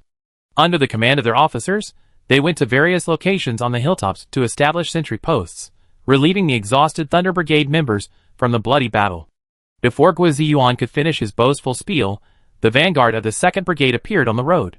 Leading the charge was the 4th Armored Regiment, a steel torrent of tanks and armored vehicles, exuding an overwhelming aura even in their journey. As a regular army, the commander's equipment was indeed impressive. This formidable army, which had previously been routed by a ragtag bunch of troops, forced to retreat again and again, infuriated Guo Huayan. He wanted nothing more than to kick the commander's teeth out. Fortunately, he had arrived. The right flank had already established a defensive line in Wuming Town, and now the left flank had occupied Chitu Mountain. His envisioned strategic plan, allowing for both advance and retreat, had been realized. From now on, as long as he remained the forward commander, the demon forces would be unable to approach Jizhou City any further. Recalling the dramatic changes of the day, those three words resurfaced in Guo Huayan's mind: Anxia sect. Even with his return, the situation wouldn't have been easily reversed. He had even prepared to personally engage in battle. The reason everything had proceeded so smoothly was because Anxia sect had recaptured Wuming Town, opening a breach in a crucial position on the right flank. Guo Huayan had read the battle report submitted by Chief of Staff Zhang from Wuming Town. Even with his discerning eye, he couldn't help but applaud the young sect leader's boldness and meticulousness. The only problem was the strange situation of Dawn's sword allowing Wuming Town to be captured. Guo Huayan was eager to meet Suen. He hadn't encountered such an interesting young man in a long time. Commander, Chief of Staff Zhang is on the phone. Chief of Staff Zhang first reported the latest situation in Wuming Town, asking Guo Huayan for instructions. He then assured him in a strong voice that he would defend the right flank, and finally brought up a situation that greatly surprised Guo Huayan.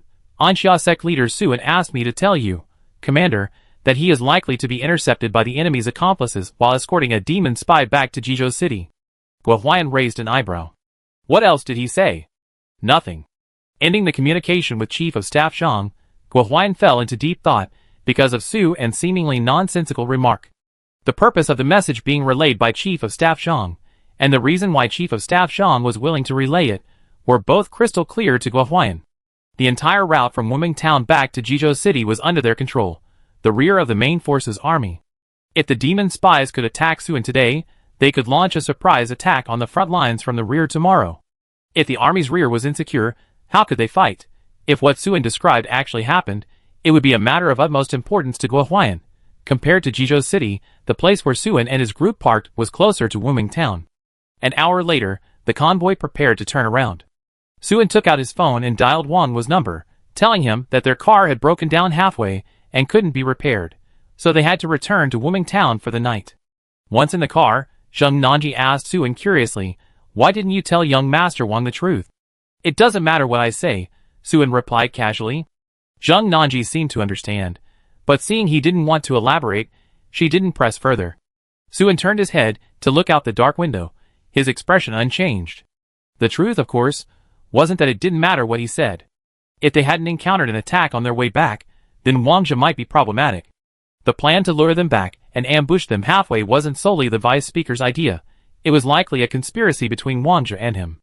Logically, the vice speaker's men would have followed and attacked. The only reason they hadn't was that they were certain Suen's side hadn't suspected anything, had no ulterior motives, and that the car had genuinely broken down, forcing them to postpone their journey. If the vice speaker could confirm this, it would only be because Wangja had informed him, and the two sides had a high level of trust that undoubtedly meant some kind of solid agreement had been reached. Testing Wangja, that was why Suen wasn't telling the truth. With the joint business in Dongping district, Suen now trusts Wangja quite a bit, but not unconditionally. After all, enemies don't betray you, only brothers, friends, and partners can. And the reality is, backstabbing is all too common. While the business in Dongping district is substantial, it's not something indispensable to the vice speaker of the provincial assembly and the provincial governor. The mutual benefits they can exchange far outweigh this business. Moreover, given their status and influence, the business might not collapse even if Suen died. Tonight's test of Wangju was merely a convenient tactic. Suen is simply accustomed to maintaining constant caution and vigilance. A small sailboat of a nobody can't withstand a great storm. Drawing his pistol, silently cocking it, Suen kept his eyes fixed on the desolate, moonlit wilderness, not missing a single sound. If the gun didn't fire on the way back, Suen could gather some information. But if the gun did fire, what would that mean? How much noteworthy information, so crucial to analyze, was hidden within? One thing was certain. Even if the gun fired, it didn't mean Wangja was innocent. A slight, enigmatic smile curved Suen's lips.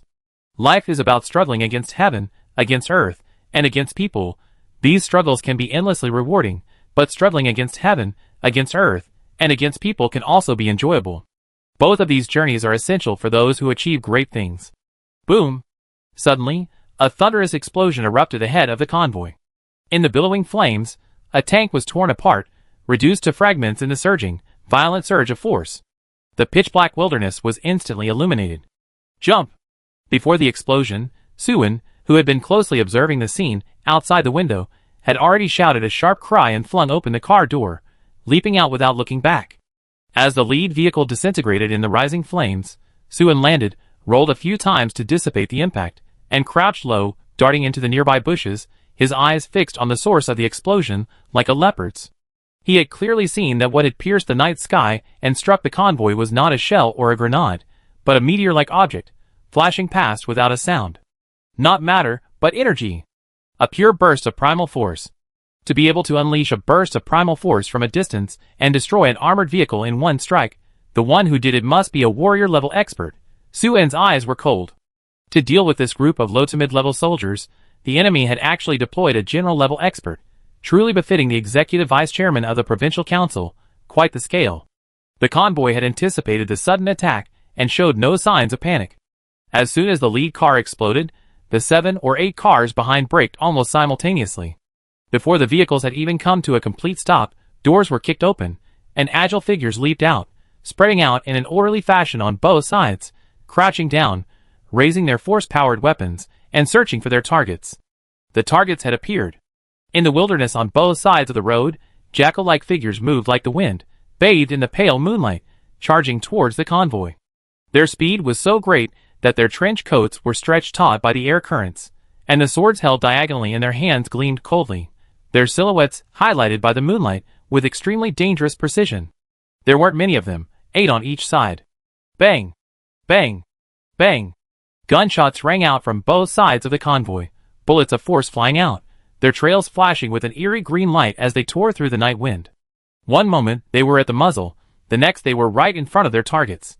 The attackers, wielding knives, moved swiftly, sideways, or turned their bodies, as fast as ghosts.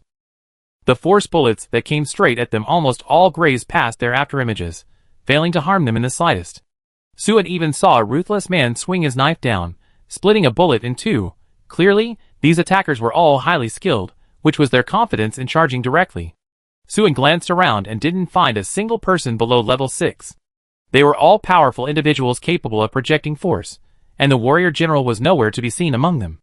Suin's team consisted of fewer than 20 soldiers from the Southern Yan sect, only 5 extraordinary individuals from the Anxia sect, and a mere 3 experts above level 6. Such combat strength was utterly inadequate to match the attackers. If they managed to get close, every single one of them would be killed without a burial place. Yet, the troops were powerless to stop the enemy from approaching. As one of the 5 major powers of the provincial government, the provincial assembly held power above the other 4 major government offices, and the executive vice chairman, who wielded real power within it, could mobilize forces both openly and covertly. Facing such an opponent, Suin suddenly felt pressure that he shouldn't have to bear at his level. Chapter 148. A crescent moon hung high, stars were few and far between, and the distant hills, their outlines resembling wild beasts, were faintly visible. A cold wind rustled through the tall, thin grasses. The surroundings were silent, the only light and noise coming from the sides of the convoy. 20-odd firearms, their runes gleaming, emitted a continuous, powerful hum of force vibrations.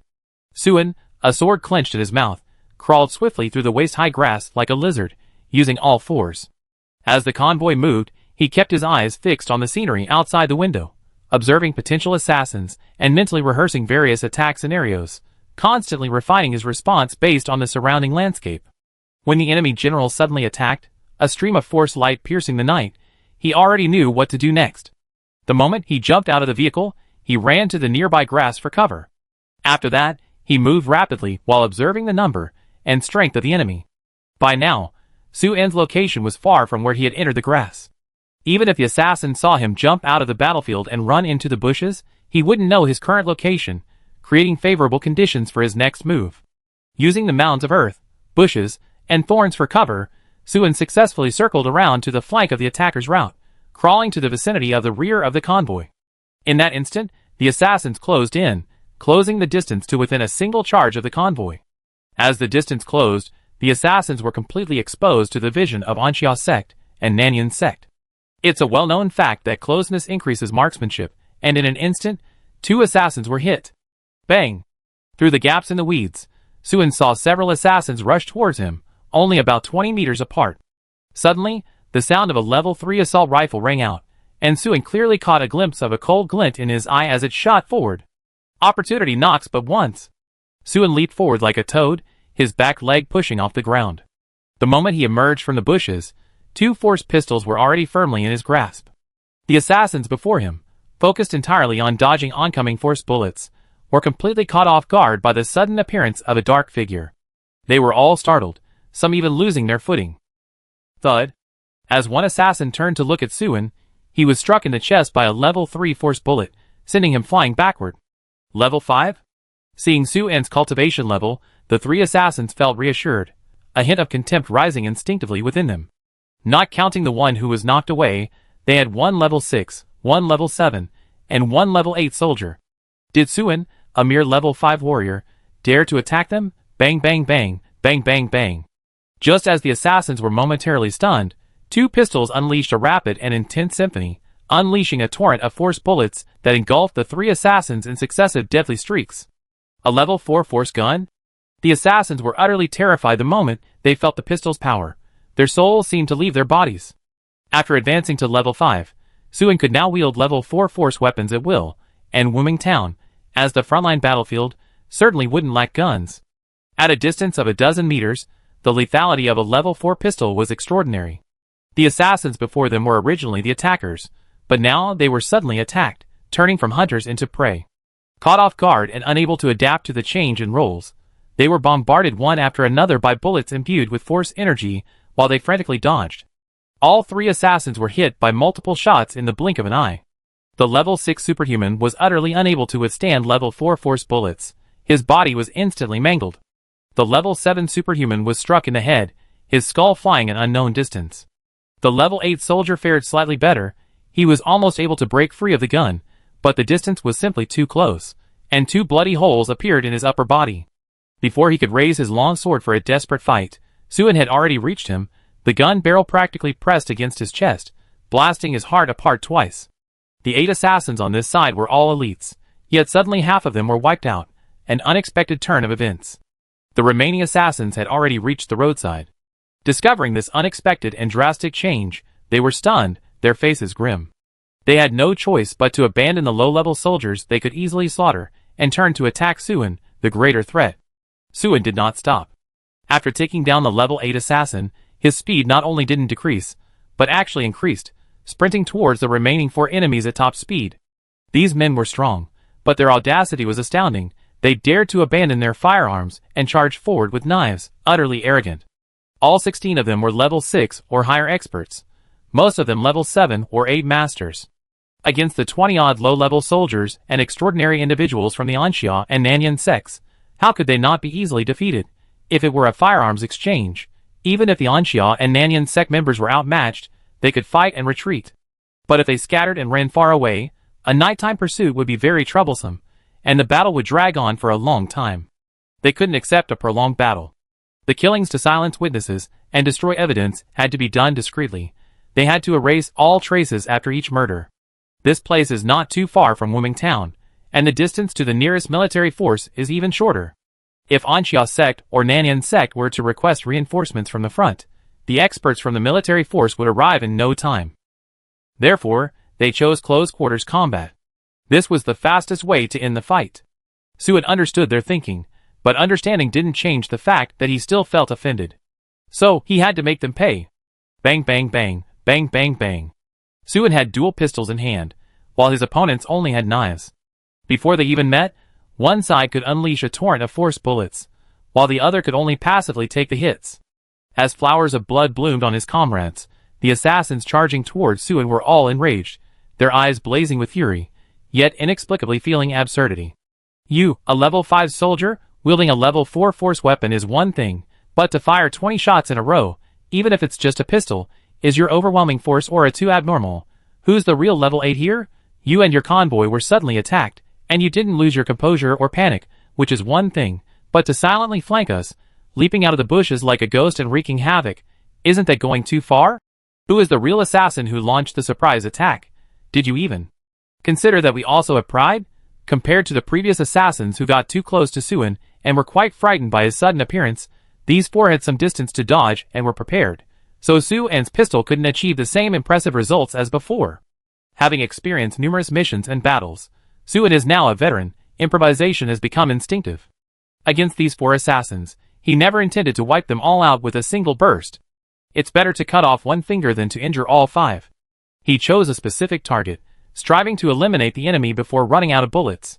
Leading the charge was a level 6 soldier. It wasn't that he was fast, but rather his initial position. However, charging headlong into Suen's gun was incredibly stressful for this level 6 soldier. He used every ounce of strength to leap left and right, advancing in a zigzag pattern, terrified of being locked onto. His efforts paid off. He wasn't hit. This made him quite proud, feeling his agility had improved. However, before his smile could spread, he heard a suppressed scream behind him. Glancing back, he saw his level 8 comrade lying on the ground, covered in blood. Looking at Suen again, the level 6 soldier finally realized that his survival wasn't due to superior agility, but because Suen had simply ignored him. This enraged the level 6 soldier. I'm right in your face, ready to slice you in two, yet you ignore me and attack the people behind me. How much do you despise me? Deeply humiliated, the level 6 soldier took 3 steps in 2, suddenly appearing before Suen. His sword flashed in an arc, aiming for Suen's neck with the force of a sweeping attack. A split second earlier, Suen's dual pistols had emptied their magazines. Without time to holster them, he decisively discarded them, took the long sword from his mouth, and met the level 6 soldier's attack. With a swift flick and a sweep, as fast as lightning, the level 6 soldier felt a numbness in his right arm. His sword swung uncontrollably outwards, and before he could even steady it, blood and flesh splattered from his neck. As he knelt on the ground, clutching his bleeding neck, the level 6 soldier still couldn't comprehend how a level 5 soldier could move so fast, possess such powerful force, and have such precise swordsmanship. He hadn't even seen how Suen deflected his long sword and slit his neck before he was already a dying candle in the wind. But one thing the level 6 soldier understood. The reason Suen's gun wasn't aimed at him was because he posed no threat to Suen. The moment they closed in was the moment of his death. Behind the level 6 soldier were a level 7 and 2 level 8 soldiers. One of the level 8 soldiers, right behind the level 6, was being focused down by Suen's dual pistols, and was now severely wounded and lying on the ground. The level 7 soldier had been shot near the road, but not fatally. His speed had only decreased. He was now charging alongside the other, fully recovered level 8 soldier, who had arrived faster than him. Suen could see clearly that the two men's gazes were fixed on him with a sinister, murderous intent, as if they wanted to devour him alive. It was as if Suen had stolen their wives and killed their parents. Without the slightest hesitation, Suen activated the Azure Lotus Sword technique before his opponent could unleash their killing move. His body vanished abruptly, his afterimage flashing as a sword light suddenly appeared at the neck of a level 7 warrior. By the time the level 7 warrior sensed the danger, it was too late. His speed was already past its peak, and he had no time to retreat. With a flash of cold light at his neck, his head flew into the air. Clang! Just as the sword light reached the throat of the level 8 warrior, a longsword blocked it in time, the clash of sword and blade producing a crisp, melodious sound. His opponent had blocked Suen's killing move. Suen wasn't surprised. After all, the opponent was level 8. Without any hesitation, his longsword changed from a thrust to a parry, slashing towards his opponent's wrist like a venomous snake. The two instantly engaged in a fierce battle, 1,000 sword shadows and a torrent of light filling the air, the clanging of weapons and the muffled, heavy explosions of air resounding throughout the room. The level 8 warrior grew increasingly astonished as the fight progressed, forced to retreat continuously by Suen's relentless sword strikes. His gaze towards Suen gradually shifted, from disdain and anger to apprehension and caution. Although Suen's cultivation level was only level 5, his force strength surpassed even that of a level 7 transcendent, and was even stronger than that of a level 7 demon cultivator, a situation he had never encountered before. While he narrowly blocked Suen's killing move, Suen's aggressive advance, forcing him to retreat and parry, had seized the initiative. Suen's subsequent sword strikes were unpredictable, fierce, and relentless, like a relentless storm. The level 8 warrior was temporarily unable to reverse the situation, and was gradually becoming exhausted. While he wasn't easily injured by Suen, turning defense into offense, and seizing the initiative was extremely difficult, making it nearly impossible for the level 8 warrior to even find an opportunity to unleash a killing move. What kind of monster is this? The level 8 soldier was horrified. Chapter 149. Who is this kid? Not far away, a tall, slender man stood gracefully atop a large tree, his gaze fixed on Suin, his brows slightly furrowed. He had expected tonight's operation to go smoothly. He only needed to make one move, destroying the lead vehicle to stop the convoy, leaving the rest of the fighting to his men. Unexpectedly, the battle erupted suddenly. His men, barely reaching the road, found 8 men on one side either dead or crippled, leaving only one still able to move. Even this last man was being held back by Suin. With the assassins on one side largely dealt with, the Anxia sect and Nanyan sect superhumans on the road could concentrate their forces on the assassins on the other side. Using their vehicles as cover, they concentrated their firepower, throwing out various level 2 and 3 force grenades like they were free, suppressing the 8 assassins and preventing them from getting close for a short time. From the moment Suin leaped out of the bushes, Yang Jing witnessed his every move. Even he had to admit that this young man was a rare and extraordinary individual. Although he didn't believe Suin could maintain his suppression of the level 8 warrior, nor did he think the warriors of Anxia sect and Nanyan sect could truly hold off the other 8 assassins, Yang Jing still decided to make his move. He didn't want to wait any longer. Delays could lead to unforeseen problems. Solving the problem quickly was paramount. Just as Yang Jing was about to step forward, a sudden twitch appeared between his brows, and he abruptly stopped in his tracks. Yang Jing, you're supposed to be a warrior general, albeit a bottom-tier one. But attacking a bunch of low-level warriors, don't you even care about your reputation? A mocking voice came from the side. Yang Jing turned his head and saw a man with a buzz cut, arms crossed, perched atop another large tree not far away.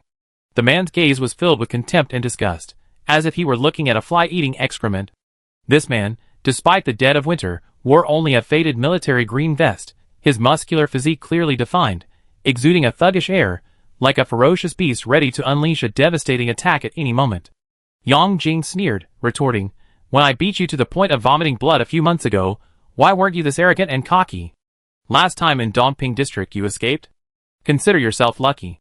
Today you dare to come knocking on my door again? Have you forgotten how to spell death just because you recovered?" The crew cut man spat, disdainfully saying, "3 of you against 1, and I still managed to fight my way out unscathed? You're as weak as someone who doesn't know how to play. Who gave you the confidence to bark like this?" Yang Jing was silent for 3 seconds, then suddenly changed his tone, issuing a warning with a murderous expression. "I have important business to attend to today. I don't have time for your nonsense. For the sake of our past relationship, I advise you not to get involved. Otherwise, if you anger the higher-ups, you face real death." The crew cut man spat, every muscle radiating disdain. "Who has any relationship with you? Don't try to make yourself look good. I'm going to handle this today, and even the King of Heaven himself can't change that." Yang Jing's face darkened. "You don't really think you survived this long because you're tough and resilient, do you? You've been making a lot of noise all these years, but you haven't messed with anyone you shouldn't have. Let me tell you the truth, this matter involves very deep things. If you ruin that big shot's plans, prepare for the Dark Web's top-tier kill order. Then, no one can protect you." The crew cut man was completely unfazed. He loosened his arms, clenched his fists, and cracked his neck with an air of arrogance. The word arrogant seemed to leap from every muscle. "You treacherous, worthless scum, a lackey of the powerful, what kind of good guy are you pretending to be? Since I'm here, I'm not leaving empty-handed. Enough talk, let's settle our scores today." As soon as he finished speaking, the tree beneath the crew cut man suddenly exploded, propelling him like a cannonball towards Yang Jing. Guiziyuan looked up at the towering tree, now reduced to dust, and frowned slightly. Who is it? Making such a commotion right off the bat, too arrogant. He then beckoned to the members of the 3rd Squadron behind him, pointing to the convoy where gunfire continued. "Flank and encircle them, don't let a single one escape." The Thunder Squadron began its advance. Guiziyuan walked towards the location of the 2 warriors' duel, but stopped 300 meters away, observing and pondering. Although I, Guiziyuan, am exceptionally talented and a peerless cultivation prodigy, a once-in-a-century talent, killing an 11th level warrior with the cultivation of a 10th level warrior is merely a trivial matter. These 2 seem formidable. Should I go and capture them both, or simply mediate and let it go? Or should I just ignore it and pretend I saw nothing? Guiziyuan stroked his chin deep in thought. If I turn around and leave, won't I lose face? Guiziyuan, You are a once-in-a-century genius. How can you do something so shameful? But if I don't do this, I might lose my life. Wouldn't it be even more humiliating to die here? Guo Ziyuan was conflicted, wavering between options and unable to make a decision. You're finished. Catching a glimpse of the Thunder Squad emerging from the darkness on either side of the convoy, surrounding the 8 assassins, Suen gave the level 8 warrior before him a friendly smile. Even when the 2 general-level experts began their fight, the level 8 warrior had already realized something was wrong. After all, this didn't fit their operational plan, and the discovery of a secret operation meant numerous troubles. Before this, the level 8 warrior had already prepared to fight to the death, intending to take a hit from Suan's sword, trading injury for a chance to unleash his skills. But because of this unexpected turn of events, he temporarily abandoned that idea. Without his ultimate move, his strength would be greatly reduced. If faced with another life-or-death crisis, he wouldn't even have the chance to fight to the death. Since Suen couldn't truly defeat him anyway, there was no need to rush to reveal his trump card. But now it was different. Even his comrades ahead were in danger. He had to take action. You little brat, you're asking for death. The level 8 soldier suddenly roared, his eyes flashing with ferocity, his aura surging, and his primal force erupting like a burst dam, ready to unleash his killing move in an instant. Suen didn't seize the opportunity to stab him. Instead, he immediately withdrew. His sword strike might not hit a vital point, but if he were hit head-on by the level 8 soldier's killing move, he would definitely be either dead or crippled. However, the next moment, the level 8 soldier's aura changed, and he turned and fled. He hadn't intended to fight to the death. He had only feinted to scare Suen away. Now that Suen had created distance, he had a chance to escape, and immediately leaped more than 10 meters away. Are you kidding me? My comrades are either lying on the ground or surrounded. Even that general-level expert is entangled. What reason does he have to continue fighting? Of course, the best course of action is to flee. The mission is impossible to complete. Preserving his life is paramount. Suen had already used his killing move. He couldn't possibly catch up with him at lightning speed again. He could easily slip into the night and disappear into the wilderness. Was that really the case? Of course not. Suen had already anticipated that the level 8 soldier wouldn't fight to the death. After all, the opponent wasn't stupid. A fool couldn't possibly advance to level 8 alive. Therefore, the opponent would definitely be able to see the situation clearly and create an opportunity to escape. What Suen wanted was for the opponent to turn and run.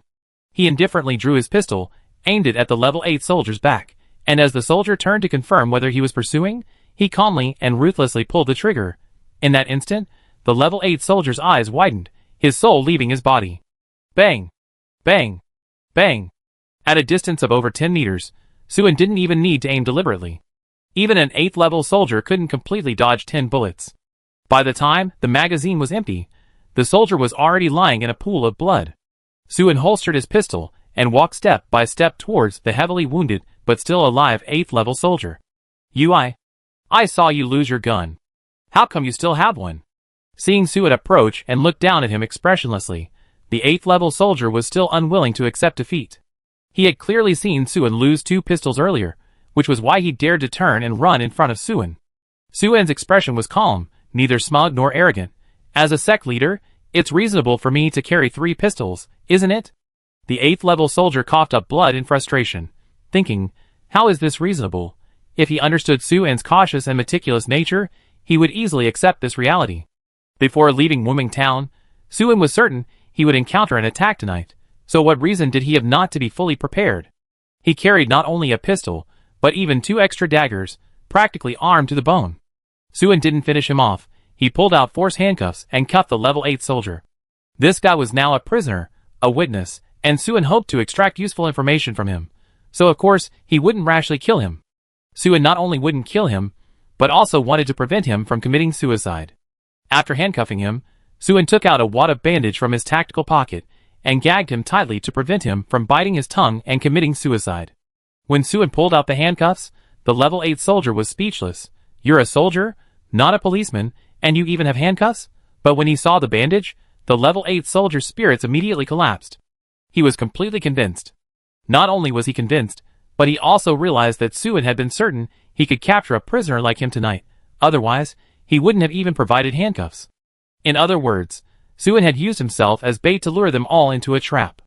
The timely intervention of the Thunder Squad and the unknown general was all part of Suen's plan. Su-en's foresight and meticulous planning made their fate in Su-en's hands predictable. The level 8 soldier felt a profound sense of powerlessness and despair. How did I end up with such a terrifying guy? He lamented bitterly, sighing silently. No wonder he could go toe-to-toe with someone like the vice speaker. Chapter 150. If I'm not mistaken, you're Su-en, aren't you?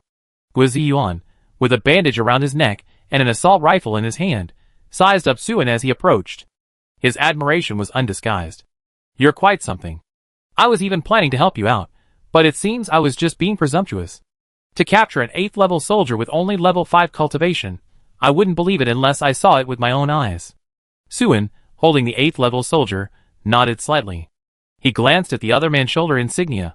I am Su-en, Colonel. Are you perhaps Guo Ziyuan? Guo Ziyuan was suddenly taken aback. You know me? Su-en smiled. No. However, if Commander Guo is willing to send people after receiving my message, then it must be elite troops. I see that the soldiers over there are all strong. I guess you're from the Thunder Brigade.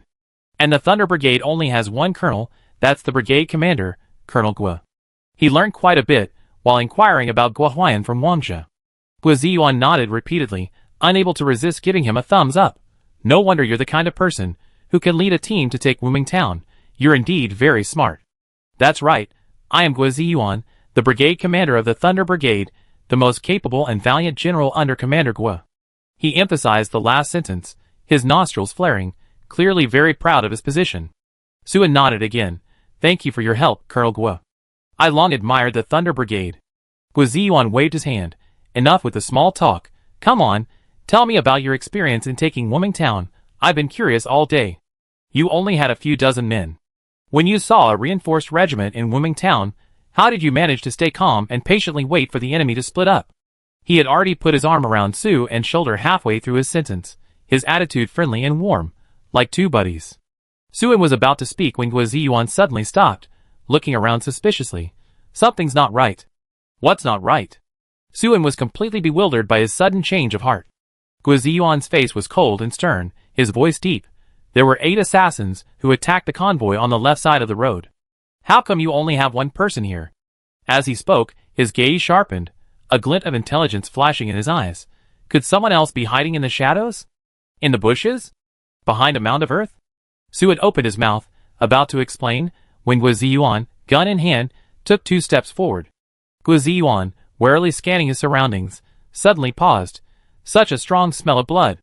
Wait, level 6, level 7, level 8. Ha, quite a few people. Strange, how come all these guys are dead?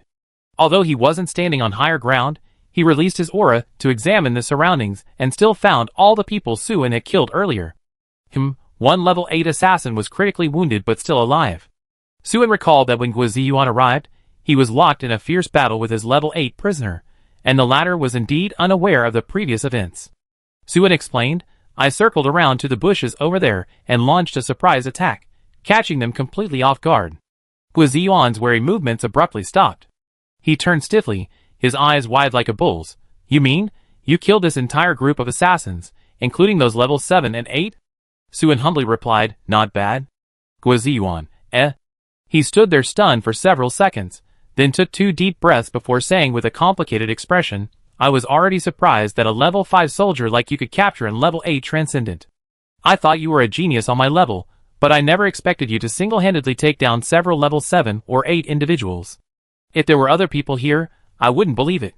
He grinned at the end, as if his back molars were hurting, and didn't continue. He was thinking, could Su-en be an even more talented genius than me? That shouldn't be the case. I, Guo Ziyuan, have always been exceptionally talented, unmatched by anyone, a true prodigy of my time. When have I ever been left behind? Is there really a stronger man in this world than me? Meanwhile, Yang Jing, who was fighting the crew-cut man, saw the Thunder Brigade appear and his heart sank. He thought to himself, how did these guys get here so quickly? He glanced at Su-en. Could this kid have planned this all along? Can a student who hasn't even graduated high school really be this difficult to deal with? At this moment, Yang Jing realized that things were hopeless. He threw a powerful punch, forcing the crew-cut man back slightly, and used the opportunity to create space and prepare to retreat. While Su-en and Guo Ziyuan were talking, the Thunder Brigade, with the cooperation of Zheng Nanji and others, eliminated their opponents in the blink of an eye. 8 soldiers were either killed, wounded, or captured. Turning his head to look at the direction where the two warriors were fighting, Suen saw that Yang Jing and the crew cut man had already quickly disappeared into the distance. It was clear that one of them was running at full speed, and the other was chasing closely behind. He could also faintly hear a rough voice shouting, "Yang Jing, you piece of trash, don't you dare run away. I smash your dog head in."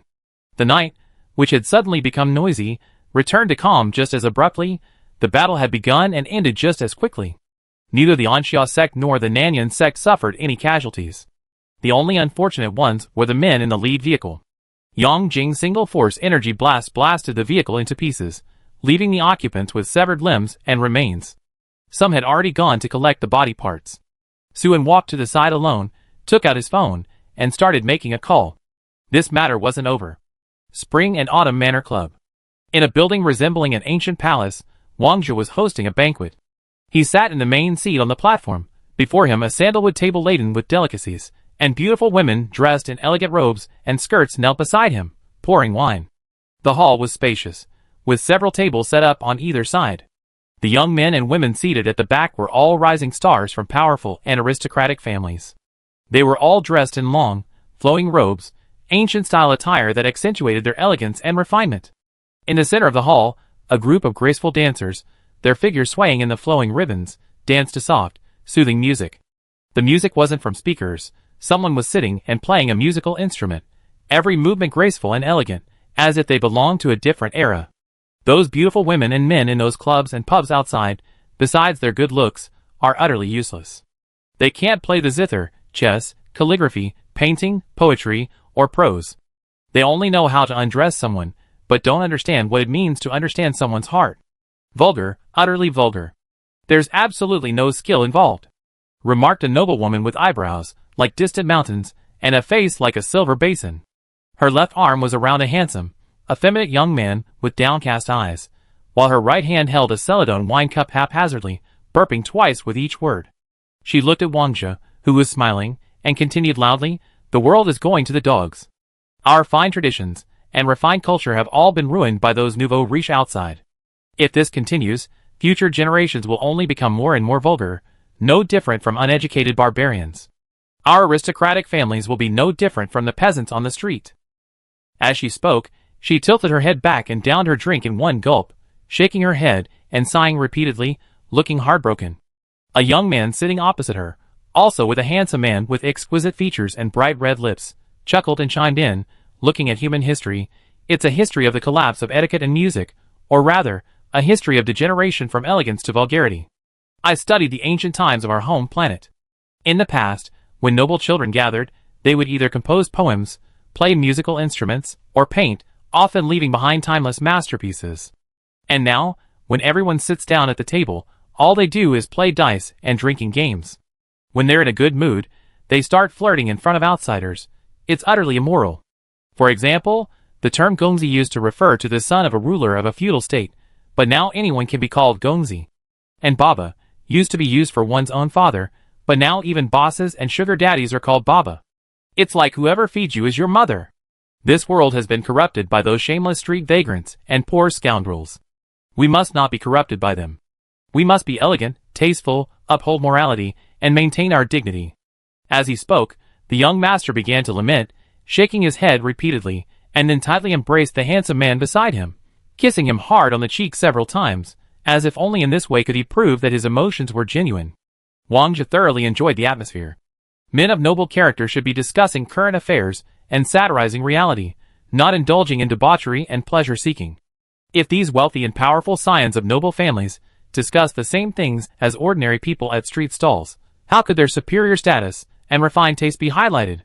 Wouldn't the vision and breadth of mind cultivated by their elite education, along with their wealth of practical knowledge, be wasted? Without a sense of superiority, there is no self-affirmation. What you all say makes a lot of sense, but you overlook some key points. I also learned about the history of our home planet. It's true that human civilization is a history of moral decay, but from another perspective, it's also a history of the rise of the common people. Wang Zhe slowly put down his celadon wine cup and began. In ancient times, knowledge was concentrated in the hands of feudal lords and nobles. Ordinary people had no opportunity to read and write. The poetry and songs you speak of at banquets only originated among the aristocracy. In those times, commoners' drinking parties were mostly just games of drinking and shouting. The transformation of a prince from the son of a feudal lord into an ordinary wealthy young man is nothing less than a struggle for social recognition among the common people. The saying "the swallows that once graced the halls of the Wang and Xia families now fly into the homes of ordinary people" perfectly illustrates this point. So, before he could finish, the noblewoman who had spoken first slammed her hand on the table, interrupting, "I understand. Wangjia, you are indeed clever. How come I didn't think of this before? The reason history has collapsed is because of the rise of the common people? The aristocratic etiquette, poetry, calligraphy, and painting were originally part of their inherent refinement, but the common people knew nothing and knew nothing. When they rose to power and gained control of the discourse, didn't their vulgarity and ignorance crowd out the original social atmosphere and destroy tradition and culture? You hit the nail on the head, absolutely right. Wangjia, He thought to himself, what the hell are you yelling about? That's exactly what I meant. Before he could explain, the young man opposite the noblewoman also got excited, slapping his thigh repeatedly. Yes, that's it. That's why we need to revive the past, to recreate the customs of the ancients, and to promote ancient culture. What is this? This is the Renaissance. The world should be like it was in ancient times, with clear hierarchy and order. Only in this way can the etiquette, morality, and excellent culture of our upper class be protected. We absolutely cannot let those vagrants and peasants climb up and harm us. We cannot give them a chance to leapfrog the social ladder and seize the power of discourse.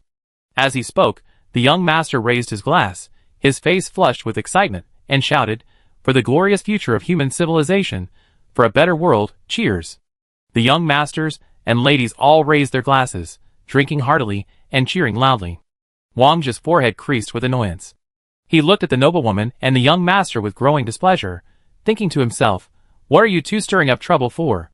Are you trying to create chaos? Are you two perhaps demon spies? Just as he was thinking this, the noblewoman wiped her mouth and spoke again. I long felt that while those self-proclaimed elves are foolish, their culture does have its merits. The reason demon society resembles ancient times is probably because they recognize these problems. Now I suspect that the reason those demon cultivators are stronger than us superhumans might also lie here. Our Yin kingdom is just too free and too democratic. This world is ruled by elites. Only those with profound knowledge and learning can see through appearances to the essence, accurately distinguish right from wrong, and possess a long-term vision and broad mind. The world's resources should be concentrated in the hands of the elites.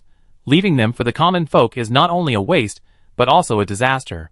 The Yin kingdom has too many extraordinary individuals among its people, crowding out the cultivation resources of the elites.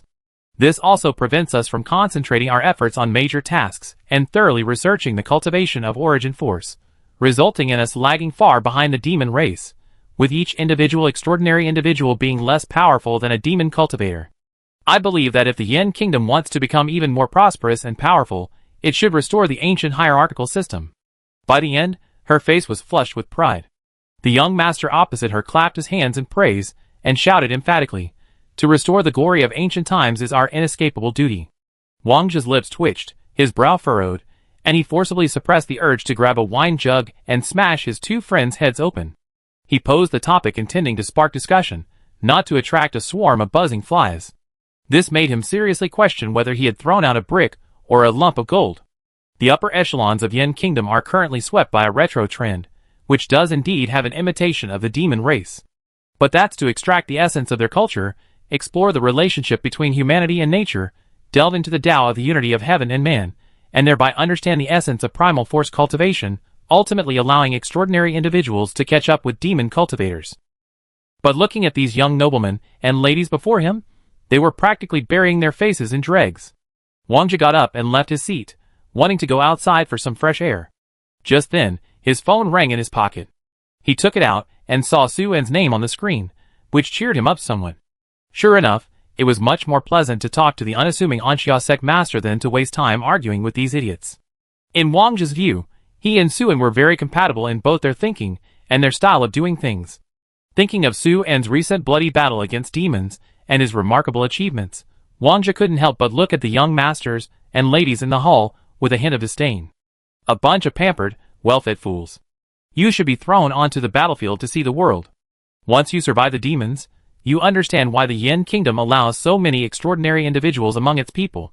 The privileged children think it's too easy for ordinary people to become superhumans, But what they don't know is that, from the perspective of ordinary citizens like Jiang Miao Miao, becoming a superhuman is far too difficult. Hurrying out the door to a quiet spot, Wang Zhe answered the phone, a genuine smile appearing on his face. "Suan, you're back in the city?" As the call continued, his smile gradually froze, his eyes widened in surprise, and finally his face flushed red, his eyebrows raised sharply. "Don't worry, I will definitely give you an answer to this matter. I give you an answer before dawn." Hanging up the phone, Wang Zhe's eyes flashed with overwhelming rage and intense killing intent. After a long pause, he took a deep breath to calm himself, then quickly left the villa and drove to find the provincial governor. Provincial Governor Wang Chongqing had just finished dinner at home and was heading into his study to read when he heard Wang Zhe enter. He didn't rush to the bookshelf. Sure enough, Wang Zhe soon appeared at the study door. "Come in. What brings you here so late?" Wang Chongqing sat down on the sofa. "Dad, Suan was ambushed by a large group of mid to high level soldiers on his way back with witnesses and evidence, and even a general level expert attacked." Wang Zhe tried to make his tone sound normal. Wang Chongqing frowned, lost in thought. Qin Bushi was the executive vice chairman of the provincial council. Wang Zhe said, "When this old man asked Suan to send the evidence back, I had my doubts and felt it was unnecessary. But his attitude was firm, and considering he might use this evidence to force Lu Xiong to cede more benefits, or perhaps he had other intentions, I didn't think much of it at the time. Who would have thought he would choose to kill to silence witnesses and destroy evidence, openly breaking ties with us? This truly surprised me, and I still can't understand what he's after. If it was just about destroying evidence, Qin Bushi could have simply sent someone to Wuming Town. There was no need to make an enemy of Wang Chongqing." Wang Chongqing glanced up at Wang Zhe. "Who told you he was going to destroy evidence?" Wang Zhe paused. "Isn't that right?" "Of course not." Wang Chongqing's gaze was deep. "If I'm not mistaken, he's going to take those people back and fabricate another set of evidence, pointing the finger directly at us." Wang Zhe found it unbelievable. "You mean, you want Lu Tao to say we framed them, colluded with the Southern Yan sect and the Anxia sect to maliciously frame the Zhengyang sect?" Wang Chongqing nodded calmly. "Or even further, say we colluded with the demon race, including the Zhengyang sect's No. 3 Research Institute incident, which we allegedly bribed people within the Zhengyang sect to deliberately orchestrate." Wang Zhe chuckled. "That's too far-fetched. It can't withstand scrutiny." Wang Chongqing stared at him, his gaze meaningful, and said, "It can't withstand scrutiny, but investigations take time, and the parliamentary elections are in 3 days. With something like this involved, how can I possibly participate in the elections normally?" Wang Zhe's expression immediately changed. Wang Chongqing didn't become the provincial governor through normal elections. He was previously only the deputy provincial governor. 2 years ago, the then governor died, and he took over the position. Currently, Wang Chongqing's title of provincial governor still has the word acting before it. If he wants to remove this acting title and officially become the provincial governor, he must defeat his opponent and win a majority of votes in the quadrennial parliamentary elections. That's why Wang Zhe had previously wanted to do business with Qin Bushi, hoping to form an alliance of interests in exchange for Qin's support for Wang Chongqing. Unfortunately, the Zhengyang sect has colluded with the demon race, and Qin Bushi's previous attitude was to protect the Zhengyang sect. Given this situation, their business dealings couldn't continue, and they had to seek other cooperative projects. When Wang Zhe handed over the evidence Suan provided to Qin Bushi, he didn't formally ask for any benefits, only symbolically accepting a 3-star sect under the Zhengyang sect. He was very considerate, taking nothing for himself. After all, the 3-star sect was meant for Suan, and Anxia sect, having been involved in the effort, couldn't leave empty-handed. Prior to this, Qin Bushi had always been friendly to Wang Chongqing and Wang Zhe. After the perfect handling of Lu Tao's matter, the two sides had formed an alliance, and Wang Zhe had always assumed that Qin Bushi would support Wang Chongqing. Unexpectedly, at this crucial moment before the election, Qin Bushi chose to betray him. For Wang Chongqing, this meant that Qin Bushi was actually supporting his rival. Qin Bushi's previous displays of friendliness were entirely an act, designed to mislead Wang Chongqing. Now that Qin Bushi had found manipulable evidence, his true intentions were revealed. It just goes to show that power struggles are always treacherous, a blur of truth and falsehood, where friends and enemies are not easily distinguished. After Wang Chongqing's explanation, Wang Zhe finally understood the whole situation. Qin Bushi wanted to alter the evidence, using Lu Tao to frame him and Wang Chongqing, and naturally, he needed to silence those who knew the truth. Therefore, the people of the Southern Yan sect and the Anxia sect had to die, because he needed to kill. Qin Bushi couldn't let Suan and the others return to the city. he could act during the handover. Silencing witnesses was, of course, much easier to do in the open than in the city. Now that the witnesses and evidence are in Shinbushi's hands, the situation is extremely serious. The only thing we can do is try our best to protect those who witnessed Lu Tao and the demons joining forces to attack the Southern Yin sect in Wuming Town. Wang Chongqing rubbed his temples, trying to conceal his inner turmoil and resentment, but it was still evident. The members of the Anxia sect didn't all leave Wuming Town, did they? Hearing this, Wang Zhe's expression became somewhat strange. Wang Chongqing waited for a long time without receiving a reply, then looked up and found his expression odd. Even with his intelligence, he was completely baffled. Why aren't you saying anything? Wang Zhe scratched his head. Dad, I forgot to tell you. Actually, Shinbushi's men didn't succeed. Huh? Wang Chongqing was suddenly taken aback. Didn't you say the other side deployed a group of mid to high level soldiers, and even had generals on site? How could the people from the Southern Yin sect and the Anxia sect possibly stop them? Wang Zhe chuckled twice, unable to suppress his smugness. Because Su had anticipated potential trouble on the road before leaving Wuming Town, he mobilized the Thunder Brigade. So, regardless of witnesses, evidence, or the people from the Anxia sect and the Southern Yin sect, everyone is safe now. Wang Chongqing couldn't hide his surprise. Isn't Suan very young? How could he be so capable? Wang Zhe became even more smug, his face beaming with pride. He is young, but he's incredibly capable.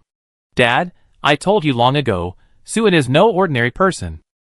Chapter 151. Although the attack on the way delayed them by more than an hour, Suan did not intend to retreat to Wuming Town. After speaking with Wang Zhe and Zhang Jinlin by phone, he led his convoy back around and headed at full speed towards Jizhou City. It was almost midnight when they returned to the Anxia sect base. Suan introduced Zheng Nanji to Li Anqing, entrusting them with the base's security. Until there were no significant progress in dealing with Lu Tao and Shinbushi, the Nanyan sect could not leave the Anxia sect base. Here, at least they had Su En's protection. Going back now would likely mean being silently devoured by Shinbushi's men. Waiting for Suan at the base were not only Li Anqing, but also Wang Zhe. The two went to Suan's office for a face-to-face meeting. Wang was willingness to wait at the base beforehand showed his sincerity, which pleased Suan. Of course, this might also be because the situation was very unfavorable for the provincial governor, and Wang Chongqing and his son Wang Zhe were very anxious. Not long after, Zhang Jinlin arrived. That old Shinbushi played the role of a spy in front of us. Father is furious and has decided to confront them head-on. Wang Zhe cut to the chase. Lu Tao and the demon prisoners will be handed over to Captain Zhang. The Demon Extermination Division will handle it and expose this openly tomorrow. Last time, Captain Zhang led the attack on Research Institute No. 3. This time, it's only natural that Captain Zhang would lead the charge again in this second battle with the Zhengyang sect. Zhang Jinlin leaned back on the sofa, his cigar swirling with white smoke. Hearing this, he frowned slightly. Last time we failed to bring down the Zhengyang sect. Will we be able to this time? Although the incident at Research Institute No. 3 had brought him great fame and praise, he hadn't been promoted and had offended some people, making his future career prospects rather bleak. Wang Zhe said sullenly, this time is different from last time. The Provincial Administration Commission and the Military Command will act together. That old Shinbushi can't suppress them. The Zhengyang sect will surely be destroyed. Zhang Jinlin was greatly surprised. The Military Command will also intervene. Wang Zhe nodded, smiling at Suan, who was sitting unmoved to the side. This is all thanks to Suan. Tonight's performance was excellent, killing two birds with one stone. He didn't continue, leaving the opportunity to shine in front of everyone to Suan. Suan readily agreed, lighting a cigarette and speaking slowly. The war against the demons is at a critical juncture. The military command cannot allow any more accidents to occur, otherwise, everyone below the commander-in-chief will be held accountable by the court. Secondly, Guo Huayan is now in charge of the battle. He has finally rebuilt the defenses, and is ready to go all out. He won't tolerate any mishaps. That's precisely why, when I deduced that Shinbushi intended to ambush me, I reported the matter to Commander Guo, dragging him into this turmoil as well. Given Commander Guo's character, he has little interest in power struggles or ingratiating himself with others, yet he has fought tirelessly for so many years, demonstrating his deep sense of national duty. Whoever hinders the war against the demons, whoever harms national interests, Commander Guo will show no mercy. I only carried out missions in the Chaos Lands a few times, yet I already know many powerful figures in Jizhou City are secretly dealing with the demons and chaos forces, engaging in clandestine trade for exorbitant profits. How could Commander Gu not know this? Chinbushi dares to send men to kill me today, rescuing demon spies and prisoners. Tomorrow he might collude with the demons to sabotage the defenses from behind. This is something Commander Gu cannot tolerate. Dealing with Chinbushi and destroying the Zhengyang sect will deter those forces with interests related to the demon race, preventing a situation where the front lines are strained while the rear is exploited, ensuring the smooth progress of the war, which aligns with Commander Gu's needs. After hearing Su An's explanation, Zhang Jinlin suddenly understood. He looked at Su An with both admiration and respect. You haven't been on many missions, yet you already grasp the situation so clearly and can maximize your own interests by adapting to the circumstances. You're truly capable of great things. Su An smiled, not responding much to Zhang Jinlin's praise, but instead looked at Wang Zhe. Although the provincial governor and the commander-in-chief have considerable power when they join forces, Chinbushi's alliance with the provincial governor's rival is also not to be underestimated. How confident are you of victory? If we cannot swiftly and decisively destroy the Zhengyang sect, any delays will only bring harm. Although Su An had brought in a military commander as an ally for Wang Changqing, Chinbushi was a powerful figure in the provincial assembly. Anyone who could compete with Wang Changqing for the position of provincial treasurer must also wield considerable influence. The outcome, in Su An's view, was highly uncertain. Wang Zhe smiled slightly, his expression enigmatic and confident. Su An, you already done a great deal in helping my father get elected as the next provincial treasurer. As parties involved, shouldn't we also make our due contributions? These words pleased Su An greatly. If Wang Changqing was unable to retaliate in this power struggle, it would mean he was utterly unqualified to continue as provincial treasurer. Su An was willing to ally with Wang Zhe not only because of his status, but also because of his character and abilities. Wang Zhe was already exceptionally capable and broad-minded. How much more so was his father? Wang Zhe did not disappoint Su An's expectations. He continued, in the great battle of Lingdong, the demon army is gathering on the north side of the Chongling Mountains. An even greater storm is approaching, and the imperial court is naturally paying close attention. Tomorrow, the imperial envoy will arrive in Jizhou City. Su An understood Wang Zhe's meaning and felt relieved.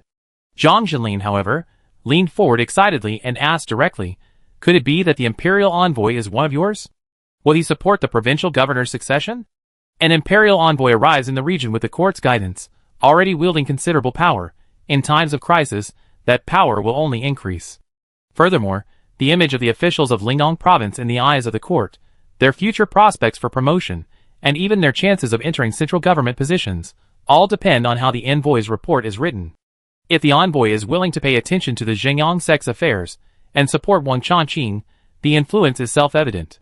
And if this imperial envoy is already on the same side as Wang Changqing, then things will be even easier. Wang Zhe shook his head slightly and sighed, helpless against Zhang Jinlin's impatience and directness. This captain of the Demon Extermination Bureau was a skilled warrior, but his personality was somewhat rough. The court would send an imperial envoy to Lingdong province at this time, so naturally, he must be someone who understands Lingdong very well. He once governed Lingdong and greatly promoted and cultivated my father. Hearing this, even Zhang Jinlin, with his careless nature, understood. He laughed heartily 3 times and patted Su An's shoulder forcefully. The matter is settled. That evening, the three discussed the details of the upcoming operation. Su An and Wang Zhe did most of the talking, while Zhang Jinlin mostly just nodded in agreement. Zhang Jinlin came with his men. When he left, he took Lu Tao and the others back with him. Wang Zhe didn't leave immediately. He discussed some cooperation matters with Su An. After seeing Wang Zhe off, Su An did nothing else but go to his room in the dormitory building and took a good nap on his soft, comfortable bed. The next day, Su An wasn't woken up by Li Anqin, but by the food Zheng Nanji brought.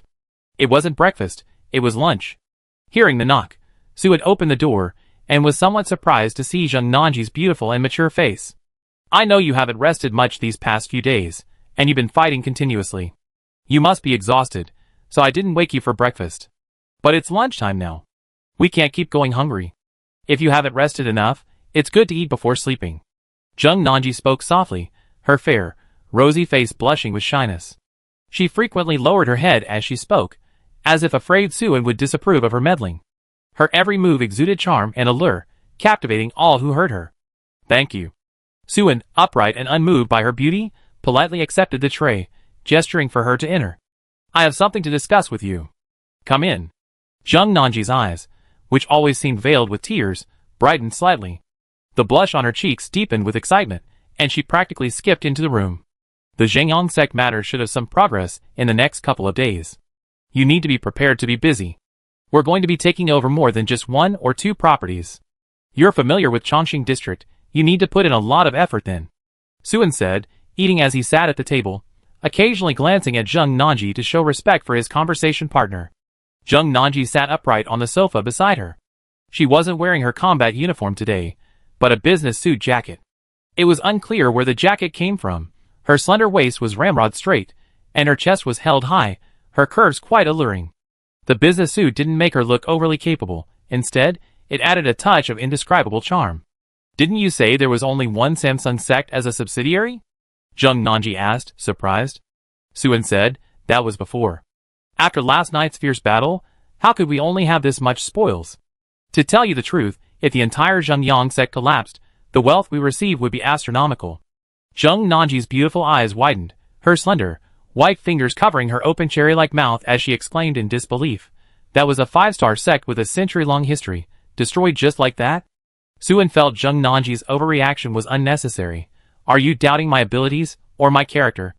Zheng Nanji quickly straightened her posture, replying righteously, the sect leader's abilities and character are beyond question. I admire them wholeheartedly. She wasn't lying. At that moment, her eyes seemed to sparkle with admiration as she looked at Suan. Star. Suan nodded slightly. After he finished eating, Zheng Nanji, understanding the situation, came over to clean up. As she bent over to work, her rounded buttocks, straining against her suit jacket, were right in front of Suan, displayed for quite a while. As she turned to leave the chairs, she didn't control the distance properly, and her impressively large breasts almost brushed against Suan's face. Doesn't this woman have any idea about her own size? Suan thought, quite annoyed. After lunch, Suan tallied in Xiaozong's stage military merits. Without a doubt. This time, the gains far exceeded those of his previous mission. Without further hesitation, Suan upgraded Anxia sect to a 4-star sect and replenished a large quantity of consumed weapons, equipment, and medical supplies, preparing to transport them to Anxia sect members in Wuming town later. The costs of treating the wounded and compensating the dead were also considerable, but compared to the gains this time, they were insignificant. The merit of recapturing Wuming town, a crucial military stronghold, alone earned a full 500 million points. Normally, a military fortress garrisoned by a reinforced regiment would require a considerable effort from a field brigade to capture, and even if successful, the losses would be heavy, with the value of the various force shells consumed being extraordinary. Compared to this, the 500 million points reward was nothing. After this battle, Anxia sect's accounts finally became prosperous, with several hundred million points remaining after resolving various expenses. With the sect upgraded to 4 stars, the existing training base was no longer up to standard, but Suan was in no hurry to rent a new one. Once he received the assets of Zhengyang sect, he could choose a better one from among them. Chapter 152. The Demon Army Command Post. The Holy Envoy, with her hair in pigtails, sat in a chair, listening to the Chief of Staff report on the latest battlefield information. Guo Huayan has already established a firm foothold in Wuming town and Chitu Mountain. He now has a complete and solid flank, making further breakthroughs difficult for us. News came from Jizhou City that a large number of retired soldiers from the military command have been conscripted. Nearly 10,000 are currently undergoing training and are expected to be added to the field army soon, with more likely to follow. Several military factories and arms dealers in Lingdong have received new orders from the commander-in-chief, and various weapons and ammunition are being produced around the clock. Major farms and food processing plants have also received new large-volume orders. Several major hospitals in various cities have also received mobilization orders, and a large number of doctors and nurses are preparing to go to field hospitals. The imperial envoy from the Yan capital has arrived in Jizhou City. His first action is to concentrate efforts on investigating our agents and spies in the city. Many dealers are undergoing rigorous questioning and screening. After recounting the various reports, the Chief of Staff paused and gave a final summary. As we predicted, under the dual pressure of the sudden attack by the ragtag army and the border troops advancing into the Chongling Mountains, the war machine of the Yan State's Lingdong military region has been fully activated. Their attention is now completely focused on the battlefield. We have successfully achieved our objectives for the first phase of the operation. The Holy Envoy nodded slightly, then turned to the black-robed elder. How are the preparations for the Chongling Mountains going? The elder calmly replied, The cultivators are in position, the formations are complete, and the ruins are ready to open at any time. The holy envoy stood up, his bright eyes gleaming. Pass on my order. Immediately activate Operation Plan 2. The chief of staff and the old man in black robes acknowledged the order. A small tavern on the street. Aunt Yun, who was manicuring her nails, glanced up at the crew-cut man standing straight in the room. I thought you bring back Yang Jing's head this time. The crew-cut man tilted his head slightly. That kid's a coward. He ran away before I even warmed up. He was too fast. I couldn't do anything about it. Aunt Yun scoffed. You wouldn't be feeling sorry for him, would you? He spared your life last time, and now you're returning the favor? The crew-cut man immediately bristled, his face turning red. I have no kinship with him. How could I intentionally let him go? If I encounter him again, I will surely kill this scoundrel. Dog head. Aunt Yun was about to say something when the man brewing tea at the tea table spoke first. Victory and defeat are common occurrences in war, especially in one-on-one combat. Winning is easy, but capturing and killing is much more difficult. The speaker was a middle-aged man of average build, appearance, and temperament. He gestured for the man with the buzz cut to sit down and have some tea. Jiangbai, have you seen Suan? The buzz-cut man took the teacup, downed it in one gulp without a word, then scratched his head. Sorry, old Su, I was so busy fighting Yang Jing that I didn't pay attention to him. Aggie rolled her eyes. The ordinary man said, It's all right. Jiangbai was a little flustered. How about I go find him myself? It's just to get acquainted with him. I treat him to a drink. Is that all right? Aunt Yun chuckled and said to the ordinary man, What did I tell you? I shouldn't have let him take this mission. That roughneck of a man is all muscle, and can't do anything but fight. Jiangbai angrily defended himself. Who said I can't do anything but fight? I can lead troops too. Last time on the border of Bohai Kingdom, I led a company and wiped out their entire division headquarters. Aunt Yun chuckled twice. Leaving a company of soldiers outside to fire blanks while you storm in and blow up the division headquarters. Is that what you call leading troops? Jiangbai wanted to argue, but couldn't find a reason. Frustrated, he scratched his head and muttered, They were just drawing the enemy's attention from the outside. How is that firing blanks? Aunt Yun ignored him and focused on her fingernails. According to the latest news, the ruins in the Chongling Mountains are about to open. The Yin Kingdom authorities haven't realized this yet. We need to remind them. The ordinary-looking man looked at Jiangbai. You go ahead and scout ahead. The opening of the ruins is crucial. We must get that core. Jiangbai was overjoyed, his chest muscles thumping. Don't worry, I take care of it. He turned and went out to prepare. Aunt Yun glanced at the ordinary-looking man and frowned. Old Su, is it suitable to leave this to him? The ordinary-looking man replied calmly, He likes fighting, doesn't he? Let him draw some fire first. Aunt Yun immediately understood, her gaze towards the ordinary-looking man becoming strange and wary. The demon race had been preparing in the Chongling Mountains for a long time, their strength formidable. Jiangbai's reckless rush there, ostensibly to scout ahead, was actually a recipe for disaster. Don't look at me like that. It's his fault for neglecting Suan. The imperial envoy has arrived. He's Wang Chongqing's old superior. The Xingyang sect is doomed, and the Anxia sect is about to be taken over, but they lack resources, especially powerful figures to oversee them. The ordinary man scoffed. He finally got a chance to become familiar with us, and we let him miss it. Who knows when we get him to help Suan again, to get in touch with Suan, and then naturally become his bodyguard. Rewards and punishments are fair. I'm just doing my job impartially. Aunt Yun pouted. Don't explain. Your mind is always as small as a pinhole. The man didn't respond, continuing to sip his tea. On the third day after returning to Jizhou City, Suan received a call from Wangzhe, inviting him to discuss dividing the Xingyang sect's assets. Under the supervision of the imperial envoy whom Suan had never met, the Xingyang sect was officially treated as an internal enemy. However, everything was done covertly, with only the high-ranking officials involved. The government did not publicly announce their crimes. Not long ago, the government had stated that they had no connection with the demon race. They couldn't be contradicted so quickly. The Xingyang sect, which had been secretly developing for 100 years, was a behemoth with assets worth billions. Qin Bushi was completely ousted, and the wealth was divided among the provincial governor's faction, as Suan, playing a key role, received 30% of the profits. The Anxia sect couldn't absorb such wealth, so the Anxia alliance entered the fray. Taking advantage of this opportunity, Suan reformed the Anxia alliance's structure, increasing the alliance leader's authority and giving himself more control over the sects under his command. This was primarily reflected in his control over personnel and finances. From then on, the Anxia Alliance was no longer a loose alliance that could be freely joined or disbanded. The threshold for joining the Anxia Alliance was raised, and sects were subject to greater daily surveillance. Leaving was tantamount to betrayal.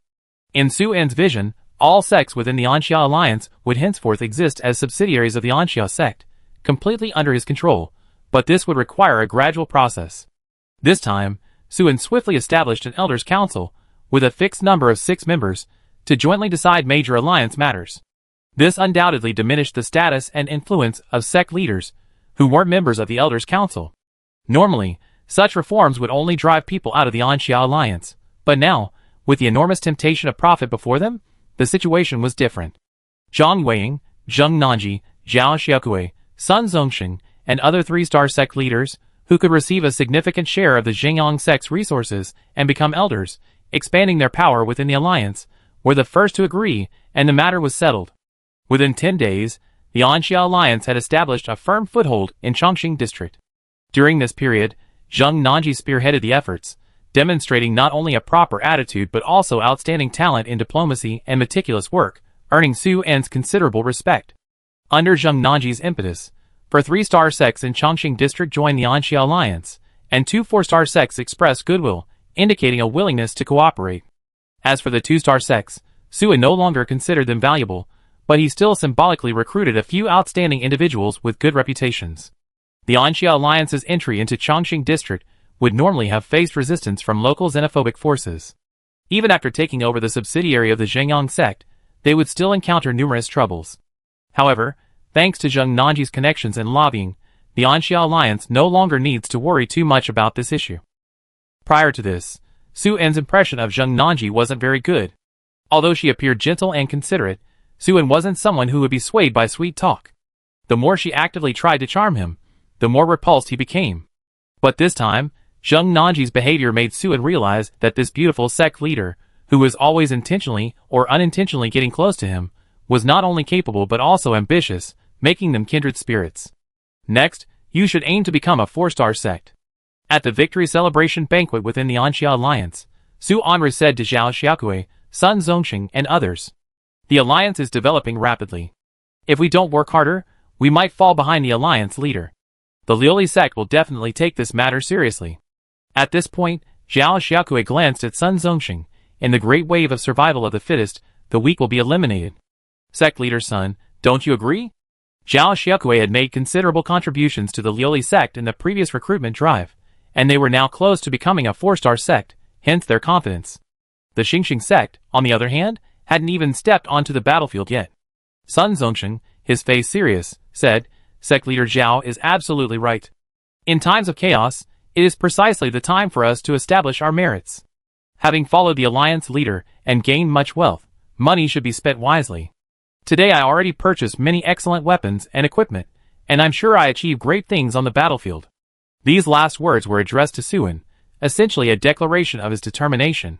Sun Zongxing, usually cautious and conservative, unwilling to take too many risks, was now afraid of losing face in front of Su En, fearing that falling behind would lead to further setbacks, and thus became increasingly aggressive and vigorous.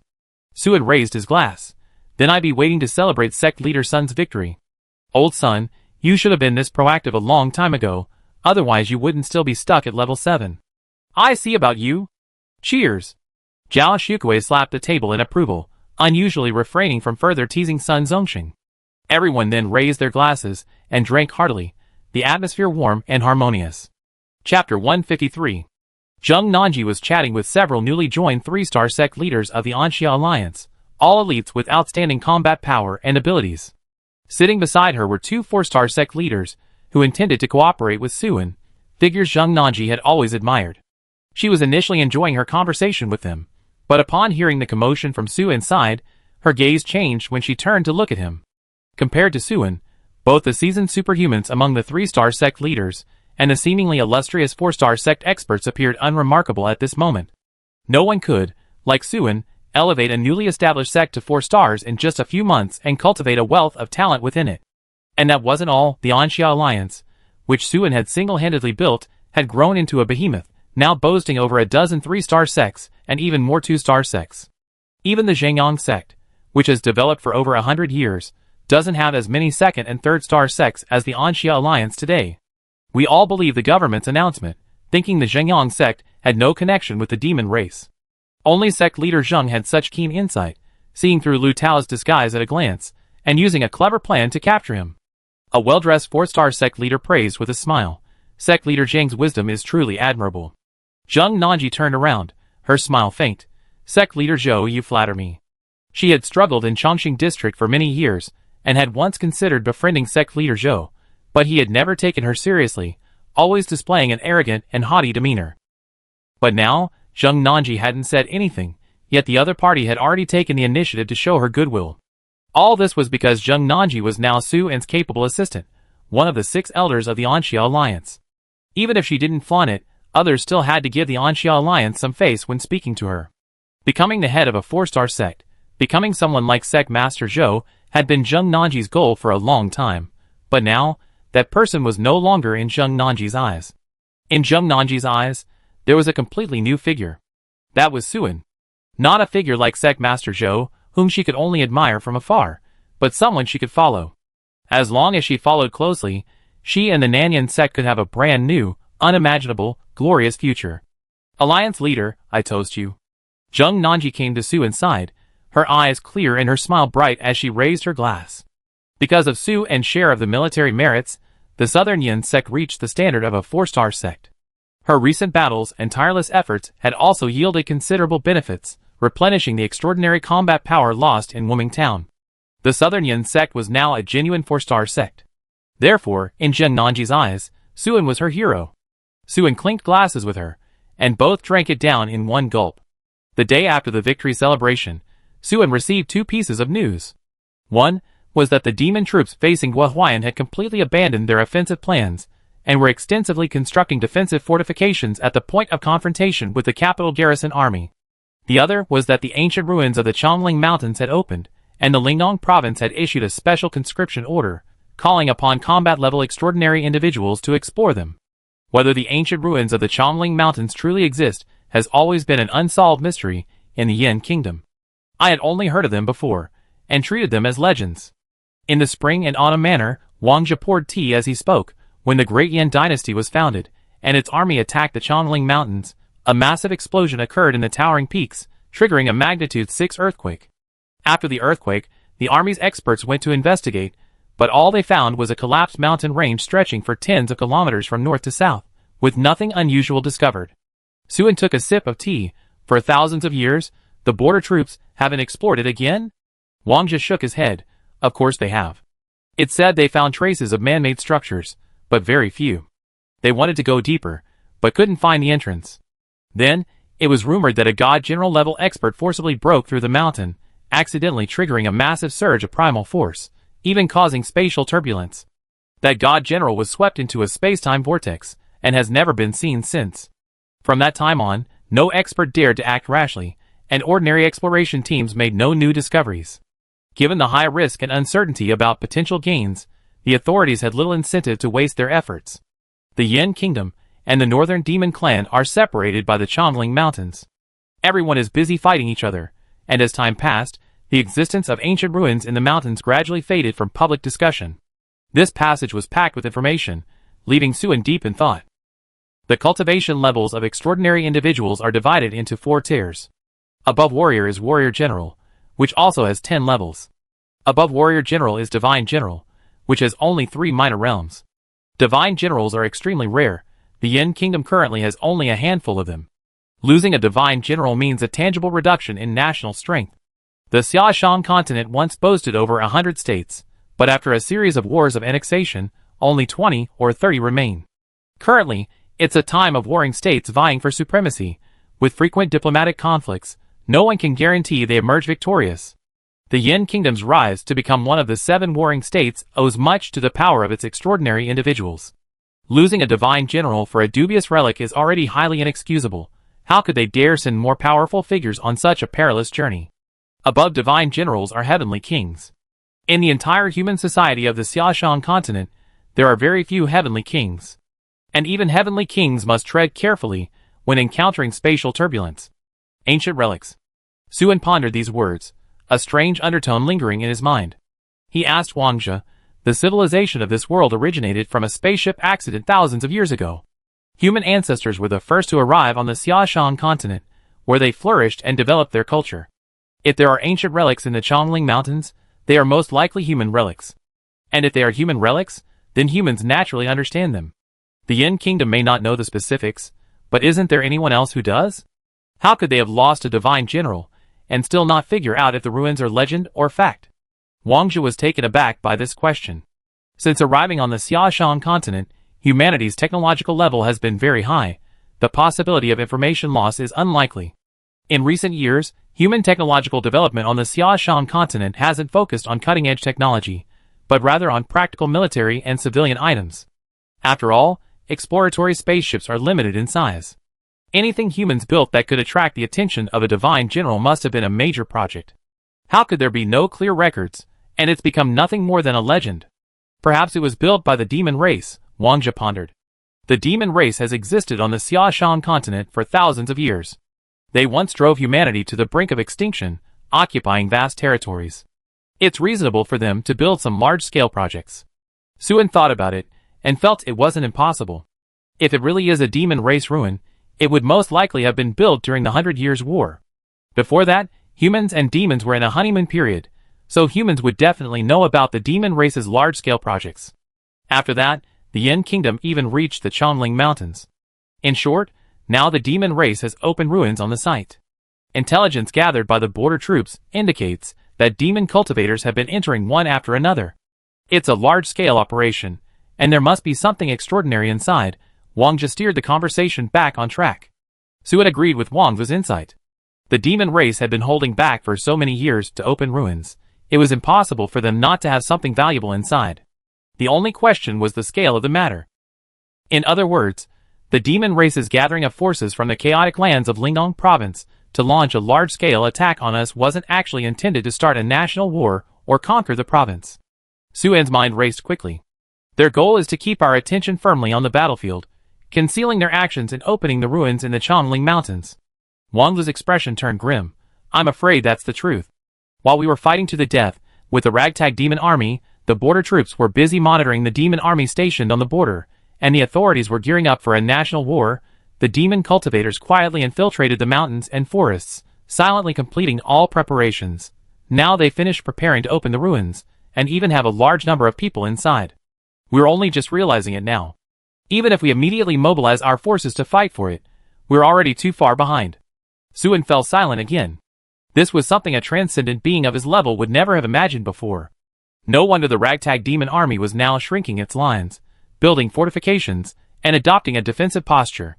Previously, Suen thought they were wary of Guohuayan, waiting for the main army to cross the Chongling Mountains and invade before coordinating their actions. Now, it seemed they had no intention of advancing too far. If the demon army were truly going to cross the Chongling Mountains, they should have acted long ago, given the chaotic situation in Lingdong province. Why hadn't they launched an attack on the border army yet? The demon army's objective wasn't attack, but containment, to prevent the Yin Kingdom's border army from moving. This way, the ragtag demon army, confronting the commander's army, wouldn't have to worry about threats from behind and could confidently blockade the Chaos Land. Indeed, the demon army's ultimate goal wasn't to attack the major cities of Yin Kingdom, but to blockade the Chaos Land. This was to prevent the Yin Kingdom's forces from smoothly reaching the Chongling Mountains to seize the ruins they had opened.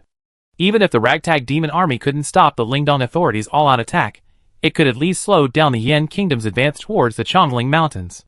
By the time the demon army's defenses were breached, the demons might have already searched the ruins and returned with their spoils. At this moment, Suen couldn't help but silently admire the northern demon's cunning. Chapter 154. Things have come to this point. Further contemplation is useless. The previous setback is irreversible. The next step is to consider the future. Suen took a deep breath, composed himself, and then asked another question that concerned him. Why are only combat-level superhumans being summoned by the Special Conscription Order? Wang Zhe, with his access to the provincial governor's information channels, was well informed and knew many inside stories. He explained, only combat-level superhumans can safely enter the ruins. This is a conclusion reached by the authorities after synthesizing intelligence from various sources. Of course, generals aren't excluded, but their numbers are limited, so a conscription order isn't necessary. They will be responsible for reception and protection. Suen frowned slightly. Intelligence from various sources. Not just information from the border troops? Wang Jie found Suen's question somewhat strange and replied matter-of-factly, of course, it's intelligence from various sources. The authorities' intelligence network is quite advanced. We didn't detect the demon race's preparations to open the ruins in time, because we were distracted by the ragtag army of demons from the Chaos Lands. They had been meticulously planning for so long that their operation was carried out silently. Once we realized what was happening and had a clear objective, the authorities' intelligence network was fully activated, and information naturally flooded Jizhou City like snowflakes.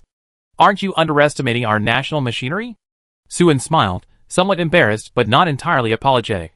He indeed didn't think much of the Yan Kingdom's authorities. His impression of government offices was very poor, almost synonymous with corruption and darkness.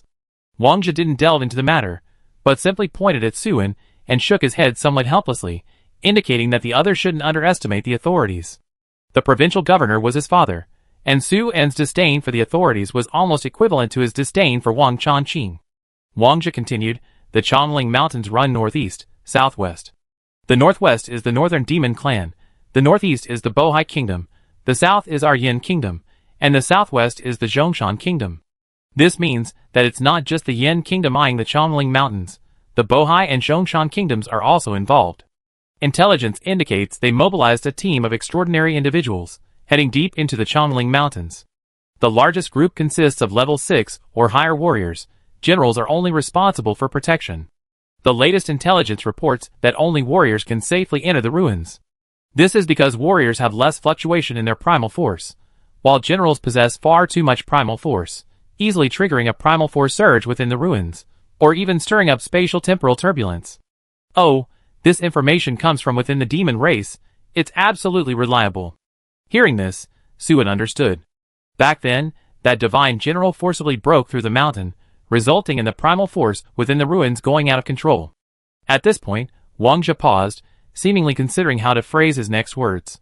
After a long pause, just when Suen thought he had nothing more to add, Wang Jie suddenly sighed, his expression complex, and said, the forces active around the Chongling Mountains aren't just the 4 countries, there are also those so-called chaotic forces, the Black Tide, and the Church, all very active. And among them, the most powerful is the human rebels. Suen could clearly sense Wang was apprehension towards the rebels. He asked curiously, are they very powerful? Why call them the human rebels? Could it be that they sided with the demon race?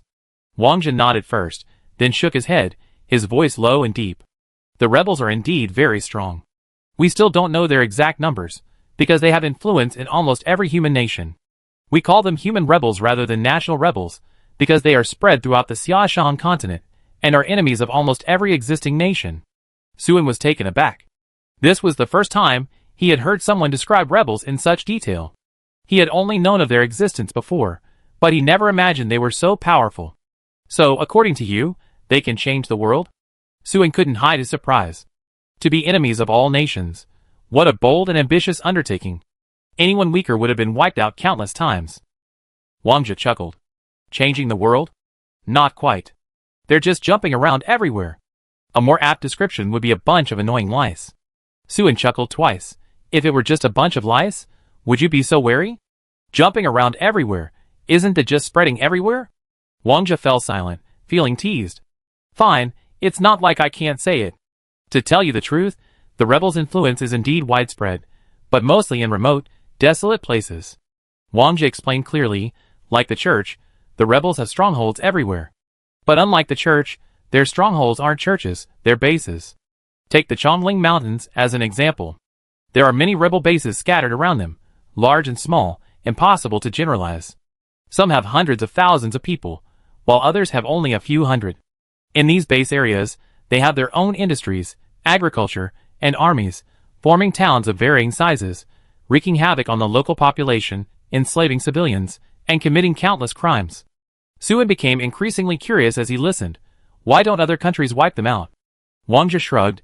Every country has its own chaotic lands.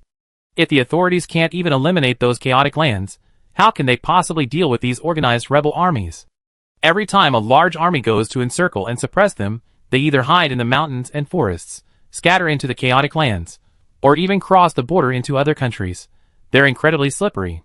Suin suddenly felt the urge to laugh. He could picture the desperate attempts of armies from various countries to suppress the rebels, chasing rabbits across the mountains and fields, only to have them all disappear in frustration, forcing them to retreat in a panic. Once they were gone, the rabbits returned to their homes and went about their business as usual. These weren't lice, nor flowers, but weeds, wild grass that springs back to life no matter how hard a fire is burned. To suppress his laughter, Suin decided to change the subject. You just said that one reason they're called human rebels is their strength. What's the second reason? Wang Zhe's expression turned serious, and he said with utmost solemnity, of course, it's because they're anti-human. Suin also became serious. How exactly?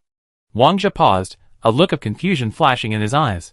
Basically, they're the kind who harm living beings, enslave others, burn, kill, rob, rape, and kidnap, committing all sorts of atrocities. They do anything for their own selfish desires. I haven't specifically studied them.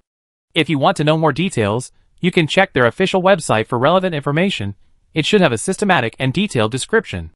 Rebels are basically organized bandits and robbers. Besides bullying men and women, they raid cities. They're the kind who do evil deeds professionally. Otherwise, how could they be called anti-humanitarian? Suin had no interest in learning about a rebel group. If even the likes of Black Tide could thrive in the Chaos Realm, then even the most evil beings had a place to exist. He didn't have time to delve into that now. In short, those entering the Chongling Mountains now, vying for the relic's treasure, weren't just the Northern Demon Clan and the Yin Kingdom, but also the Bohai Kingdom, the Zhongshan Kingdom, and various other chaos forces, including the rebels. By the way, besides the opponents I just mentioned, you might run into Huang Hai in the Chongling Mountains, Wang Zhe suddenly said. Suin was surprised. Isn't he in jail? Since capturing Huang Hai with Zhang Jinlin, Suin hadn't paid any attention to him. Later, when he did business with Wang Zhe and Zhang Jinlin, the Huang family was basically a nuisance to the Zhang family. Because the relic is of paramount importance, and our situation is extremely unfavorable, we have to use all the superhumans we can. The soldiers in the prison, unless they were imprisoned for murder, have all been given a chance to redeem themselves. Wang Zhe's expression was complicated. For many, exploring the ruins is a possibility that could change their fate. What exactly is inside the ruins? Suin felt resistant. It wasn't that he was afraid of Huang Hai, but he felt the waters around the ruins were too murky. Without significant benefits, the risk wasn't worthwhile. Wang Zhe shook his head, indicating he didn't know. Suin didn't linger, and left the club to return to Anxia Sect. The Anxia Sect base had changed hands. The 5-star training base that previously belonged to the Zhengyang Sect headquarters was now Suan's. This base was built by the Zhengyang Sect itself, not least. It was not only extremely well equipped with all kinds of facilities to meet the training needs of individual and group superhumans, but it was also very spacious. Even if hundreds of extraordinary individuals came in for training, there was no need to wait in line. Back at the base, Suin went straight to Li Anqing's office. He asked bluntly, who built the ruins in the Chongling Mountains, and what exactly is inside? Sitting behind her desk, buried in a high pile of documents, Li Anqing looked up at the question, her youthful, rosy face full of collagen, and replied without hesitation, built by the ancient demon race, it's one of their 5 great ruins, and its construction lasted for thousands of years. To be precise, the Chongling Mountains were the place where the ancient demon race lived and thrived. They revered nature, studied the Tao of the unity of heaven and man, and believed that primal force was purest when circulating in mountains and rivers. Therefore, they abandoned steel cities early on, cultivating and living in the mountains and forests. For those currently entering the ruins, the most valuable places are the library, armory, research institute, and so on. There's a lot inside, from small force weapons and cultivation techniques to large array manuals and force cores. It's all-encompassing. If you can imagine it, it's probably there. What's certain is that the exquisite items inside are the crystallized wisdom treasured by the ancient demon race, rarely seen outside. Otherwise, the demon race wouldn't have gone to such lengths to explore. Suin admired Li Anqing's candid attitude. He knew that what the authorities didn't know, the organization behind Li Anqing might. He had originally intended to take the opportunity to ask Li Anqing about the organization behind him, whether it was the church, the dark web, or a rebel army, but after hearing Li Anqing's words, his attention was drawn elsewhere. The ancient demon race lived and built their home for thousands of years. There's no reason why humanity wouldn't know. Then why are humans completely unaware of whether there are ruins in the Chongling Mountains, and what exists within them? Li Anqing calmly countered, why would humans know? This question caught Suen off guard. Of course, it's because ever since the demon race arrived on the Xiaoshan continent, they've been under the sight of humans. Such an obvious answer couldn't possibly be Li Anqin's intention. Therefore, the answer itself is problematic. Suen didn't press further. He felt Li Anqin was guiding his thinking in a certain direction. And he didn't want to be led by the nose. Even though the possibility was extremely small, it might still be a trap. Suen decided to go to the ruins to find the answer himself. He waited for his historical knowledge to be overturned, or perhaps verified. Chapter 155. That night, Suen didn't rush to rest, but instead chose to cultivate his origin force. During the time he was sharing the spoils of the Zhengyang sect with the Wang and Zhang families, Suen, though incredibly busy during the day, never slacked off in his cultivation at night. Cultivation not only enhanced his origin force, but also restored his energy and replenished his strength. Suen spent most of his time cultivating instead of sleeping. Besides breathing exercises to absorb origin force, another area Suen focused on practicing was the Azure Lotus Sword technique. Since obtaining this manual, he had been constantly studying it, thus improving both his sword techniques and movement skills day after day. To this day, aside from the killing moves, Suen had mastered all the other details to perfection.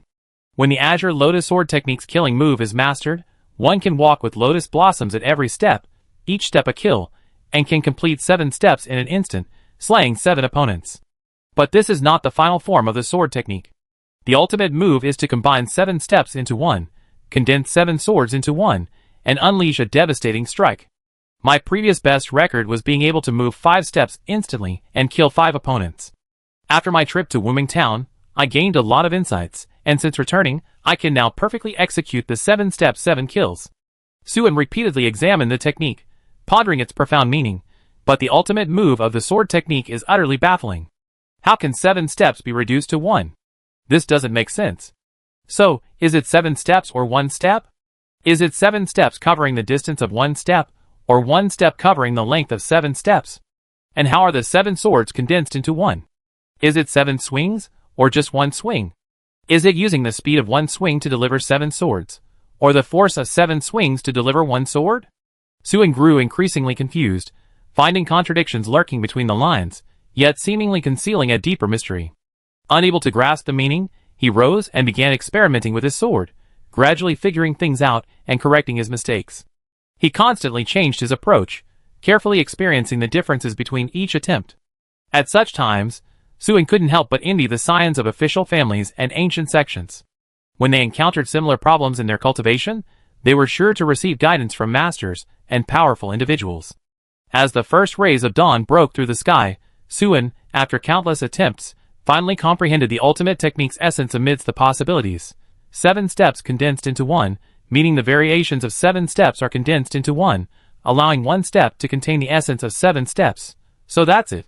When Shin Bushi's men ambushed me before, my killing move in battle was blocked by that level 8 warrior. This was because my variations were insufficient.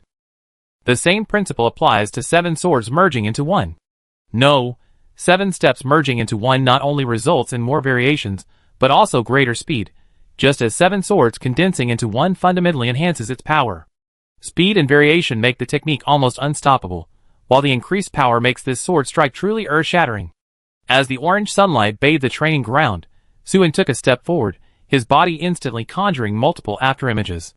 Then, a sword strike seemed to descend from nothingness, leaving no trace, like a gazelle's horn slicing through the air. The metal dummy in front of him, powerful enough to withstand the full force of an 8th level warrior, instantly shattered. Sheathing his sword, Suen was overjoyed. If he encountered that 8th level warrior again that night, he was absolutely confident of defeating him. The following day, following the special conscription order, Suen boarded a chariot bound for the Chongling Mountain ruins in front of the Supernatural Affairs Management Committee building. The journey would first reach the Dusi defense line, from where they would split into 2 groups. One group would fly directly to the Chongling Mountains on armed transport planes, while the other would traverse the Chaos Lands to fight their way there. The number of transport planes was limited, making it impossible to transport all the troops to their destination in a short time. Suen was reluctant to fly. It was obvious that with the demon race fully prepared, if the Yin Kingdom's planes approached the Chongling Mountains, the demon race's air force would intercept them.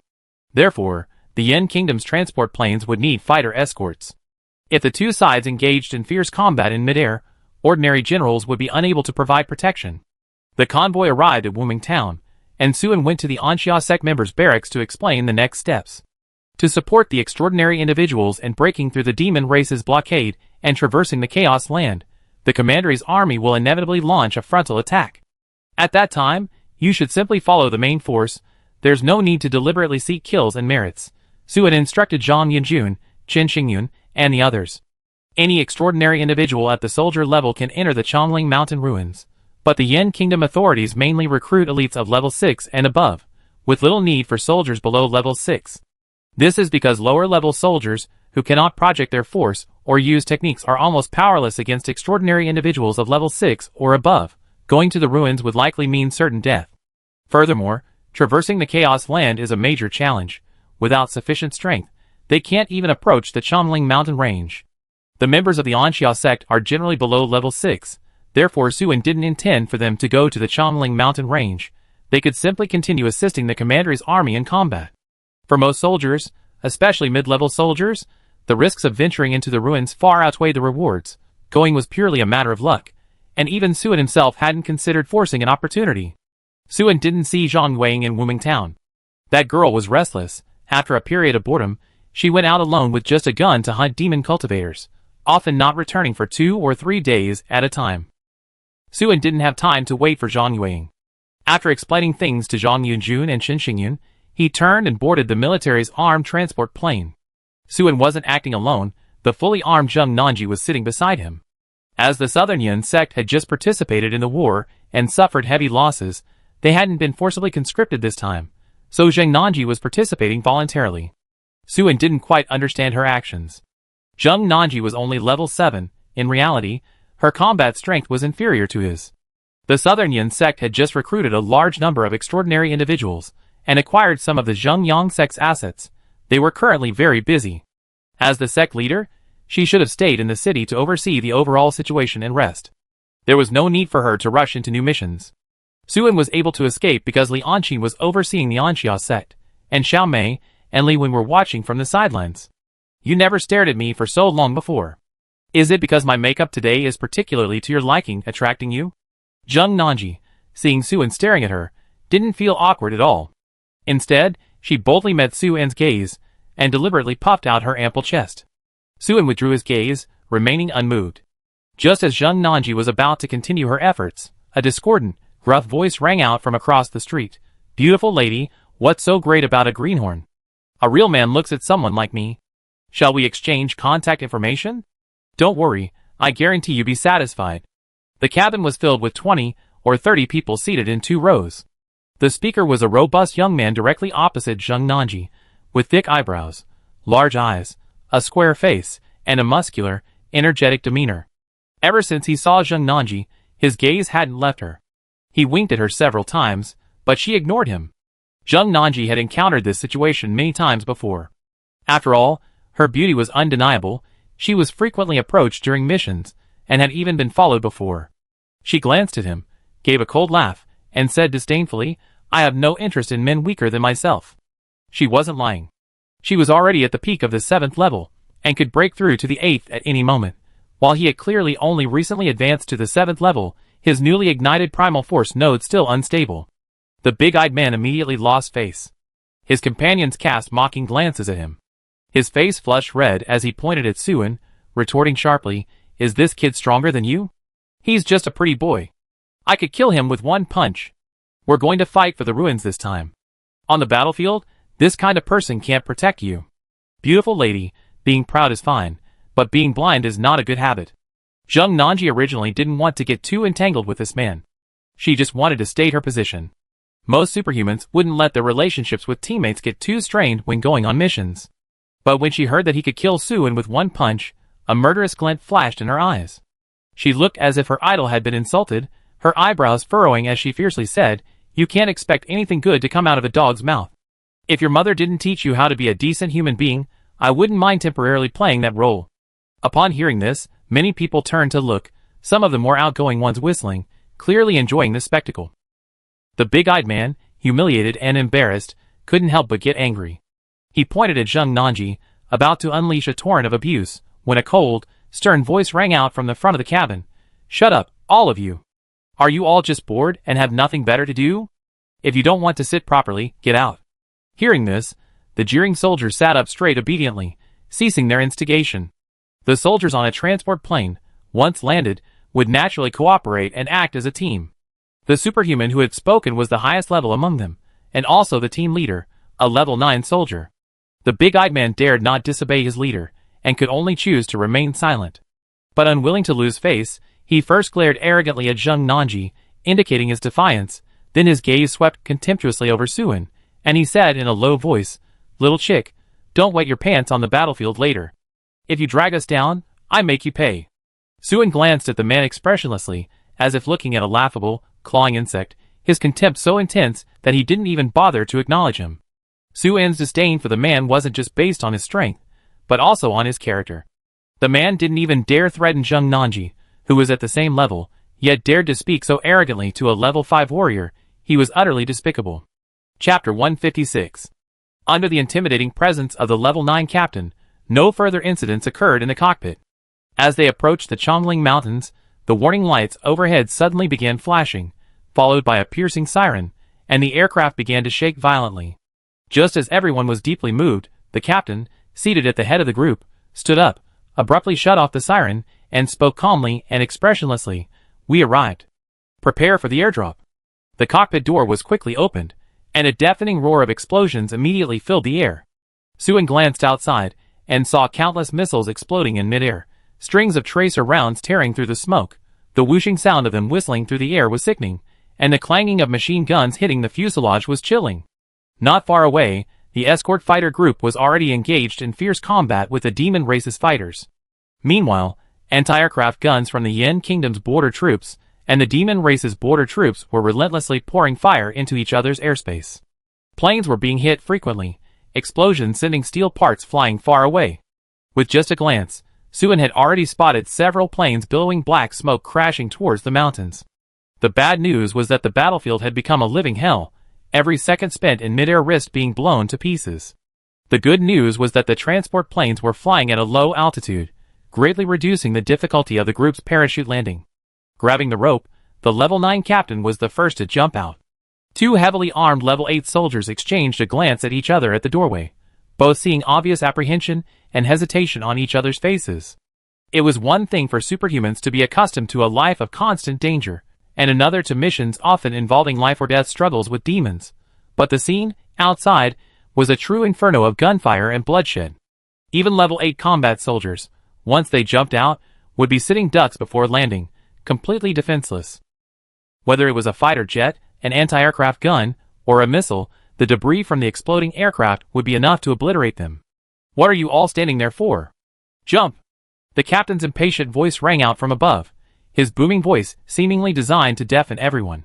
"Waiting here makes us sitting ducks. Are you all out of your minds? Jump now!" Everyone understood the logic, but the courage to willingly jump into a sea of fire was something most people lacked.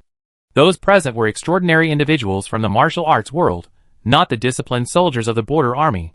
While the big-eyed man hesitated, Suen shoved him aside, walked confidently past him, took 2 steps to the cabin door, pulled the 2 level 8 combat soldiers aside, grabbed the rope, and jumped down without a word.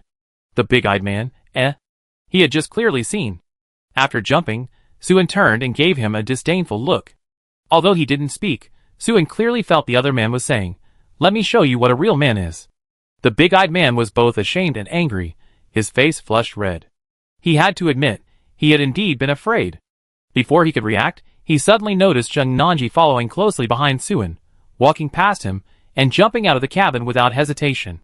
Unlike Suen, Zheng Nanji didn't even glance at him. It was as if he wasn't worth even a second glance. Ignoring him was the greatest humiliation. The big-eyed man felt his face had been trampled into the ground. As he descended, gripping the locking ring, Suen felt as if he had willingly jumped into a vat of boiling oil. The limited visibility inside the cockpit meant only a small portion of the battlefield in midair was visible. Now, without the cockpit's cover, he was completely exposed to the constant roar, flying bullets, and billowing smoke.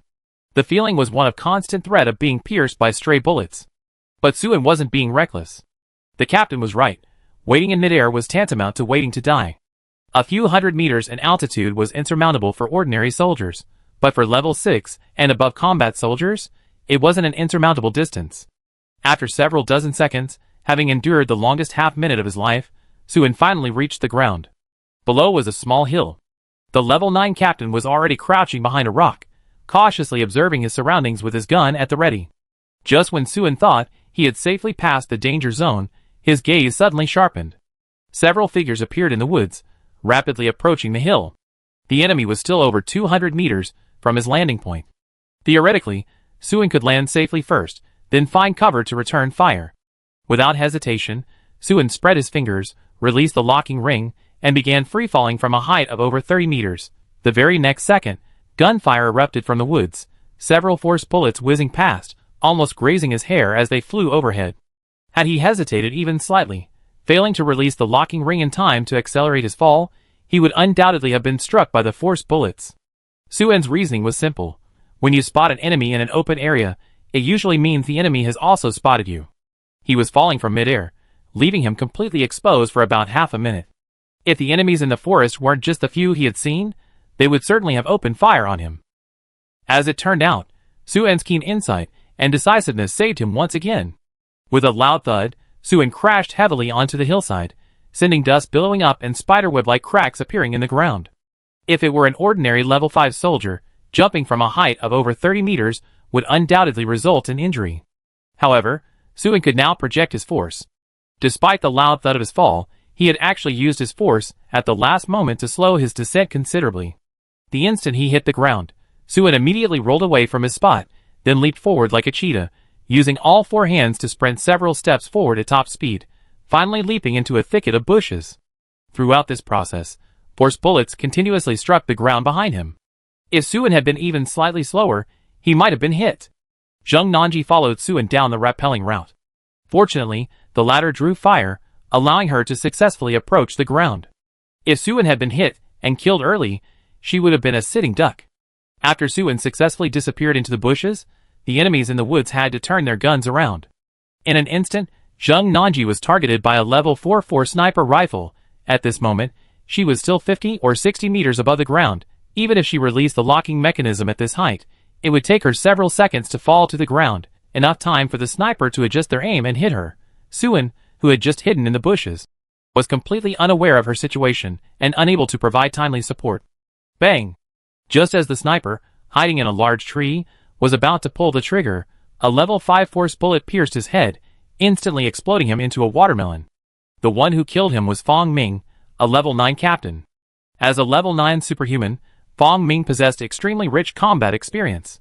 He hadn't fired rashly before because he was the only one on the ground in a ready-to-fire state. He needed to be there when his teammates needed him most, delivering a decisive and powerful blow to provide strong support.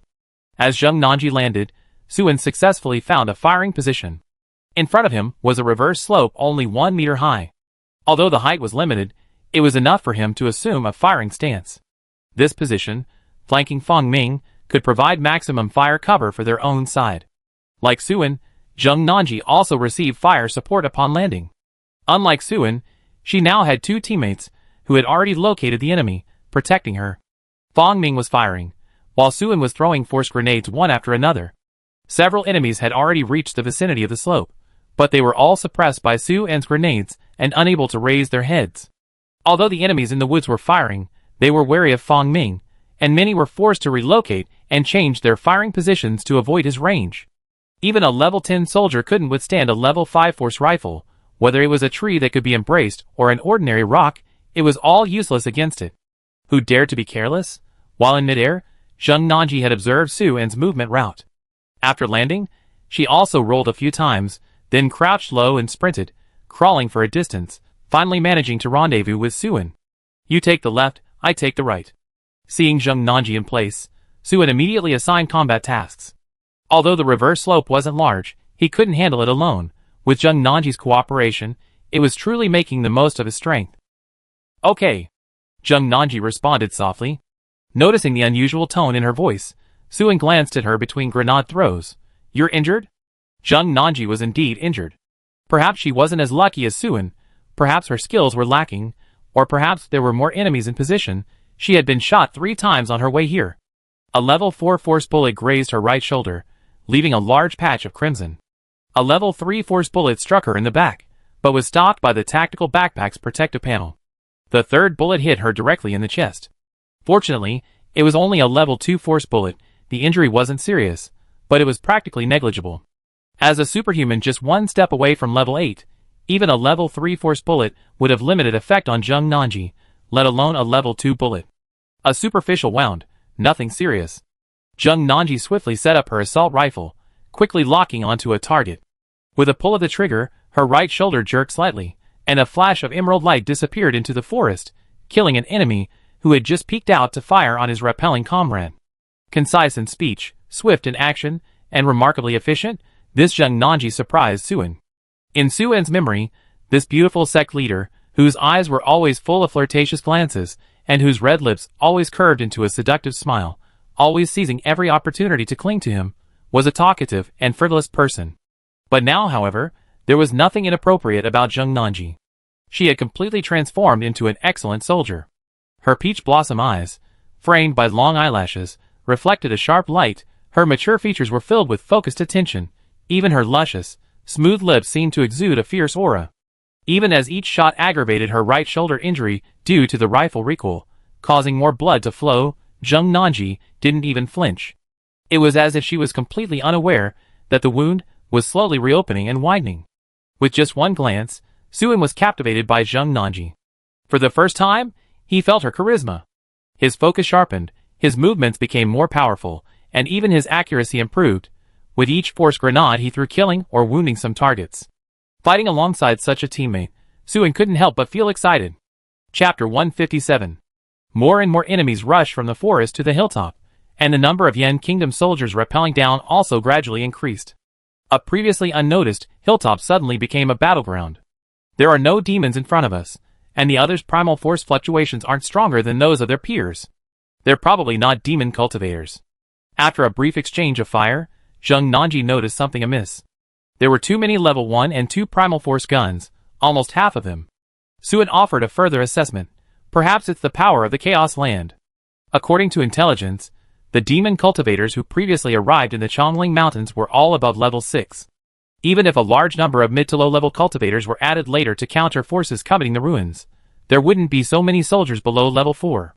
It was expected that major forces from the Chaos Land would come to compete for the ruins, but their direct attack on the Yen Kingdom superhumans was still surprising.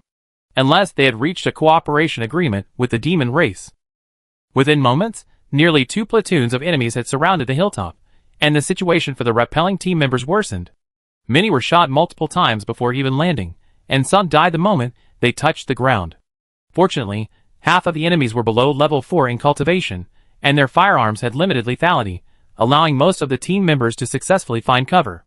Suen caught a glimpse of the big-eyed man. From his companion's shouts, he learned that the man's name was Su Rong.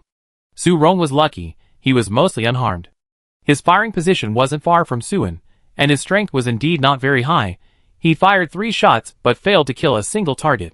Everyone landed successfully, and the armed transport plane carrying them was about to evacuate when it was hit by anti-aircraft fire.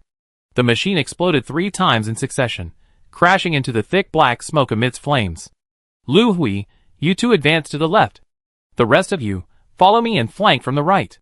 Captain Fong Ming shouted, turning to the direction of Suen and the others, pointing to the general direction of the left flank attack. Lu Hui was one of Su Rong's 2 teammates, an 8th level cultivator. There were only 2 8th level soldiers present, not many 7th level either, and most were still 6th level. Since Fong Ming had called Lu Hui by name, it meant he was temporarily making him the squad leader of the left flank assault team. Lu Hui immediately turned around, pointing to the soldiers nearby, indicating that everyone he pointed to belonged to his squad and needed to follow him. Follow me. After quickly counting off, Lu Hui was about to stand up and shout follow me. When Su Rong suddenly stepped forward, shouting sharply to Suen, who was very close by, You two, act as the vanguard, clear the way for the team. The you he referred to were Suen and Zheng Nanji. His face was menacing as he shouted, and he pointed his gun at Suen, his threat unmistakable. It was as if he would pull the trigger immediately if Suen didn't act. Lu Hui frowned, displeased with Su Rong's actions, but he didn't say anything. Confronting Su Rong now would only humiliate him, and could potentially cause chaos within the squad due to his inconsistent and unclear command. Therefore, he could only acquiesce to Su Rong's words. Zheng Nanji's eyes turned cold, especially when she saw Su Rong turn his gun. Her face instantly filled with murderous intent, but before she could do anything, Suin patted her shoulder. Cover.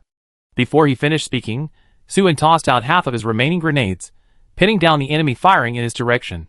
Simultaneously, he leaped away like a rabbit. At this point, there was no need to argue with Su Rong. Squad leader Lu Hui was clearly on the other side. Disobeying orders and missing opportunities would only worsen his situation. Most importantly, breaking through wouldn't be difficult. The open area ahead wasn't long, trees provided cover every few steps. Taking advantage of the enemy being pinned down by the continuous grenade explosions, Suin used the movement techniques of the Azure Lotus Sword art to accelerate, traversing the open area in the blink of an eye and successfully taking cover behind a large tree. Just then, the enemy looked up again, ready to fire again. Without hesitation, Suin threw out all the remaining grenades. Amidst the fiery explosions, clumps of mud and rubble erupted. Several superhumans were thrown back by the shockwaves, and numerous trees were snapped in two, crashing down with a deafening roar. Force shockwaves broke countless branches, scattering shattered leaves everywhere. One by one, the superhumans, who had just raised their heads, were forced to lower them again. Taking advantage of this moment, Zheng Nanji rushed across the danger zone and reached another tree near Suin. The two of them grabbed their assault rifles and opened fire, providing cover for their teammates following behind. However, Suin had run out of grenades, and the cover provided by the two rifles was limited. Those who rushed across the open area paid the price they deserved. Some were wounded, some fell instantly.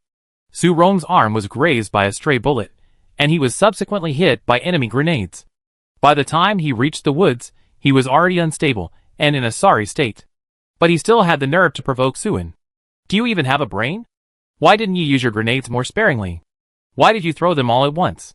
If you threw them slowly, you could maintain control and suppress the enemy. Su Rong roared at Suin, his voice sharp and menacing.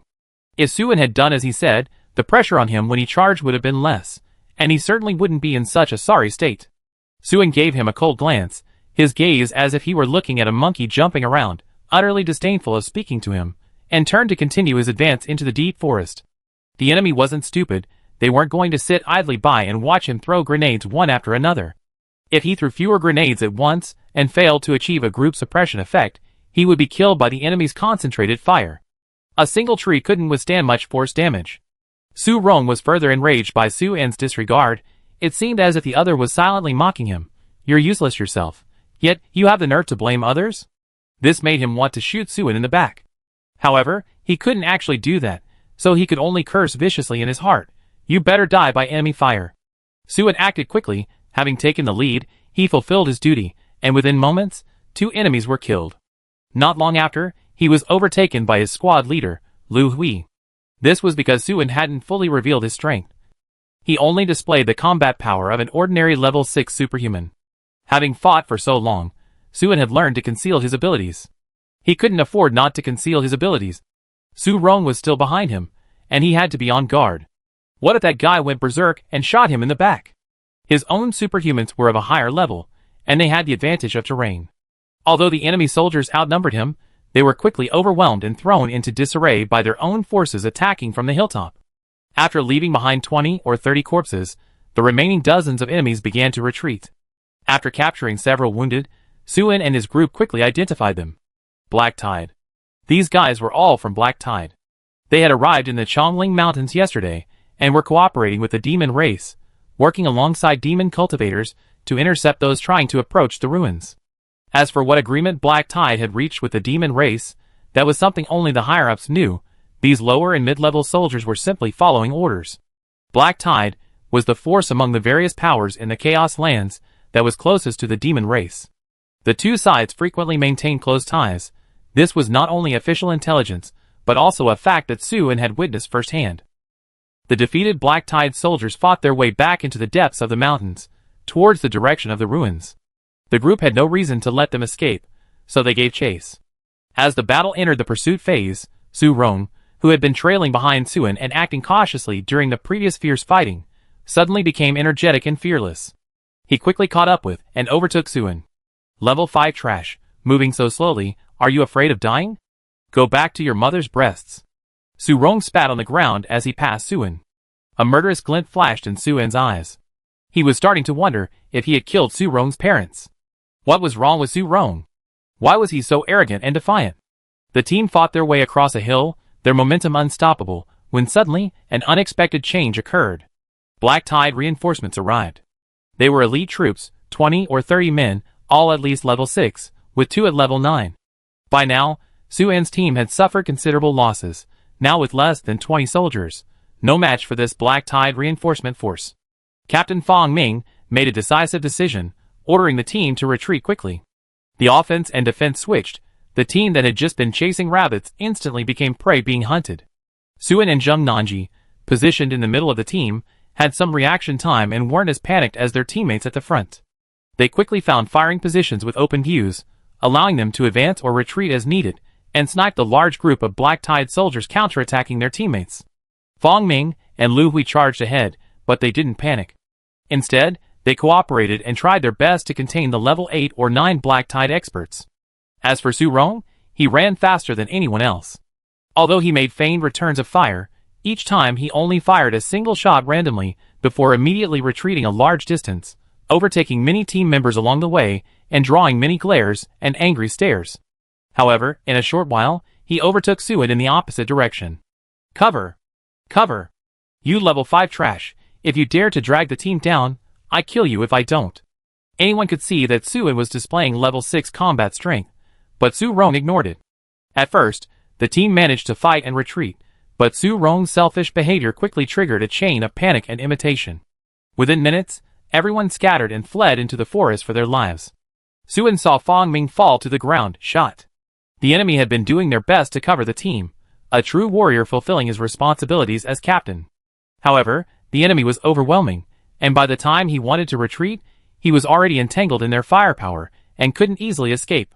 Deep down, Su-en wanted to save Fong Ming. But considering the situation, if he and Zheng Nanji rushed in, they would only be feeding a couple more kills. They could only retreat into the mountains on their own. Chapter 158. The fighter jets of the Yen Kingdom and the demon race continued their fierce aerial battle. Armed transport planes, braving endless gunfire, dropped squads of elite superhumans into the mountains. Because the landing area was on the southern slopes of the Chongling Mountains, belonging to the Lingdong province, the Yen Kingdom's border troops had stronger anti-aircraft firepower. The demon race's anti-aircraft guns and missiles were limited by their firing arc, resulting in a limited number of shells that could reach this area. Therefore, the longer the battle progressed, the fewer demon race fighter jets remained, and the Yen Kingdom gradually gained the upper hand in the aerial battle, with more Yen soldiers landing in the mountains. 7 or 8 Black Tide superhumans were closely pursuing Su-en and Zheng Nanji, led by 2 level 7 warriors. Not far behind them were even more Black Tide experts. The two did not rashly turn back to eliminate these people, but instead continued to run with them. Half an hour passed, and the Black Tide experts further behind could no longer be seen. The Black Tide superhumans, who had been chasing Su-en for a while, but couldn't quite catch him, suddenly saw him stop running and emerge confidently from behind a large tree. Seeing Su-en's handsome face, radiating a sunny smile, the group was initially stunned, thinking they were hallucinating from exhaustion. Confirming that Su-en was alone, the Black Tide superhumans were overjoyed. They didn't rush to fire, because Su-en only had a sword in his hand. Even his tactical backpack was gone. A level 7 soldier looked at Su-en with a mocking expression. What? You know you can't escape, so you're willing to give up your fuel resistance and surrender? A level 6 soldier, pale with exhaustion, let out a sigh of relief, leaning against a nearby tree trunk and cursing. You little chick, you can run pretty fast, huh? Go ahead, and keep running if you dare. Why didn't you keep running? I'm exhausted. None of the 7 or 8 people fired rashly, because the area between them was full of trees. Before they could fully charge their force rifles and activate their force arrays, Su-en could definitely hide behind a tree. Don't you have another teammate? Where is she? Why are you so reluctant to surrender? Call her out. The level 7 Black Tide transcendent gestured to the people next to him, signaling them to be wary of sniper fire. He understood Su-en's behavior. If the two of them appeared together, and they suddenly attacked without accepting surrender, both Su-en and Zheng Nanji would be in trouble. Now that Su-en was out negotiating, with Zheng Nanji providing covert support, they couldn't act rashly. Otherwise, even if Su-en died, some of them would pay the ultimate price. She doesn't need to come out. Su-en smiled brightly and purely. As Su-en approached, the level 7 soldier frowned. What do you mean? He concealed his aura, deliberately controlling himself, making no move that would alert Suin, waiting for the other to enter his close-range attack range. If Suin took a few more steps forward, he was confident he could subdue him instantly. With the hostage in hand, he wouldn't worry about Suin's ulterior motives. Of course, to be honest, he wasn't afraid of Suin playing tricks right now. A level 5 soldier with level 6 speed was still a level 5 soldier. Trying to play tricks under the noses of a group of level 6 and 7 soldiers? That was a joke. Suin leisurely sized up the group of lambs before him. They were completely unaware that they were already fish on a chopping block, each one looking at him with mockery and disdain. There was no better enemy in the world. Suin thought to himself, a smile involuntarily widening at the corners of his mouth. My meaning is simple. Killing you all is enough for me alone. Just as he said this, he stepped into the attack range of the nearest level 7 warrior. His words caused the opponent to freeze in disbelief. What did you say? This black-tide superhuman simply couldn't believe what he was hearing. So Suin came alone, not to surrender? Suin wanted to fight 8 against 1? What a joke. The level 7 warrior felt utterly absurd. Without further hesitation, his primal force erupted, deciding to take down Suin first. However, at that moment, he suddenly lost sight of Suin. One moment, the opponent was standing brazenly before him. The next, the opponent seemed to have vanished into thin air, leaving only a blurry afterimage. The level 7 warrior's eyes widened. He wasn't the only one with wide eyes. The other 7 black-tide superhumans did too. They desperately wanted to pinpoint Suin's location. But they couldn't. In a flash, everyone realized Suin had activated his technique. There was no better explanation for what they were seeing. But his opponent was only level 5. Even if he truly possessed level 6 combat power, he was just one person. Could he possibly have wiped them all out in one fell swoop? Once his killing move was used up, how could Suin possibly survive? At this moment, they didn't understand Suin's actions. But the next instant, they suddenly understood Suin, understood with crystal clarity, understood with heart-wrenching pain. Because they had all lost their heads. The level 6 soldier, leaning against a tree trunk, panting, watched helplessly as 7 sword lights flashed almost simultaneously, and the heads of his 7 companions flew off. His mouth gaped open, wide enough to fit a fist. What happened? My 7 companions were perfectly fine just moments ago. Why are they all suddenly dismembered? What kind of technique is this? Seeing Suin reappear in his full form, standing tall with a blood-dripping long sword in hand, looking at him with a half-smile, the level 6 soldier felt as if he had fallen into an ice cave, a chill running through his body. Instinctively, he pushed aside a tree trunk, raised his rifle, and charged it as quickly as possible, activating the force array, while simultaneously aiming the gun at Suin. Bang! Before the level 6 soldier could pull the trigger, a force bullet shot from afar, accurately hitting him between the eyebrows, blasting his head to smithereens. In the grass beside a rock in the distance, Zheng Nanji, who had been crouching, holstered her gun and stood up. Her eyes, gazing at Suin's back, shone like stars, her admiration undisguised. If Suin hadn't drawn the opponent's attention, she wouldn't have been able to aim silently. To kill 7 in one strike with only a level 5 cultivation, and to indiscriminately kill level 6 or 7 superhumans. No one but you could do that, right? Zheng Nanji felt her heart pounding uncontrollably. Suin and Zheng Nanji cleaned up the battlefield, mainly covering the corpses, and using special agents to remove the smell of blood, preventing them from being easily discovered and attracting more pursuers. The battle ended quickly and quietly. No black-tide superhumans came to their aid. This was one of the reasons Suin chose close combat. If the two groups had exchanged fire for a long time, using grenades, the black tide might have heard the commotion and arrived in large numbers. After collecting the force grenades, potions, and usable ammunition, Suin and Zheng Nanji quickly left the scene, disappearing into the woods. That evening, they appeared near a small river. There's a river ahead. I go get some water. You provide cover from behind, Suin said, turning to Zheng Nanji. They had been traversing the mountains and forests all day, clashing with the Black Tide's men several times. Working together, they had taken down more than 24 enemies, and their water bottles were already half empty. Now that they had found a river, they naturally needed to replenish their water supply. Upon reaching the riverbank, Suin took his and Zheng Nanji's water bottles and quickly filled them. Seeing fish swimming in the water, he casually killed a few and collected them. Although they carried some dry rations, the quantity was limited, and it was better to eat the extra food first when they could replenish it. Just as Suin turned to leave, he noticed movement in the bushes not far away. Come out, I see you, Suen said, looking at the bushes without fear. This was why he left Zheng Nanji behind to provide cover. The riverbank was an open area, and anyone coming to fetch water risked being exposed. At this moment, Suen was absolutely certain that Zheng Nanji's gun was already pointed at the bushes. Since the other party hadn't fired, it meant that the person in the bushes wasn't an enemy. Suen's deduction was correct. The person emerging from the bushes was indeed not an enemy. It was Su Rong. Little chick, you're pretty lucky still alive? Su Rong strode towards Suen, his hatred and disgust palpable. Suen's eyes darkened. Not because of the other man's words, but because of his gun. Su Rong's gun was pointed at him. Suen was too lazy to deal with this jerk and turned to leave, but he had only taken 2 steps when suddenly a gunshot rang out, and the pebbles in front of Suen's feet were immediately hit and shattered. You brat, did I give you permission to leave? Su Rong angrily approached Suen, the latter's disregard reigniting his rage. What do you intend to do?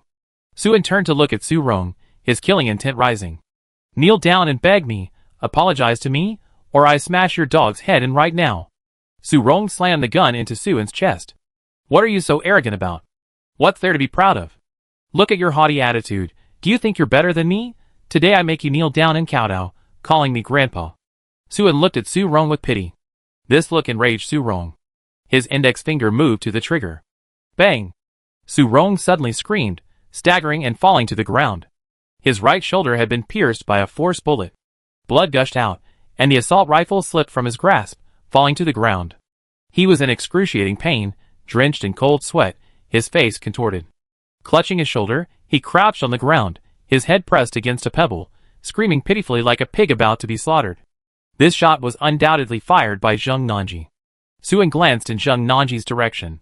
He hadn't expected her to be so decisive.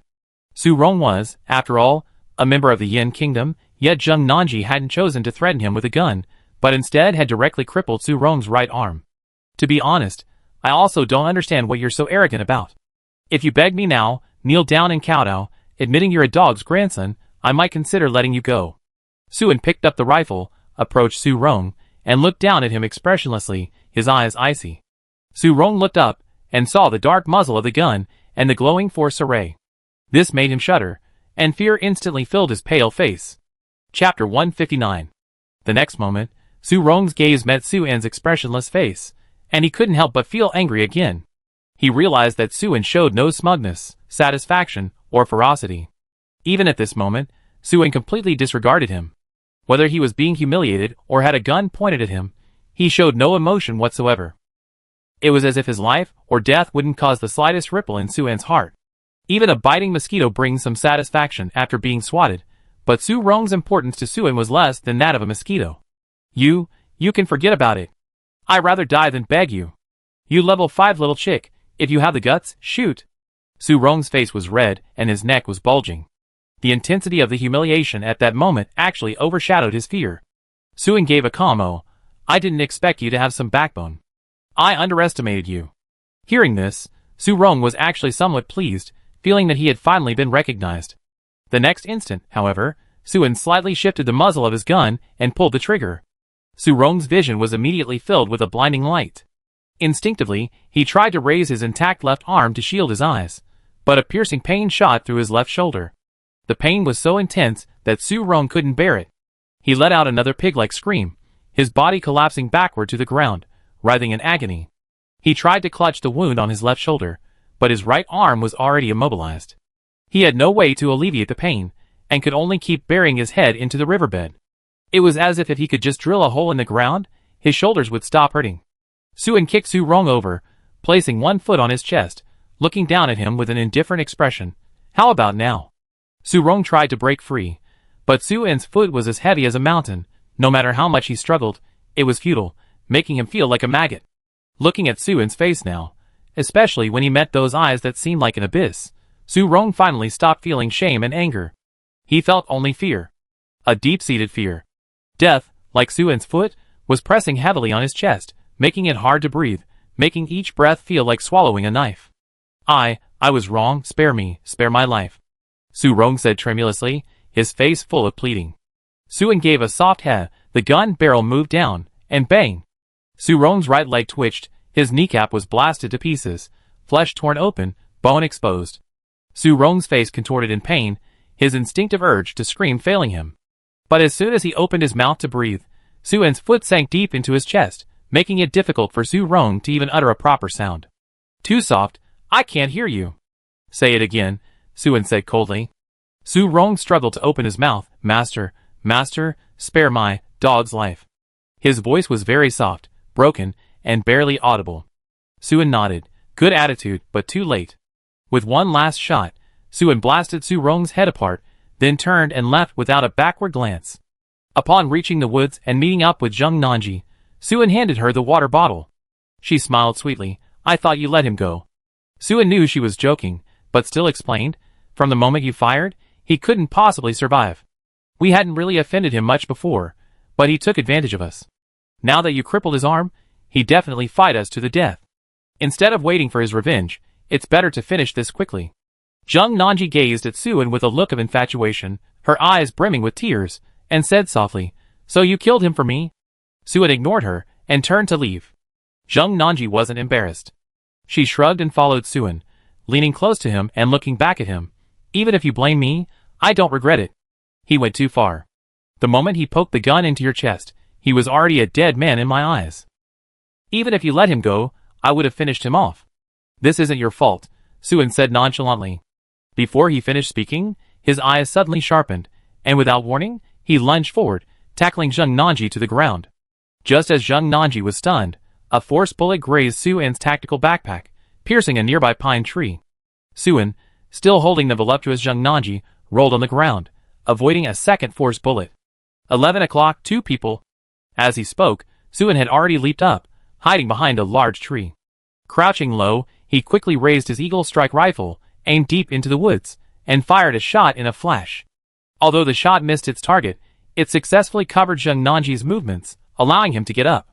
The gunshot had barely faded when Zheng Nanji, already prepared for battle, set up his assault rifle and began firing.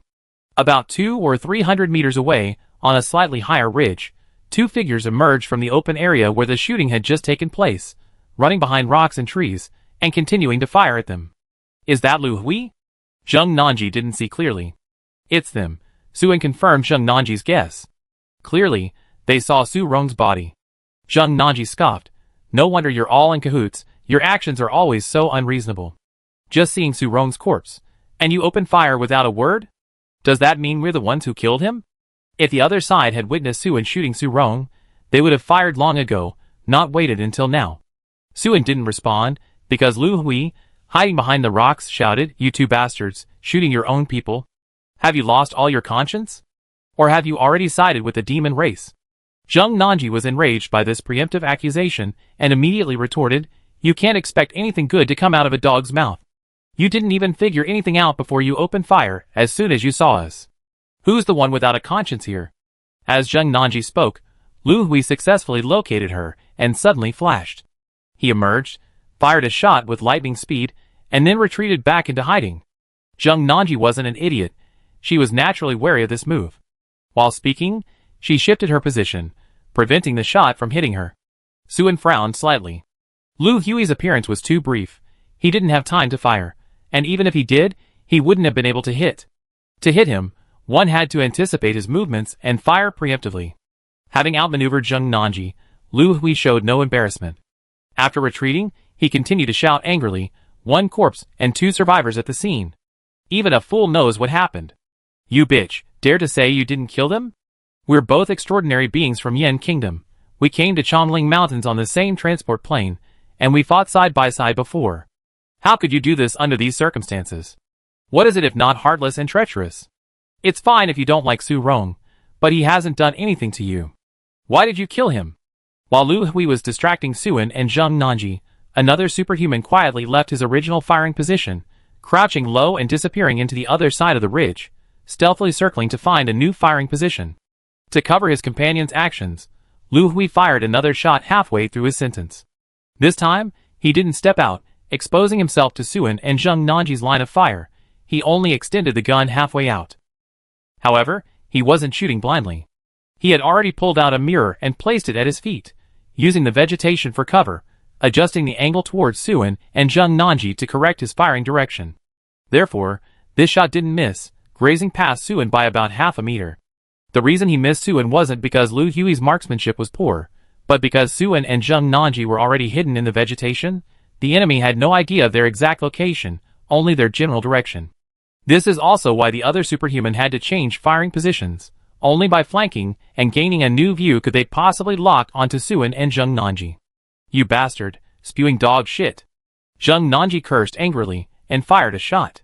"You didn't see anything, you have no idea what Su Rong did before, and you dared to fire based solely on conjecture.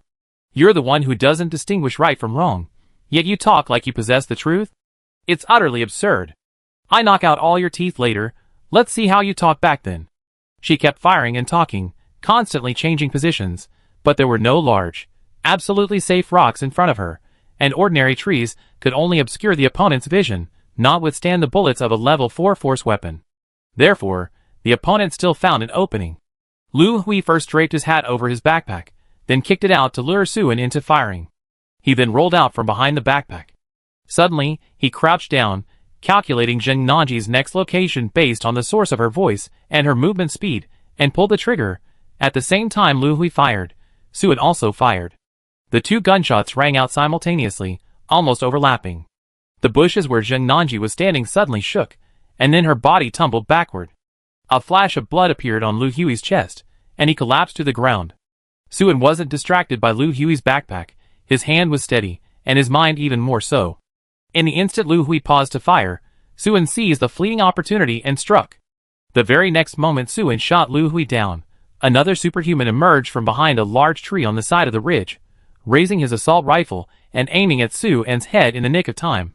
The rifle's force array instantly activated, its glowing light as brilliant as stars. Bang! A shot rang out. A man fell. The shot came from near Suin. The one who fell wasn't Suin, but the superhuman who had circled around to the side. The one who fired first was Zheng Nanji. It turned out that although Lu Hui successfully located Zheng Nanji's position with his superb marksmanship and hit her with a forced bullet, the bullet actually hit not her body, but the tactical backpack that she was holding in her hand and using as a shield.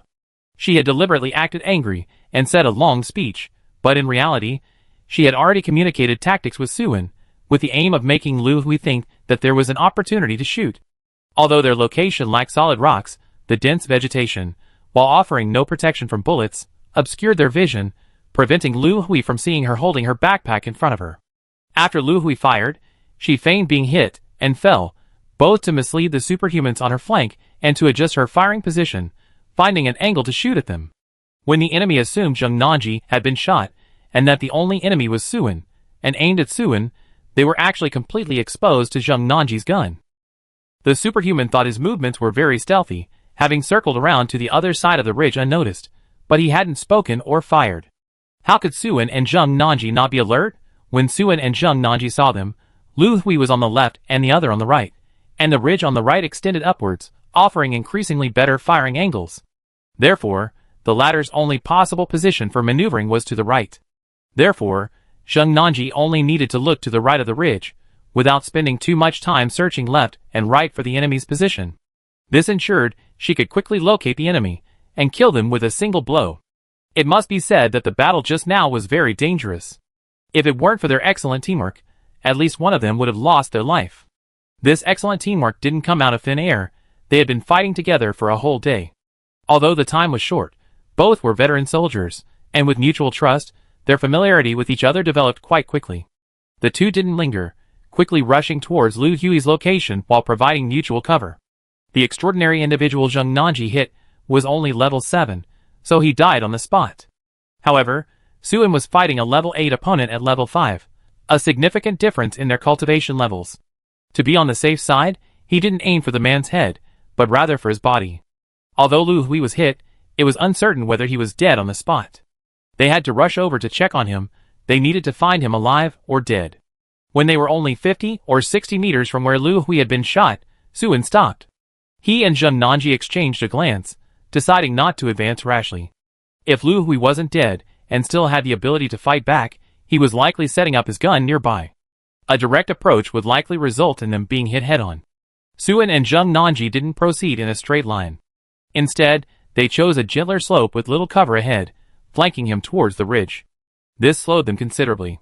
If Lu Hui's injuries weren't severe, and he chose to flee instead of fight back, they might lose sight of him and allow him to escape. An 8th level combat soldier posed a significant threat to both Suin and Zheng Nanji. The logic was sound, but Suin and Zheng Nanji remained calm, never quickening their pace. They cautiously observed the area ahead, constantly ensuring there were trees, rocks, or reverse slopes nearby that could provide cover, even if it meant taking a longer route. After all, letting Lu Hui escape was better than having him shot. Finally, they were less than 30 meters from where Lu Hui had been shot.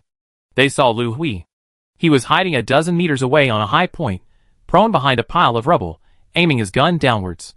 Lu Hui was destined not to see Suin and Zheng Nanji, because they had circled around to a higher point on the ridge and were now behind him. Lu Hui lay motionless, face down, his head drooping to the side of his rifle, his entire body sprawled on the rubble, as if asleep. Blood had stained the stones on his chest.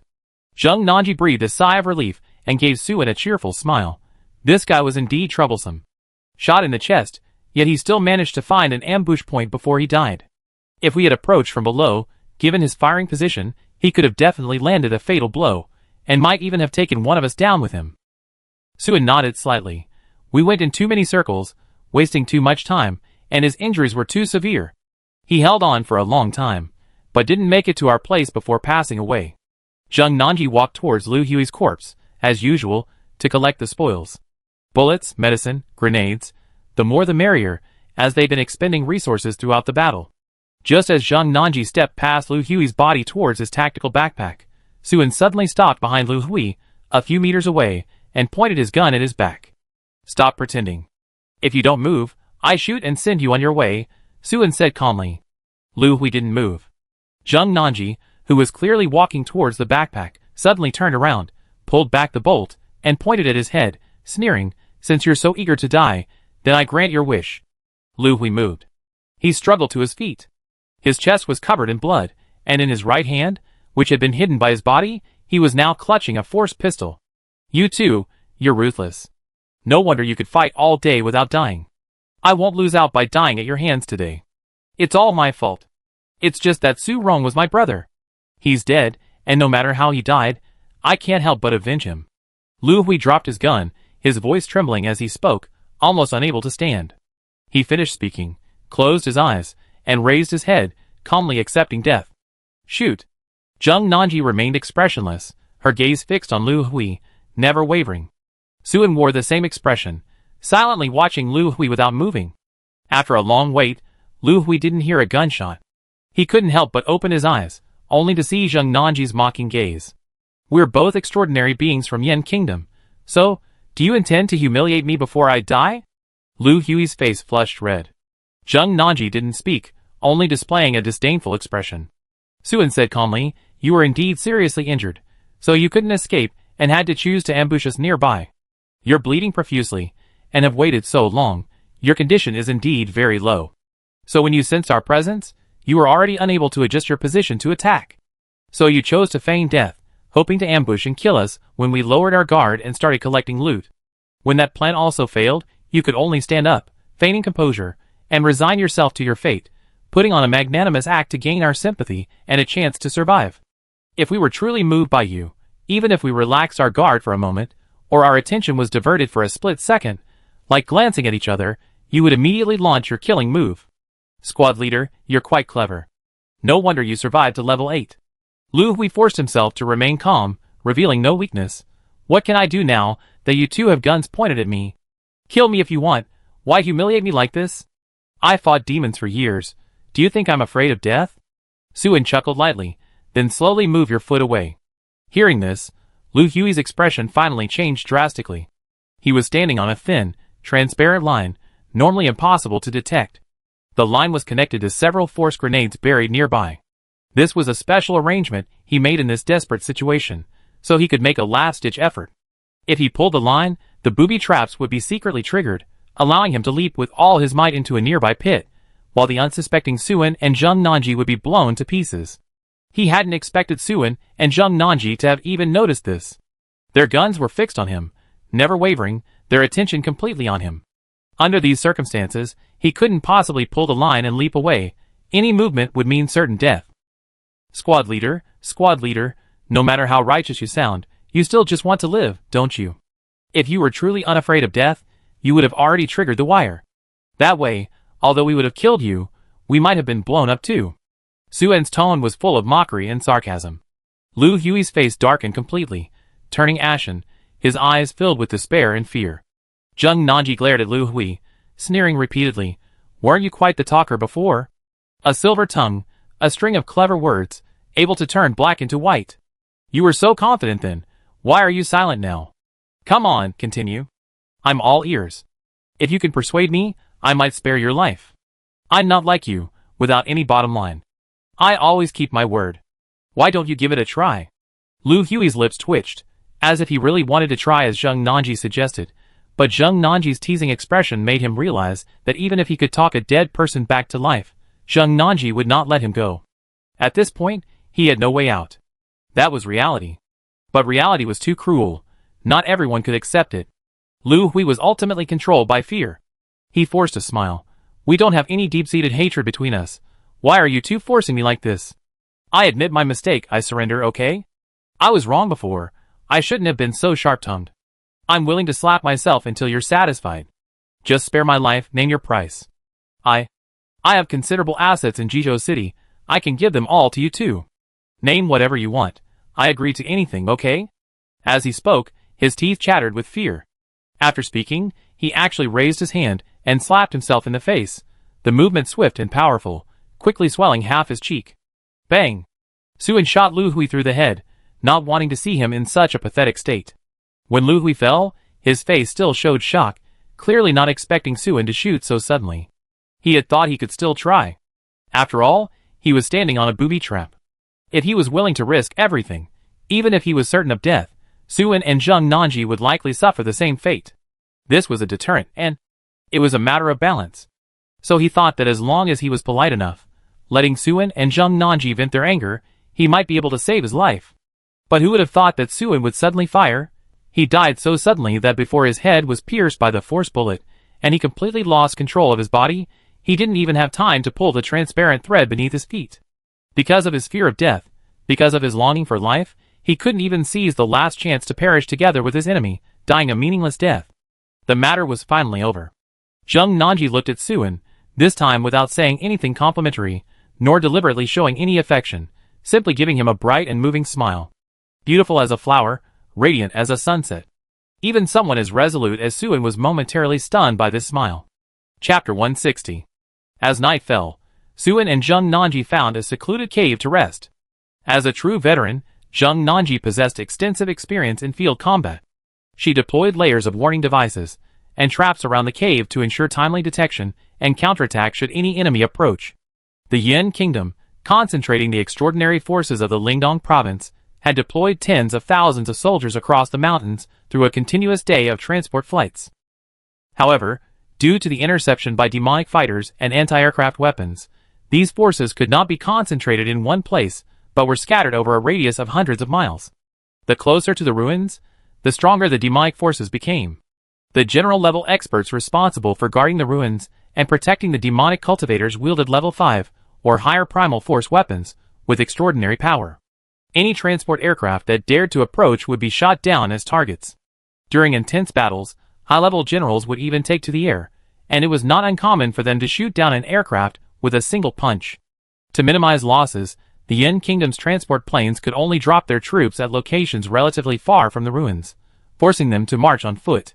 Moving through the deep mountains and forests was extremely difficult.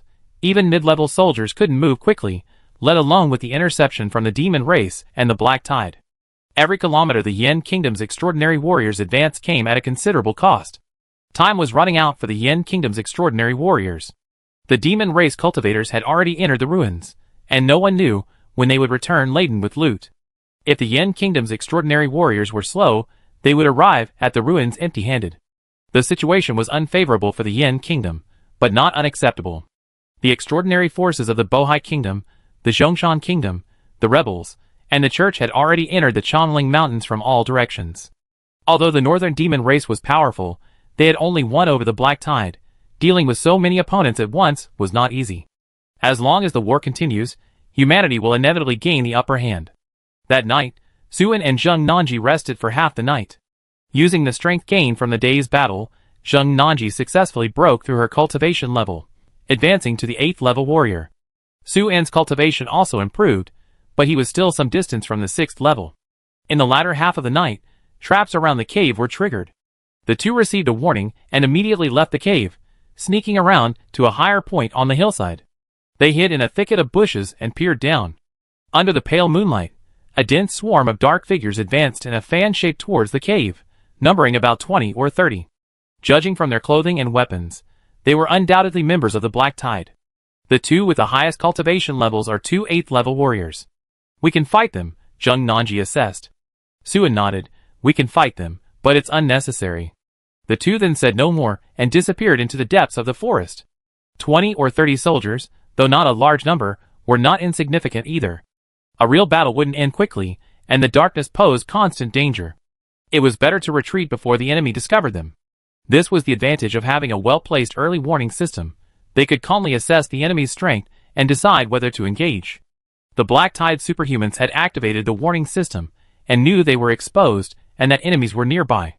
However, they hadn't spotted their target and didn't know how many enemies there were, so they dared not rush into an attack and could only continue their cautious search. In just half an hour, Suin and Zheng Nanji had completely separated themselves from the enemy. After wandering through the mountains and forests for another 2 or 3 hours, Suin and Zheng Nanji heard sounds of battle coming from a valley ahead. They immediately quickened their pace and crept towards it, climbing a nearby hilltop. Two groups of about 30 or 40 people were exchanging fire in the valley, evenly matched. The flickering force energy on their guns and bullets, like fireflies, clearly revealed their positions and numbers. They don't seem to be Yen Kingdom superhumans, Zheng Nanji said uncertainly after gazing at them for a moment in the moonlight. They seem to be from Zhongshan Kingdom. Should we help them? Suin fell into thought. Before their departure, the Superhuman Affairs Management Committee had made it clear to them that Yen Kingdom, Bohai Kingdom, and Zhongshan Kingdom had reached a cooperation agreement. This time, entering the Chongling Mountains to compete for the ruins, the superhumans from the 3 human kingdoms were allies, and should cooperate to deal with the demon race that had seized the initiative. Suin and Zheng Nanji's strength was limited. To survive in the mountains, fight their way through, and enter the ruins to compete for the treasure, they couldn't do it alone, they had to find a team. In fact, Yen Kingdom's plan was for the superhumans to rappel down into the mountains, then quickly converge to form a numerical advantage before heading towards the ruins together. It was only because the demon race's interception was effective, and the air combat between the two sides was fiercely contested, with transport planes frequently shot down, and a large number of superhumans already present on the ground, that Suin and Zheng Nanji's team suffered an unfavorable start, forcing them into a situation of fighting alone. The superhumans from Zhongshan Kingdom before them were all of considerable strength, with the highest being level 9. If they could travel with them, Suin and Zheng Nanji's safety would undoubtedly be greatly enhanced. We go to the flank, Suin decided. He and Zheng Nanji crouched low along the ridge, stealthily approaching the Black Tide superhuman's flank in the darkness, like ghosts. Before reaching their designated position, Zheng Nanji suddenly raised her hand, signaling Suin to stop. There seemed to be people ahead, Zheng Nanji whispered, observing carefully.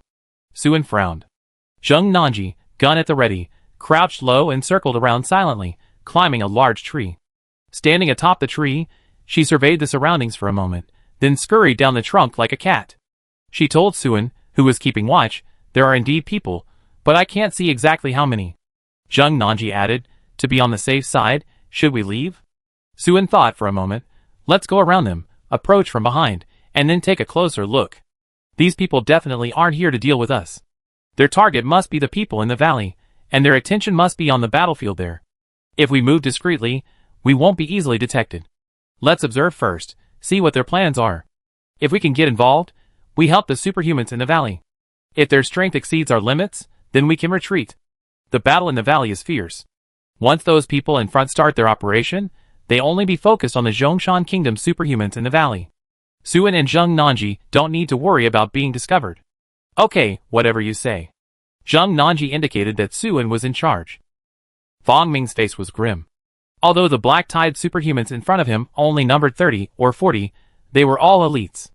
Not a single one was a level 6 warrior, the vast majority were level 7 or 8 powerhouses. The leader, a level 9, was particularly accurate with his marksmanship and moved with unpredictable speed. Fong Ming tried to snipe them several times but failed. Instead, they seized the opportunity to retaliate with a shot. If he hadn't dodged quickly, that bullet wouldn't have just grazed his ribs, it would have struck his heart. Fong Ming felt his luck was terrible. The Chomling Mountains seemed to be his unlucky match. Since landing in this mountainous region, his bad luck had been relentless. First, he was immediately surrounded by enemies upon landing, many of his team members perishing before they even had a chance to fight. After finally defeating the encirclement, he pursued them for a short distance only to encounter powerful enemy reinforcements. If he hadn't remained calm and decisively ordered a retreat, inflicting heavy losses on the enemy's vanguard, his entire team might have been wiped out. But his team was ultimately lost. He was hit while covering the retreat and tumbled down the hillside. Unfortunately, there was a cliff below, and before he could react, he had plunged into the river below. Luckily, his skill level was high enough that he adjusted his entry posture in time, thus saving his life. Otherwise, falling from over 100 meters, the water would have been no different from the steel ground. Floating downstream for a considerable distance, Fong Ming reached the shore in a deserted area. His tactical backpack was intact, and his healing items and forced potions were still there. He found a place to bandage his wounds, meditated to restore his strength, and treated his injuries. By the time his wounds were mostly healed, a whole day had passed, and he could only set off alone at dusk. In such a treacherous jungle battlefield, survival without teammates was difficult. Along the way, Fong Ming encountered many black tie transcendents and even saw demon cultivators in the distance. But his goal was clear. He refrained from rash combat, determined to find his teammates safely. Fortune favors the persistent. Fong Ming encountered allies in this valley. Although their numbers were small, their strength was considerable. They introduced themselves as being from the Zhongshan Kingdom, and after confirming Fong Ming's identity, they were quite enthusiastic, willing to accept him into their team, and set off together towards the ruins. Unexpectedly, before they could exchange more than a few words, they encountered a squad of elite black-tide warriors. A fierce battle ensued, the fighting fierce and evenly matched. Fong Ming tried several times to kill the enemy's strongest fighter, but was instead wounded, losing face in the process. They were all level 9, yet he was being suppressed by his opponents. This made him feel he had lost face as a Yin Kingdom superhuman in front of the Zhongshan Kingdom people, and also somewhat unworthy of their generous acceptance. Old Fong, these guys are tough to deal with. Should we retreat? A level 8 warrior from Zhongshan Kingdom approached Fong Ming. This man was Zhu Feng, the team leader.